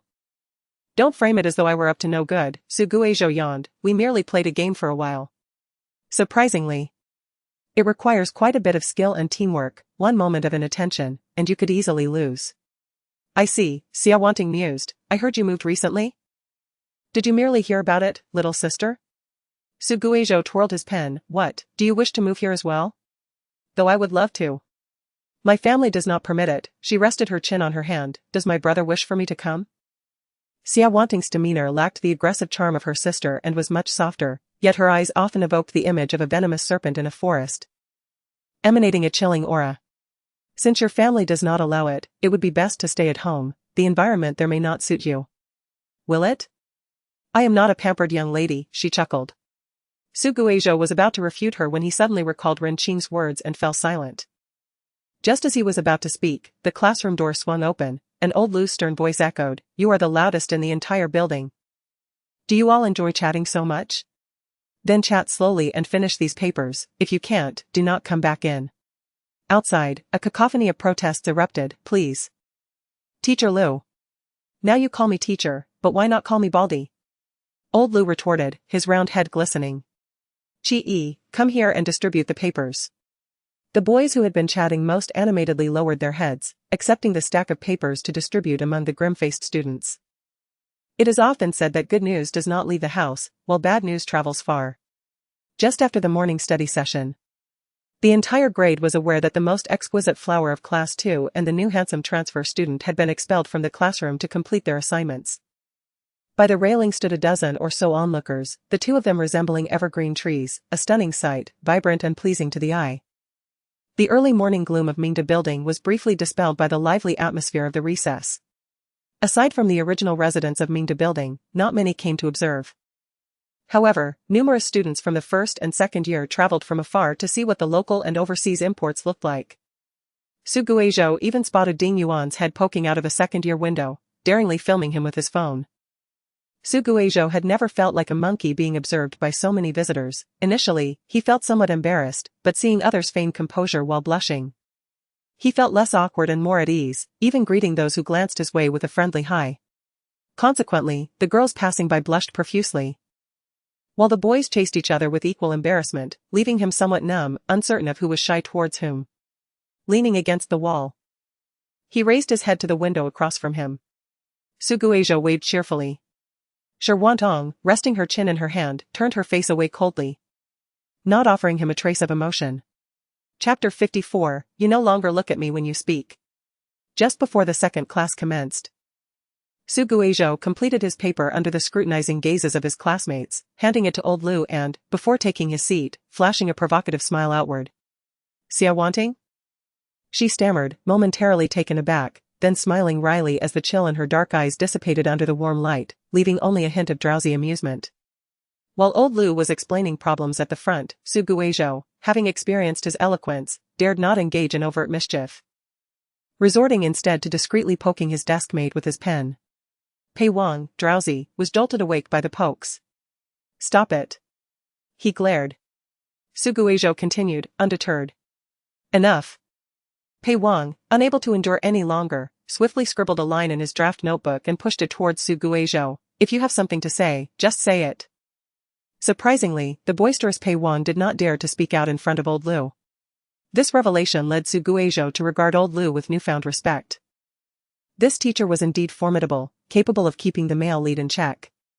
Su Guizhou quickly finished his work. "When will you accept my friend request?" He had sent a request to Pei Wang when joining the class group, but it had remained unapproved, with the recent busy days and the upcoming exams. He had only now recalled this matter. Pei Wang glanced over. "Why should I? Is it not normal for friends to have each other's contact information?" He wrote matter-of-factly. "Pei Wang? Su Guizhou? Pei Wang, when did I say I wanted to be your friend?" He even added an angry hashtag at the end. Su Guizhou was taken aback. "We have shared so many meals together. As the saying goes, a meal can solidify friendship. Should they not now be the best of friends in the universe? Surely, the online tutorials were not misleading? They must have compiled the experiences of many individuals. And the comment section was filled with people expressing their gratitude. Did it require more meals to become friends with the male lead? Pei Wang merely scoffed through his nose, refusing to respond further. In confusion, Su Guizhou decided to employ his thick-skinned strategy. "When will you accept my friend request QAQ? When will you accept my friend request QAQ? When will you accept my friend request QAQ?" Just as he wrote his 17th message, Pei Wang, unable to bear it any longer, snatched back his draft notebook, frowning at the scrawled pages, and opened a new one, forcefully writing, "Got it, stop bothering me." His pen pressed so hard it punctured through the page. Su Guizhou felt satisfied. "Remember to add me after class." Pei Wang rolled his eyes, remaining silent. After a moment, Su Guizhou wrote again, "I moved to Shanling Alley. I'll call you over to play once I settle in." Pei Wang yanked his notebook back, unwilling to let Su Guizhou ruin it further. Sensing the chill beside him had diminished significantly, Su Guizhou sighed in relief, only to be met with another challenge. "What did I do today?" he pondered, perplexed. Wantong, pulling her suitcase, stepped into the elevator, feeling uncomfortable under his intense gaze. After a while, she expressionlessly asked, "Why do you say that? Have you been overly cold towards me?" Su Guizhou exclaimed, banging on his suitcase, "Are we not good friends? Why treat me like this?" He keenly sensed that since returning to his seat, Wantong had been somewhat indifferent towards him. Her words and glances colder than a master who had not fished for 10 years. The system merely suggested that by appearing frequently before the male and female protagonists, it could enhance its presence, yet it failed to mention whether provoking them might diminish it. "Is that the case?" "Indeed. You no longer even glance my way," Su Guizhou lamented. Upon hearing this, Wantong turned her head, her emotionless dark eyes framed by glasses, resembling a serial killer in the dimly lit elevator. Su Guizhou fell silent for a moment. "Can we not approach observing people with a touch of emotion, akin to reading aloud from a text?" Wantong widened her eyes slightly. Su Guizhou continued, "I apologize, please allow me to retract my previous statement. You may treat me however you wish. But please refrain from looking at me in that manner, I am rather timid by nature." Observing him dramatically clutching his shoulders, trembling incessantly, Wantong curved her lips slightly and stepped out of the elevator, stating nonchalantly, "Is it really necessary? Did I not previously mention that your expressionless delivery of jokes resembles that of a psychopath?" "I believe I did." Wantong seemed unfazed. "Now I must add. When you stare at someone without expression, you also bear a striking resemblance to a killer." "Is that so?" Wantong paused. The sound of her wheels fading into the stillness of the night, while under the yellow streetlights, insects buzzed incessantly. With half-closed eyes and a relaxed demeanor, she cast a glance, asking if she appeared frightening. Suguejo cleared his throat. No, it is simply that I am a coward. He indeed felt a bit intimidated. Compared to Xia Wanting, Shirwantong's gaze was more akin to Xia Buchi's, particularly when she looked at someone with a cold expression, making it utterly impossible to discern the wicked thoughts brewing within her mind. Although Shirwantong likely just favored a cold demeanor without any ulterior motives, Xia Buchi, with his dark heart, truly harbored malicious intentions and was known to act upon them. Suguejo. The cool voice snapped him back to reality. What is it? What are you thinking? Shirwantong maintained her usual expressionless face, softened slightly by the warm light. Your expression is quite grim. Oh. I just recalled a film about a chainsaw killer, Suguejo replied. That movie began with a beheading, leaving me with a psychological shadow. So that is why you fear the dark? The sound of wheels resumed echoing through the night, while insects continued their relentless chorus. And cicadas disrupted the tranquility of the grass. The shadows of the two figures under the light elongated endlessly, almost merging into one. Indeed. He chuckled lightly. Betraying no trace of fear, it was merely that. Merely that. Shirwantong contemplated. I was also quite afraid of the dark when I was young. Why? I lived with my grandparents in the countryside, where the streets lacked lighting, and my grandfather delighted in hiding behind trees to scare me. Suguejo fell silent for a moment. Your grandfather, seems quite childlike at heart. I would cry and run home, and upon hearing my cries, my grandmother would know my grandfather had frightened me again, brandishing a feather duster to chase him away. Suguejo gave a thumbs up. Our grandmother is quite formidable indeed. Yes. Shirwantong smiled, thinking, Suguejo, you truly cannot lie. Not at all. Chapter 55, Your sleeping position is terrible. Shirwantong was wearing headphones, listening to a calm female voice reciting vocabulary. Bored, she scrolled through her phone and happened upon a fresh post on the confession wall of Air Fuzhong. Her gaze momentarily pausing. May I ask who has the handsome senior with broken eyebrows who was punished to stand during today's break? He is so extraordinarily handsome that this girl is smitten, covering her face in shyness. Punished to stand, senior year, broken eyebrows. With these three descriptors, it would be challenging not to guess who it was. Shirwantong glanced at the person beside her, who had just dozed off as soon as they got into the car, his under-eye circles faintly dark. She entered the comment section. Suffered in the cornfield, squatting. I am going to preschool for further studies, squatting. Riding a pig on the highway, squatting. Numerous comments echoed the same sentiment of squatting. Shirwantong found it rather uninteresting and was about to exit when she noticed a different response. What are you staring at with my username? Stop squatting. The handsome guy is from class 2, he just transferred last week, and he was crying in Ding Yuan's embrace. Sleeping duck, WOC. I was wondering why I hadn't seen him before. Turns out he is imported, not homegrown. It's better to tease dogs than to fall in love. Good-looking and academically proficient, NND. This bunch of winners is off the charts. Not believing in fate. Ladies, disperse. In the heartless class 2, we have no chances. Those study-obsessed fiends treat other people as mere tools. What are you staring at with my username? Even if you're not in class 2, you have no chance. XWT has apparently already captured him. The couple over there is chatting while writing test papers, looking sweet and lovely.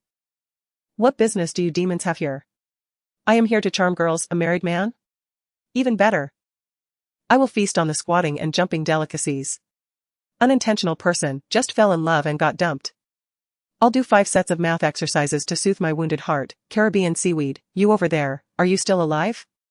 Preschool leader, you over there. Are you still alive? One must acknowledge the strong ambition of Air Fuzhong students. Soon the conversation shifted to which tutoring resources were more useful. Alongside discussions about the new breakfast shop in the cafeteria being exceptionally delicious and complaints that the restroom doors had been broken for 2 weeks without repair.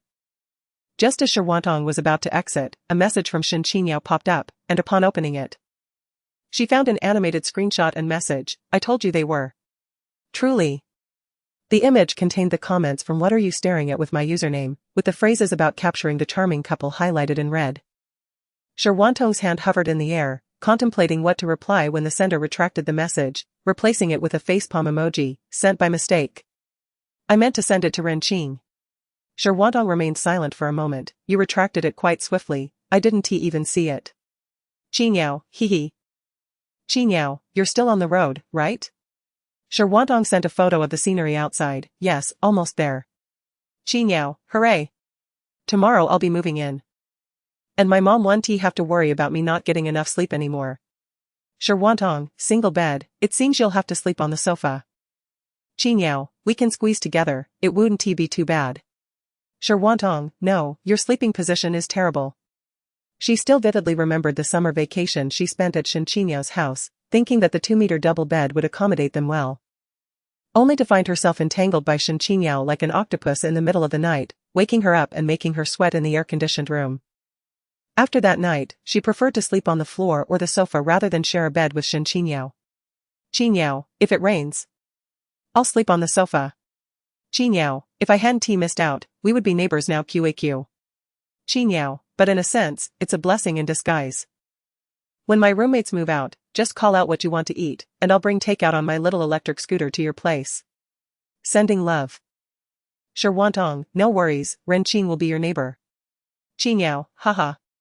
Qingyao, I'll come to your house tomorrow to disturb you while you do your homework. Shirwantong, bring your own blanket. Shirwantong, good luck. She exited QQ, suddenly realizing she had lost track of the audiobook's content, and as she opened the reading software, the driver slammed the brakes, causing her upper body to lurch forward due to inertia, and upon returning to her seat, something pressed down on her left shoulder. Soft black hair brushed against her cheek, infused with a hint of bitter orange. The hand that had been dragging the progress bar paused amidst the gentle sway. As soothing melodies filled the cabin. Perhaps I am the one to blame. For I have a propensity to disregard my intellect when it whispers that someone has been manipulating my empathy. Shirwantong hesitated briefly, her expression void. As she dragged the progress bar to the corresponding moment in her memory, she slowly elevated her shoulders, remaining as motionless as a statue that had stood for a century. The driver, taking advantage of the red light, remarked, "Ah, such is youth." She felt compelled to respond, yet as the driver fell silent, any utterance on her part would appear as an attempt to conceal something. Thus, she hesitated and ultimately chose not to speak. The person beside her trembled slightly with each breath, tightly clutching the backpack, neither murmuring in sleep nor stirring restlessly, far more obedient than Shen Qingyao. Shirwantong gazed at the lengthy English sentence on the screen for a few seconds before switching to the chat interface. Your sleeping posture is truly poor. Shen Qingyao, engrossed in her assignments at home, responded. Why are you suddenly talking about me? Which wild woman outside are you comparing me to? Shirwantong replied. Not a person. It's a flower. Did you lose your mind moving houses? What sleeping posture does a flower have? Are you referring to a kitten? Look at how they sleep. Shirwantong responded, it's nothing. If you're curious, perhaps you should ask the person in question? After half a minute, Shen Qingyao finally comprehended, didn't you say you didn't see anything? Tong Tong, how could you lie? Who taught you this? Shirwantong replied. We will arrive soon, no more chatting. Focus on your homework. After sending the message, she disregarded Shen Qinyao's barrage of texts. Gazing ahead and ignoring the black hair in her peripheral vision, thinking to herself that she had not lied. The most alluring, after all, is akin to a flower. Xu Guizhou was lost in a delightful dream surrounded by freshly baked, soft bread when he suddenly felt an invisible warmth nudging his shoulder. He watched in dismay as the delicious bread drifted further away, rising in anger. Who is it? His words were abruptly cut off. The girl before him looked up calmly. And the faint scent of unripe lime wafted towards him, further clouding his already bewildered mind. You. He jumped back in astonishment, pointing at her and then at himself. Awake? Shirwantong replied nonchalantly, pushing open the car door. We've arrived, let us go. Seeing him still frozen in place, she circled to the other side, opened the door, and asked, what's wrong? Am I dreaming? He turned with his backpack, bewildered. Shirwantong found it somewhat amusing, though she did not show it, tilting her head to look at him. You might have been dreaming a moment ago, but not anymore. Oh. He stepped out of the car with uneven footing, feeling the need to memorize the Matchmaker's handbook 10 times over. Realizing he had dreamt of resting his head on the female lead's shoulder, utterly disqualified as a matchmaker. Ah, such is youth. The driver approached with 2 suitcases. Patting his shoulder, young man, at your age, I once had a sincere relationship laid before me, yet I failed to cherish it. You must hold on to yours dearly. Of course, do not neglect your studies. Xu Guizhou responded, what relationship? What cherishing? I merely took a nap, what transpired? Why are you dazed? Shi Wantong pulled the suitcase. Her gaze sweeping over his tousled hair, it's time to go home. Chapter 56, This is your paper doll husband. Why are you asking this? At first, Zhao Yidong thought that when Zhu Qingyan called, it must be something serious, for this person rarely types when a voice message suffices, let alone make a phone call. Thus, she paused her television series, sitting up straight to listen intently to every word, even checking which flights could immediately take her to Lanjiang. As she anxiously sweated in her palms, what did this person say? This person lamented, asking if she knew what legal activities could be done in high school. What nonsense. Asking such a criminally absurd question while looking troubled, what about her? Was she the clown fretting in solitude, destined to weep for the world? She resumed her show, watching the lead share sweet moments while asking, as material. The other side fell silent for a moment before responding. Zhao Yidong exclaimed, have you never attended high school? Who is the Zhu Qingyan that attended high school with me? Are you a parallel universe counterpart? Have you considered undergoing laser interstitial thermal therapy? Zhu Qingyan awkwardly coughed twice, you know well what I was like in school. This left Zhao Yidong momentarily speechless. During high school, Zhu Qingyan was either studying or drawing. Appearing quite gloomy, resembling the tragic heroine of a sorrowful novel, with deep brown eyes that sent chills down one's spine. Zhao Yidong had once placed her at the top of her list of individuals to avoid at all costs. Zhao Yidong firmly believed that those who appeared delicate and weak could be particularly ruthless. Should she provoke this girl? Who knew what family members might find themselves on the evening news due to her wrath? What ill intentions could she possess? She was merely a timid girl who valued her life. Only after becoming acquainted did she discover that Zhu Qingyan was not a dark, murderous villainess, rather. She was an extraordinarily rich inner-world individual who simply did not enjoy talking. When angered, Zhu Qingyan would merely stare at her with a mix of resentment and fury before fluffily turning away, ignoring her. Zhu Qingyan was not intimidating when angry, usually.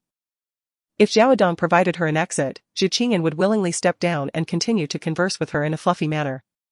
In contrast to the current Zhu Qingyan, who refrained from using curse words, only she understood the verbal sparring that had transpired. Back then, Zhao Yidong greatly enjoyed perusing Zhu Qingyan's comics. The worlds created by Zhu Qingyan were magnificent and imaginative, rich with adventure, and every character was distinct, evoking both love and hatred within her. Yet one thing puzzled her, why did every protagonist in your comics have the same face? Zhu Qingyan was certainly capable of drawing different faces. She adeptly captured the essence of characters, effortlessly creating new ones with just a few strokes, which further perplexed Zhao Yidong. Most importantly, in a world dominated by tragic yet strong characters, Zhu Qingyan's protagonists seemed blissfully like a refreshing stream. They achieved academic success, enjoyed harmonious families, faced smooth paths from all directions, and had brothers across the seas. They had never endured hardships or suffered, living as heroes surrounded by admiration, their lives brilliant and enviable. Is that not acceptable? Zhu Qingyan replied. Zhao Yidong pondered for a moment before suddenly realizing, clapping her hands, I understand now. This is your paper doll husband. Zhu Qingyan shot her a speechless glance, turning away, no. I know. This is the handsome guy you have a crush on. Zhao Yidong once again experienced a moment of enlightenment, realizing unexpectedly that Zhu Qingyan possessed a rather mysterious allure. Zhu Qingyan chuckled in response. Abruptly rising to her feet, once the holidays arrive, you should undergo an MRI scan, I shall cover the expenses. With that, she sauntered away, leaving Zhao Yidong hastily trailing behind her. Hey, don't leave. What is this MRI you speak of? Zhao Yidong remained intrigued by the enigmatic Zhu Qingyan. Yet the creator's descriptions were always vague, leading her to gradually relinquish her inquiries. Until one day, while passing by the school's honor wall, she inadvertently caught sight of a photograph tucked away in a corner, coming to a sudden halt. Oh my goodness, Zhu Qingyan, I have spotted your cardboard husband. Zhao Yidong exclaimed excitedly, pointing at the photo. You cannot deny it, he resembles your drawing remarkably. And who is this stunning beauty beside him? She is so lovely. Why have I never seen her on the confession wall? Wait a moment, are these two from the 11th grade? How can 11th graders be featured here? Zhao Dong's expression shifted to one of confusion. The honor roll was filled with students from the 1820 cohort. While these two 11th graders seemed akin to top-tier spenders in a game, leaving her to wonder what monumental contributions they had made to warrant their presence on this wall. She scrutinized the two photographs carefully. The girl's appearance was not overly ostentatious, her features leaned towards a gentle ink-wash softness, yet her gaze was penetrating and fiercely assertive. Her lips bore a pale hue, and when she smiled subtly, it resembled a python surveying its fragile prey. Zhao Dong shivered involuntarily, feeling as though she had drawn the attention of a man-eating specter. The individual beside the girl wore a gloomy expression, unkempt hair cascading over his face, amber eyes casting a heavy gaze towards the camera. Though he appeared cold, he did not evoke fear. After a moment of observation, Zhao Dong felt an odd familiarity in his eyes. Suddenly, a spark ignited within her, and she turned excitedly towards Zhu Qingyan. "Hey, Zhu Qingyan. This handsome guy's eyes remind me of you." She opened her mouth, but no words emerged. It was the first time she had witnessed such a side of Zhu Qingyan. The usually composed individual gazed silently at the photograph above, her expression tranquil, almost vacant. She did not speak or make grand gestures, her breathing was silent, her heartbeat subdued. She merely stood there, maintaining her posture, silently and for an extended period, staring at the image like a voiceless doll. "Zhu Qingyan?" Zhao Dong whispered, "Are you all right?" Awakened from her reverie, Zhu Qingyan withdrew her gaze. What is it? Do you know this person?" Zhao Dong hesitated to ask. "Yes, he is my brother," she replied nonchalantly, her eyes calm as lake water, "but he passed away in 2014. Zhao Dong wished she could slap herself in that moment. "Why did I ask? Why now of all times?" "I'm sorry, my mind went blank," Zhao Dong stammered, struggling to form a coherent sentence. "There's no need for apologies. It was a long time ago," Zhu Qingyan replied with a faint smile. "I just think he was rather foolish to give up his life for money. Come on. The class bell will ring soon. Do you want to be scolded by Teacher Yao?" As soon as she finished speaking, she turned and walked away. Each step felt like traversing a rocky mountain path, unsteady and laborious, as if a gentle breeze could send her tumbling off the edge. Zhao Dong hurried to catch up but, after only a few steps, couldn't he resist glancing back. Those two old photographs hanging in the corner seemed like the wedding portraits of wandering souls. Chapter 57, Is it all right? There are many legitimate matters, you know. Zhao Dong paused the conversation, tearing open a bag of barbecue-flavored chips, chewing as she spoke. Like studying, for instance. On the other end of the line, Zhu Qingyan responded. According to Article 44, Section 3 of the Education Law, students should strive to study diligently and complete their assigned tasks. Stop, Zhu Qingyan interjected. Did you call me to lecture me on the law? After all, if we are truly discussing legality, very few people can claim to be without fault. Zhao Dong said with a smile, sweetened by the interactions between the characters in the drama. You mentioned wanting to gather material. Are you planning to find a sister-in-law for your male protagonist? Zhu Qingyan was about to retort, but an image flashed in her mind, causing her breath to catch. A tall young man allowed a girl to tug at his clothing, their pace significantly slower than those around them. They drifted at the edge of a bustling crowd. The dim yellow light softening their outlines, enveloped in an indistinct haze. It resembled a sunset journey without a return date. The young man spoke jovially with the person beside him, radiating the brilliance of an entire summer, as the stars and sky intertwined. She stood at a distance, hidden in the shadows, peering through the throng at his youthful exuberance. In that moment, the heavy emotions that had enveloped her dissipated like smoke, everything dissolving into a breeze. And she found herself shedding tears in an empty world. Su Guizhou, compared to the tears in your eyes, I yearn more to witness your radiant smile in the sunlight. Isn't that a bit too radiant? She glanced at a group traversing the non-motorized vehicle lane. A girl's face was buried in the back of the person in front of her, her head bobbing back and forth like a playful kitten. Her hand was tucked into the boy's pocket, resembling an intimate embrace. Through the car window, she could vaguely see the boy's bemused yet smiling expression. Zhu Qingyan tightened her grip on the steering wheel, feeling her heart racing in her chest. She let out a cold laugh. No wonder there had been no response after sending a friend request. It turned out he was happily entangled with a newly acquainted cohabiting sister. While this uninvited specter should have been struck down by thunder. She watched her brother, whom she thought long lost, gently pat the hand concealed in his pocket. Reminiscent of the times when she would doze off in the back seat, and he would pat her waist, encouraging her to hold on a little longer until they reached home. "All right?" Her brother had always asked, and thus her answer was simply, "All right." She buried her face in his broad back.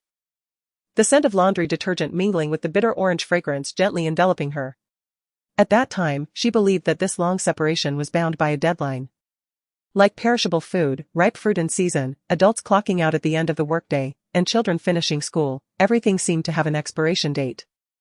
And Suguejo would return to her side once the time was up. Yet, assumptions often lead to disappointing outcomes. And then? The voice from the phone pulled her back to reality. "What's wrong with you?" "Nothing, just now you popped up from the phone, chewing on a grasshopper. And asked me if I looked beautiful." I was utterly shocked, Zhu Qingyan remarked casually. Zhao Yidong responded, "Great artist, when will you stop having this habit?" What grievance did Zhu Qingyan have against her?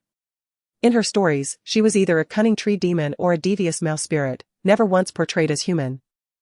Finally given the chance to be a person, she ended up eating grasshoppers, leaving Zhao Yidong so disgusted she could no longer enjoy her chips.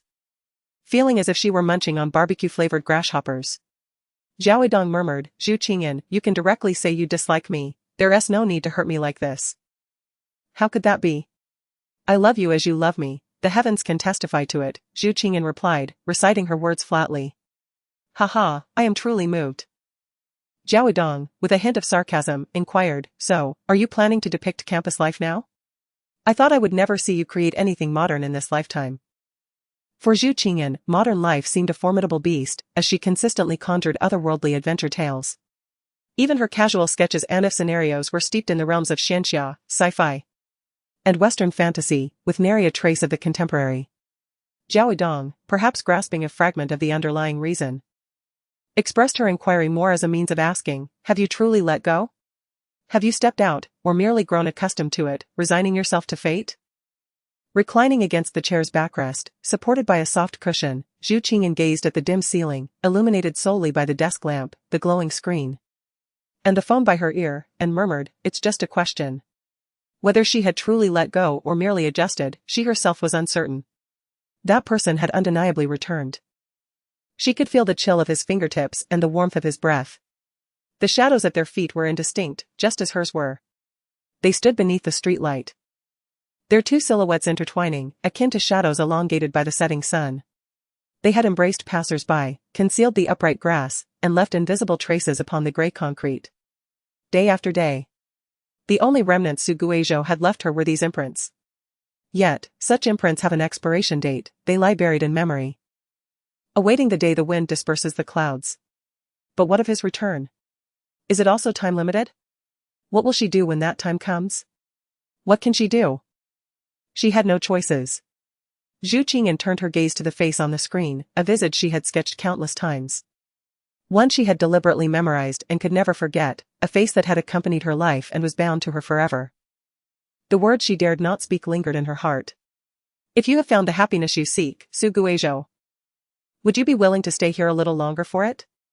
After a moment of contemplation, Zhu Qingyan rose from her chair, saying, "I'll go get some water."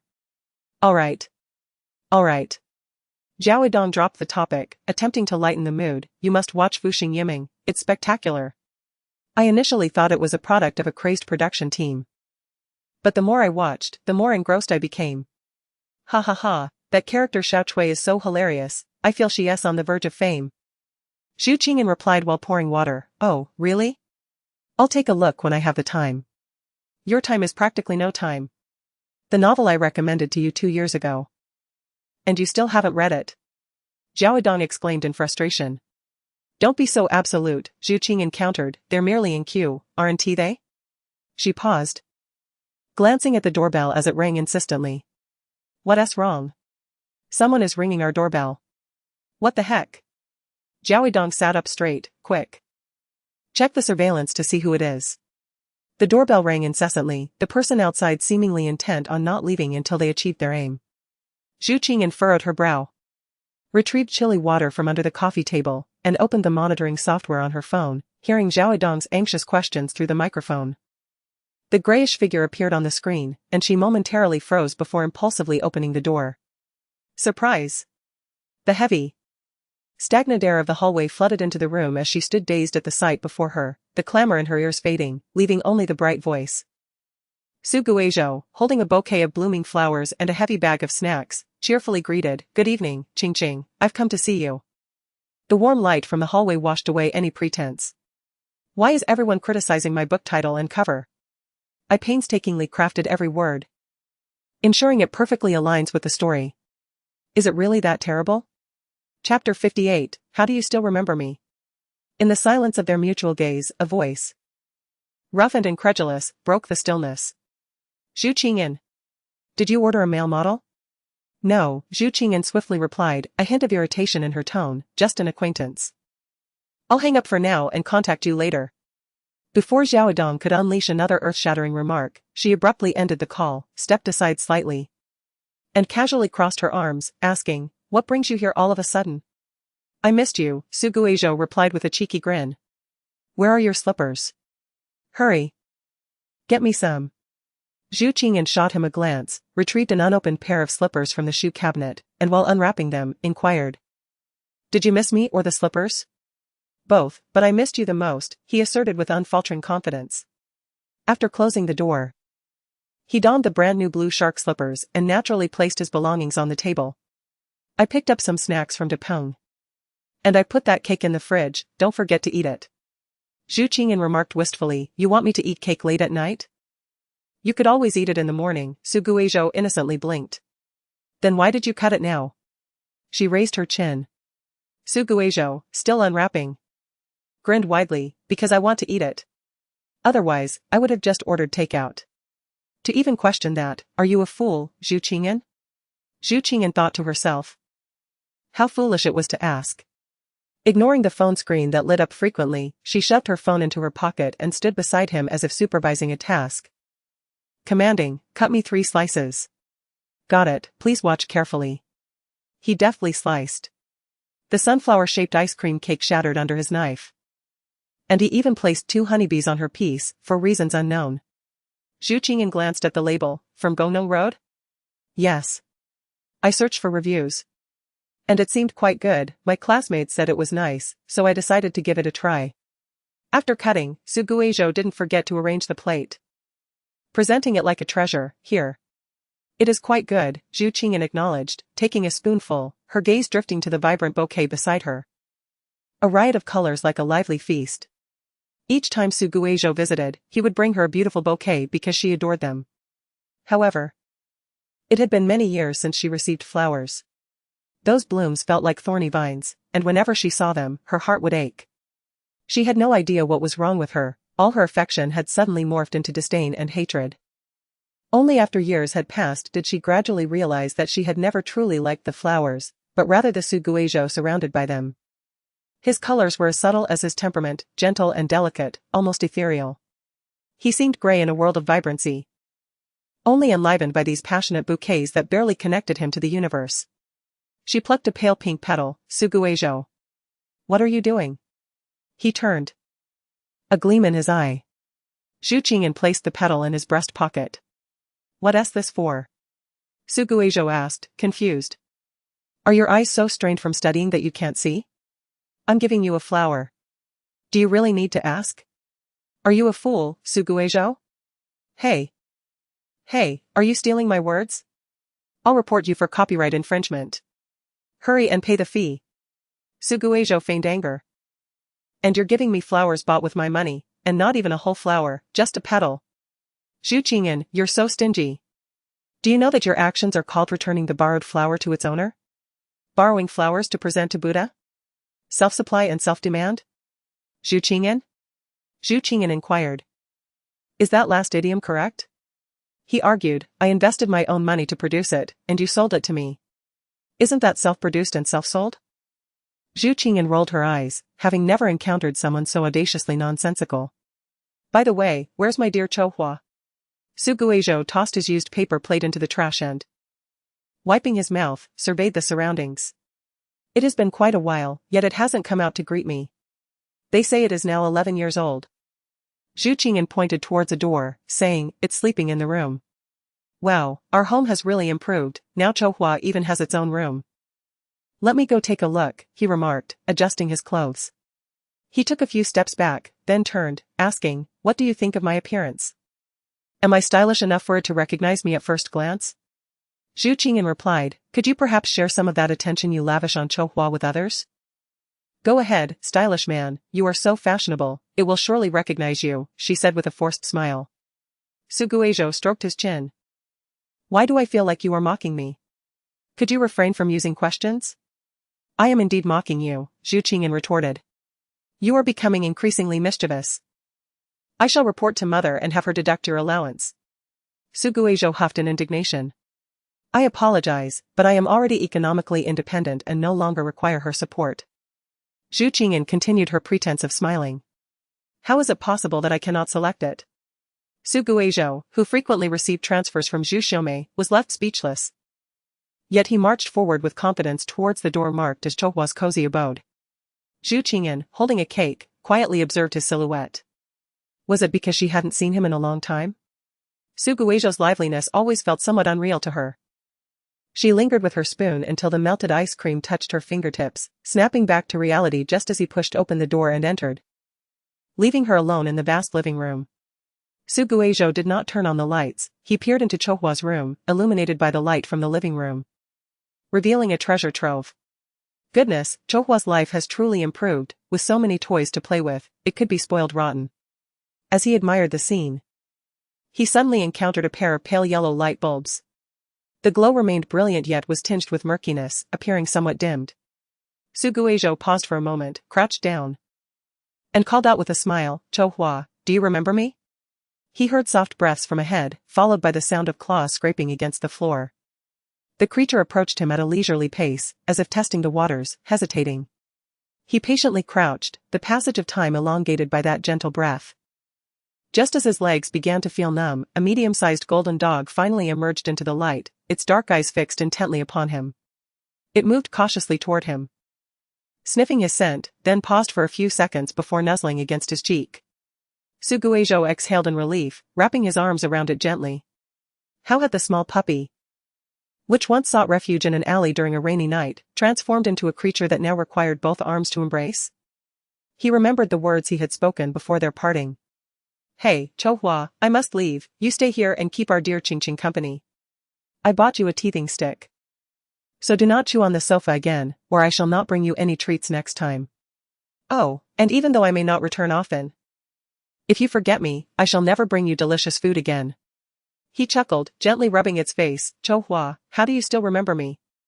You, who have such a poor memory, how is it that you still recall me? Starting tomorrow, I shall turn over a new leaf. No longer shall I be a solitary dog, otherwise, let me suffer a tenfold misfortune. Moreover, I must reiterate that this narrative is indeed a sweet tale, filled with warmth. After all, if it were bitter from beginning to end, there would be no need to pen this story. Additionally, there are no cross-dressing plots. I merely wished to portray Pei Wang's awkwardness, but perhaps I overdid it. Everyone must tolerate the absence of male counterparts. Lastly, regarding the feminine tags, I discovered that Xiao Shihong's edits were removed. Those who stumbled upon this may exit promptly, my apologies for the time wasted. Speaking of which, this story has received quite a positive response, contrary to my expectations that it would fade away like the last one. Chapter 59, To whom have you been true throughout your life? After tidying up the chaos on the table, Zhu Qingyan sat on the sofa, distractedly replying to messages. Dong Dong Tianzuan, how come? I didn't know. You have such an open young male friend. Dong Dong Tianzuan, moreover. When did you let a male friend into your home? Dong Dong Tianzuan, where did you even meet him? Dong Dong Tianzuan, and he calls you Qingqing so affectionately. Dong Dong Tianzuan, you never allowed me to call you that. Dong Dong Tianzuan, confess honestly, or face the consequences. Dong Dong Tianzuan, Zhu Qingyan, stop playing dead. Speak up, Zhu Qingyan. Zhu Qingyan did not wish to feign ignorance, but she was at a loss for words. Surely, she could not admit, haha, that person earlier was my brother who passed away 10 years ago. But he has miraculously come back to life. For such a revelation could lead to her being sent to a mental institution by Zhao Dong. Had she known, she would not have called Zhao Dong, who insisted on prying into the matter. Zhu Qingyan sighed and typed, "Tianzuan, please spare me.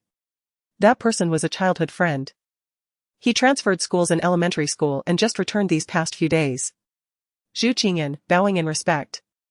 Dong Tianzuan was a remark Zhao Dong insisted she modify, claiming it would make her feel like a sovereign in the realm of immortals. Not only that, but Zhao Dong's profile picture was also that of an ethereal red-clad female cultivator. Dong Tianzuan, I see. Dong Tianzuan, so you two haven't seen each other in over 10 years? Why would he come over at night to visit? Surely, he has ulterior motives. Dong Tianzuan, you didn't let him in, did you? Zhu Qingyan glanced at the slightly ajar door, feeling guilty as she replied, how could I be so foolish? Dong Tianzuan, then why did you hang up the phone so guiltily? Why was Zhao Dong so perceptive? Staying there was truly underutilizing her talents. She should have advised her to attend the police academy. Zhu Qingyan, everyone deserves their privacy, Zhao Dong. Zhu Qingyan, I must go now. I need to work on my sketches. Sending love. Zhu Qingyan, sleep early, dear. Dong Tianzuan, little cat glaring. Dong Tianzuan, pouting won't help. Zhu Qingyan chose to ignore the messages, setting her phone aside and reclining on the sofa, staring blankly at the chandelier on the ceiling. There were faint sounds from inside the door, she could not discern them clearly, resembling whispers of malevolent spirits or the murmurs of living beings. She listened intently, fearing that the slightest sound might dissipate. If Su Guizhou could suddenly appear, would he not just as suddenly vanish? The thought gripped her heart as she fixed her gaze on the light, her vision gradually blurring while a sharp pain engulfed her, clinging tightly to her nerves. Su Guizhou was like Schrödinger's cat. As long as she did not inquire, did not observe, and did not contemplate, his existence would be eternal. He would enjoy hot pot with new friends, engage in snowball fights, run through rainy nights, and soar through the skies. He would live each day to the fullest until the end. He resided within the tip of her pen, in stories, and in every corner of the world. She simply could not see him. She simply could not see him, that was all. After enduring prolonged dryness, her eyes finally released tears, the searing pain enveloping her like a blade's edge. Zhu Qingyan, in a self-punishing manner, bore the anguish without seeking any remedy. With a creaking sound, she swiftly shielded her face with her arm as a newly arrived individual muttered, "Oh, this little clown flower still enjoys throwing tantrums. I finally managed to lull it to sleep, yet look at the fur all over me. Zhu Qingyan, what's wrong with you? Are your eyes uncomfortable?" "Not at all," she replied nonchalantly, "it's comfortable lying like this." "Oh," came the response from Su Guizhou, sounding unconvinced, "by the way, where's my room? What do you want to do?" "What can I do? Naturally, I want to see if anything's missing. Remember to help me fetch my package later, I want to decorate my little room nicely." As he spoke, his tone suddenly shifted, "Wait a moment, this house doesn't lack my room, does it? Am I not on equal footing with the clown flower? But rather beneath it? Zhu Qingyan, when you said I could stay, you weren't planning to make me sleep on the sofa, were you? How could this person ignite himself? Please don't think so poorly of others." Zhu Qingyan sighed deeply, "Your room is upstairs." After a moment of waiting, seeing her still lying motionless on the sofa, he couldn't help but ask, "If you're not going to take me, at least tell me where it is, right? It's not as if I can't recognize it." Zhu Qingyan turned over, hugged the pillow tightly, and muttered, "Why don't you just go and see for yourself?" "Is that so?" Su Guizhou, half convinced, ascended the stairs. Hidden within the pillow, Zhu Qingyan finally lifted her face, her watery eyes secretly observing his silhouette as he climbed. A voice swirling in her heart, "If I were to hold you back now, would you be willing to stay this time?" Just as the words were about to escape her lips, the thought of that notarized will drowned them in her throat, leaving only a profound silence. She smiled silently. A melancholic smile. When Su Guizhou reached the second floor, he immediately spotted a door adorned with a sign that read "Do Not Disturb." Instantly recognizing it as Zhu Qingyan's room, he wandered around before stopping in front of a door, understanding why Zhu Qingyan believed he wouldn't fail to recognize it. He gazed at the sign, envisioning a ship setting sail amid splashing waves, the vibrant colors tugging at his heartstrings. Su Guizhou slowly pushed the door open and turned on the light. Before him lay sky blue wallpaper and a pale ceiling. momentarily blurring the line between soaring through the sky and sinking into the depths of the sea. He surveyed the surroundings. Every item in the corners was arranged to his liking, each echoing his preferences. He stood at the entrance for a moment before gradually moving towards the desk. The surface was immaculate, adorned only with a lamp, a glass jar filled with star-shaped folded papers, and 2 picture frames. His gaze fell upon one of the photographs. It was a group shot, featuring Zhu Xiaomi.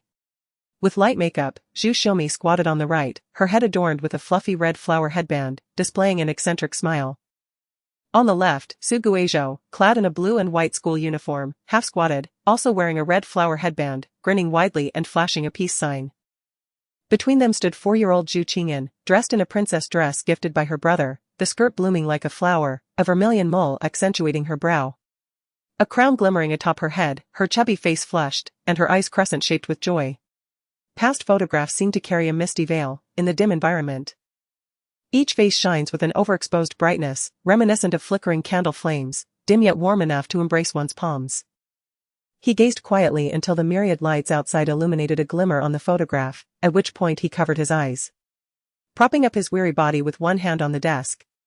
The sound of self-mocking laughter dissipated in the brightly lit room. Su Guizhou, you truly are a calamity. You harm others in life and continue to do so in death. Throughout your life, who have you truly been worthy of? Chapter 60, A Child Wishes to Support. Yet the parent is no longer present. The room was devoid of air conditioning, the heat oppressive and inescapable. Su Guizhou leaned against the chair, his expression inscrutable. Thanks to his naturally non-threatening drooping eyes, his cold demeanor was not intimidating, yet it made him seem difficult to approach. He stared at the group photo in his hands for a long while before returning it to its place. Then he reclined against the chair back, unblinking. Fixating on the glaring light bulb of the ceiling until something jumped out of his pocket, prompting him to lift his head. San, controlling the phone, leaped onto his lap, then bent its body to gather momentum before abruptly leaping onto the desk, typing furiously, "Aren't you going to take a look at another photo?" He replied flatly, "You seem quite eager for me to see it." Communication with the system was not limited to typing. But speaking to a phone in front of others felt far too insane, especially given his precarious living situation, so he primarily relied on typing for interaction. San, how could that be? I'm merely showing friendly concern. He chuckled without emotion, perhaps the word friendly should be in quotes. San readily complied, how could that be? I'm merely showing friendly concern. That was rather cheeky. Su Guizhou fell silent, returning to his reclined position. Staring at the incandescent light for a long time before slowly shifting his foggy gaze towards the picture frame propped against the corner of the desk. He had noticed it upon entering but intentionally avoided looking. In the photograph, a woman donned a bright red suit, a vivid rose pinned to her chest. Holding a large bouquet of roses, her smile radiant and exuberant, exuding more joy than the midsummer sun. Beside her stood a boy clad in a crimson school uniform. His face barely concealed by his long black hair. The boy beamed at the camera, joyfully flashing a peace sign. The 2 faces bore a resemblance, both radiating delight. Similarity. The noses were alike, the mouths too, even the way they smiled was similar, yet their eyes were not. Su Guizhou sat still, momentarily uncertain of what expression to wear. He had never imagined that one day he would have a photograph alongside Zhao Yuqin. Wow, such a beautiful person. San exclaimed, bouncing over to the picture frame. Who is this? By the way, this group photo looks edited. Su Guizhou glanced at it, you don't know? His tone carried a hint of mockery. San, infuriated, replied. I'm just a system. Not an omniscient deity. I only know the content of the novel, I'm utterly clueless about your relationships. Su Guizhou sneered, ha. You don't even understand the novel. San, have a little more patience with the intern, please. You confess honestly. Did you not attend school properly? Su Guizhou inhaled deeply, striving to control his tears. Actually, I never attended school, San confessed. Su Guizhou? Su Guizhou took another deep breath, isn't your department a bit too bold? They actually hired you? San, as long as the heart is sincere. An iron rod can be ground down into a needle. Su Guizhou, if only finding a job were that easy. Are you still hiring sincere people? He casually inquired. What are you trying to do? San warned, the job market is tough now, don't think about taking our system's position. Su Guizhou thought to himself. Having someone like you, who hasn't even been to school, in your department is actually taking someone else's spot. So, who is this person? Don't change the subject. At this moment, Su Guizhou had already calmed his emotions, responding with an unruffled demeanor, it's my mother. San-san? San-san, how many mothers do you actually have? He chuckled in amusement, gently flicking his phone, causing San-san to theatrically lean back and fall to the ground. Zhu Xiaomei was indeed his stepmother, or rather, his former stepmother. Su Guizhou paused momentarily before continuing, she is my biological mother, my real mother. Her blood coursed through his veins. San-san, perplexed, began to flail about, eventually bumping into the photo frame with a loud thud. Su Guizhou, quick-witted, caught it just in time, exasperatedly asking, what are you doing? I've seen so many videos online lately. San-san typed excitedly, they all say there are letters behind photo frames. Do you want to take a look? Surely. Those were all confessions, right? Clearly, it was something his mother had set up, there was no need to pretend any further. Su Guizhou had also come across similar videos and, indifferent, replied, why don't you let me open the other one too? Or perhaps I should dismantle that pile of stars as well? Sure, yes, let us do it. San-san exclaimed eagerly. Su Guizhou sighed, hesitatingly opening the back panel under the system's urging. A glimpse of yellow appeared before him. On the craft paper, slender characters read, for Zhou. He stared at those 4 characters, his emotions inscrutable. Wow, there really is a letter. San-san twisted the device, who wrote this? Open it and see. No. He retorted coldly, stuffing the envelope back in place. San-san jumped up in distress, asking, why not? Aren't you curious who wrote it? Not curious at all. He certainly wasn't. He had spent countless nights staring at that letter, reaching a point where he could perfectly recite its contents with his eyes closed. He knew who had penned it, yet he had never dared to glimpse its contents. Or rather, he was too frightened to look. Zhao Yuqin once ridiculed him for being a coward, and to this day, Su Guizhou believed she was right. He was, indeed, a coward, an absolute coward, afraid of far too many things, unable to acknowledge so many truths.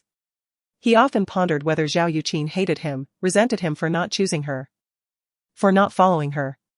He vividly recalled her expression upon hearing his decision to follow Su Ming, no anger, no disappointment, only profound sadness and sorrow enveloping her. Emotions so tangible they nearly drowned him. He wished Zhao Yuqin would hate him, at least that way, she would remember she once had a child. Yet, he also did not want her to harbor such negative feelings. He was the blemish in her life, it would be best if she forgot him. Forgot him and Su Ming, and started anew somewhere else, living a joyful life.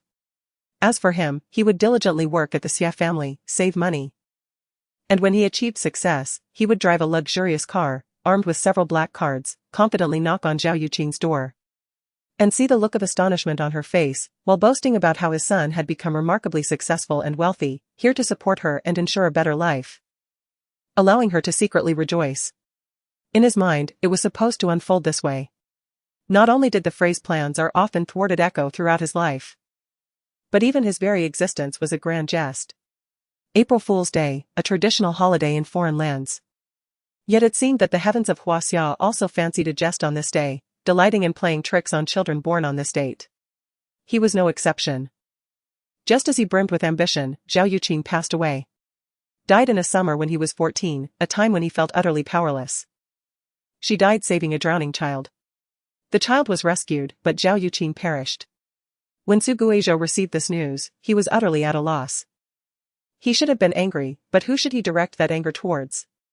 The unfortunate child who fell into the water? Or the heroic Zhao Yuqin? Or perhaps towards the blind heavens? Why did this calamity occur at night, when everyone was deep in sleep, unable to hear the cries for help? The burning anger morphed into hatred, which, after much turmoil, circled back to himself. He loathed himself for not sending more people to accompany Zhao Yuqin. He resented his sole focus on improving her quality of life, he despised his negligence, being oblivious to both human error and natural disaster, endlessly grappling with his feelings. But most of all, he regretted that during those years spent not accompanying Zhao Yuqin, he never told her, I love you. What was once too embarrassing to voice had now become an unreciprocated confession. Did Zhao Yuqin hate him? He thought she must, for he had betrayed her. For he bore such a resemblance to Su Ming. Did Zhao Yuqin love him? He believed she might have, but love is love, and he no longer knew. Nor did he dare to find out. All of Zhao Yuqin's sentiments were concealed within that small piece of letter paper, as long as he refrained from opening it. He would remain forever ignorant of her thoughts. If Zhao Yuqin hated him, everything would be easily resolved.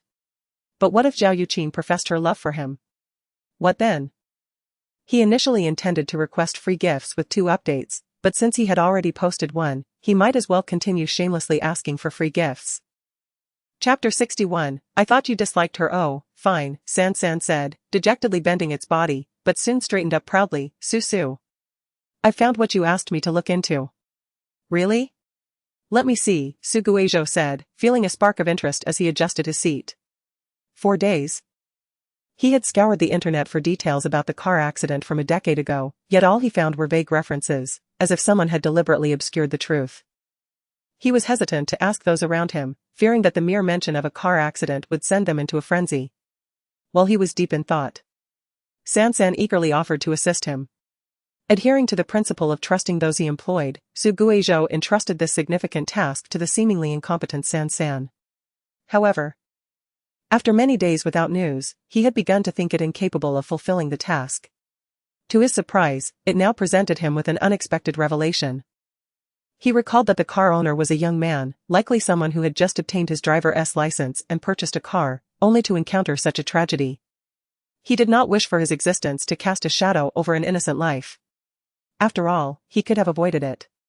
Yet he hesitated. That brief moment of indecision led to a calamity, causing many to suffer. Was his rebirth meant to fulfill a mission or to make amends for others? Was the merging of 2 worlds merely a result of operational error? Su Guizhou regained his focus, glancing at the text appearing on the screen. Due to the 4S shop's failure to detect factory defects in the braking system prior to delivery, the car owner was deemed not at fault. The court held the car manufacturer primarily responsible, with the 4S shop also liable for compensation. However, the car owner was left with significant psychological trauma. Fortunately, thanks to the professional psychological team arranged by Xiaobu CI, he has since fully recovered and is now working at the Xia company. Next month, he will marry his fiancée and is living a happy and fulfilling life. Su Guizhou breathed a sigh of relief, but his eyelids twitched heavily upon seeing a particular name. What was going on? When did Xiaobu CI become so compassionate? Noting Su Guizhou's prolonged silence, San wriggled and asked, "What's wrong? Have you begun to hate Xiaobu CI to the point that her name provokes thoughts of how to confront her?" Su Guizhou chuckled, flicking it lightly. "If I truly hated her, I would have tossed you out the moment you typed her name." Instead, he observed San writhing on the table, chuckling softly. Though his smile didn't quite reach his eyes. "I'm actually quite grateful to her. Although coming to the Xia family was not by my choice. I am thankful that Xiaobu CI chose me, for my fate has undoubtedly changed. Xiaobu CI is akin to a lavish employer in a company.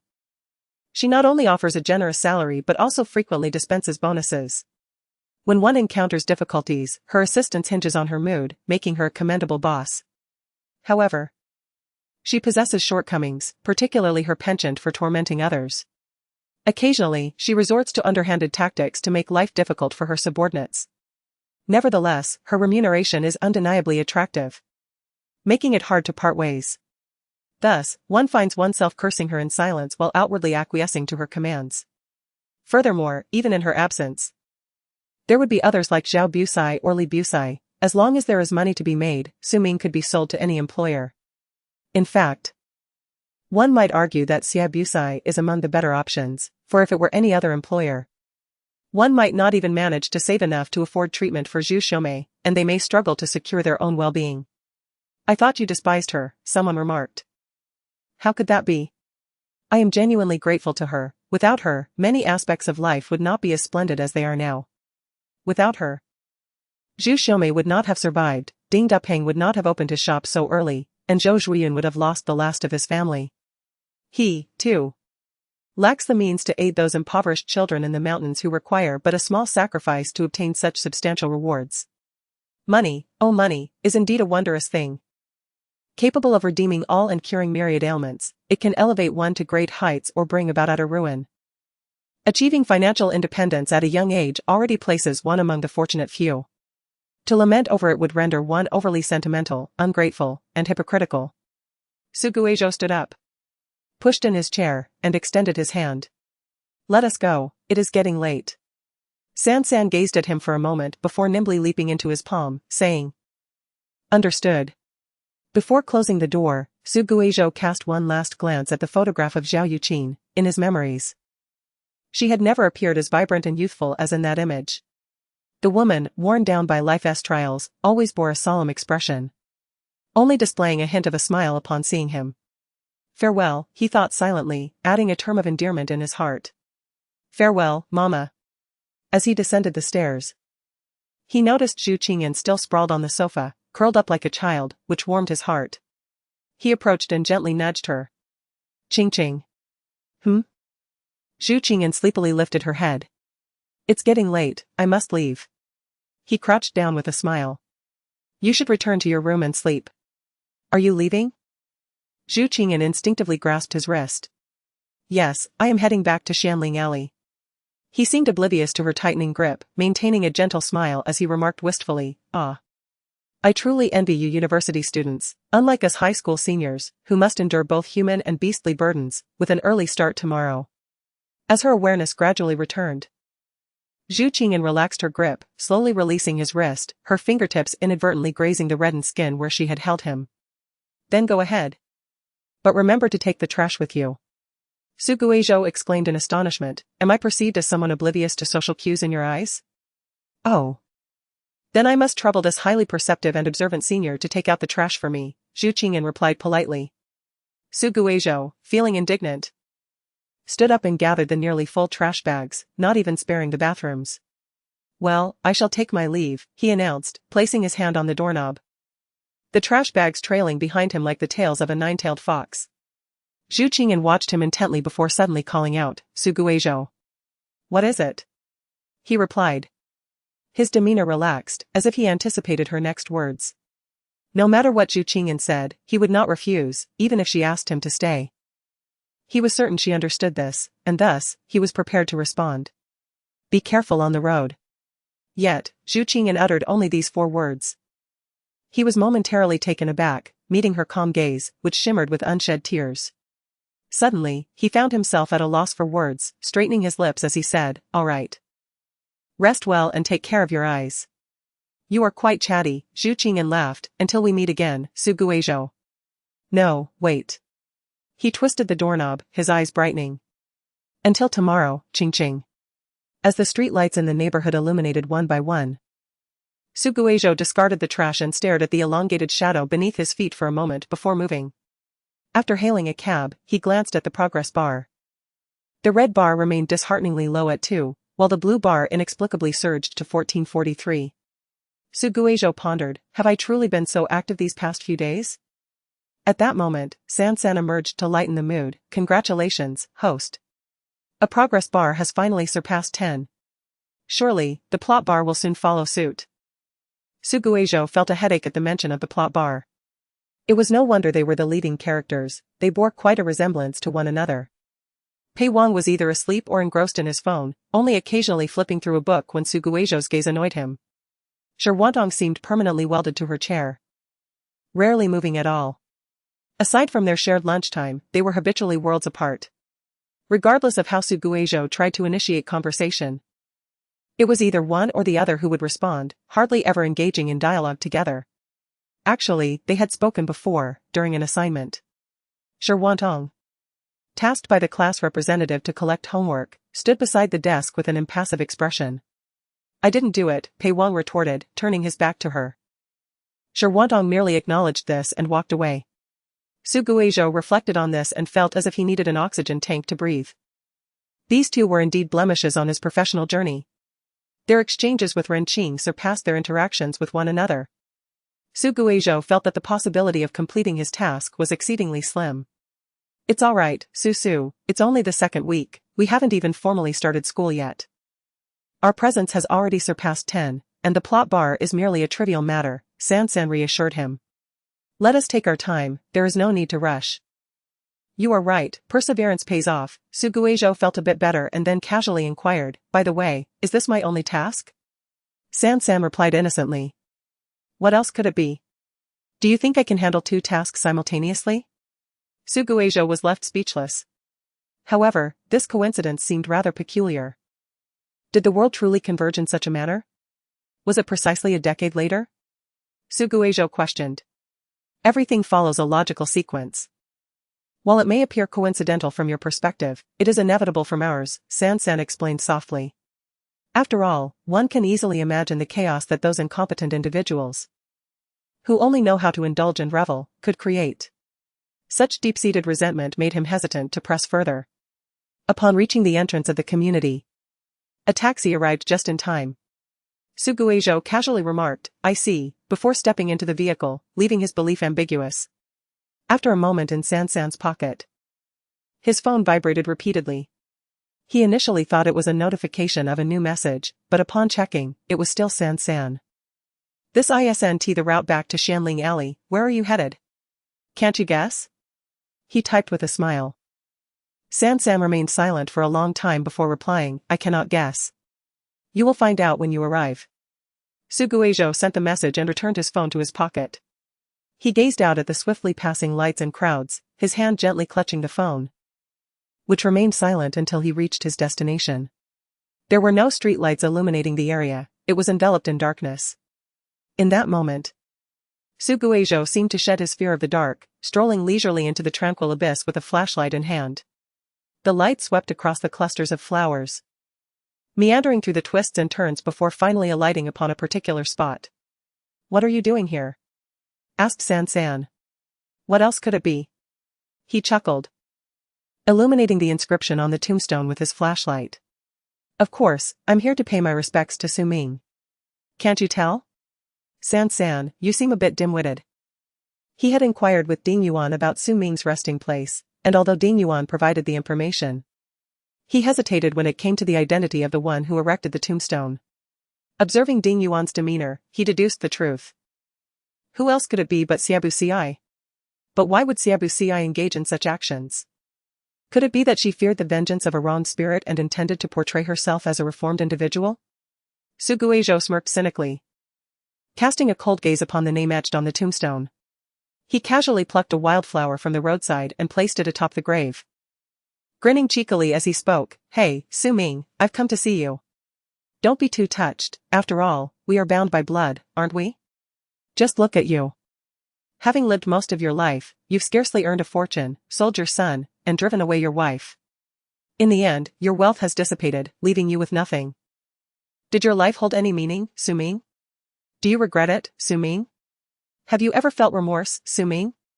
He clenched his teeth as he uttered these words. Years ago, in that modest apartment, a man sat on the floor with a boy, piecing together a puzzle while glancing at the numbered pieces. The white walls were adorned with colorful, whimsical graffiti, while a woman lounged on the sofa, disdainfully telling the father and son to move aside, complaining that they blocked her view of the television.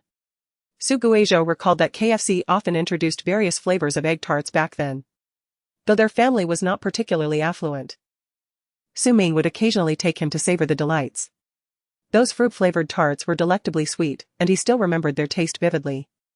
Su Ming would sit opposite him, grinning and asking for a bite, but when he actually offered it, Su Ming would adopt a stern expression, saying, I wouldn't touch a child's food. Eat slowly. If it's not enough, we can order more, but don't tell your mother that you sold out your dad, got it? Zhao Yuqin was enamored with beauty, always dressing up like a princess from a fairy tale. She would often ask Suguejo if his mother was beautiful.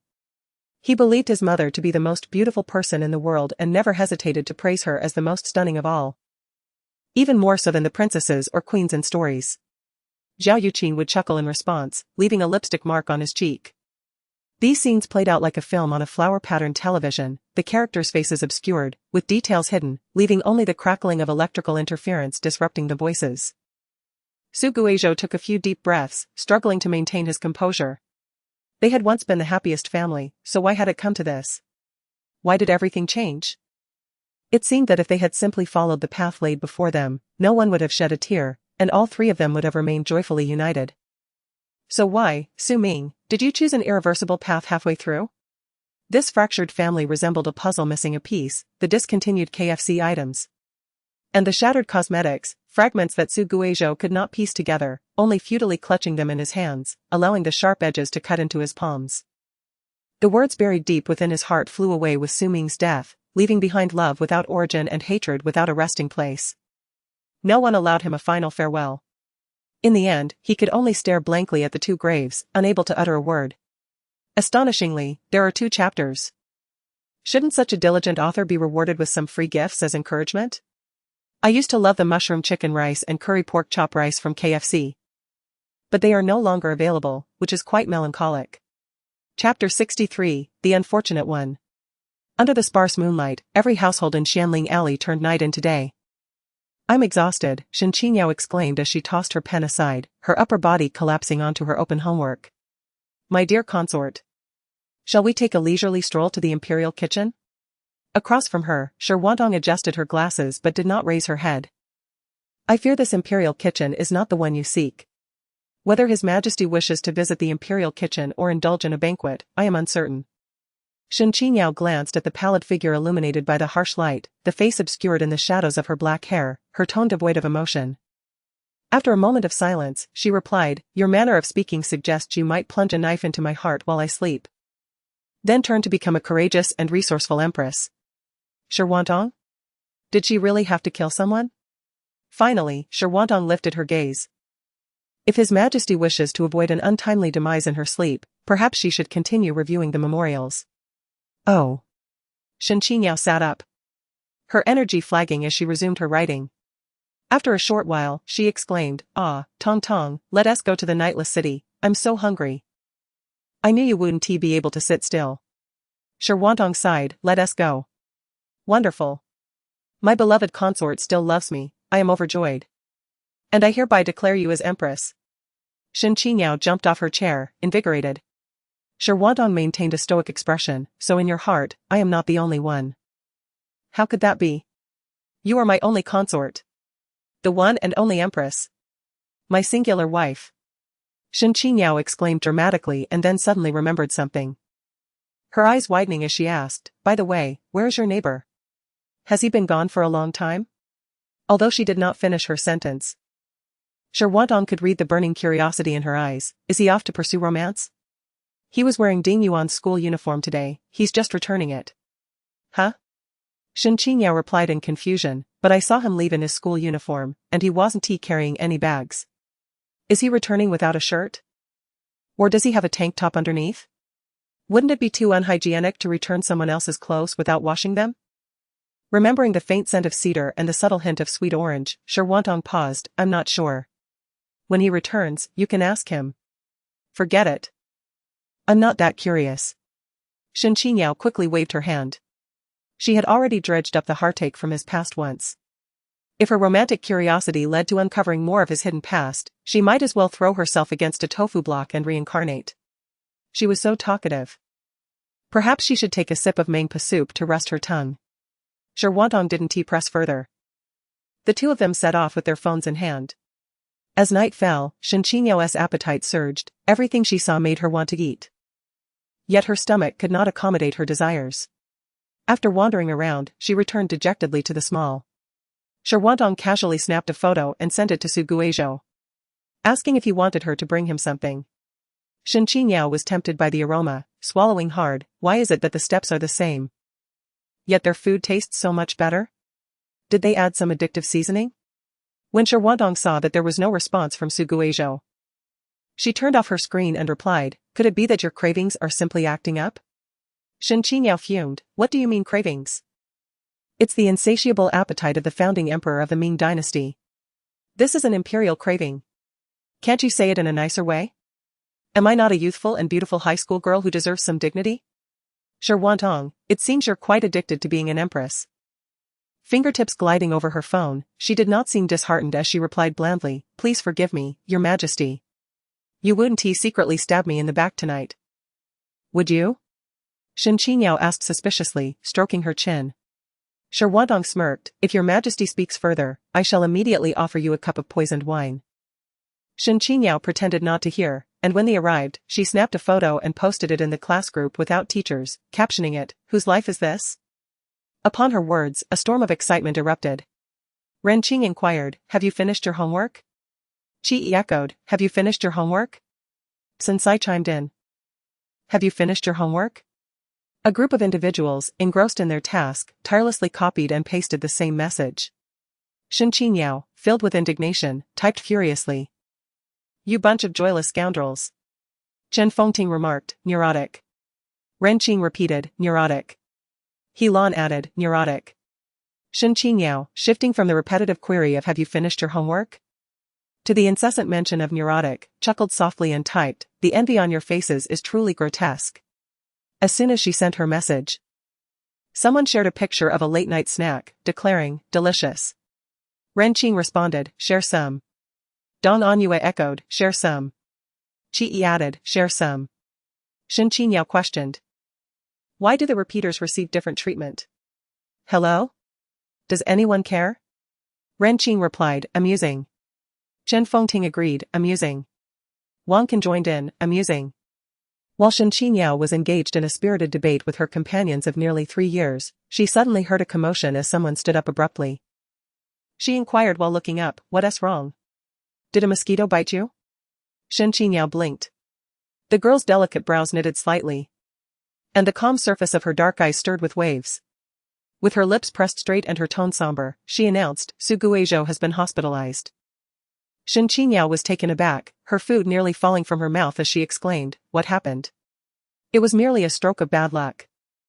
A stray cat on the upper floor had been playing with a flower pot but lost control, causing the ceramic pot to crash down onto Su Guizhou as he walked below. Such unfortunate circumstances. Shuri, preoccupied with work and unable to go herself, called her daughter to bring Su Guizhou back. As the two hurried to the hospital, they arrived just in time to see Su Guizhou seated on a chair, comforting a young man beside him who was bowing repeatedly in apology, nearly in tears. "My friend has arrived," he gestured towards the approaching duo, speaking gently, "Do not worry, I am truly fine. The doctor has assured me it is merely a minor issue that will resolve with some rest. You may return home." The young man was overwhelmed with guilt, wishing to kneel and apologize profusely.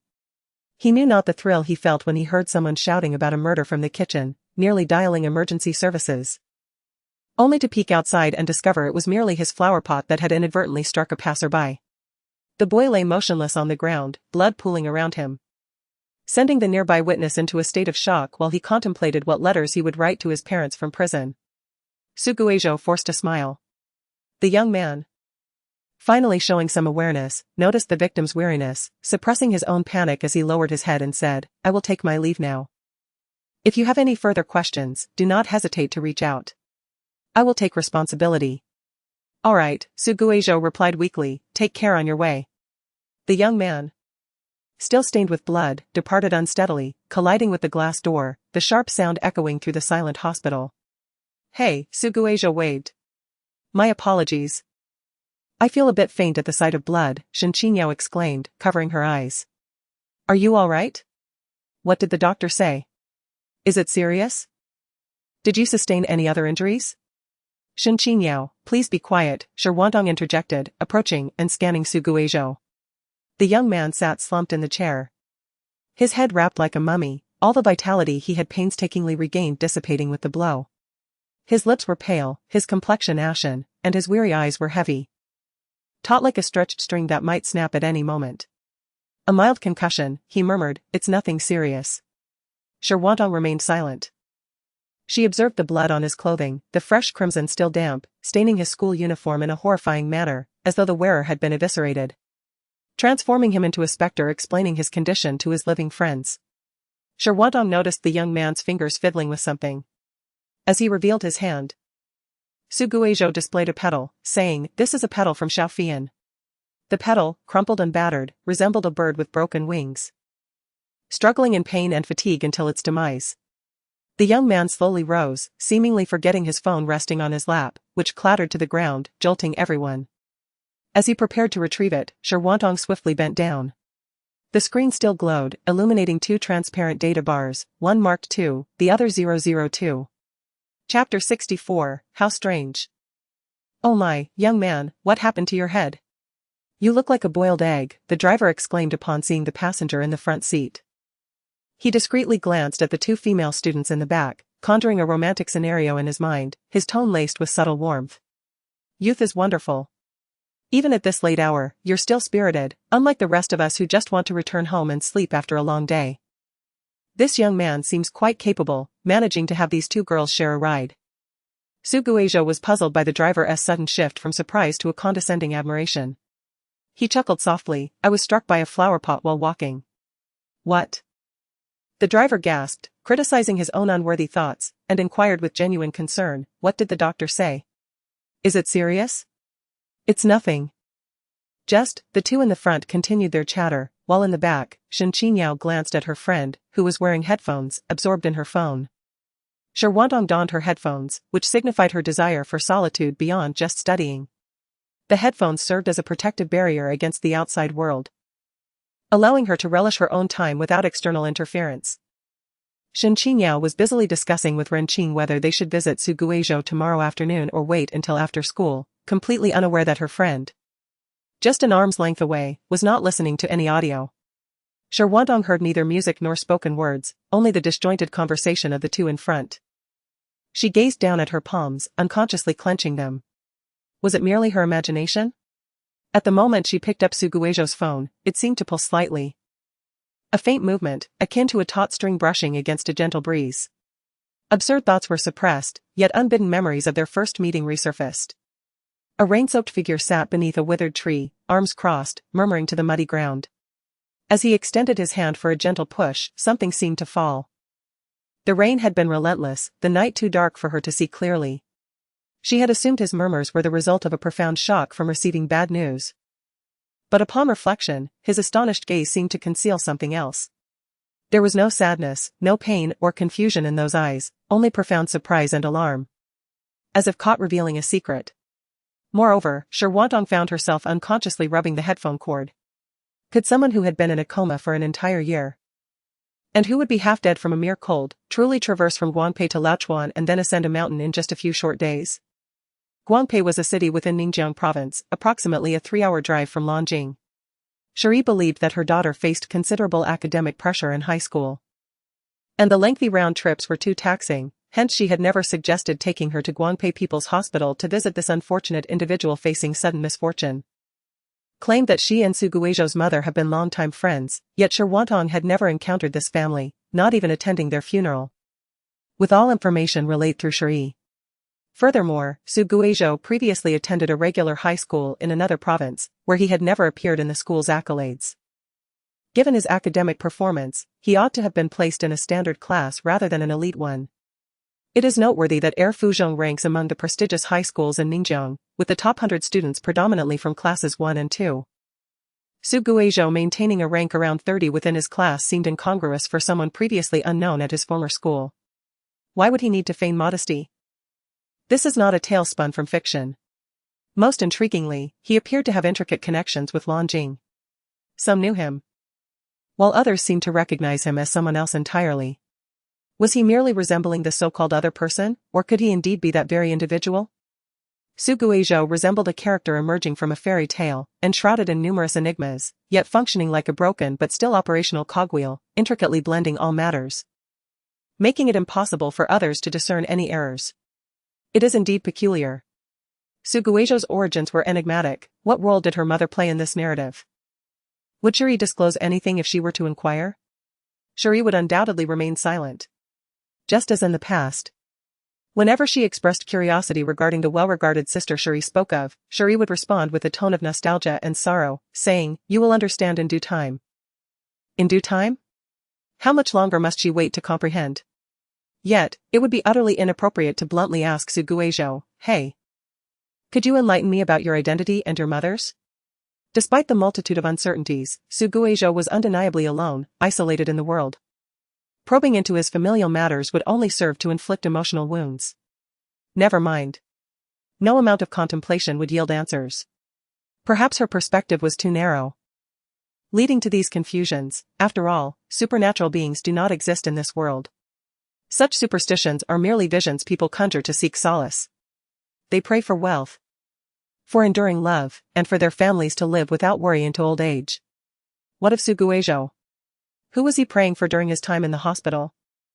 The expression of the person seated in the chair, gazing expectantly down the corridor, morphed into one of disappointment upon recognizing the visitor. As though the person he had been awaiting was not there to receive him. Sherwantong was well acquainted with that look, back in the village. She often observed groups of children seated on benches at their doorsteps, awaiting the return of their beloved harbor with gifts in hand. Were you thinking of your mother? Suguejo? Sherwantong's thoughts meandered back to the 2 data bars on her phone. After much contemplation, she was on the verge of giving up when she suddenly heard a nearby exclamation. What happened? Sherwantong casually inquired. Oh my. Shen Qingyao excitedly handed over her phone. Look who this is.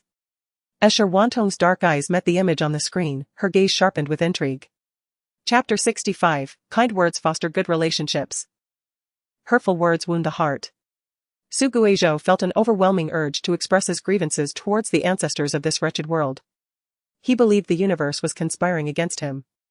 What had this benevolent little spirit done wrong? Was it merely for indulging in a delicious ice cream cake? After all, the flower pot that had fallen from the 2nd floor had merely brushed against his head. How could it have rendered him unconscious?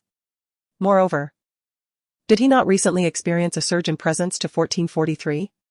Why then did he now seem as fragile as if freshly excavated from the grave? What grievance did this cruel world hold against him? Suguejo angrily opened the app, demanding, show me the data. San, dear, the system is currently undergoing maintenance. And viewing is unavailable. Suguejo? Unwavering in his skepticism, he decided to investigate further, but after a prolonged attempt, the interface remained unresponsive, akin to a malfunctioning touchscreen.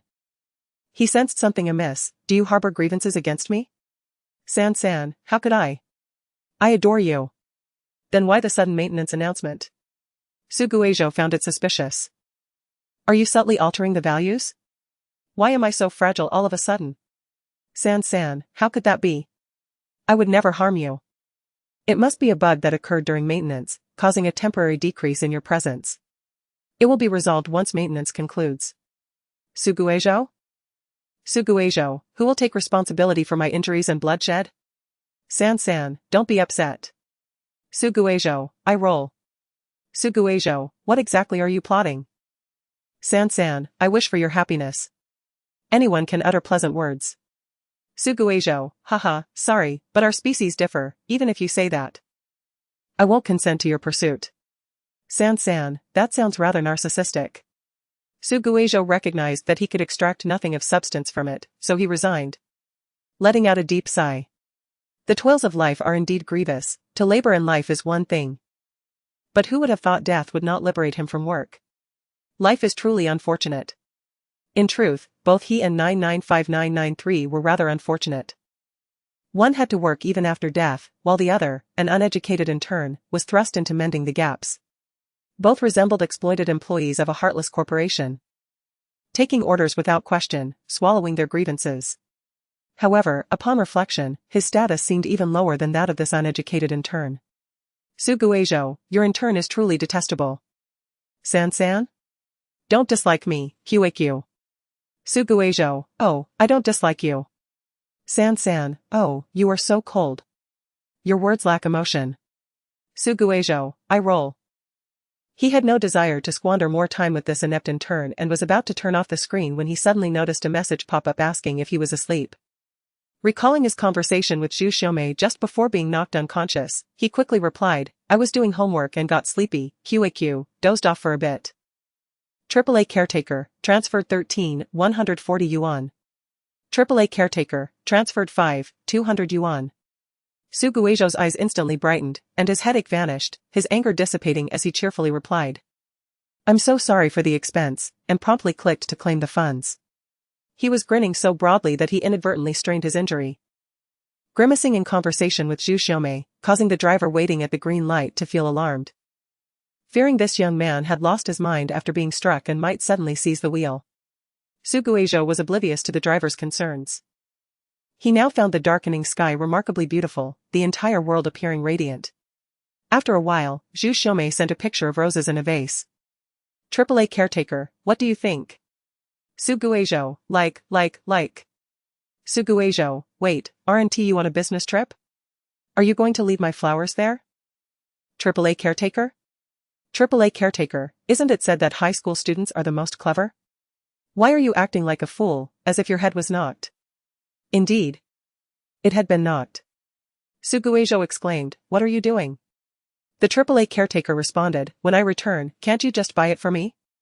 Besides, can't I just transport it back? The caretaker continued, did I raise a pig? Then, with a hint of mischief, the caretaker added, I'll have Anan take you to check your IQ, smiling.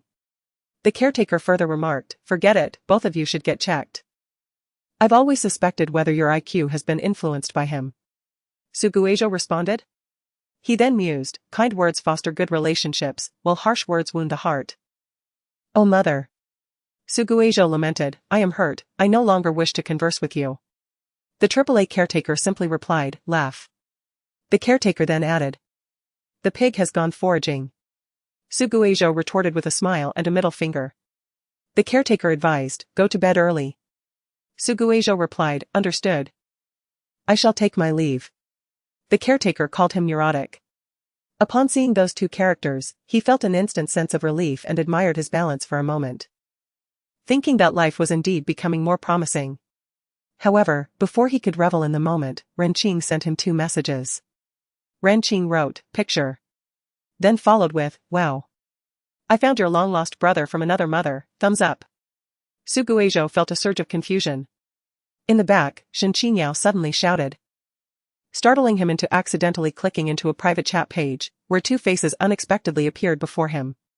His breath caught in his throat. The faces, which had only existed in his imagination until now, were fully revealed, dark, brooding expressions shadowed their features, like resentful spirits lingering for centuries. Unable to be released by even the most enlightened monks, nor could they be banished by the likes of Huang Guanyu. Those nearly abyssal black eyes stared coldly into the lens, as if ready to invade his very flesh, methodically gnawing at his heart.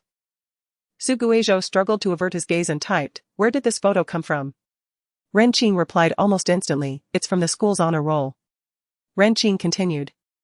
Someone posted you on the confession wall, I was checking the comments when I saw this picture. He added, honestly, I thought you looked familiar when you first arrived. But I couldn't recall until I saw this photo. Renqing explained, the honor roll is mostly filled with faces from classes 1, 2, and 3. So no one really pays attention. The last time I checked was back in my first year. He noted, I must say, you and this senior really do resemble each other. If it weren't for the age difference, I'd think he was your father. Renqing quipped, hey. You both even share the same name, how coincidental. He continued, I heard this guy used to dominate the first place, I mean. He is not only handsome but also excels academically. What am I even doing with my life? Renqing added, you can't deny it. The young lady looks both similar and dissimilar to her sister. He pondered aloud. What kind of contributions did they make to the school for an 11-year-old photo to remain until 2024? Renqing mused, I know a bit about this Xiazong. But I can't find any information on this guy with the same name. He speculated, could he possibly be involved in something shady? But if so, the school shouldn't keep his photo up, right? Renqing concluded, I just can't wrap my head around it. Suguejo found himself equally perplexed. He barely absorbed the lengthy messages from Renqing, his mind was consumed by one thought, why did Xiabuci feel compelled to do this? Why retain these 2 photos? Was it a memorial for his demise? No, such a heartless individual could not possess such good intentions. Or was it to showcase her benevolence? She wasn't a prominent figure, and what would be gained by displaying it to these children? Was it merely to spark speculation year after year?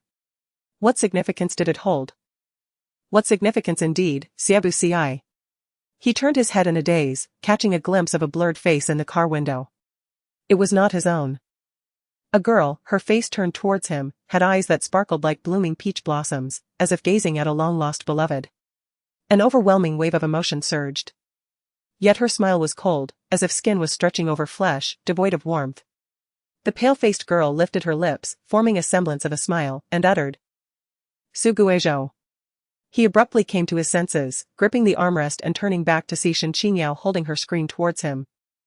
The two large red background headshots merged into one, appearing almost like a wedding photo from a distance. Shen Qingyao, after careful comparison, exclaimed, "Wow.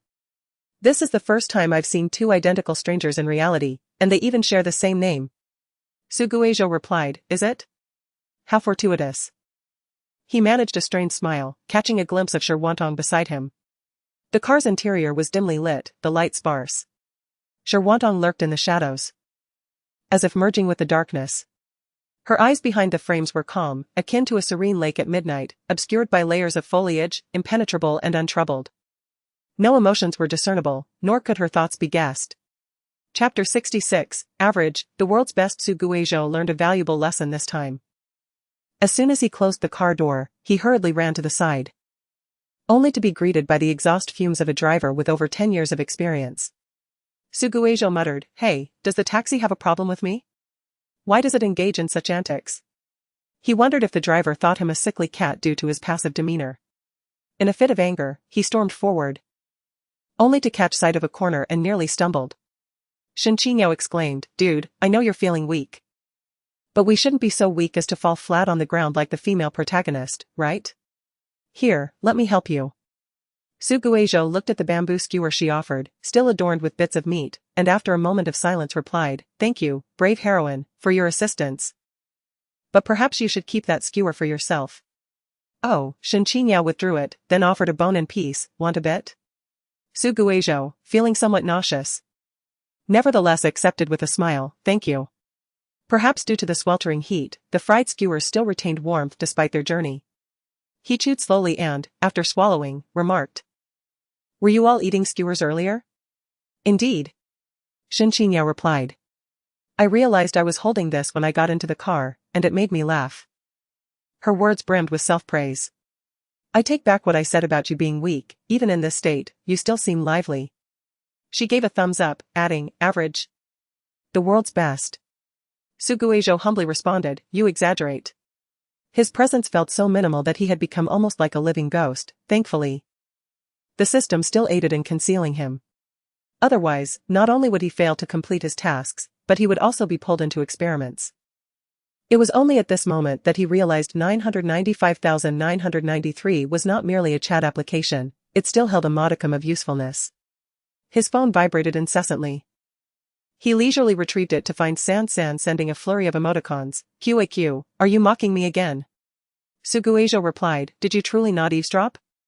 San explained, "I was just testing the waters. I didn't expect you to actually be talking about me." Furious, Su Guizhou chose to evade the conversation, exiting the matchmaking app and turning to WeChat. After sending a couple of messages, he was about to put his phone away when he collided with the slender figure of Kushan ahead. My apologies," he retreated quickly, instinctively apologizing. "It's all right." Shi Wantong noticed a small stain of blood on his clothing, her brows slightly furrowed. Su Guizhou assumed she was displeased about her clothes getting dirty and lowered his head further. "Sorry, I wasn't paying attention and accidentally stained your clothes." "I'm not upset with you," Shi Wantong replied, pressing her lips together. "Are you truly all right?" The doctor mentioned it was merely a mild concussion, suggesting a few days of rest would suffice. Yet, Su Guizhou could not fathom how the doctor could speak so lightly of the matter. He felt as fragile as shattered glass, precariously pieced together, as if the slightest touch could cause him to completely disintegrate. "It's nothing serious, right?" The doctor said so. He reassured himself. "Just a minor injury, a few days of care, and I'll be fine." He chuckled, "What's wrong? Do you trust me more than the doctor?" The pale-faced individual maintained her usual demeanor. Shi Wantong moved her lips a couple of times but ultimately said, "Make sure to rest well." Yes, rest well," interjected Shen Qingyao, who had been standing for quite some time. "We're just next door, call us if you need anything. Tongyao's delivery mission is guaranteed." Su Guizhou couldn't help but chuckle, clasping his hands in gratitude. "Then allow me to express my heartfelt thanks in advance for the chivalrous aid from you two heroines." "It's a trivial matter," replied Shen Qingyao, returning the gesture, her bag swaying on her wrist. "All right." Shi Wantong opened the door, stating, "We'll head back to do our homework now. Make sure to get some rest." Su Guizhou's brow furrowed as he met her bright black eyes. "I know. Thank you for your concern." Sure Wantong averted her gaze, stepping inside, with Shin Qingyao following, waiting before closing the door. Su Guizhou leaned against the wall, waiting for the wave of nausea to subside before he entered his room. Not long after, he emerged in a different outfit. It was uncertain whether it was intended from the outset to transform the space into a cozy haven for high school students, but the soundproofing in Xianling Alley was commendable. Perhaps it was Shi Wantong's earlier remark about resting early that instilled a sense of guilt in him. The entire process from closing the door to descending the stairs carried an air of secrecy. Su Guizhou took a deep breath, suddenly realizing something was amiss. Why was he being so cautious? He wasn't engaging in any clandestine affair. With that thought, he stood tall and strode toward the nearby alley. Upon reaching his destination, Su Guizhou smiled and greeted, "Good evening. What brings you here at this hour? I recall you were on the night shift these past few days. Did the director grant you a break?" The person before him remained silent. The moonlight was dim, and the street lights along with the building lights failed to illuminate the alley, rendering it akin to an abandoned cavern within the brightly lit Xianling Alley. Unable to discern the visitor's expression, Su Guizhou stepped closer, pausing when he caught sight of the shallow brown eyes illuminated by the moonlight. He hesitantly retrieved a tissue from his pocket and extended it toward her. Noticing her reluctance to accept, he hesitated before gently pressing the tissue against her face. "It's dinner time, everyone's taking a break. I came out to buy something," she said, her voice calm, though Su Guizhou could detect the tremor beneath. "Su Guizhou," she whispered, leaning her head against his palm, either to facilitate his wiping or unconsciously seeking proximity. "Does it hurt much?" "Not at all." She smiled, her lips red as blood. "You're a liar." This scene reminded Su Guizhou of a similar moment from years ago. A youthful girl sat by the flower bed, while a boy knelt before her, applying a cotton swab soaked in iodine to her bruised knees. The girl, remarkably adept at enduring pain, offered no sound despite the alarming sight of her injuries. She resembled a doll devoid of sensation, yet Su Guizhou observed her hand clenched tightly at her side, nearly turning white. Su Guizhou remarked, "Doesn't it hurt? You're so good at enduring." "It doesn't hurt," the girl replied quietly. Su Guizhou chuckled, "Zhou Zhuiyun, you little liar, fabricating stories without a script." They were concealed away from the bustling crowd, one radiant, the other travel-worn, clearly from divergent worlds, yet curiously intertwined at that moment. The stars of that night had always twinkled brightly, unlike now, where artificial lights dominated the sky, obscuring any trace of celestial illumination.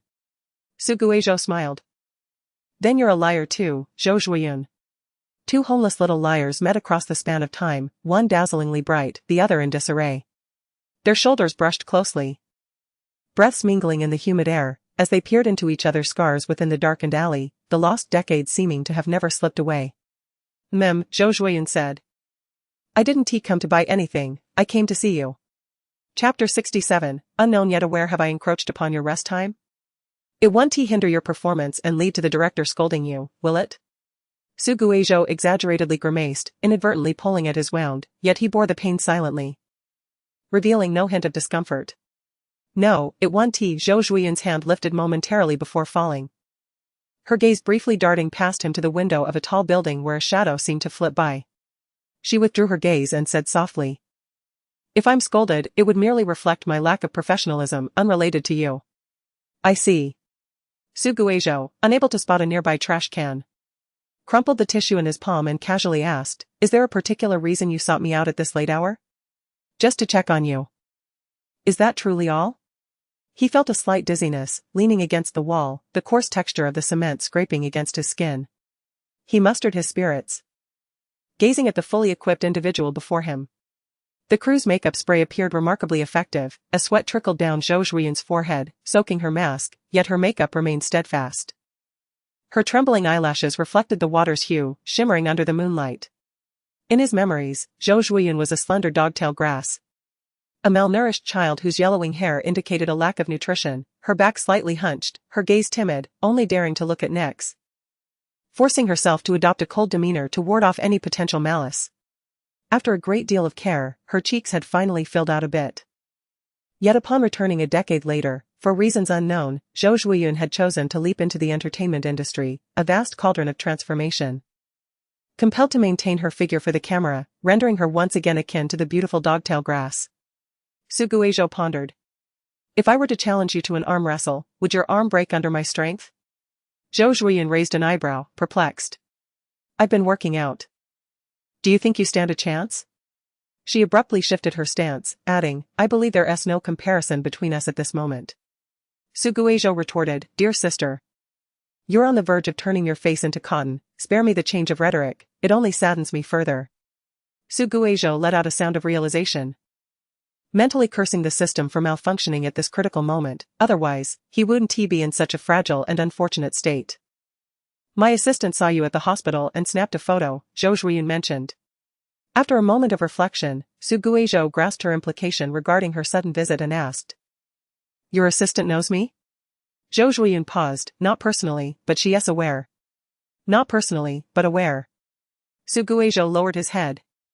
The shadows cast by the wall obscuring his expression. The weight of those 6 words held immense significance. Under what circumstances would one be unknown yet aware of another? He silently chuckled, suddenly feeling the pain from his wound intensifying, incessantly stabbing at his nerves, nearly rendering him breathless. After a moment, he slowly lifted his head. Meeting a pair of eyes. The shallow brown pupils gazed unwaveringly at him, shimmering with a flickering light in the dark alley. This evoked memories of a recently rescued scruffy puppy, anxious in an unfamiliar environment, fearful of both presence and absence, needing to hide in an unseen corner. Peering out with glossy eyes for solace. Zhou Zhuoyun, he said, observing her gaze, as if attempting to see the murky depths beneath the clear surface of a lake. Why did you choose to become an actress? Why abandon a stable job? Didn't you always aspire to be a teacher? You excelled at the nation's top normal university, why plunge into the entertainment industry? Were you bullied at school? Is there still something disheartening at work? Zhou Zhuoyun. What is the matter? Zhou Zhuoyun gazed at him in silence. In truth, she seldom took the time to scrutinize Suguejo, the visage of youth always remained hazy. Blurred by the halo of light, obscured by the crowd, and lost in the vastness of the world. In a realm where everyone else appeared distinct, only he remained indistinct. The recording inherently carried a filter, a dust that Zhou Zhuoyun could never wipe clean, relying solely on the gradually fading memories to sketch his outline. Why? How should she respond? The sight of children in their early teens chasing after one another in school was truly exuberant. The warm light that fell upon them resembling a cloak billowing in the wind. They would rise after countless falls, dismissing their tumbles as trivial. Then exchanging glances with laughter that echoed in waves. Such scenes always reminded her of Suguejo. If Suguejo had lived in an ordinary family, would he have also lived so brightly? She had once seen Suguejo smile. Even those who linger in shadows occasionally shed their gloom, laughing heartily in unseen corners. Yet she always sensed something peculiar. It was only later, upon reflection, that she recognized Suguejo's smile resembled a puppet in a cabinet, filled with traces of meticulous crafting by its owner. A soulless puppet cannot display a radiant smile. Their encounter was both premature and belated. In her moments of helplessness, and when he had already been eroded, 2 scarred souls were unable to tend to each other's wounds. The beginning was a chaotic mess, and the conclusion was equally unsatisfactory. This caused her anguish. Whenever she beheld those children, she would think of Suguejo. She would uncontrollably envision an alternate life for him. This fantasy and emotion torturing her day after day, each second propelling her to seek out the person whose visage was fading from memory. The dissipating soul compelled the numb body forward. In her second year of employment, she could no longer endure and submitted her resignation. Zhou Zhuoyun believed she could finally rest. Yet she had forgotten one thing. Their story did not merely commence in those verdant years, their meeting began at Lanjiang. The source of her suffering, the inception of happiness. An inextricable existence.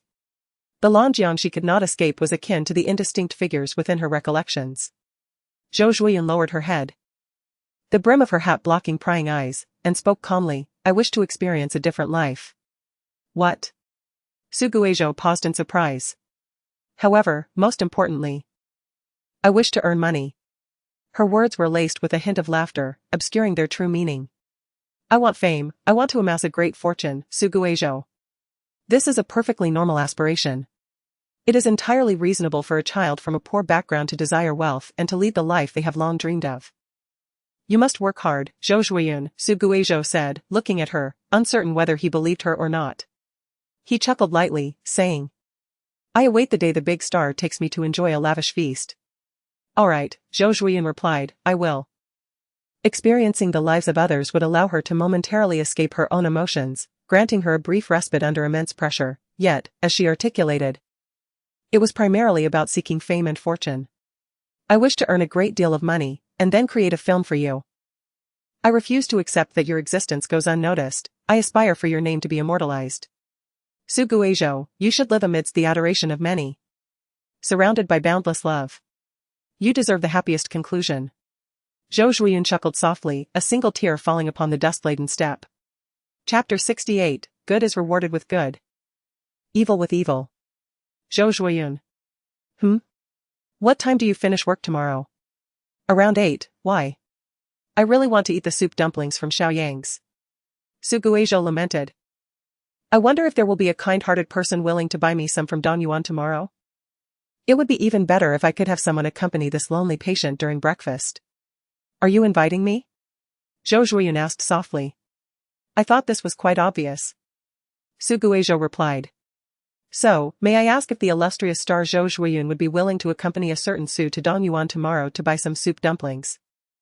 And perhaps share a meal with a solitary patient? Oh, understood. Zhou Zhuoyun lowered her hat's brim and adjusted her vehicle, stating, I must return to work now. You should rest early. Don't rush, you haven't answered me yet. Su Guizhou stood before the car, pressing a hand against the hood. Are you willing, Zhou Zhuoyun? You are so childish. He chuckled playfully. At 18, being a bit childish is perfectly fine, isn't it?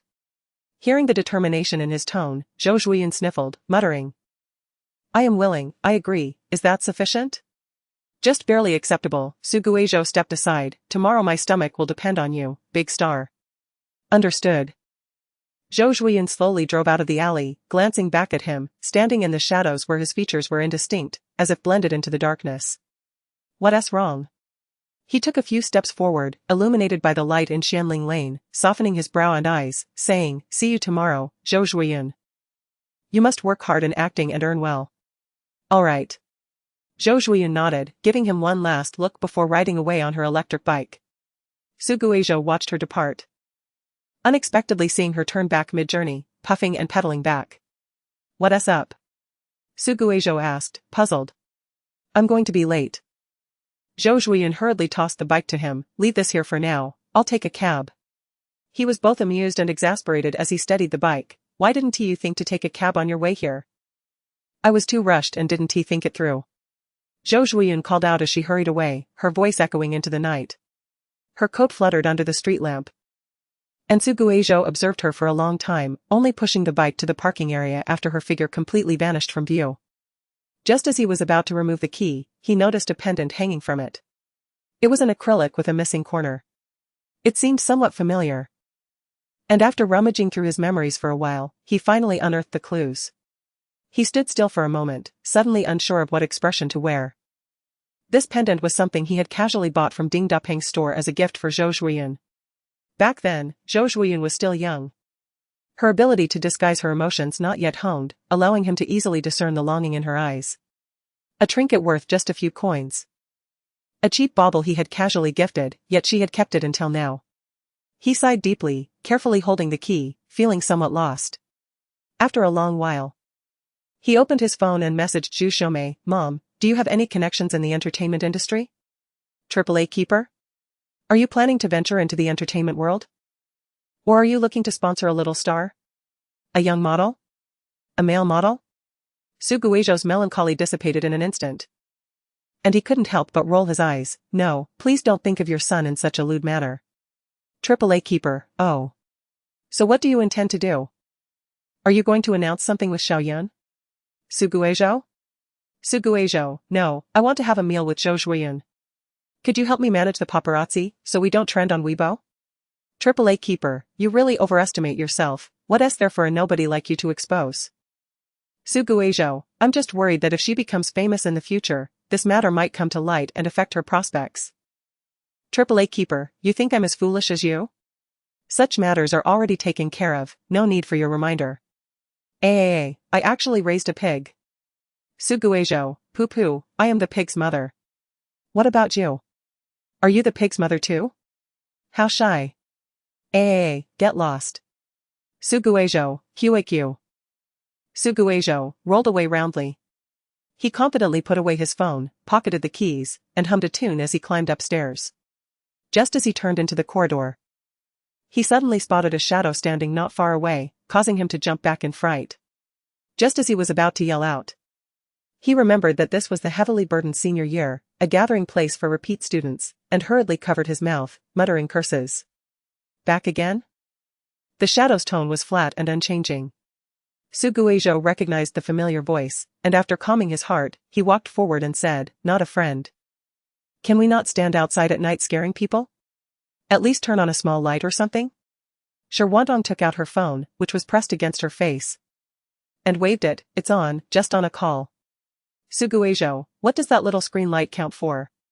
At least turn on a flashlight, right? Suguejo remarked, so. Should I blame my poor eyesight then? Sherwantong shamelessly nodded. Why did you come outside to make a call? Shen Qinyao can't finish her homework and is screaming inside. Sherwantong opened a small crack in the door, and sure enough, a certain someone was wailing painfully from inside. Like a malevolent sorceress casting spells. Suguejo couldn't help but laugh. Then I'll head back first. There are many mosquitoes outside, so hurry back in after your call. Okay. Sherwantong watched him close the door, and for a moment, the corridor was so quiet that only her breathing and that of the phone could be heard. Xiaozhou has gone back? The person on the phone inquired. Yeah, he has, Sherwantong replied. Do you find him strange? After a moment of silence, Sherwantong said. No, I was just asking casually. You don't need to think too much. Xiaobosai chuckled, Xiaozhou is just a child, a very ordinary child. He has nothing particularly special about him. After a pause, Shuri added, although he is indeed somewhat good-looking. Does that count as special? Not really. Sherwantong leaned against the wall, gazing at the tips of her shoes in the darkness. So what are you worried about, Tong Tong? Are you worried that Xiaozhou might take action against you? That is something to be concerned about, after all, human hearts are inscrutable. But with your skills, you should be more than capable of subduing him. Should I install a camera at his house in a few days to keep an eye on him? Shuri said with a mischievous smile. That's unnecessary, Sherwantong replied. I was just asking casually. There's nothing going on, I need to hang up. I still haven't finished my homework. Alright. If anything comes up, remember to tell me, especially if Xiaozhou does anything to offend you. I will give him a good lesson. Sherwantong softly said, I know, Mom. You should rest early, I'm hanging up. Alright, Shuri replied cheerfully.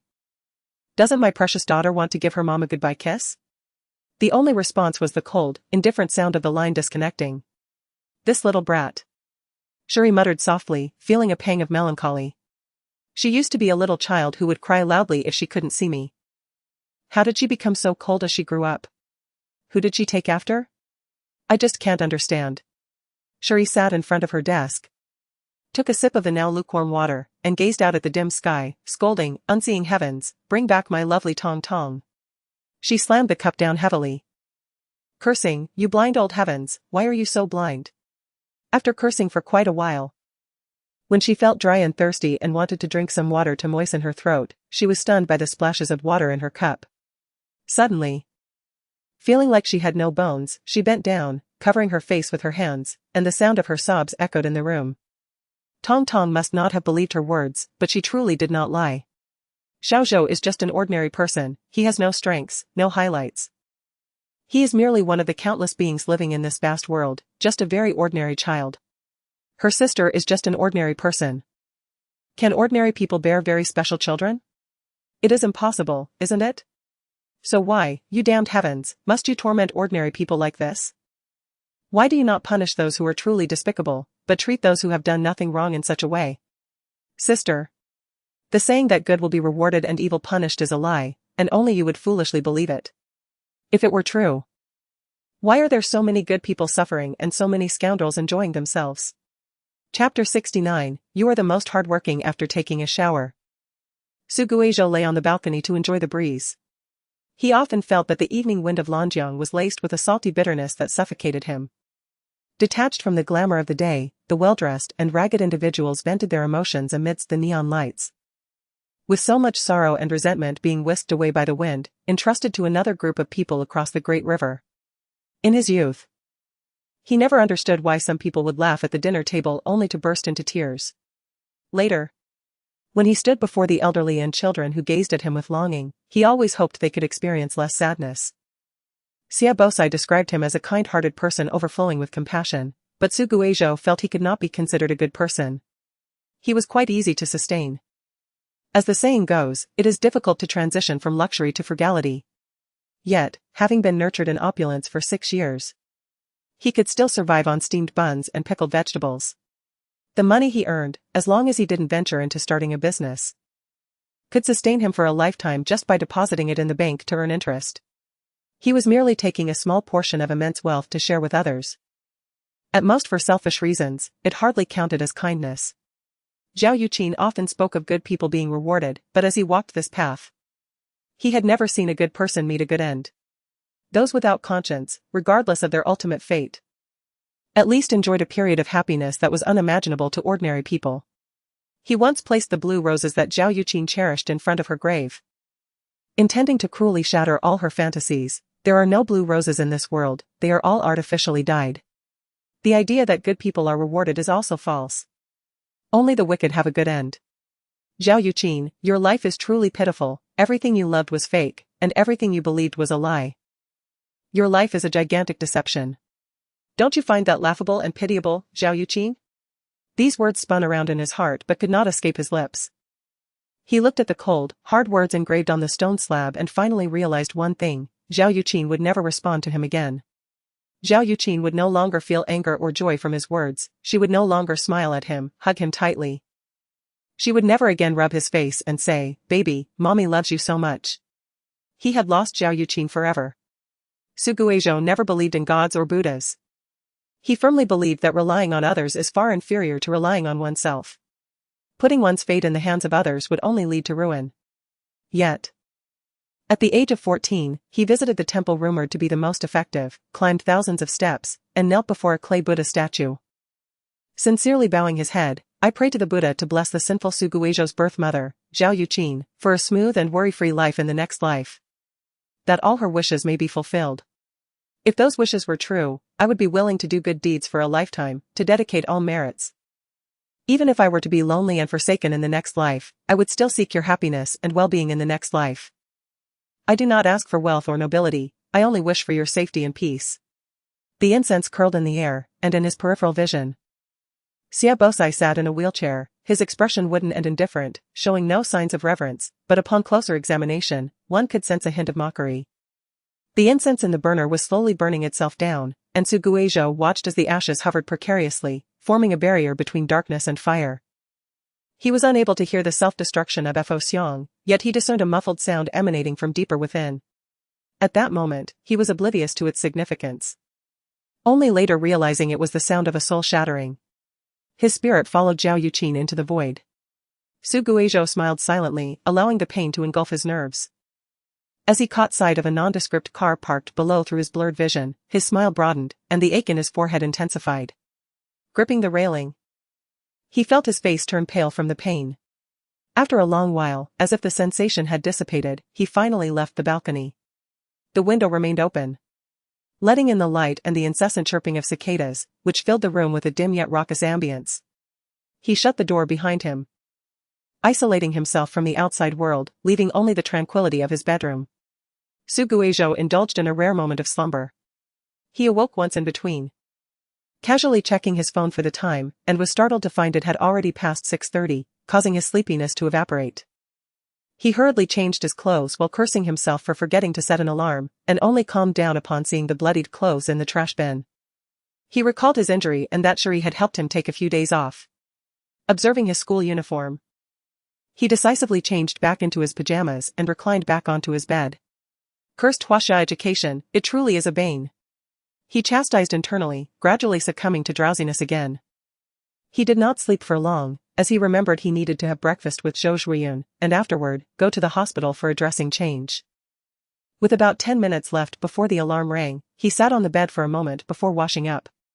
By the time he emerged, he was already dressed and seated, responding to messages. He did not intend to inform his elders. After all, it was merely a minor injury, not worth causing a stir among those in their 40s and 50s. Moreover, having faced death once, he could hardly bear to think of how they would react. He planned to concoct an excuse for Ding Yuan later that evening, claiming he had accidentally damaged his school uniform, and then transfer money for Ding Yuan to buy a new set. If he mentioned it now, that fellow would undoubtedly skip class. It was clearly early self-study time. Yet for some unknown reason, he promptly received a reply to his message.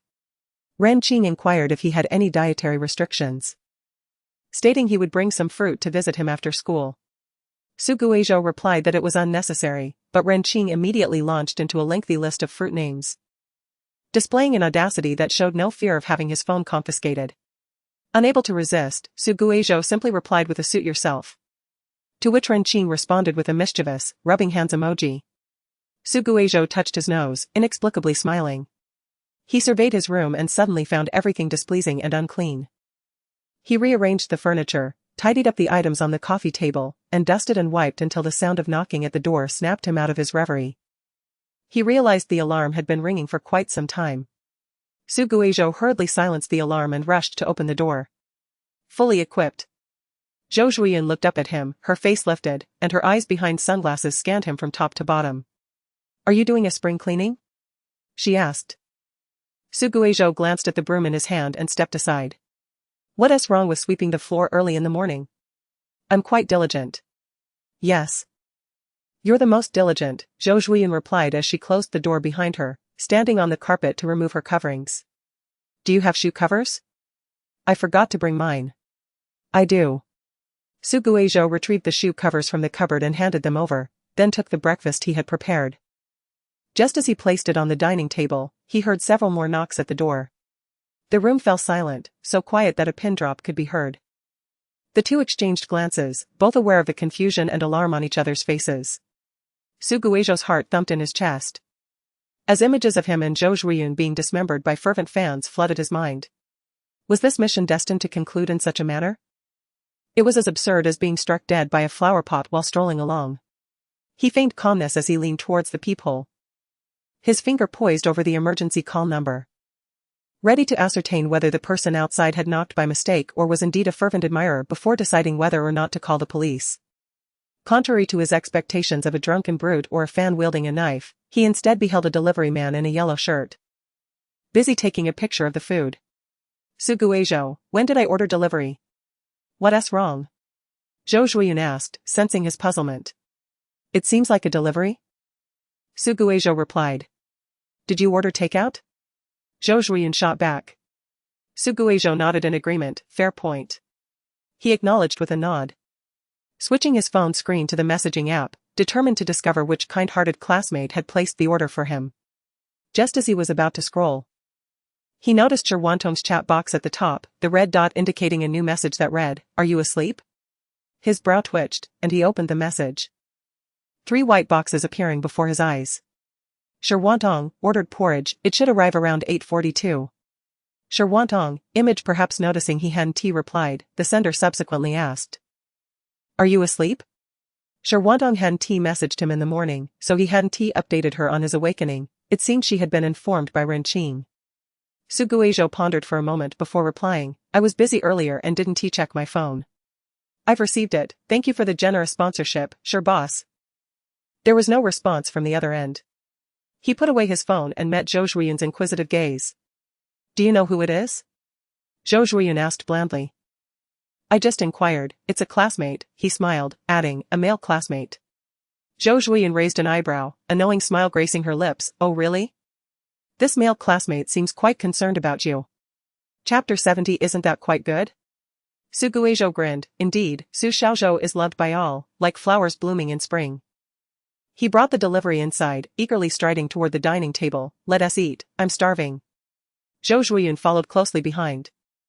She had noticed since yesterday that Su Guizhou appeared even more emaciated compared to their reunion day, resembling a wraith barely held together by skin and bones. Su Guizhou. What?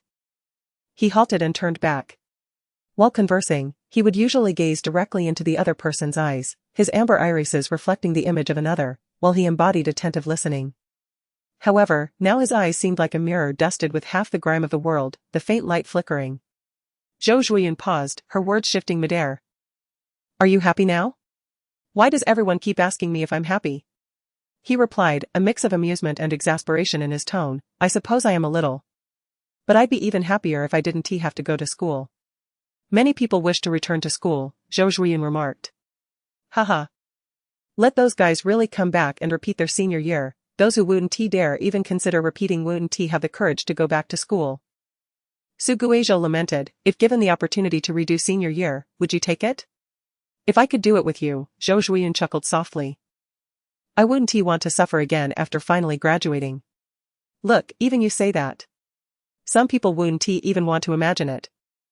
Just imagine how painful it must be for those currently experiencing it. Su Guizhou exclaimed passionately, illustrating his struggles dramatically. Zhou Zhuoyun silently watched him. The injured were as fragile as if they could be scattered by a gust of wind at any moment. Yet as he animatedly recounted how his classmates were a bunch of nerds who loved telling corny jokes, the occasional glimmers of joy in his expression were impossible to overlook. As she observed him, she couldn't help but chuckle, a slight bittersweet ache enveloping her heart. Just as Su Guizhou paused to catch his breath. Zhou Zhuoyun unexpectedly shared her thoughts, isn't that quite good? He stared at her, wide-eyed, what exactly is good about it? Zhou Zhuoyun, however, did not respond. She unwrapped the paper bag and said, eat quickly, or it will get cold. Indeed, she was right. Hee, my dear soup dumplings. Su Guizhou's attention was instantly captivated. Eagerly rubbing his chopsticks as he awaited her to finish unwrapping. Zhou Zhuoyun pushed the takeout box towards him and retrieved a bowl of vegetable porridge from the bag. She scooped a spoonful but did not drink, her gaze falling on the person beside her. It was quite nice, she thought. She was uncertain of the cost of Su Guizhou's resurrection, but if the price was merely attending school, then that was also quite good. In this world a decade later, everyone was moving forward positively.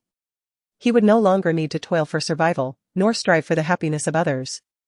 He could make up for lost regrets. Revisiting the scenic paths he had walked before, running under the sun with spirited friends. Su Guizhou, you can finally live entirely for yourself. Those pains and hardships. Can they not be distanced from you this time? She lowered her head, unaware that another person in the room had also paused their actions. Su Guizhou called out. Zhou Zhuoyun. What is it? She replied softly without looking up, her dark hair concealing her expression, yet her emotion seeped through her tremulous voice. Have you had your indulgence meal this month? Indulgence meal? He discerned her confusion from her tone and explained, I saw it online.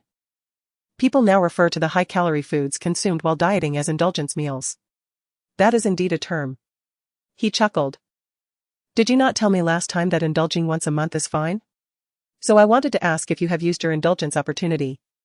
Zhou Zhuoyun seemed to realize something, slowly lifting half her face to carefully peek at him through her scattered hair, softly saying, not yet.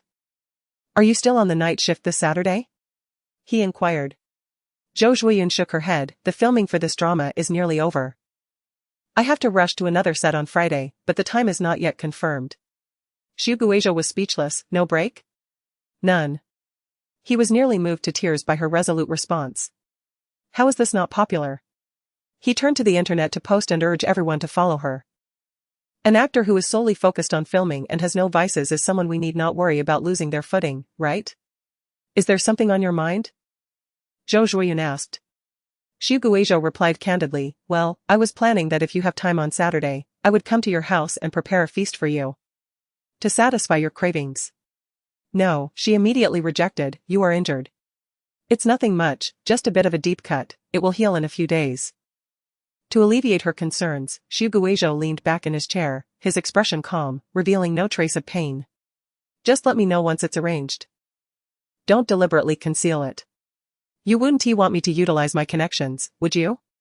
Zhou Zhuoyun paused for a moment, smiling helplessly, where did you hear that?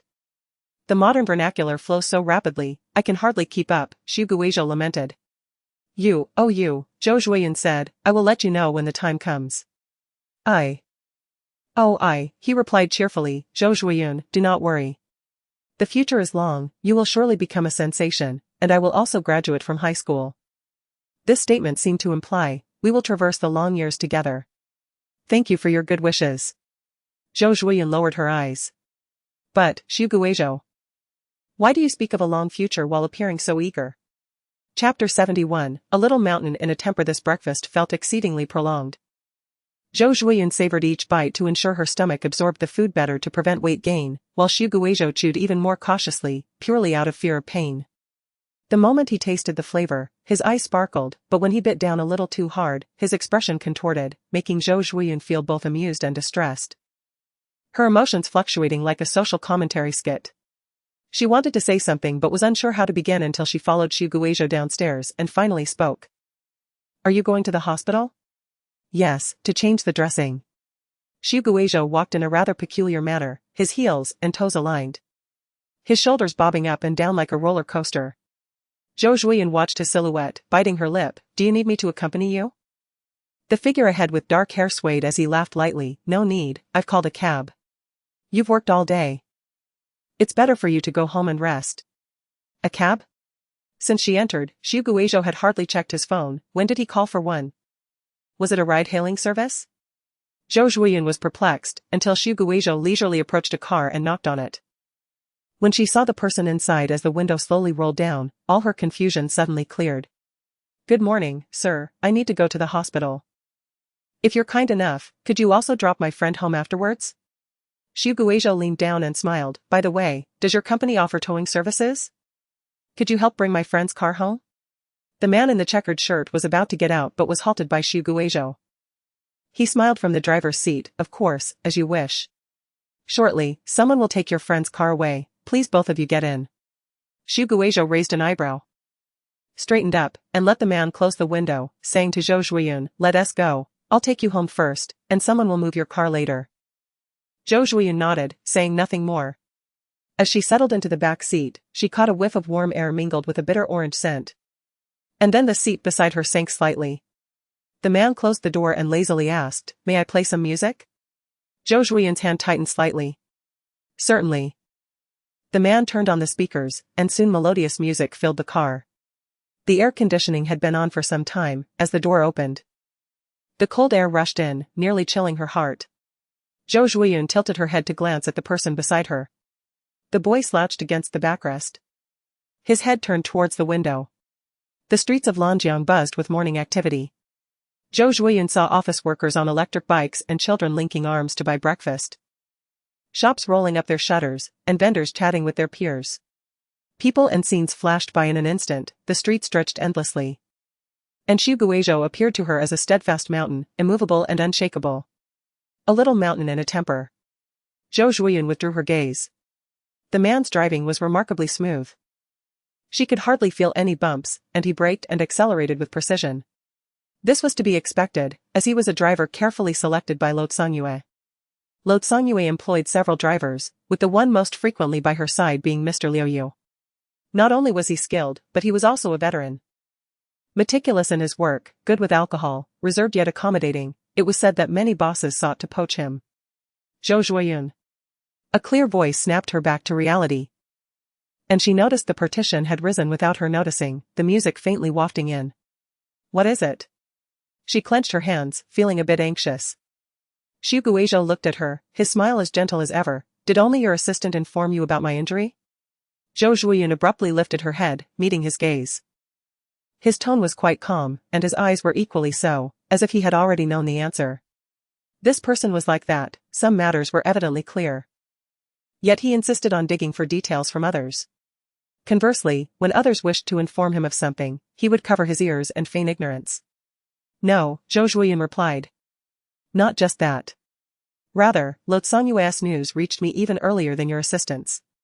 During her break, she picked up her phone and opened WeChat.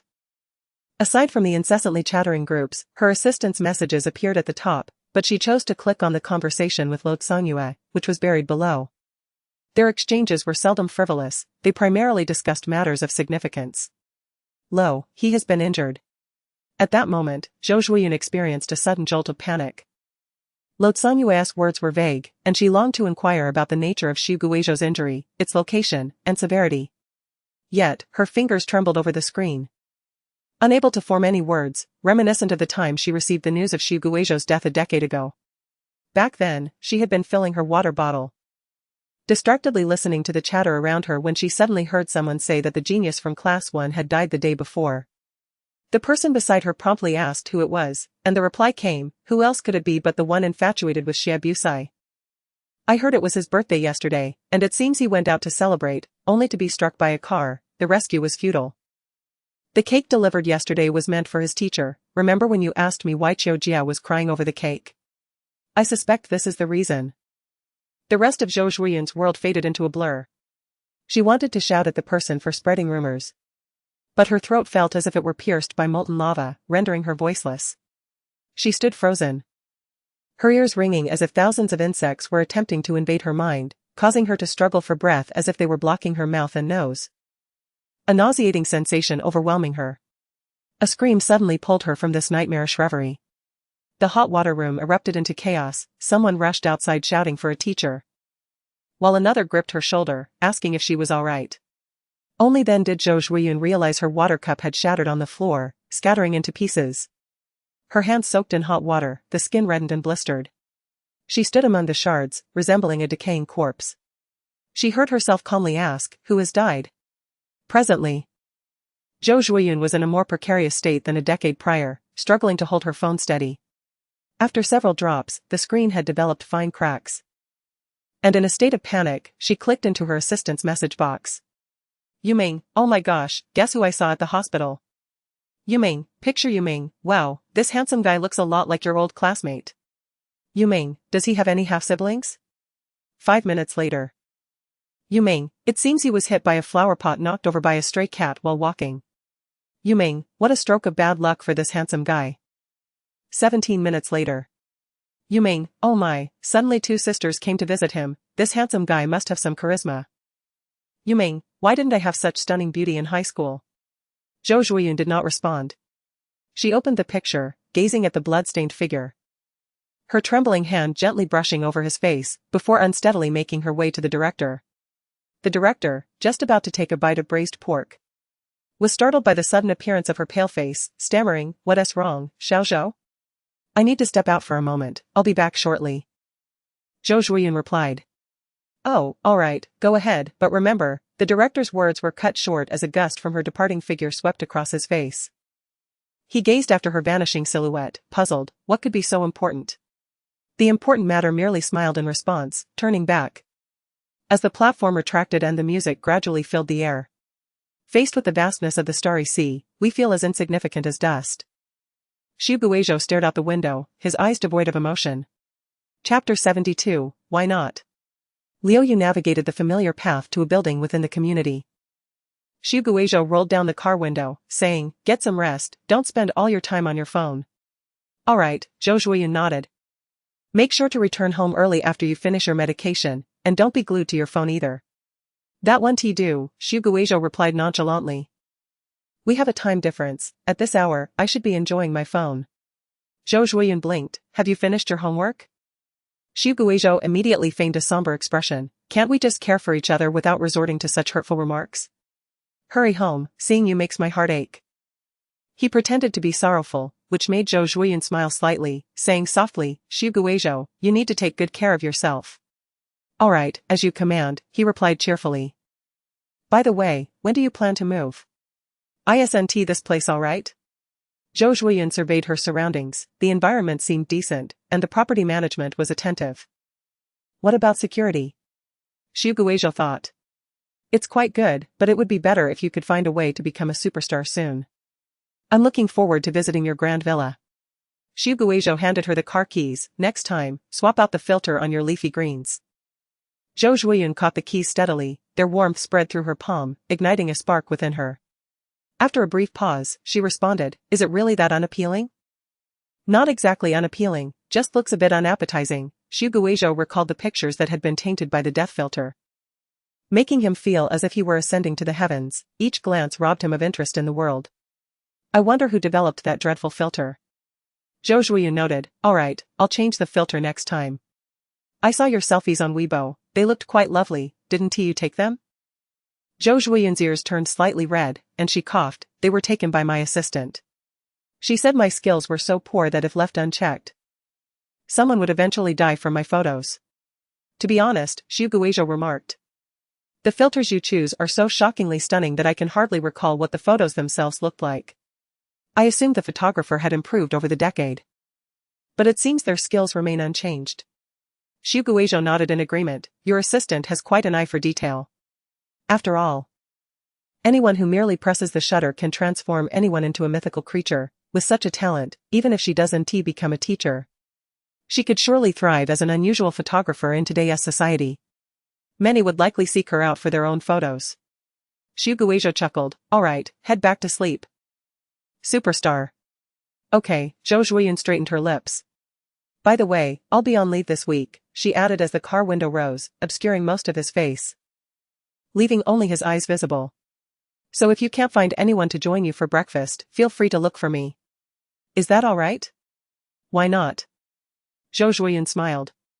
Although her face was shielded from view, Xu Guizhou could still discern her smile, prompting him to smile in return.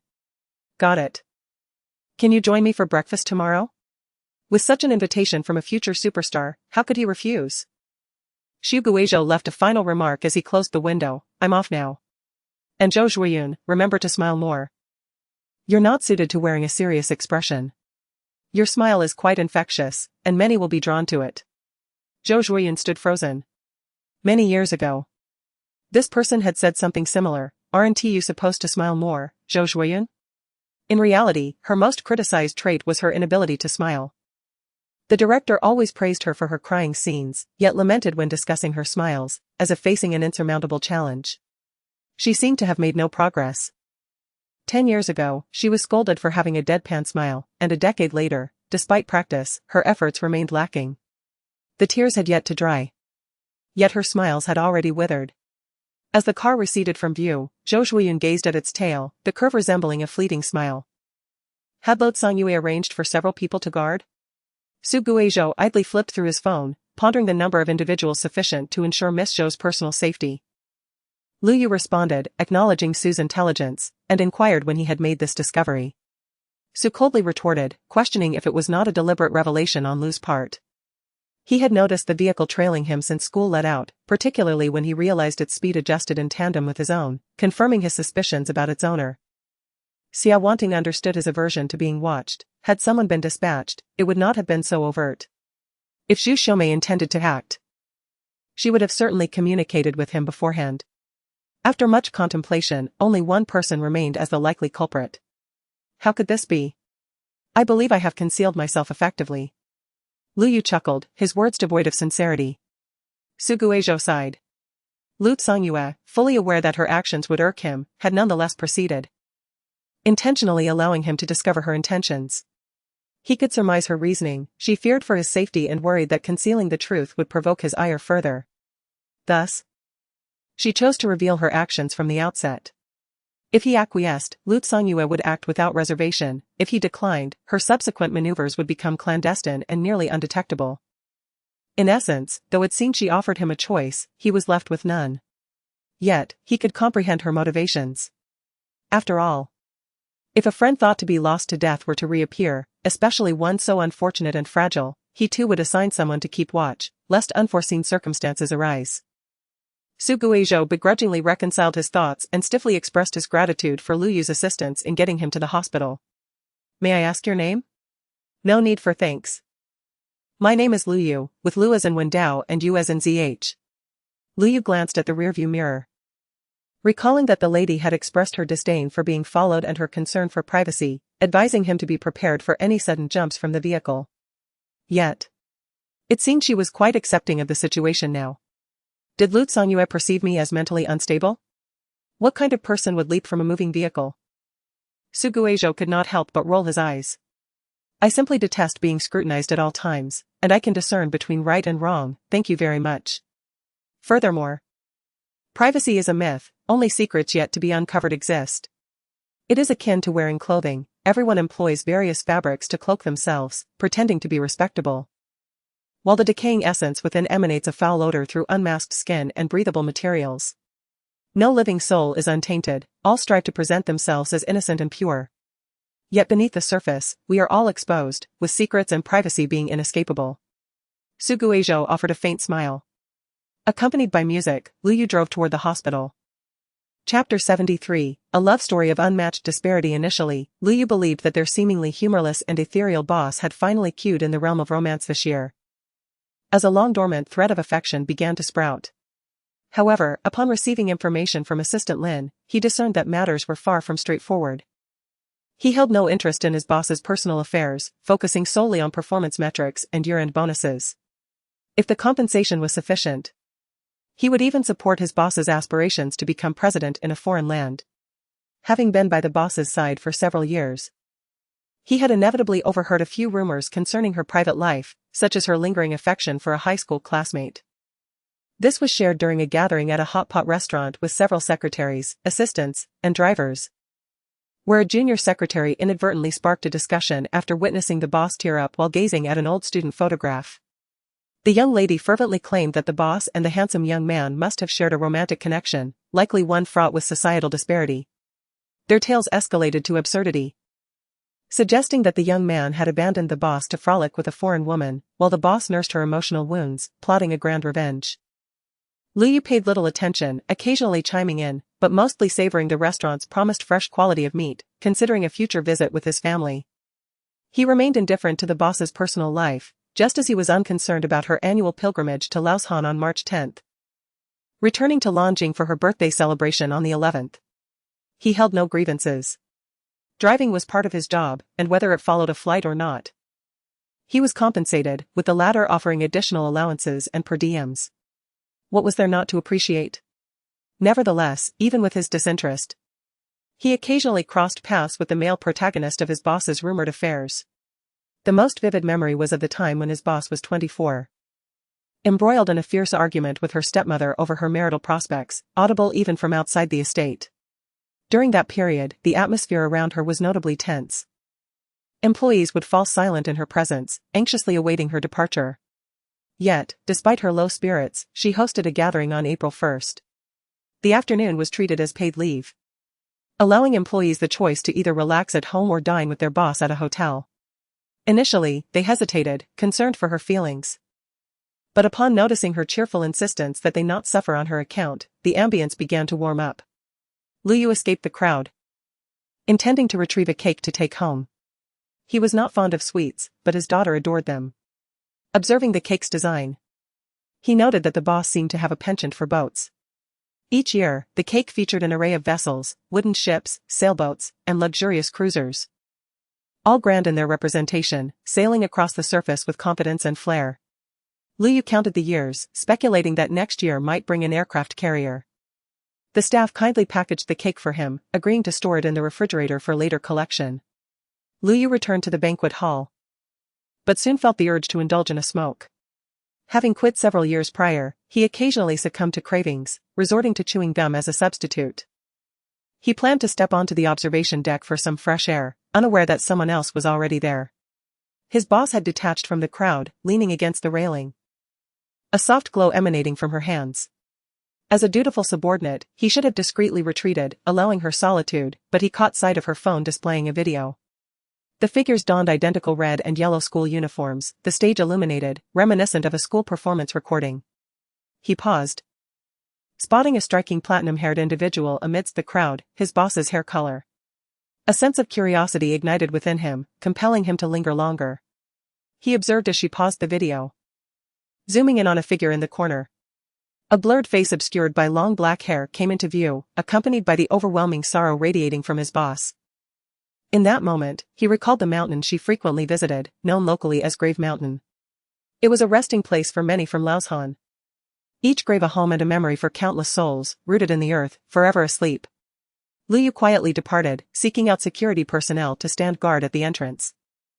There was no grand romance here, merely one person's longing for another who had long since departed this world. The boss is a commendable leader, decisive yet full of warmth.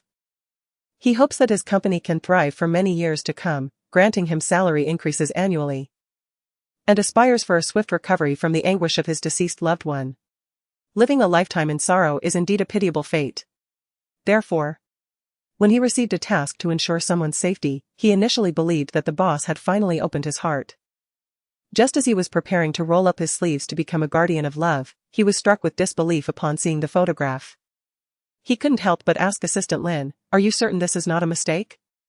Assistant Lin replied coolly, "There is no error. Please do not question my professional integrity." He gazed at the image, realizing that the resemblance to the boss's late beloved was not merely striking, but utterly identical. How could his typically aloof boss delve into the realm of substitutes? After several years, he had assumed the boss was gradually moving on, only to discover he was sinking deeper into his memories. Was this a case of drinking poison to quench thirst, or a severance of love? Lu Yu decided to cease pondering. The boss provides his salary, he will follow the boss's directives without questioning, focusing solely on fulfilling his duties. Yet, he could not suppress a sigh. Upon hearing Lu Yu's 18th sigh, Su Guizhou glanced at him and inquired, "Do you have something troubling you?" Lu Yu silently thought. "You are my source of concern," yet smiled and replied, "Thank you for your concern. It is nothing of great significance. I apologize if it has caused you discomfort." "You seem rather familiar with this place," he observed. Most individuals find hospitals quite unfamiliar. When unwell, they either purchase medication from a pharmacy or come to the hospital for treatment, possessing little understanding of the facility's layout, especially since hospitals frequently undergo renovations. Each visit often entails considerable time spent grappling with advanced technology, followed by wandering about in search of assistance or comparing directions, resembling a headless fly.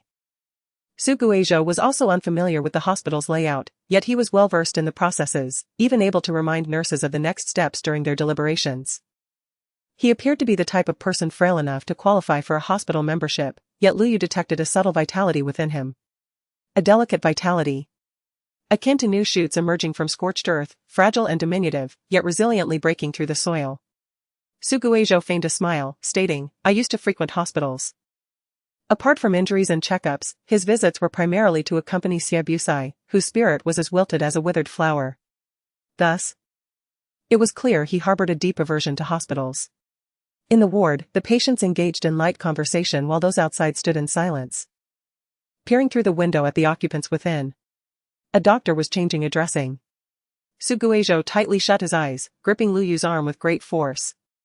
Lu Yu continued to smile, seemingly oblivious to the pain coursing through his reddened arm.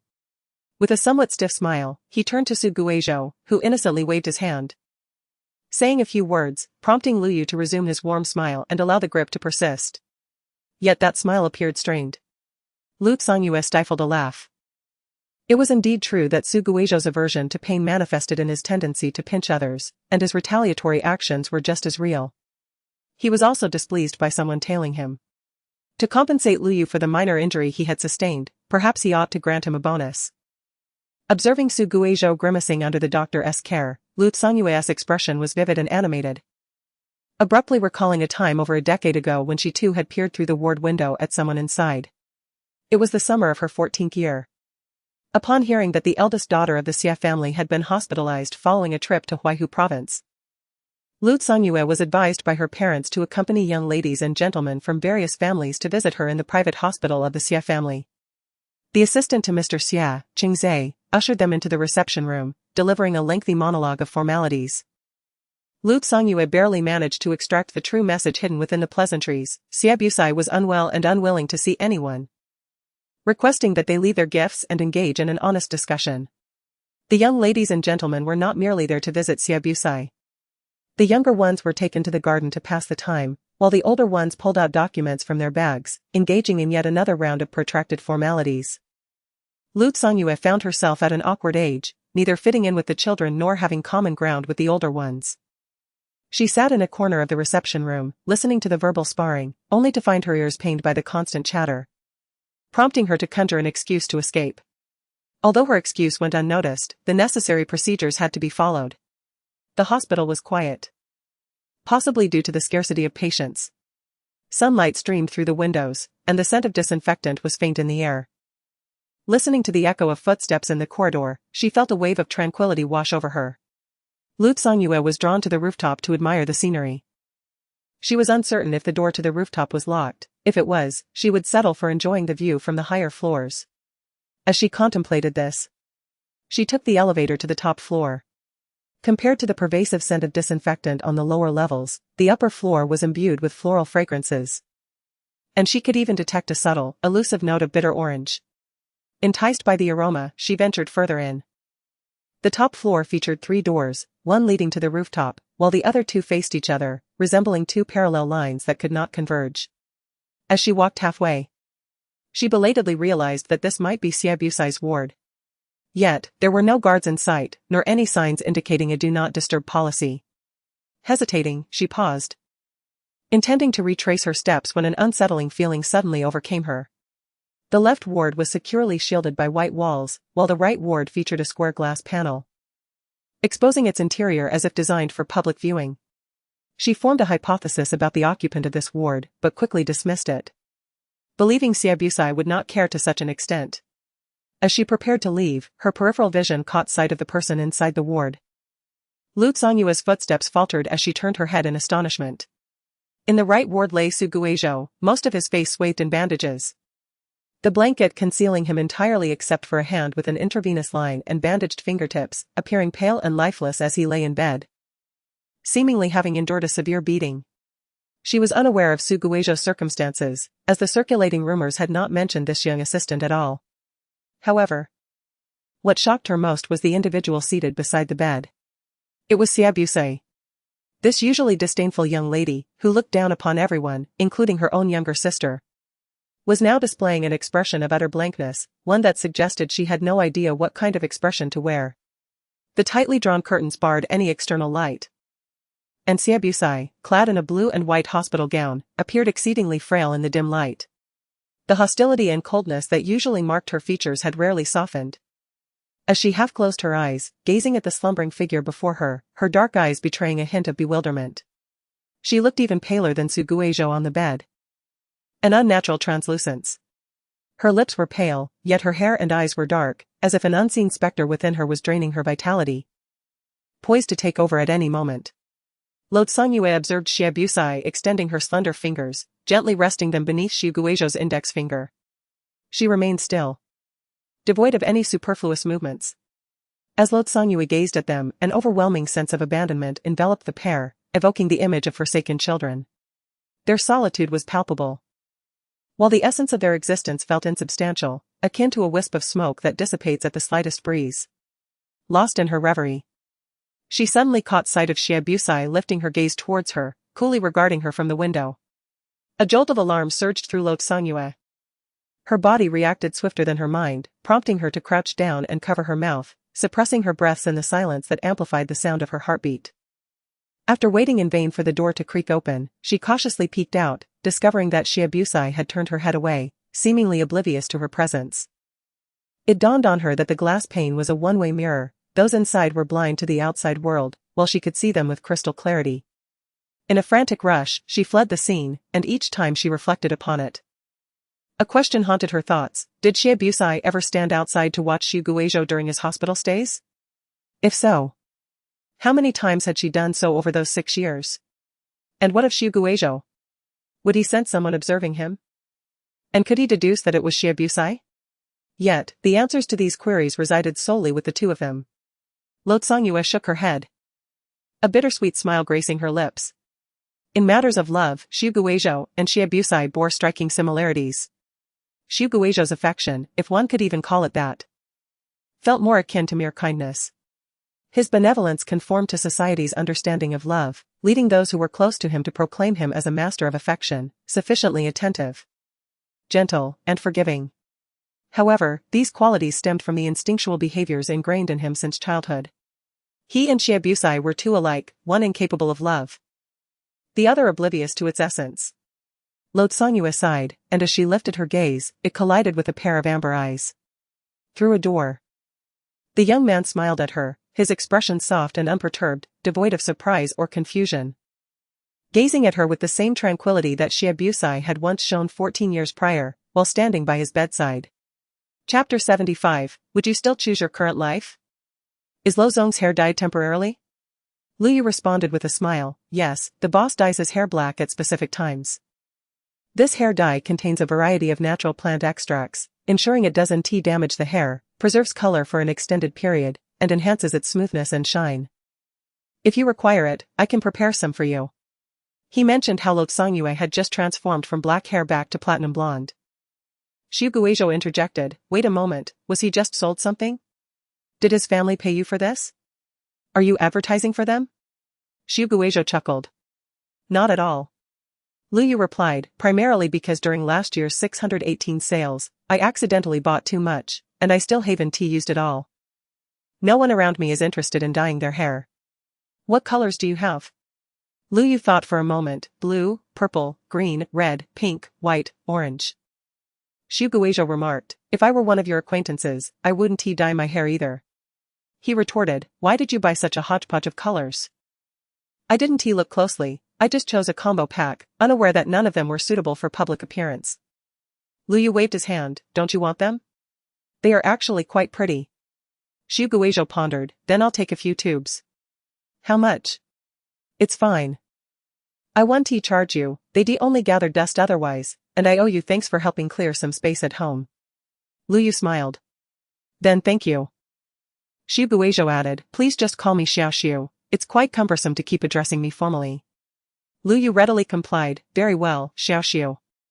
The comprehensive health check concluded precisely at noon, sunlight streaming through the glass windows and casting dazzling reflections on the floor.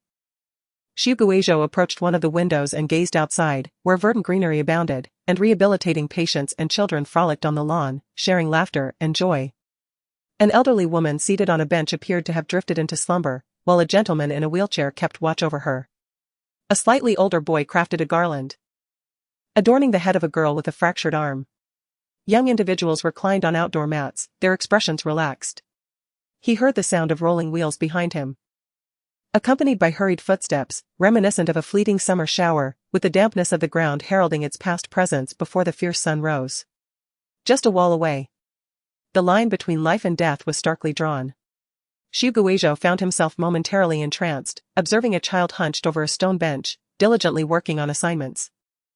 As the blazing sun danced upon him, even causing his hair to gleam like gold. He couldn't help but wonder, what expression did Xie Busai wear when she observed him from this very spot? Was it disdain? Self-mockery? Resentment? Or perhaps jealousy?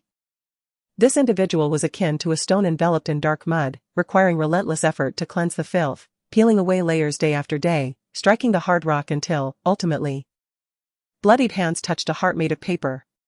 Yet, one could never predict when that heart might be pierced by its own blood. Xu Guizhou's hands clutched the window frame tightly, oblivious to everything but the troubled child below, grappling with his problems. Even now, he could not decipher Xie Busai's thoughts, just as he remained perplexed as to why she had chosen him in the first place. Their encounter was the result of a series of inevitable, serendipitous events. Amidst the increasingly fierce rivalry among adults, the child became influenced.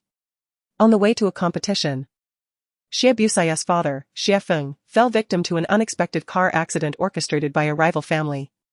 Although Xie Feng's injuries were not severe, Xie Busai was forced to abandon her dream of dancing, sinking into a deep melancholy within the hospital. Xie Feng grew increasingly anxious about his daughter's gradual decline. Resorting to prayers and various folk remedies, yet none yielded any improvements. Her expression grew more and more vacant with each futile attempt. And just as Xie Feng began to lose hope, Xu Guizhou appeared.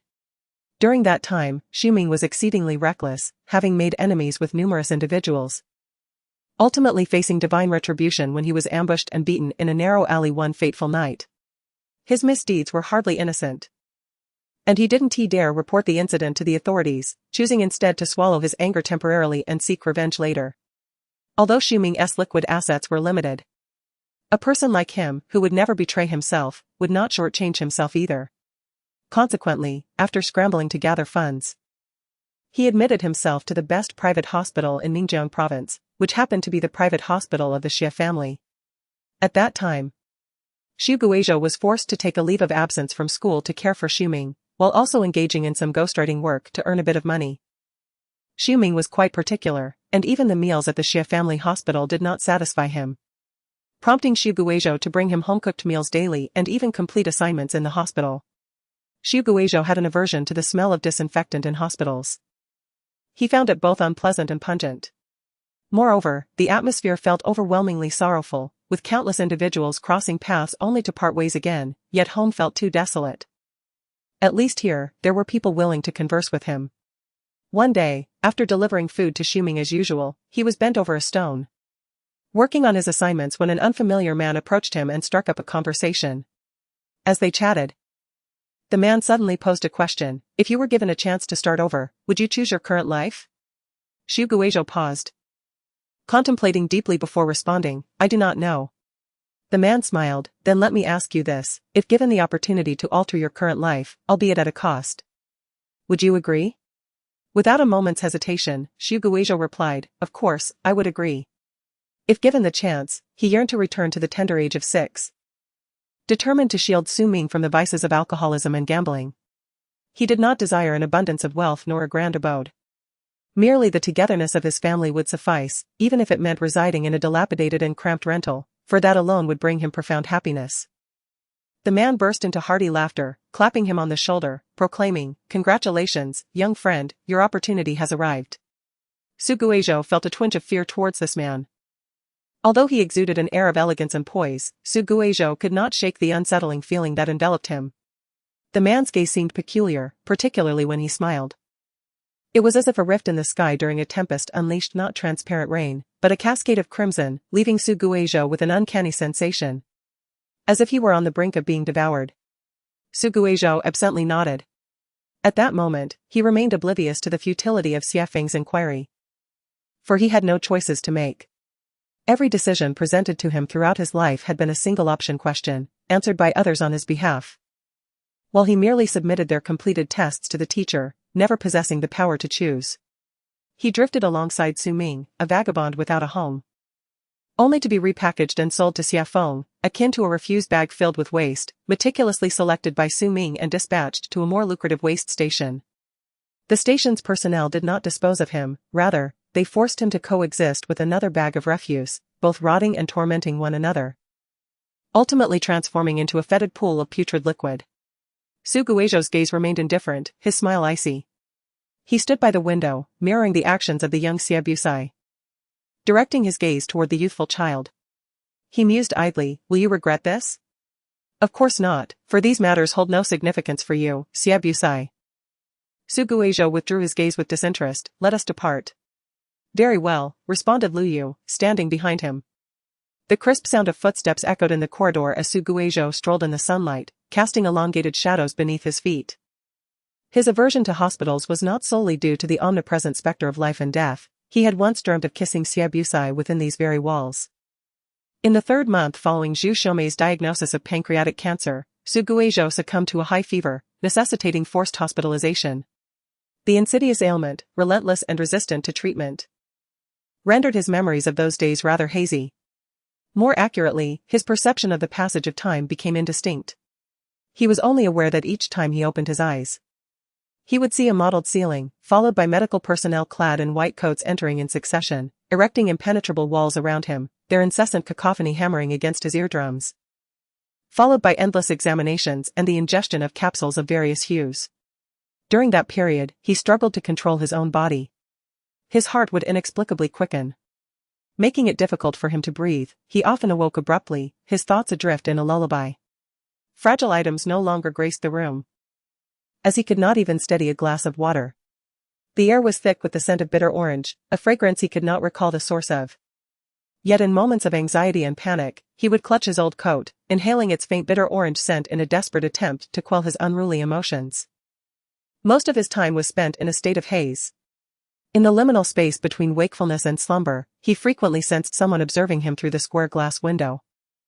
Their gaze devoid of emotion, or perhaps burdened with an overwhelming complexity that he could not decipher. That gaze lingered from the moment he awoke until he surrendered to sleep.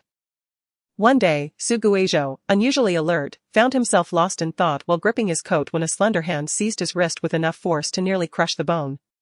He winced in pain and looked up to find a person in a wheelchair staring at him with an expressionless face. He was drawn into the depths of those inky eyes, momentarily forgetting to struggle, as a name slowly surfaced in his dulled mind, Xie Busai. How could Xie Busai be here? He blinked slowly, speechless. The person, strikingly resembling Xie Busai, remained silent, her gaze drifting over his wrist, brows furrowing slightly. a hint of fatigue masking her underlying anger. She parted her pale lips, her voice raspy as if worn by sandpaper. Suguizhou. He suddenly smiled. Realizing it was merely an illusion, after all, this person despised hospitals above all else.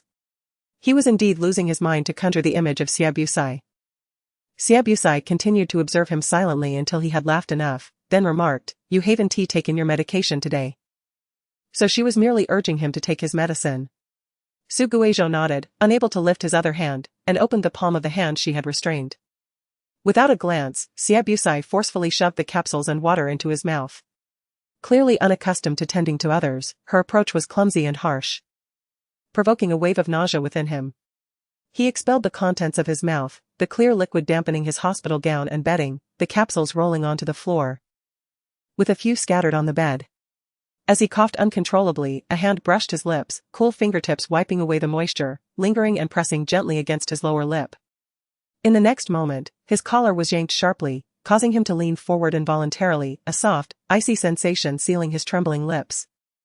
The mingling scents of rust and bitter herbal medicine filled the air as he gasped. He envisioned a slender snake weaving through the underbrush of a forest, clutching discarded plastic, accumulating it into a pile, attempting to incinerate it, only to be thwarted by a sudden downpour, leaving the snake to watch the melting plastic with cold indifference. Suguizhou, concealed in the shadows, observed everything, his fear of snakes overwhelming him as he attempted to flee unnoticed. Yet, the snake had already detected his presence. Coiling around him as he moved, biting him fiercely in retaliation for his resistance, the metallic scent of blood enveloping him. Provoked by pain and fear, Suguizhou retaliated, biting back fiercely. The air thickened with intensity. He clung to the soft flesh, intent on punishing the vicious serpent. However, the snake, having survived alone for years, was far from ordinary. It deftly probed deeper, entwining its venom with his tongue, its fangs pressing down on his lower lip repeatedly.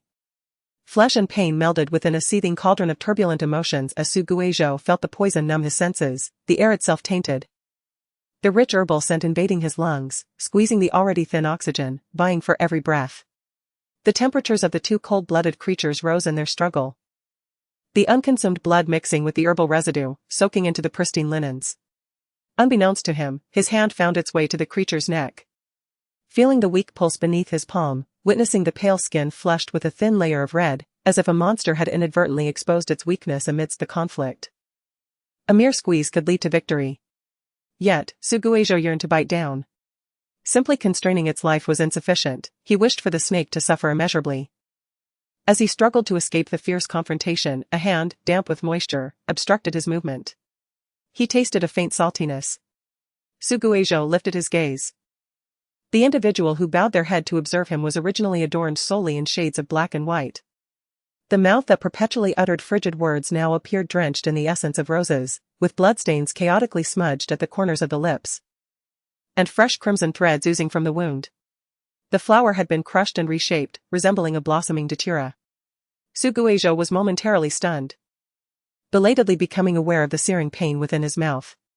Frowning, he licked his lips, the imprints of teeth deeply embedded in the flesh, instinctively clutching his coat tighter. The earlier ferocity had vanished, and he eyed the person before him with wariness, fearing another assault.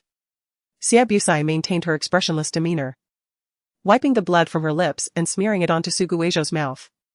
The individual touched by her trembled uncontrollably, yet showed no inclination to evade. Fixated on her as he sat on the bed, the vivid red merged and intertwined, as Xiabusai caressed the uneven surface before pressing forcefully against his lower lip. After several rounds, the color drained from his lips. Xiabusai withdrew her hand and meticulously wiped her fingertips with a tissue. This seemed to signal the entrance of a white wave, as an innumerable array of white coats surrounded the individual on the bed. Xiabusai observed from the periphery as the center of attention, after a brief moment of confusion, resumed the indifference he had displayed since his admission, quietly allowing the doctors to tend to his injuries. "Miss," someone gently urged her wheelchair, "Su Xiao's treatment progress is currently quite unsatisfactory. He not only suffers from severe anxiety but also exhibits strong tendencies towards self-destruction." Xiabusai listened intently without voicing an opinion, appearing utterly unconcerned. She supported her head with one hand, her gaze unwaveringly fixed on that blue and white figure. Xiabusai coldly inquired, "What about that knife?" "The knife?"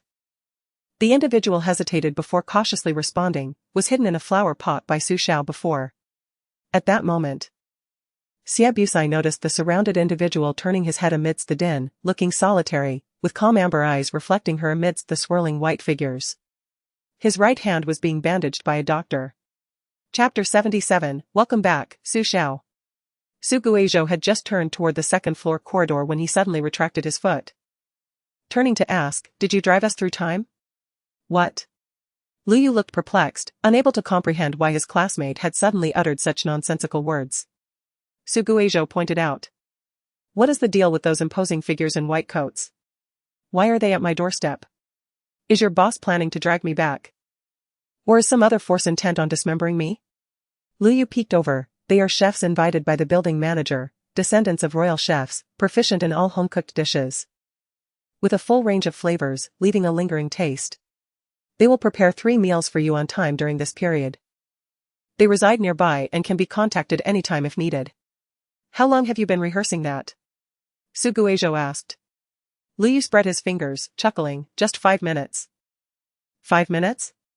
Well, it's normal for an older person to have a declining memory.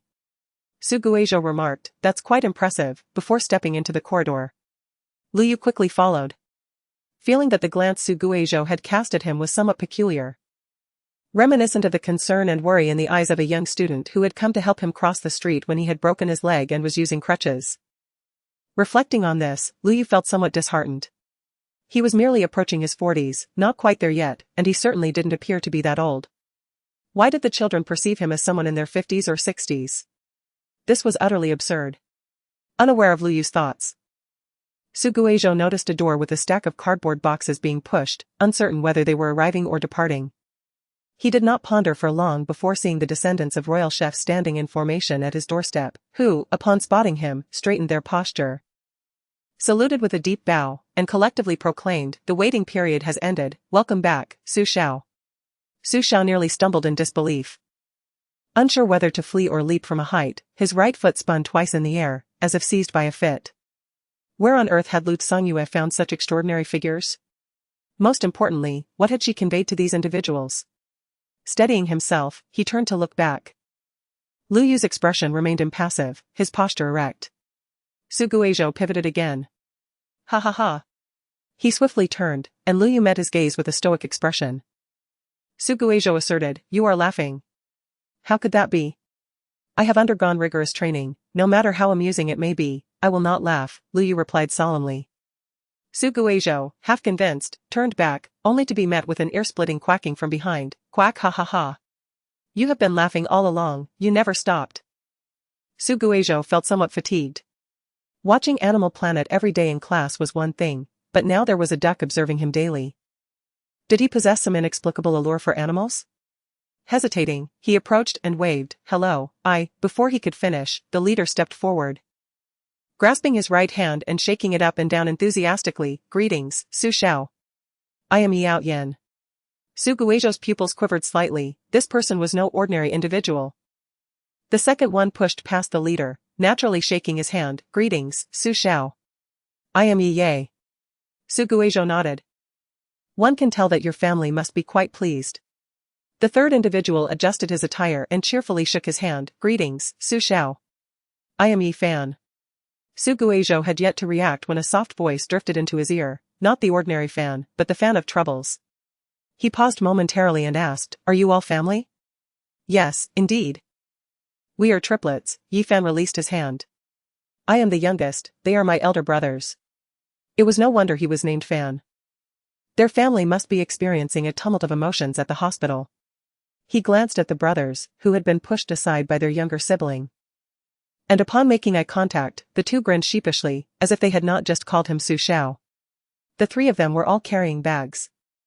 As Su Guizhou opened the door, he said, "Please, the 3 of you, come in and take a seat. I apologize for keeping you waiting outside in this heat.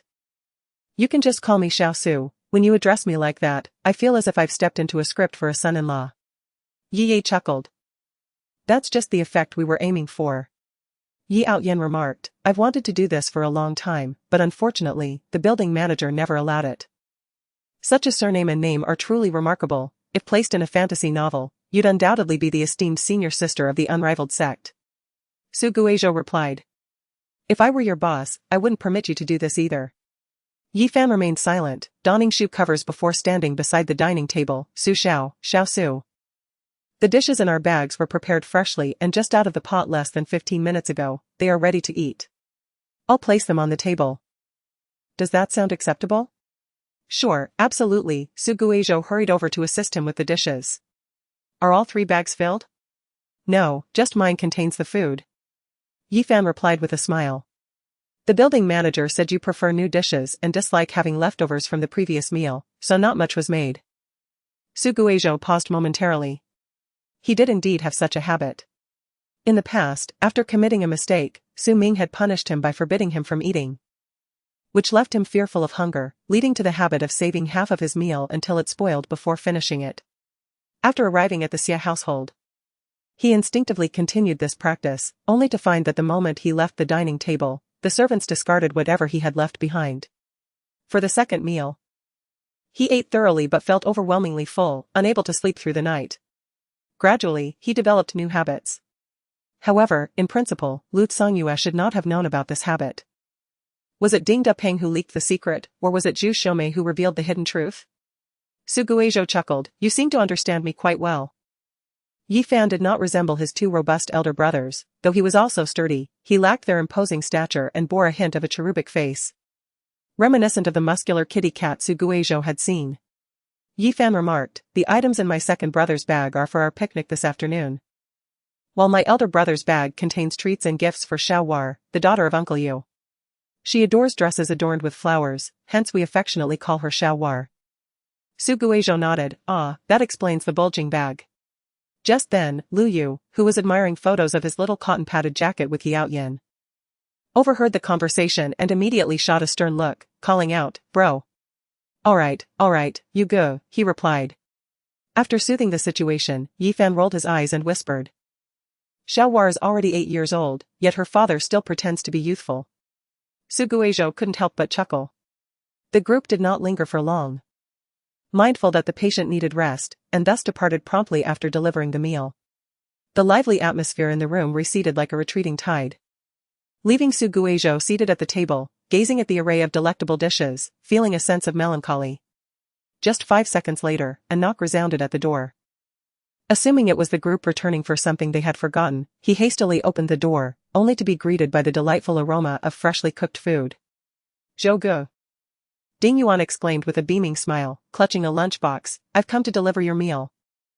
Chapter 78, Utterly Useless is 995,993. The students of Class 20 in their second year discovered that the leader of the second affiliated school had recently transformed. He had previously resembled an overly dramatic teenager, often seen with his school uniform slung over one shoulder and hands in his pockets, moving from the podium to the back door, while donning various masked headgear with his companions, shouting phrases like our bonds and friendship are unbreakable. And do you understand the loneliness of a king? Such antics elicited laughter. In summary, while the students from outside the class pitted Class 10 for having a group of troublemakers, the students within sincerely worried about the futures of these individuals, as they always emanated a sense of foolishness that suggested they would simply fade into obscurity after graduation. A collective of naive, bumbling youths, particularly Ding Yuan. Every time his classmates witnessed his stoic demeanor, they felt compelled to say, all right, brother, our school already has a cold-faced school bully.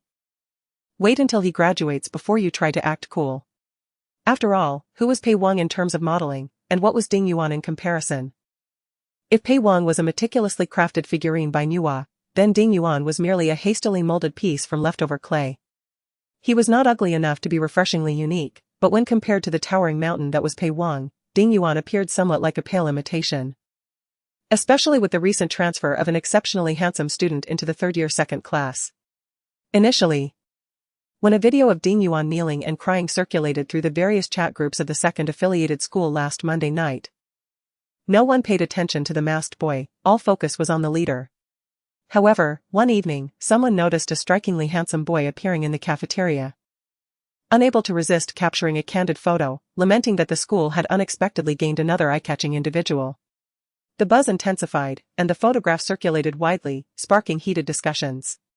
Nevertheless, Students' primary focus was on their studies, and after a brief period of chatter, the photo faded from view, only to reignite interest when someone posted it on a confession wall, leading to another wave of fervent debate.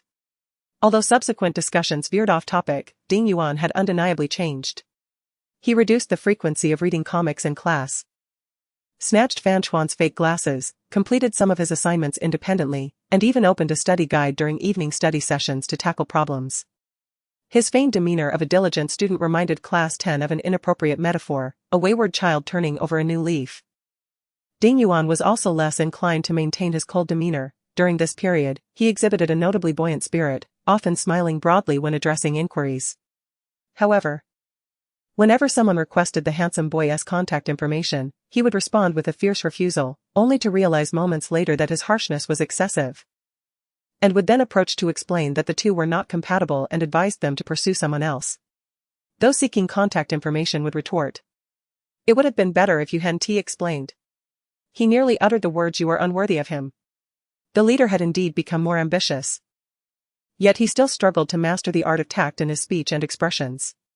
Not only did the leader strive for personal improvement, but he also encouraged those around him to do the same. When his younger companions engaged in playful banter, he would roll up a book and deliver a light smack to each, urging them to focus on their studies. If anyone in the class became excessively rowdy, he would rise abruptly, admonishing them for their lack of ambition and failure to study diligently, which was utterly contrary to being considered the pillars of the country. Those on the receiving end of his reproach would occasionally find it amusing that such a phrase could escape his lips. Ding Yuan often took on a comedic role in class. When he stood on a desk in indignation, the targeted students would not be irritated but rather amused. Wishing to capture the image of Ding Yuan, who believed himself to be high and mighty while struggling to suppress his laughter. In summary, everyone was curious about the relationship between the leader and the handsome transfer student, while Ding Yuan appeared lively in interactions with the new student. A closer inspection revealed a certain shyness, as though he were interacting with a congenial elder. Ding Yuan was indeed quite reserved now. He dashed to Aunt Kai's for lunch at an astonishing speed, then hurried to Shanling Alley, fearing that the lonely Zhou Gu might starve in solitude. As he stood at the bottom of the stairs, he happened to overhear a group emerging, discussing themes of unrequited love and emotional turmoil, which propelled him to run even faster, intent on advising Zhou Gu to avoid interactions with the students in that building, as some of their parents seemed deeply influenced by outdated melodramatic narratives. Just as Ding Yuan was racking his brain for ways to ensure Zhou Gu enjoyed his brief midday respite, he saw the door open, and the expression on the person's face shifted from surprise to a cryptic smile. In that moment, Ding Yuan knew he was doomed.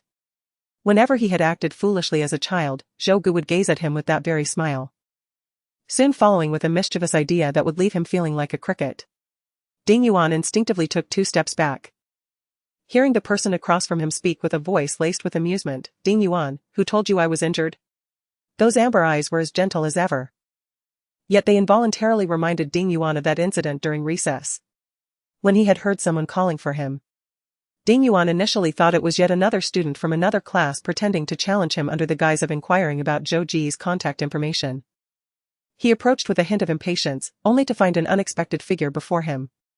The girl in the school uniform had porcelain white skin and stood tall and straight, resembling a green pine tree growing on the edge of a snowy cliff at first glance. Her eyes cast a calm gaze, neither sorrowful nor joyful, reflecting the vastness of existence. Ding Yuan recognized her. Every time he finished reading a self-criticism under the national flag and returned to the ranks, facing the director's icy stare, he would see the director, adorned with a warm smile, enthusiastically introducing her to the audience over the microphone, followed by this person gracefully commanding everyone's attention. This image perfectly aligned with his childhood fantasies of his future.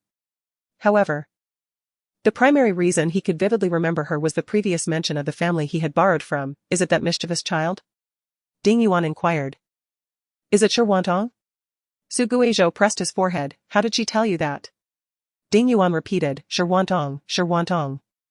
She said you were knocked on the head by a cat while walking at night and told me to come see you when I had the chance." Su Guizhou replied. "Your artistic interpretation of language seems to be excessive. A female lead would never say that." Then I asked her why it was me, and she said that we appeared to have the best relationship. "If I were able to visit you, you would undoubtedly be delighted." As Ding Yuan spoke, He felt a surge of joy within himself. This bookish fellow surprisingly had good insight, as I had thought she would only be a diligent student. At that moment, he felt particularly pleased, dismissing any grievances he had about the person who had taken Joga to her home. He remarked, "How could our relationship be anything but good? We hit it off right from the start." He had hoped to hear more flattery about how he and Joga resonated like high mountains meeting flowing waters, only to find that she merely acknowledged him with a sound and departed. Truly, she possessed no awareness at all. As Ding Yuan pondered this, he felt his frustration mounting.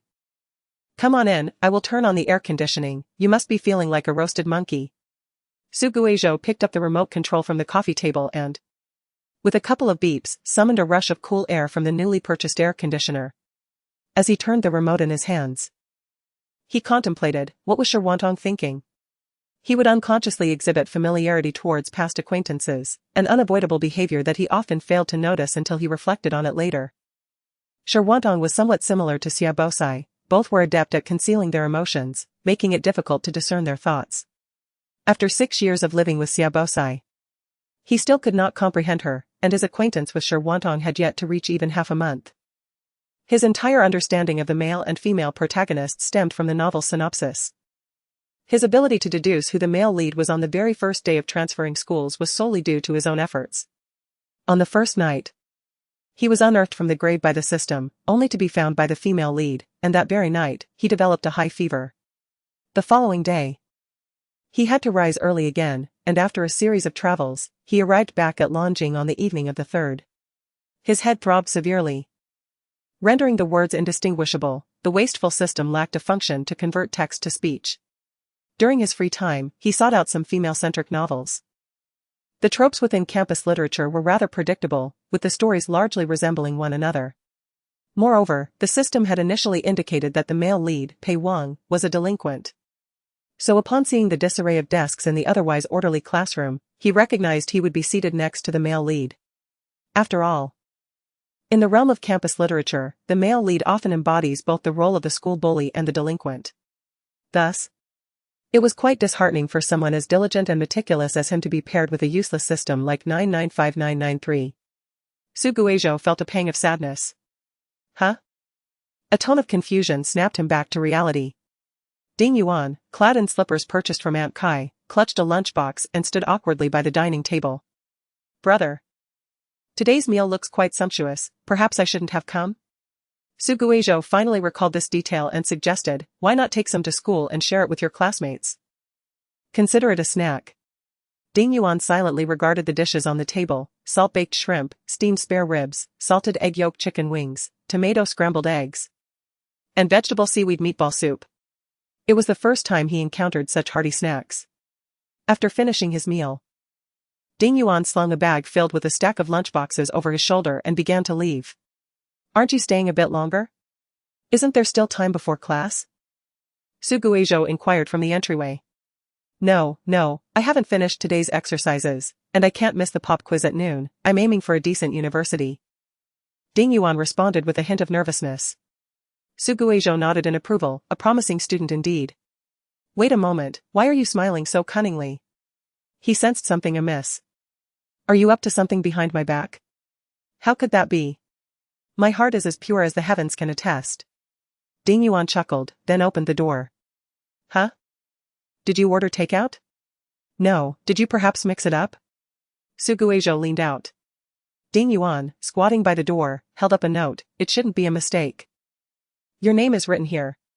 On the plain paper, the name Su Guizhou was clearly inscribed. The strokes were vigorous yet somewhat hasty, evoking a sense of familiarity. "It might be from a classmate, just give it to me." 2 large bags were present, one containing fruit and the other exuding a faint aroma, presumably lunch.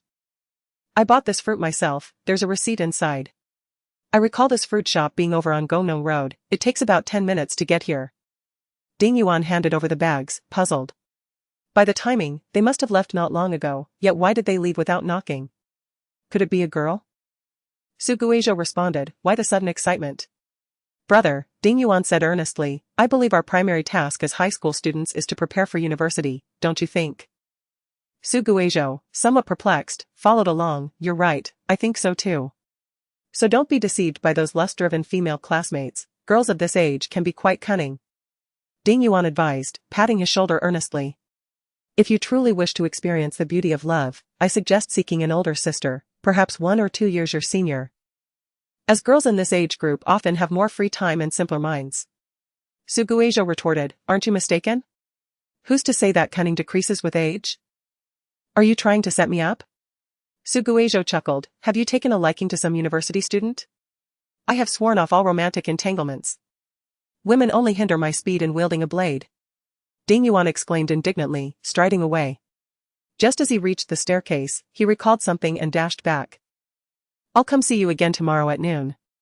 This time, Ding Yuan departed without looking back. Su Guizhou stood at the doorway, the cool air flowing in from behind. Pondering that Ding Yuan was not entirely lacking in wisdom. At least he had not disclosed his injuries to Aunt Kai or De Peng. The feeling of being cared for was undoubtedly comforting. In the past, he would have run to Aunt Kai seeking solace over the slightest scrape. Yet now he dared not do so. His situation was far too unique. 10 years can be both long and short. It can usher in reformations of towering structures, rejuvenate streets, and witness children grow into youth. Yet it is insufficient to propel one forward. That car accident claimed but a single life. Yet it caused many souls to remain suspended in that day.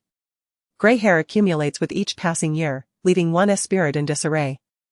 Su Guizhou was overly sensitive to emotions. Everyone exhibited remarkable calmness, exceptional tolerance, and an exceedingly high acceptance of his resurrection. After a brief moment of bewilderment, they mimicked their past selves in their interactions with him. A torrent of emotion surged beneath the glacier, with fissures intertwining and crisscrossing, too fragile to touch. Ding Yuan, in his youth, still lacked the understanding of how to control his fractured feelings, leading him to openly weep while embracing him in public. When he was present, others could maintain their composure. Once he was gone, the glacier could no longer contain the flood, and everyone would be engulfed by the deluge of emotions, buried deep within. No one dared to inquire about the truth behind his resurrection, each fearing it might lead to a mirage of water and flowers. Worried that digging deeper could precipitate his departure once more, afraid to confront an inevitable separation.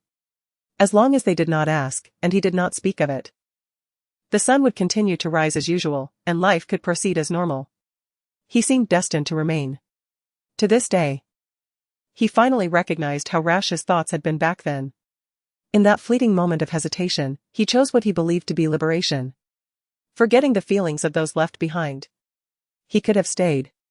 From the very beginning, the system had made it clear to him that upon completing the task, he had 2 choices. First, to be recruited and accompany it to various worlds as a matchmaker. Second, to remain in this world and live out a complete life. Wishes merely served as embellishments. Initially, he had descended with the intention of fulfilling the task and wishing to return as a ghost, but things had gone awry. The worlds had merged. He was compelled to encounter those from the past, children who had matured and adults who had aged. Not a single soul uttered their thoughts aloud.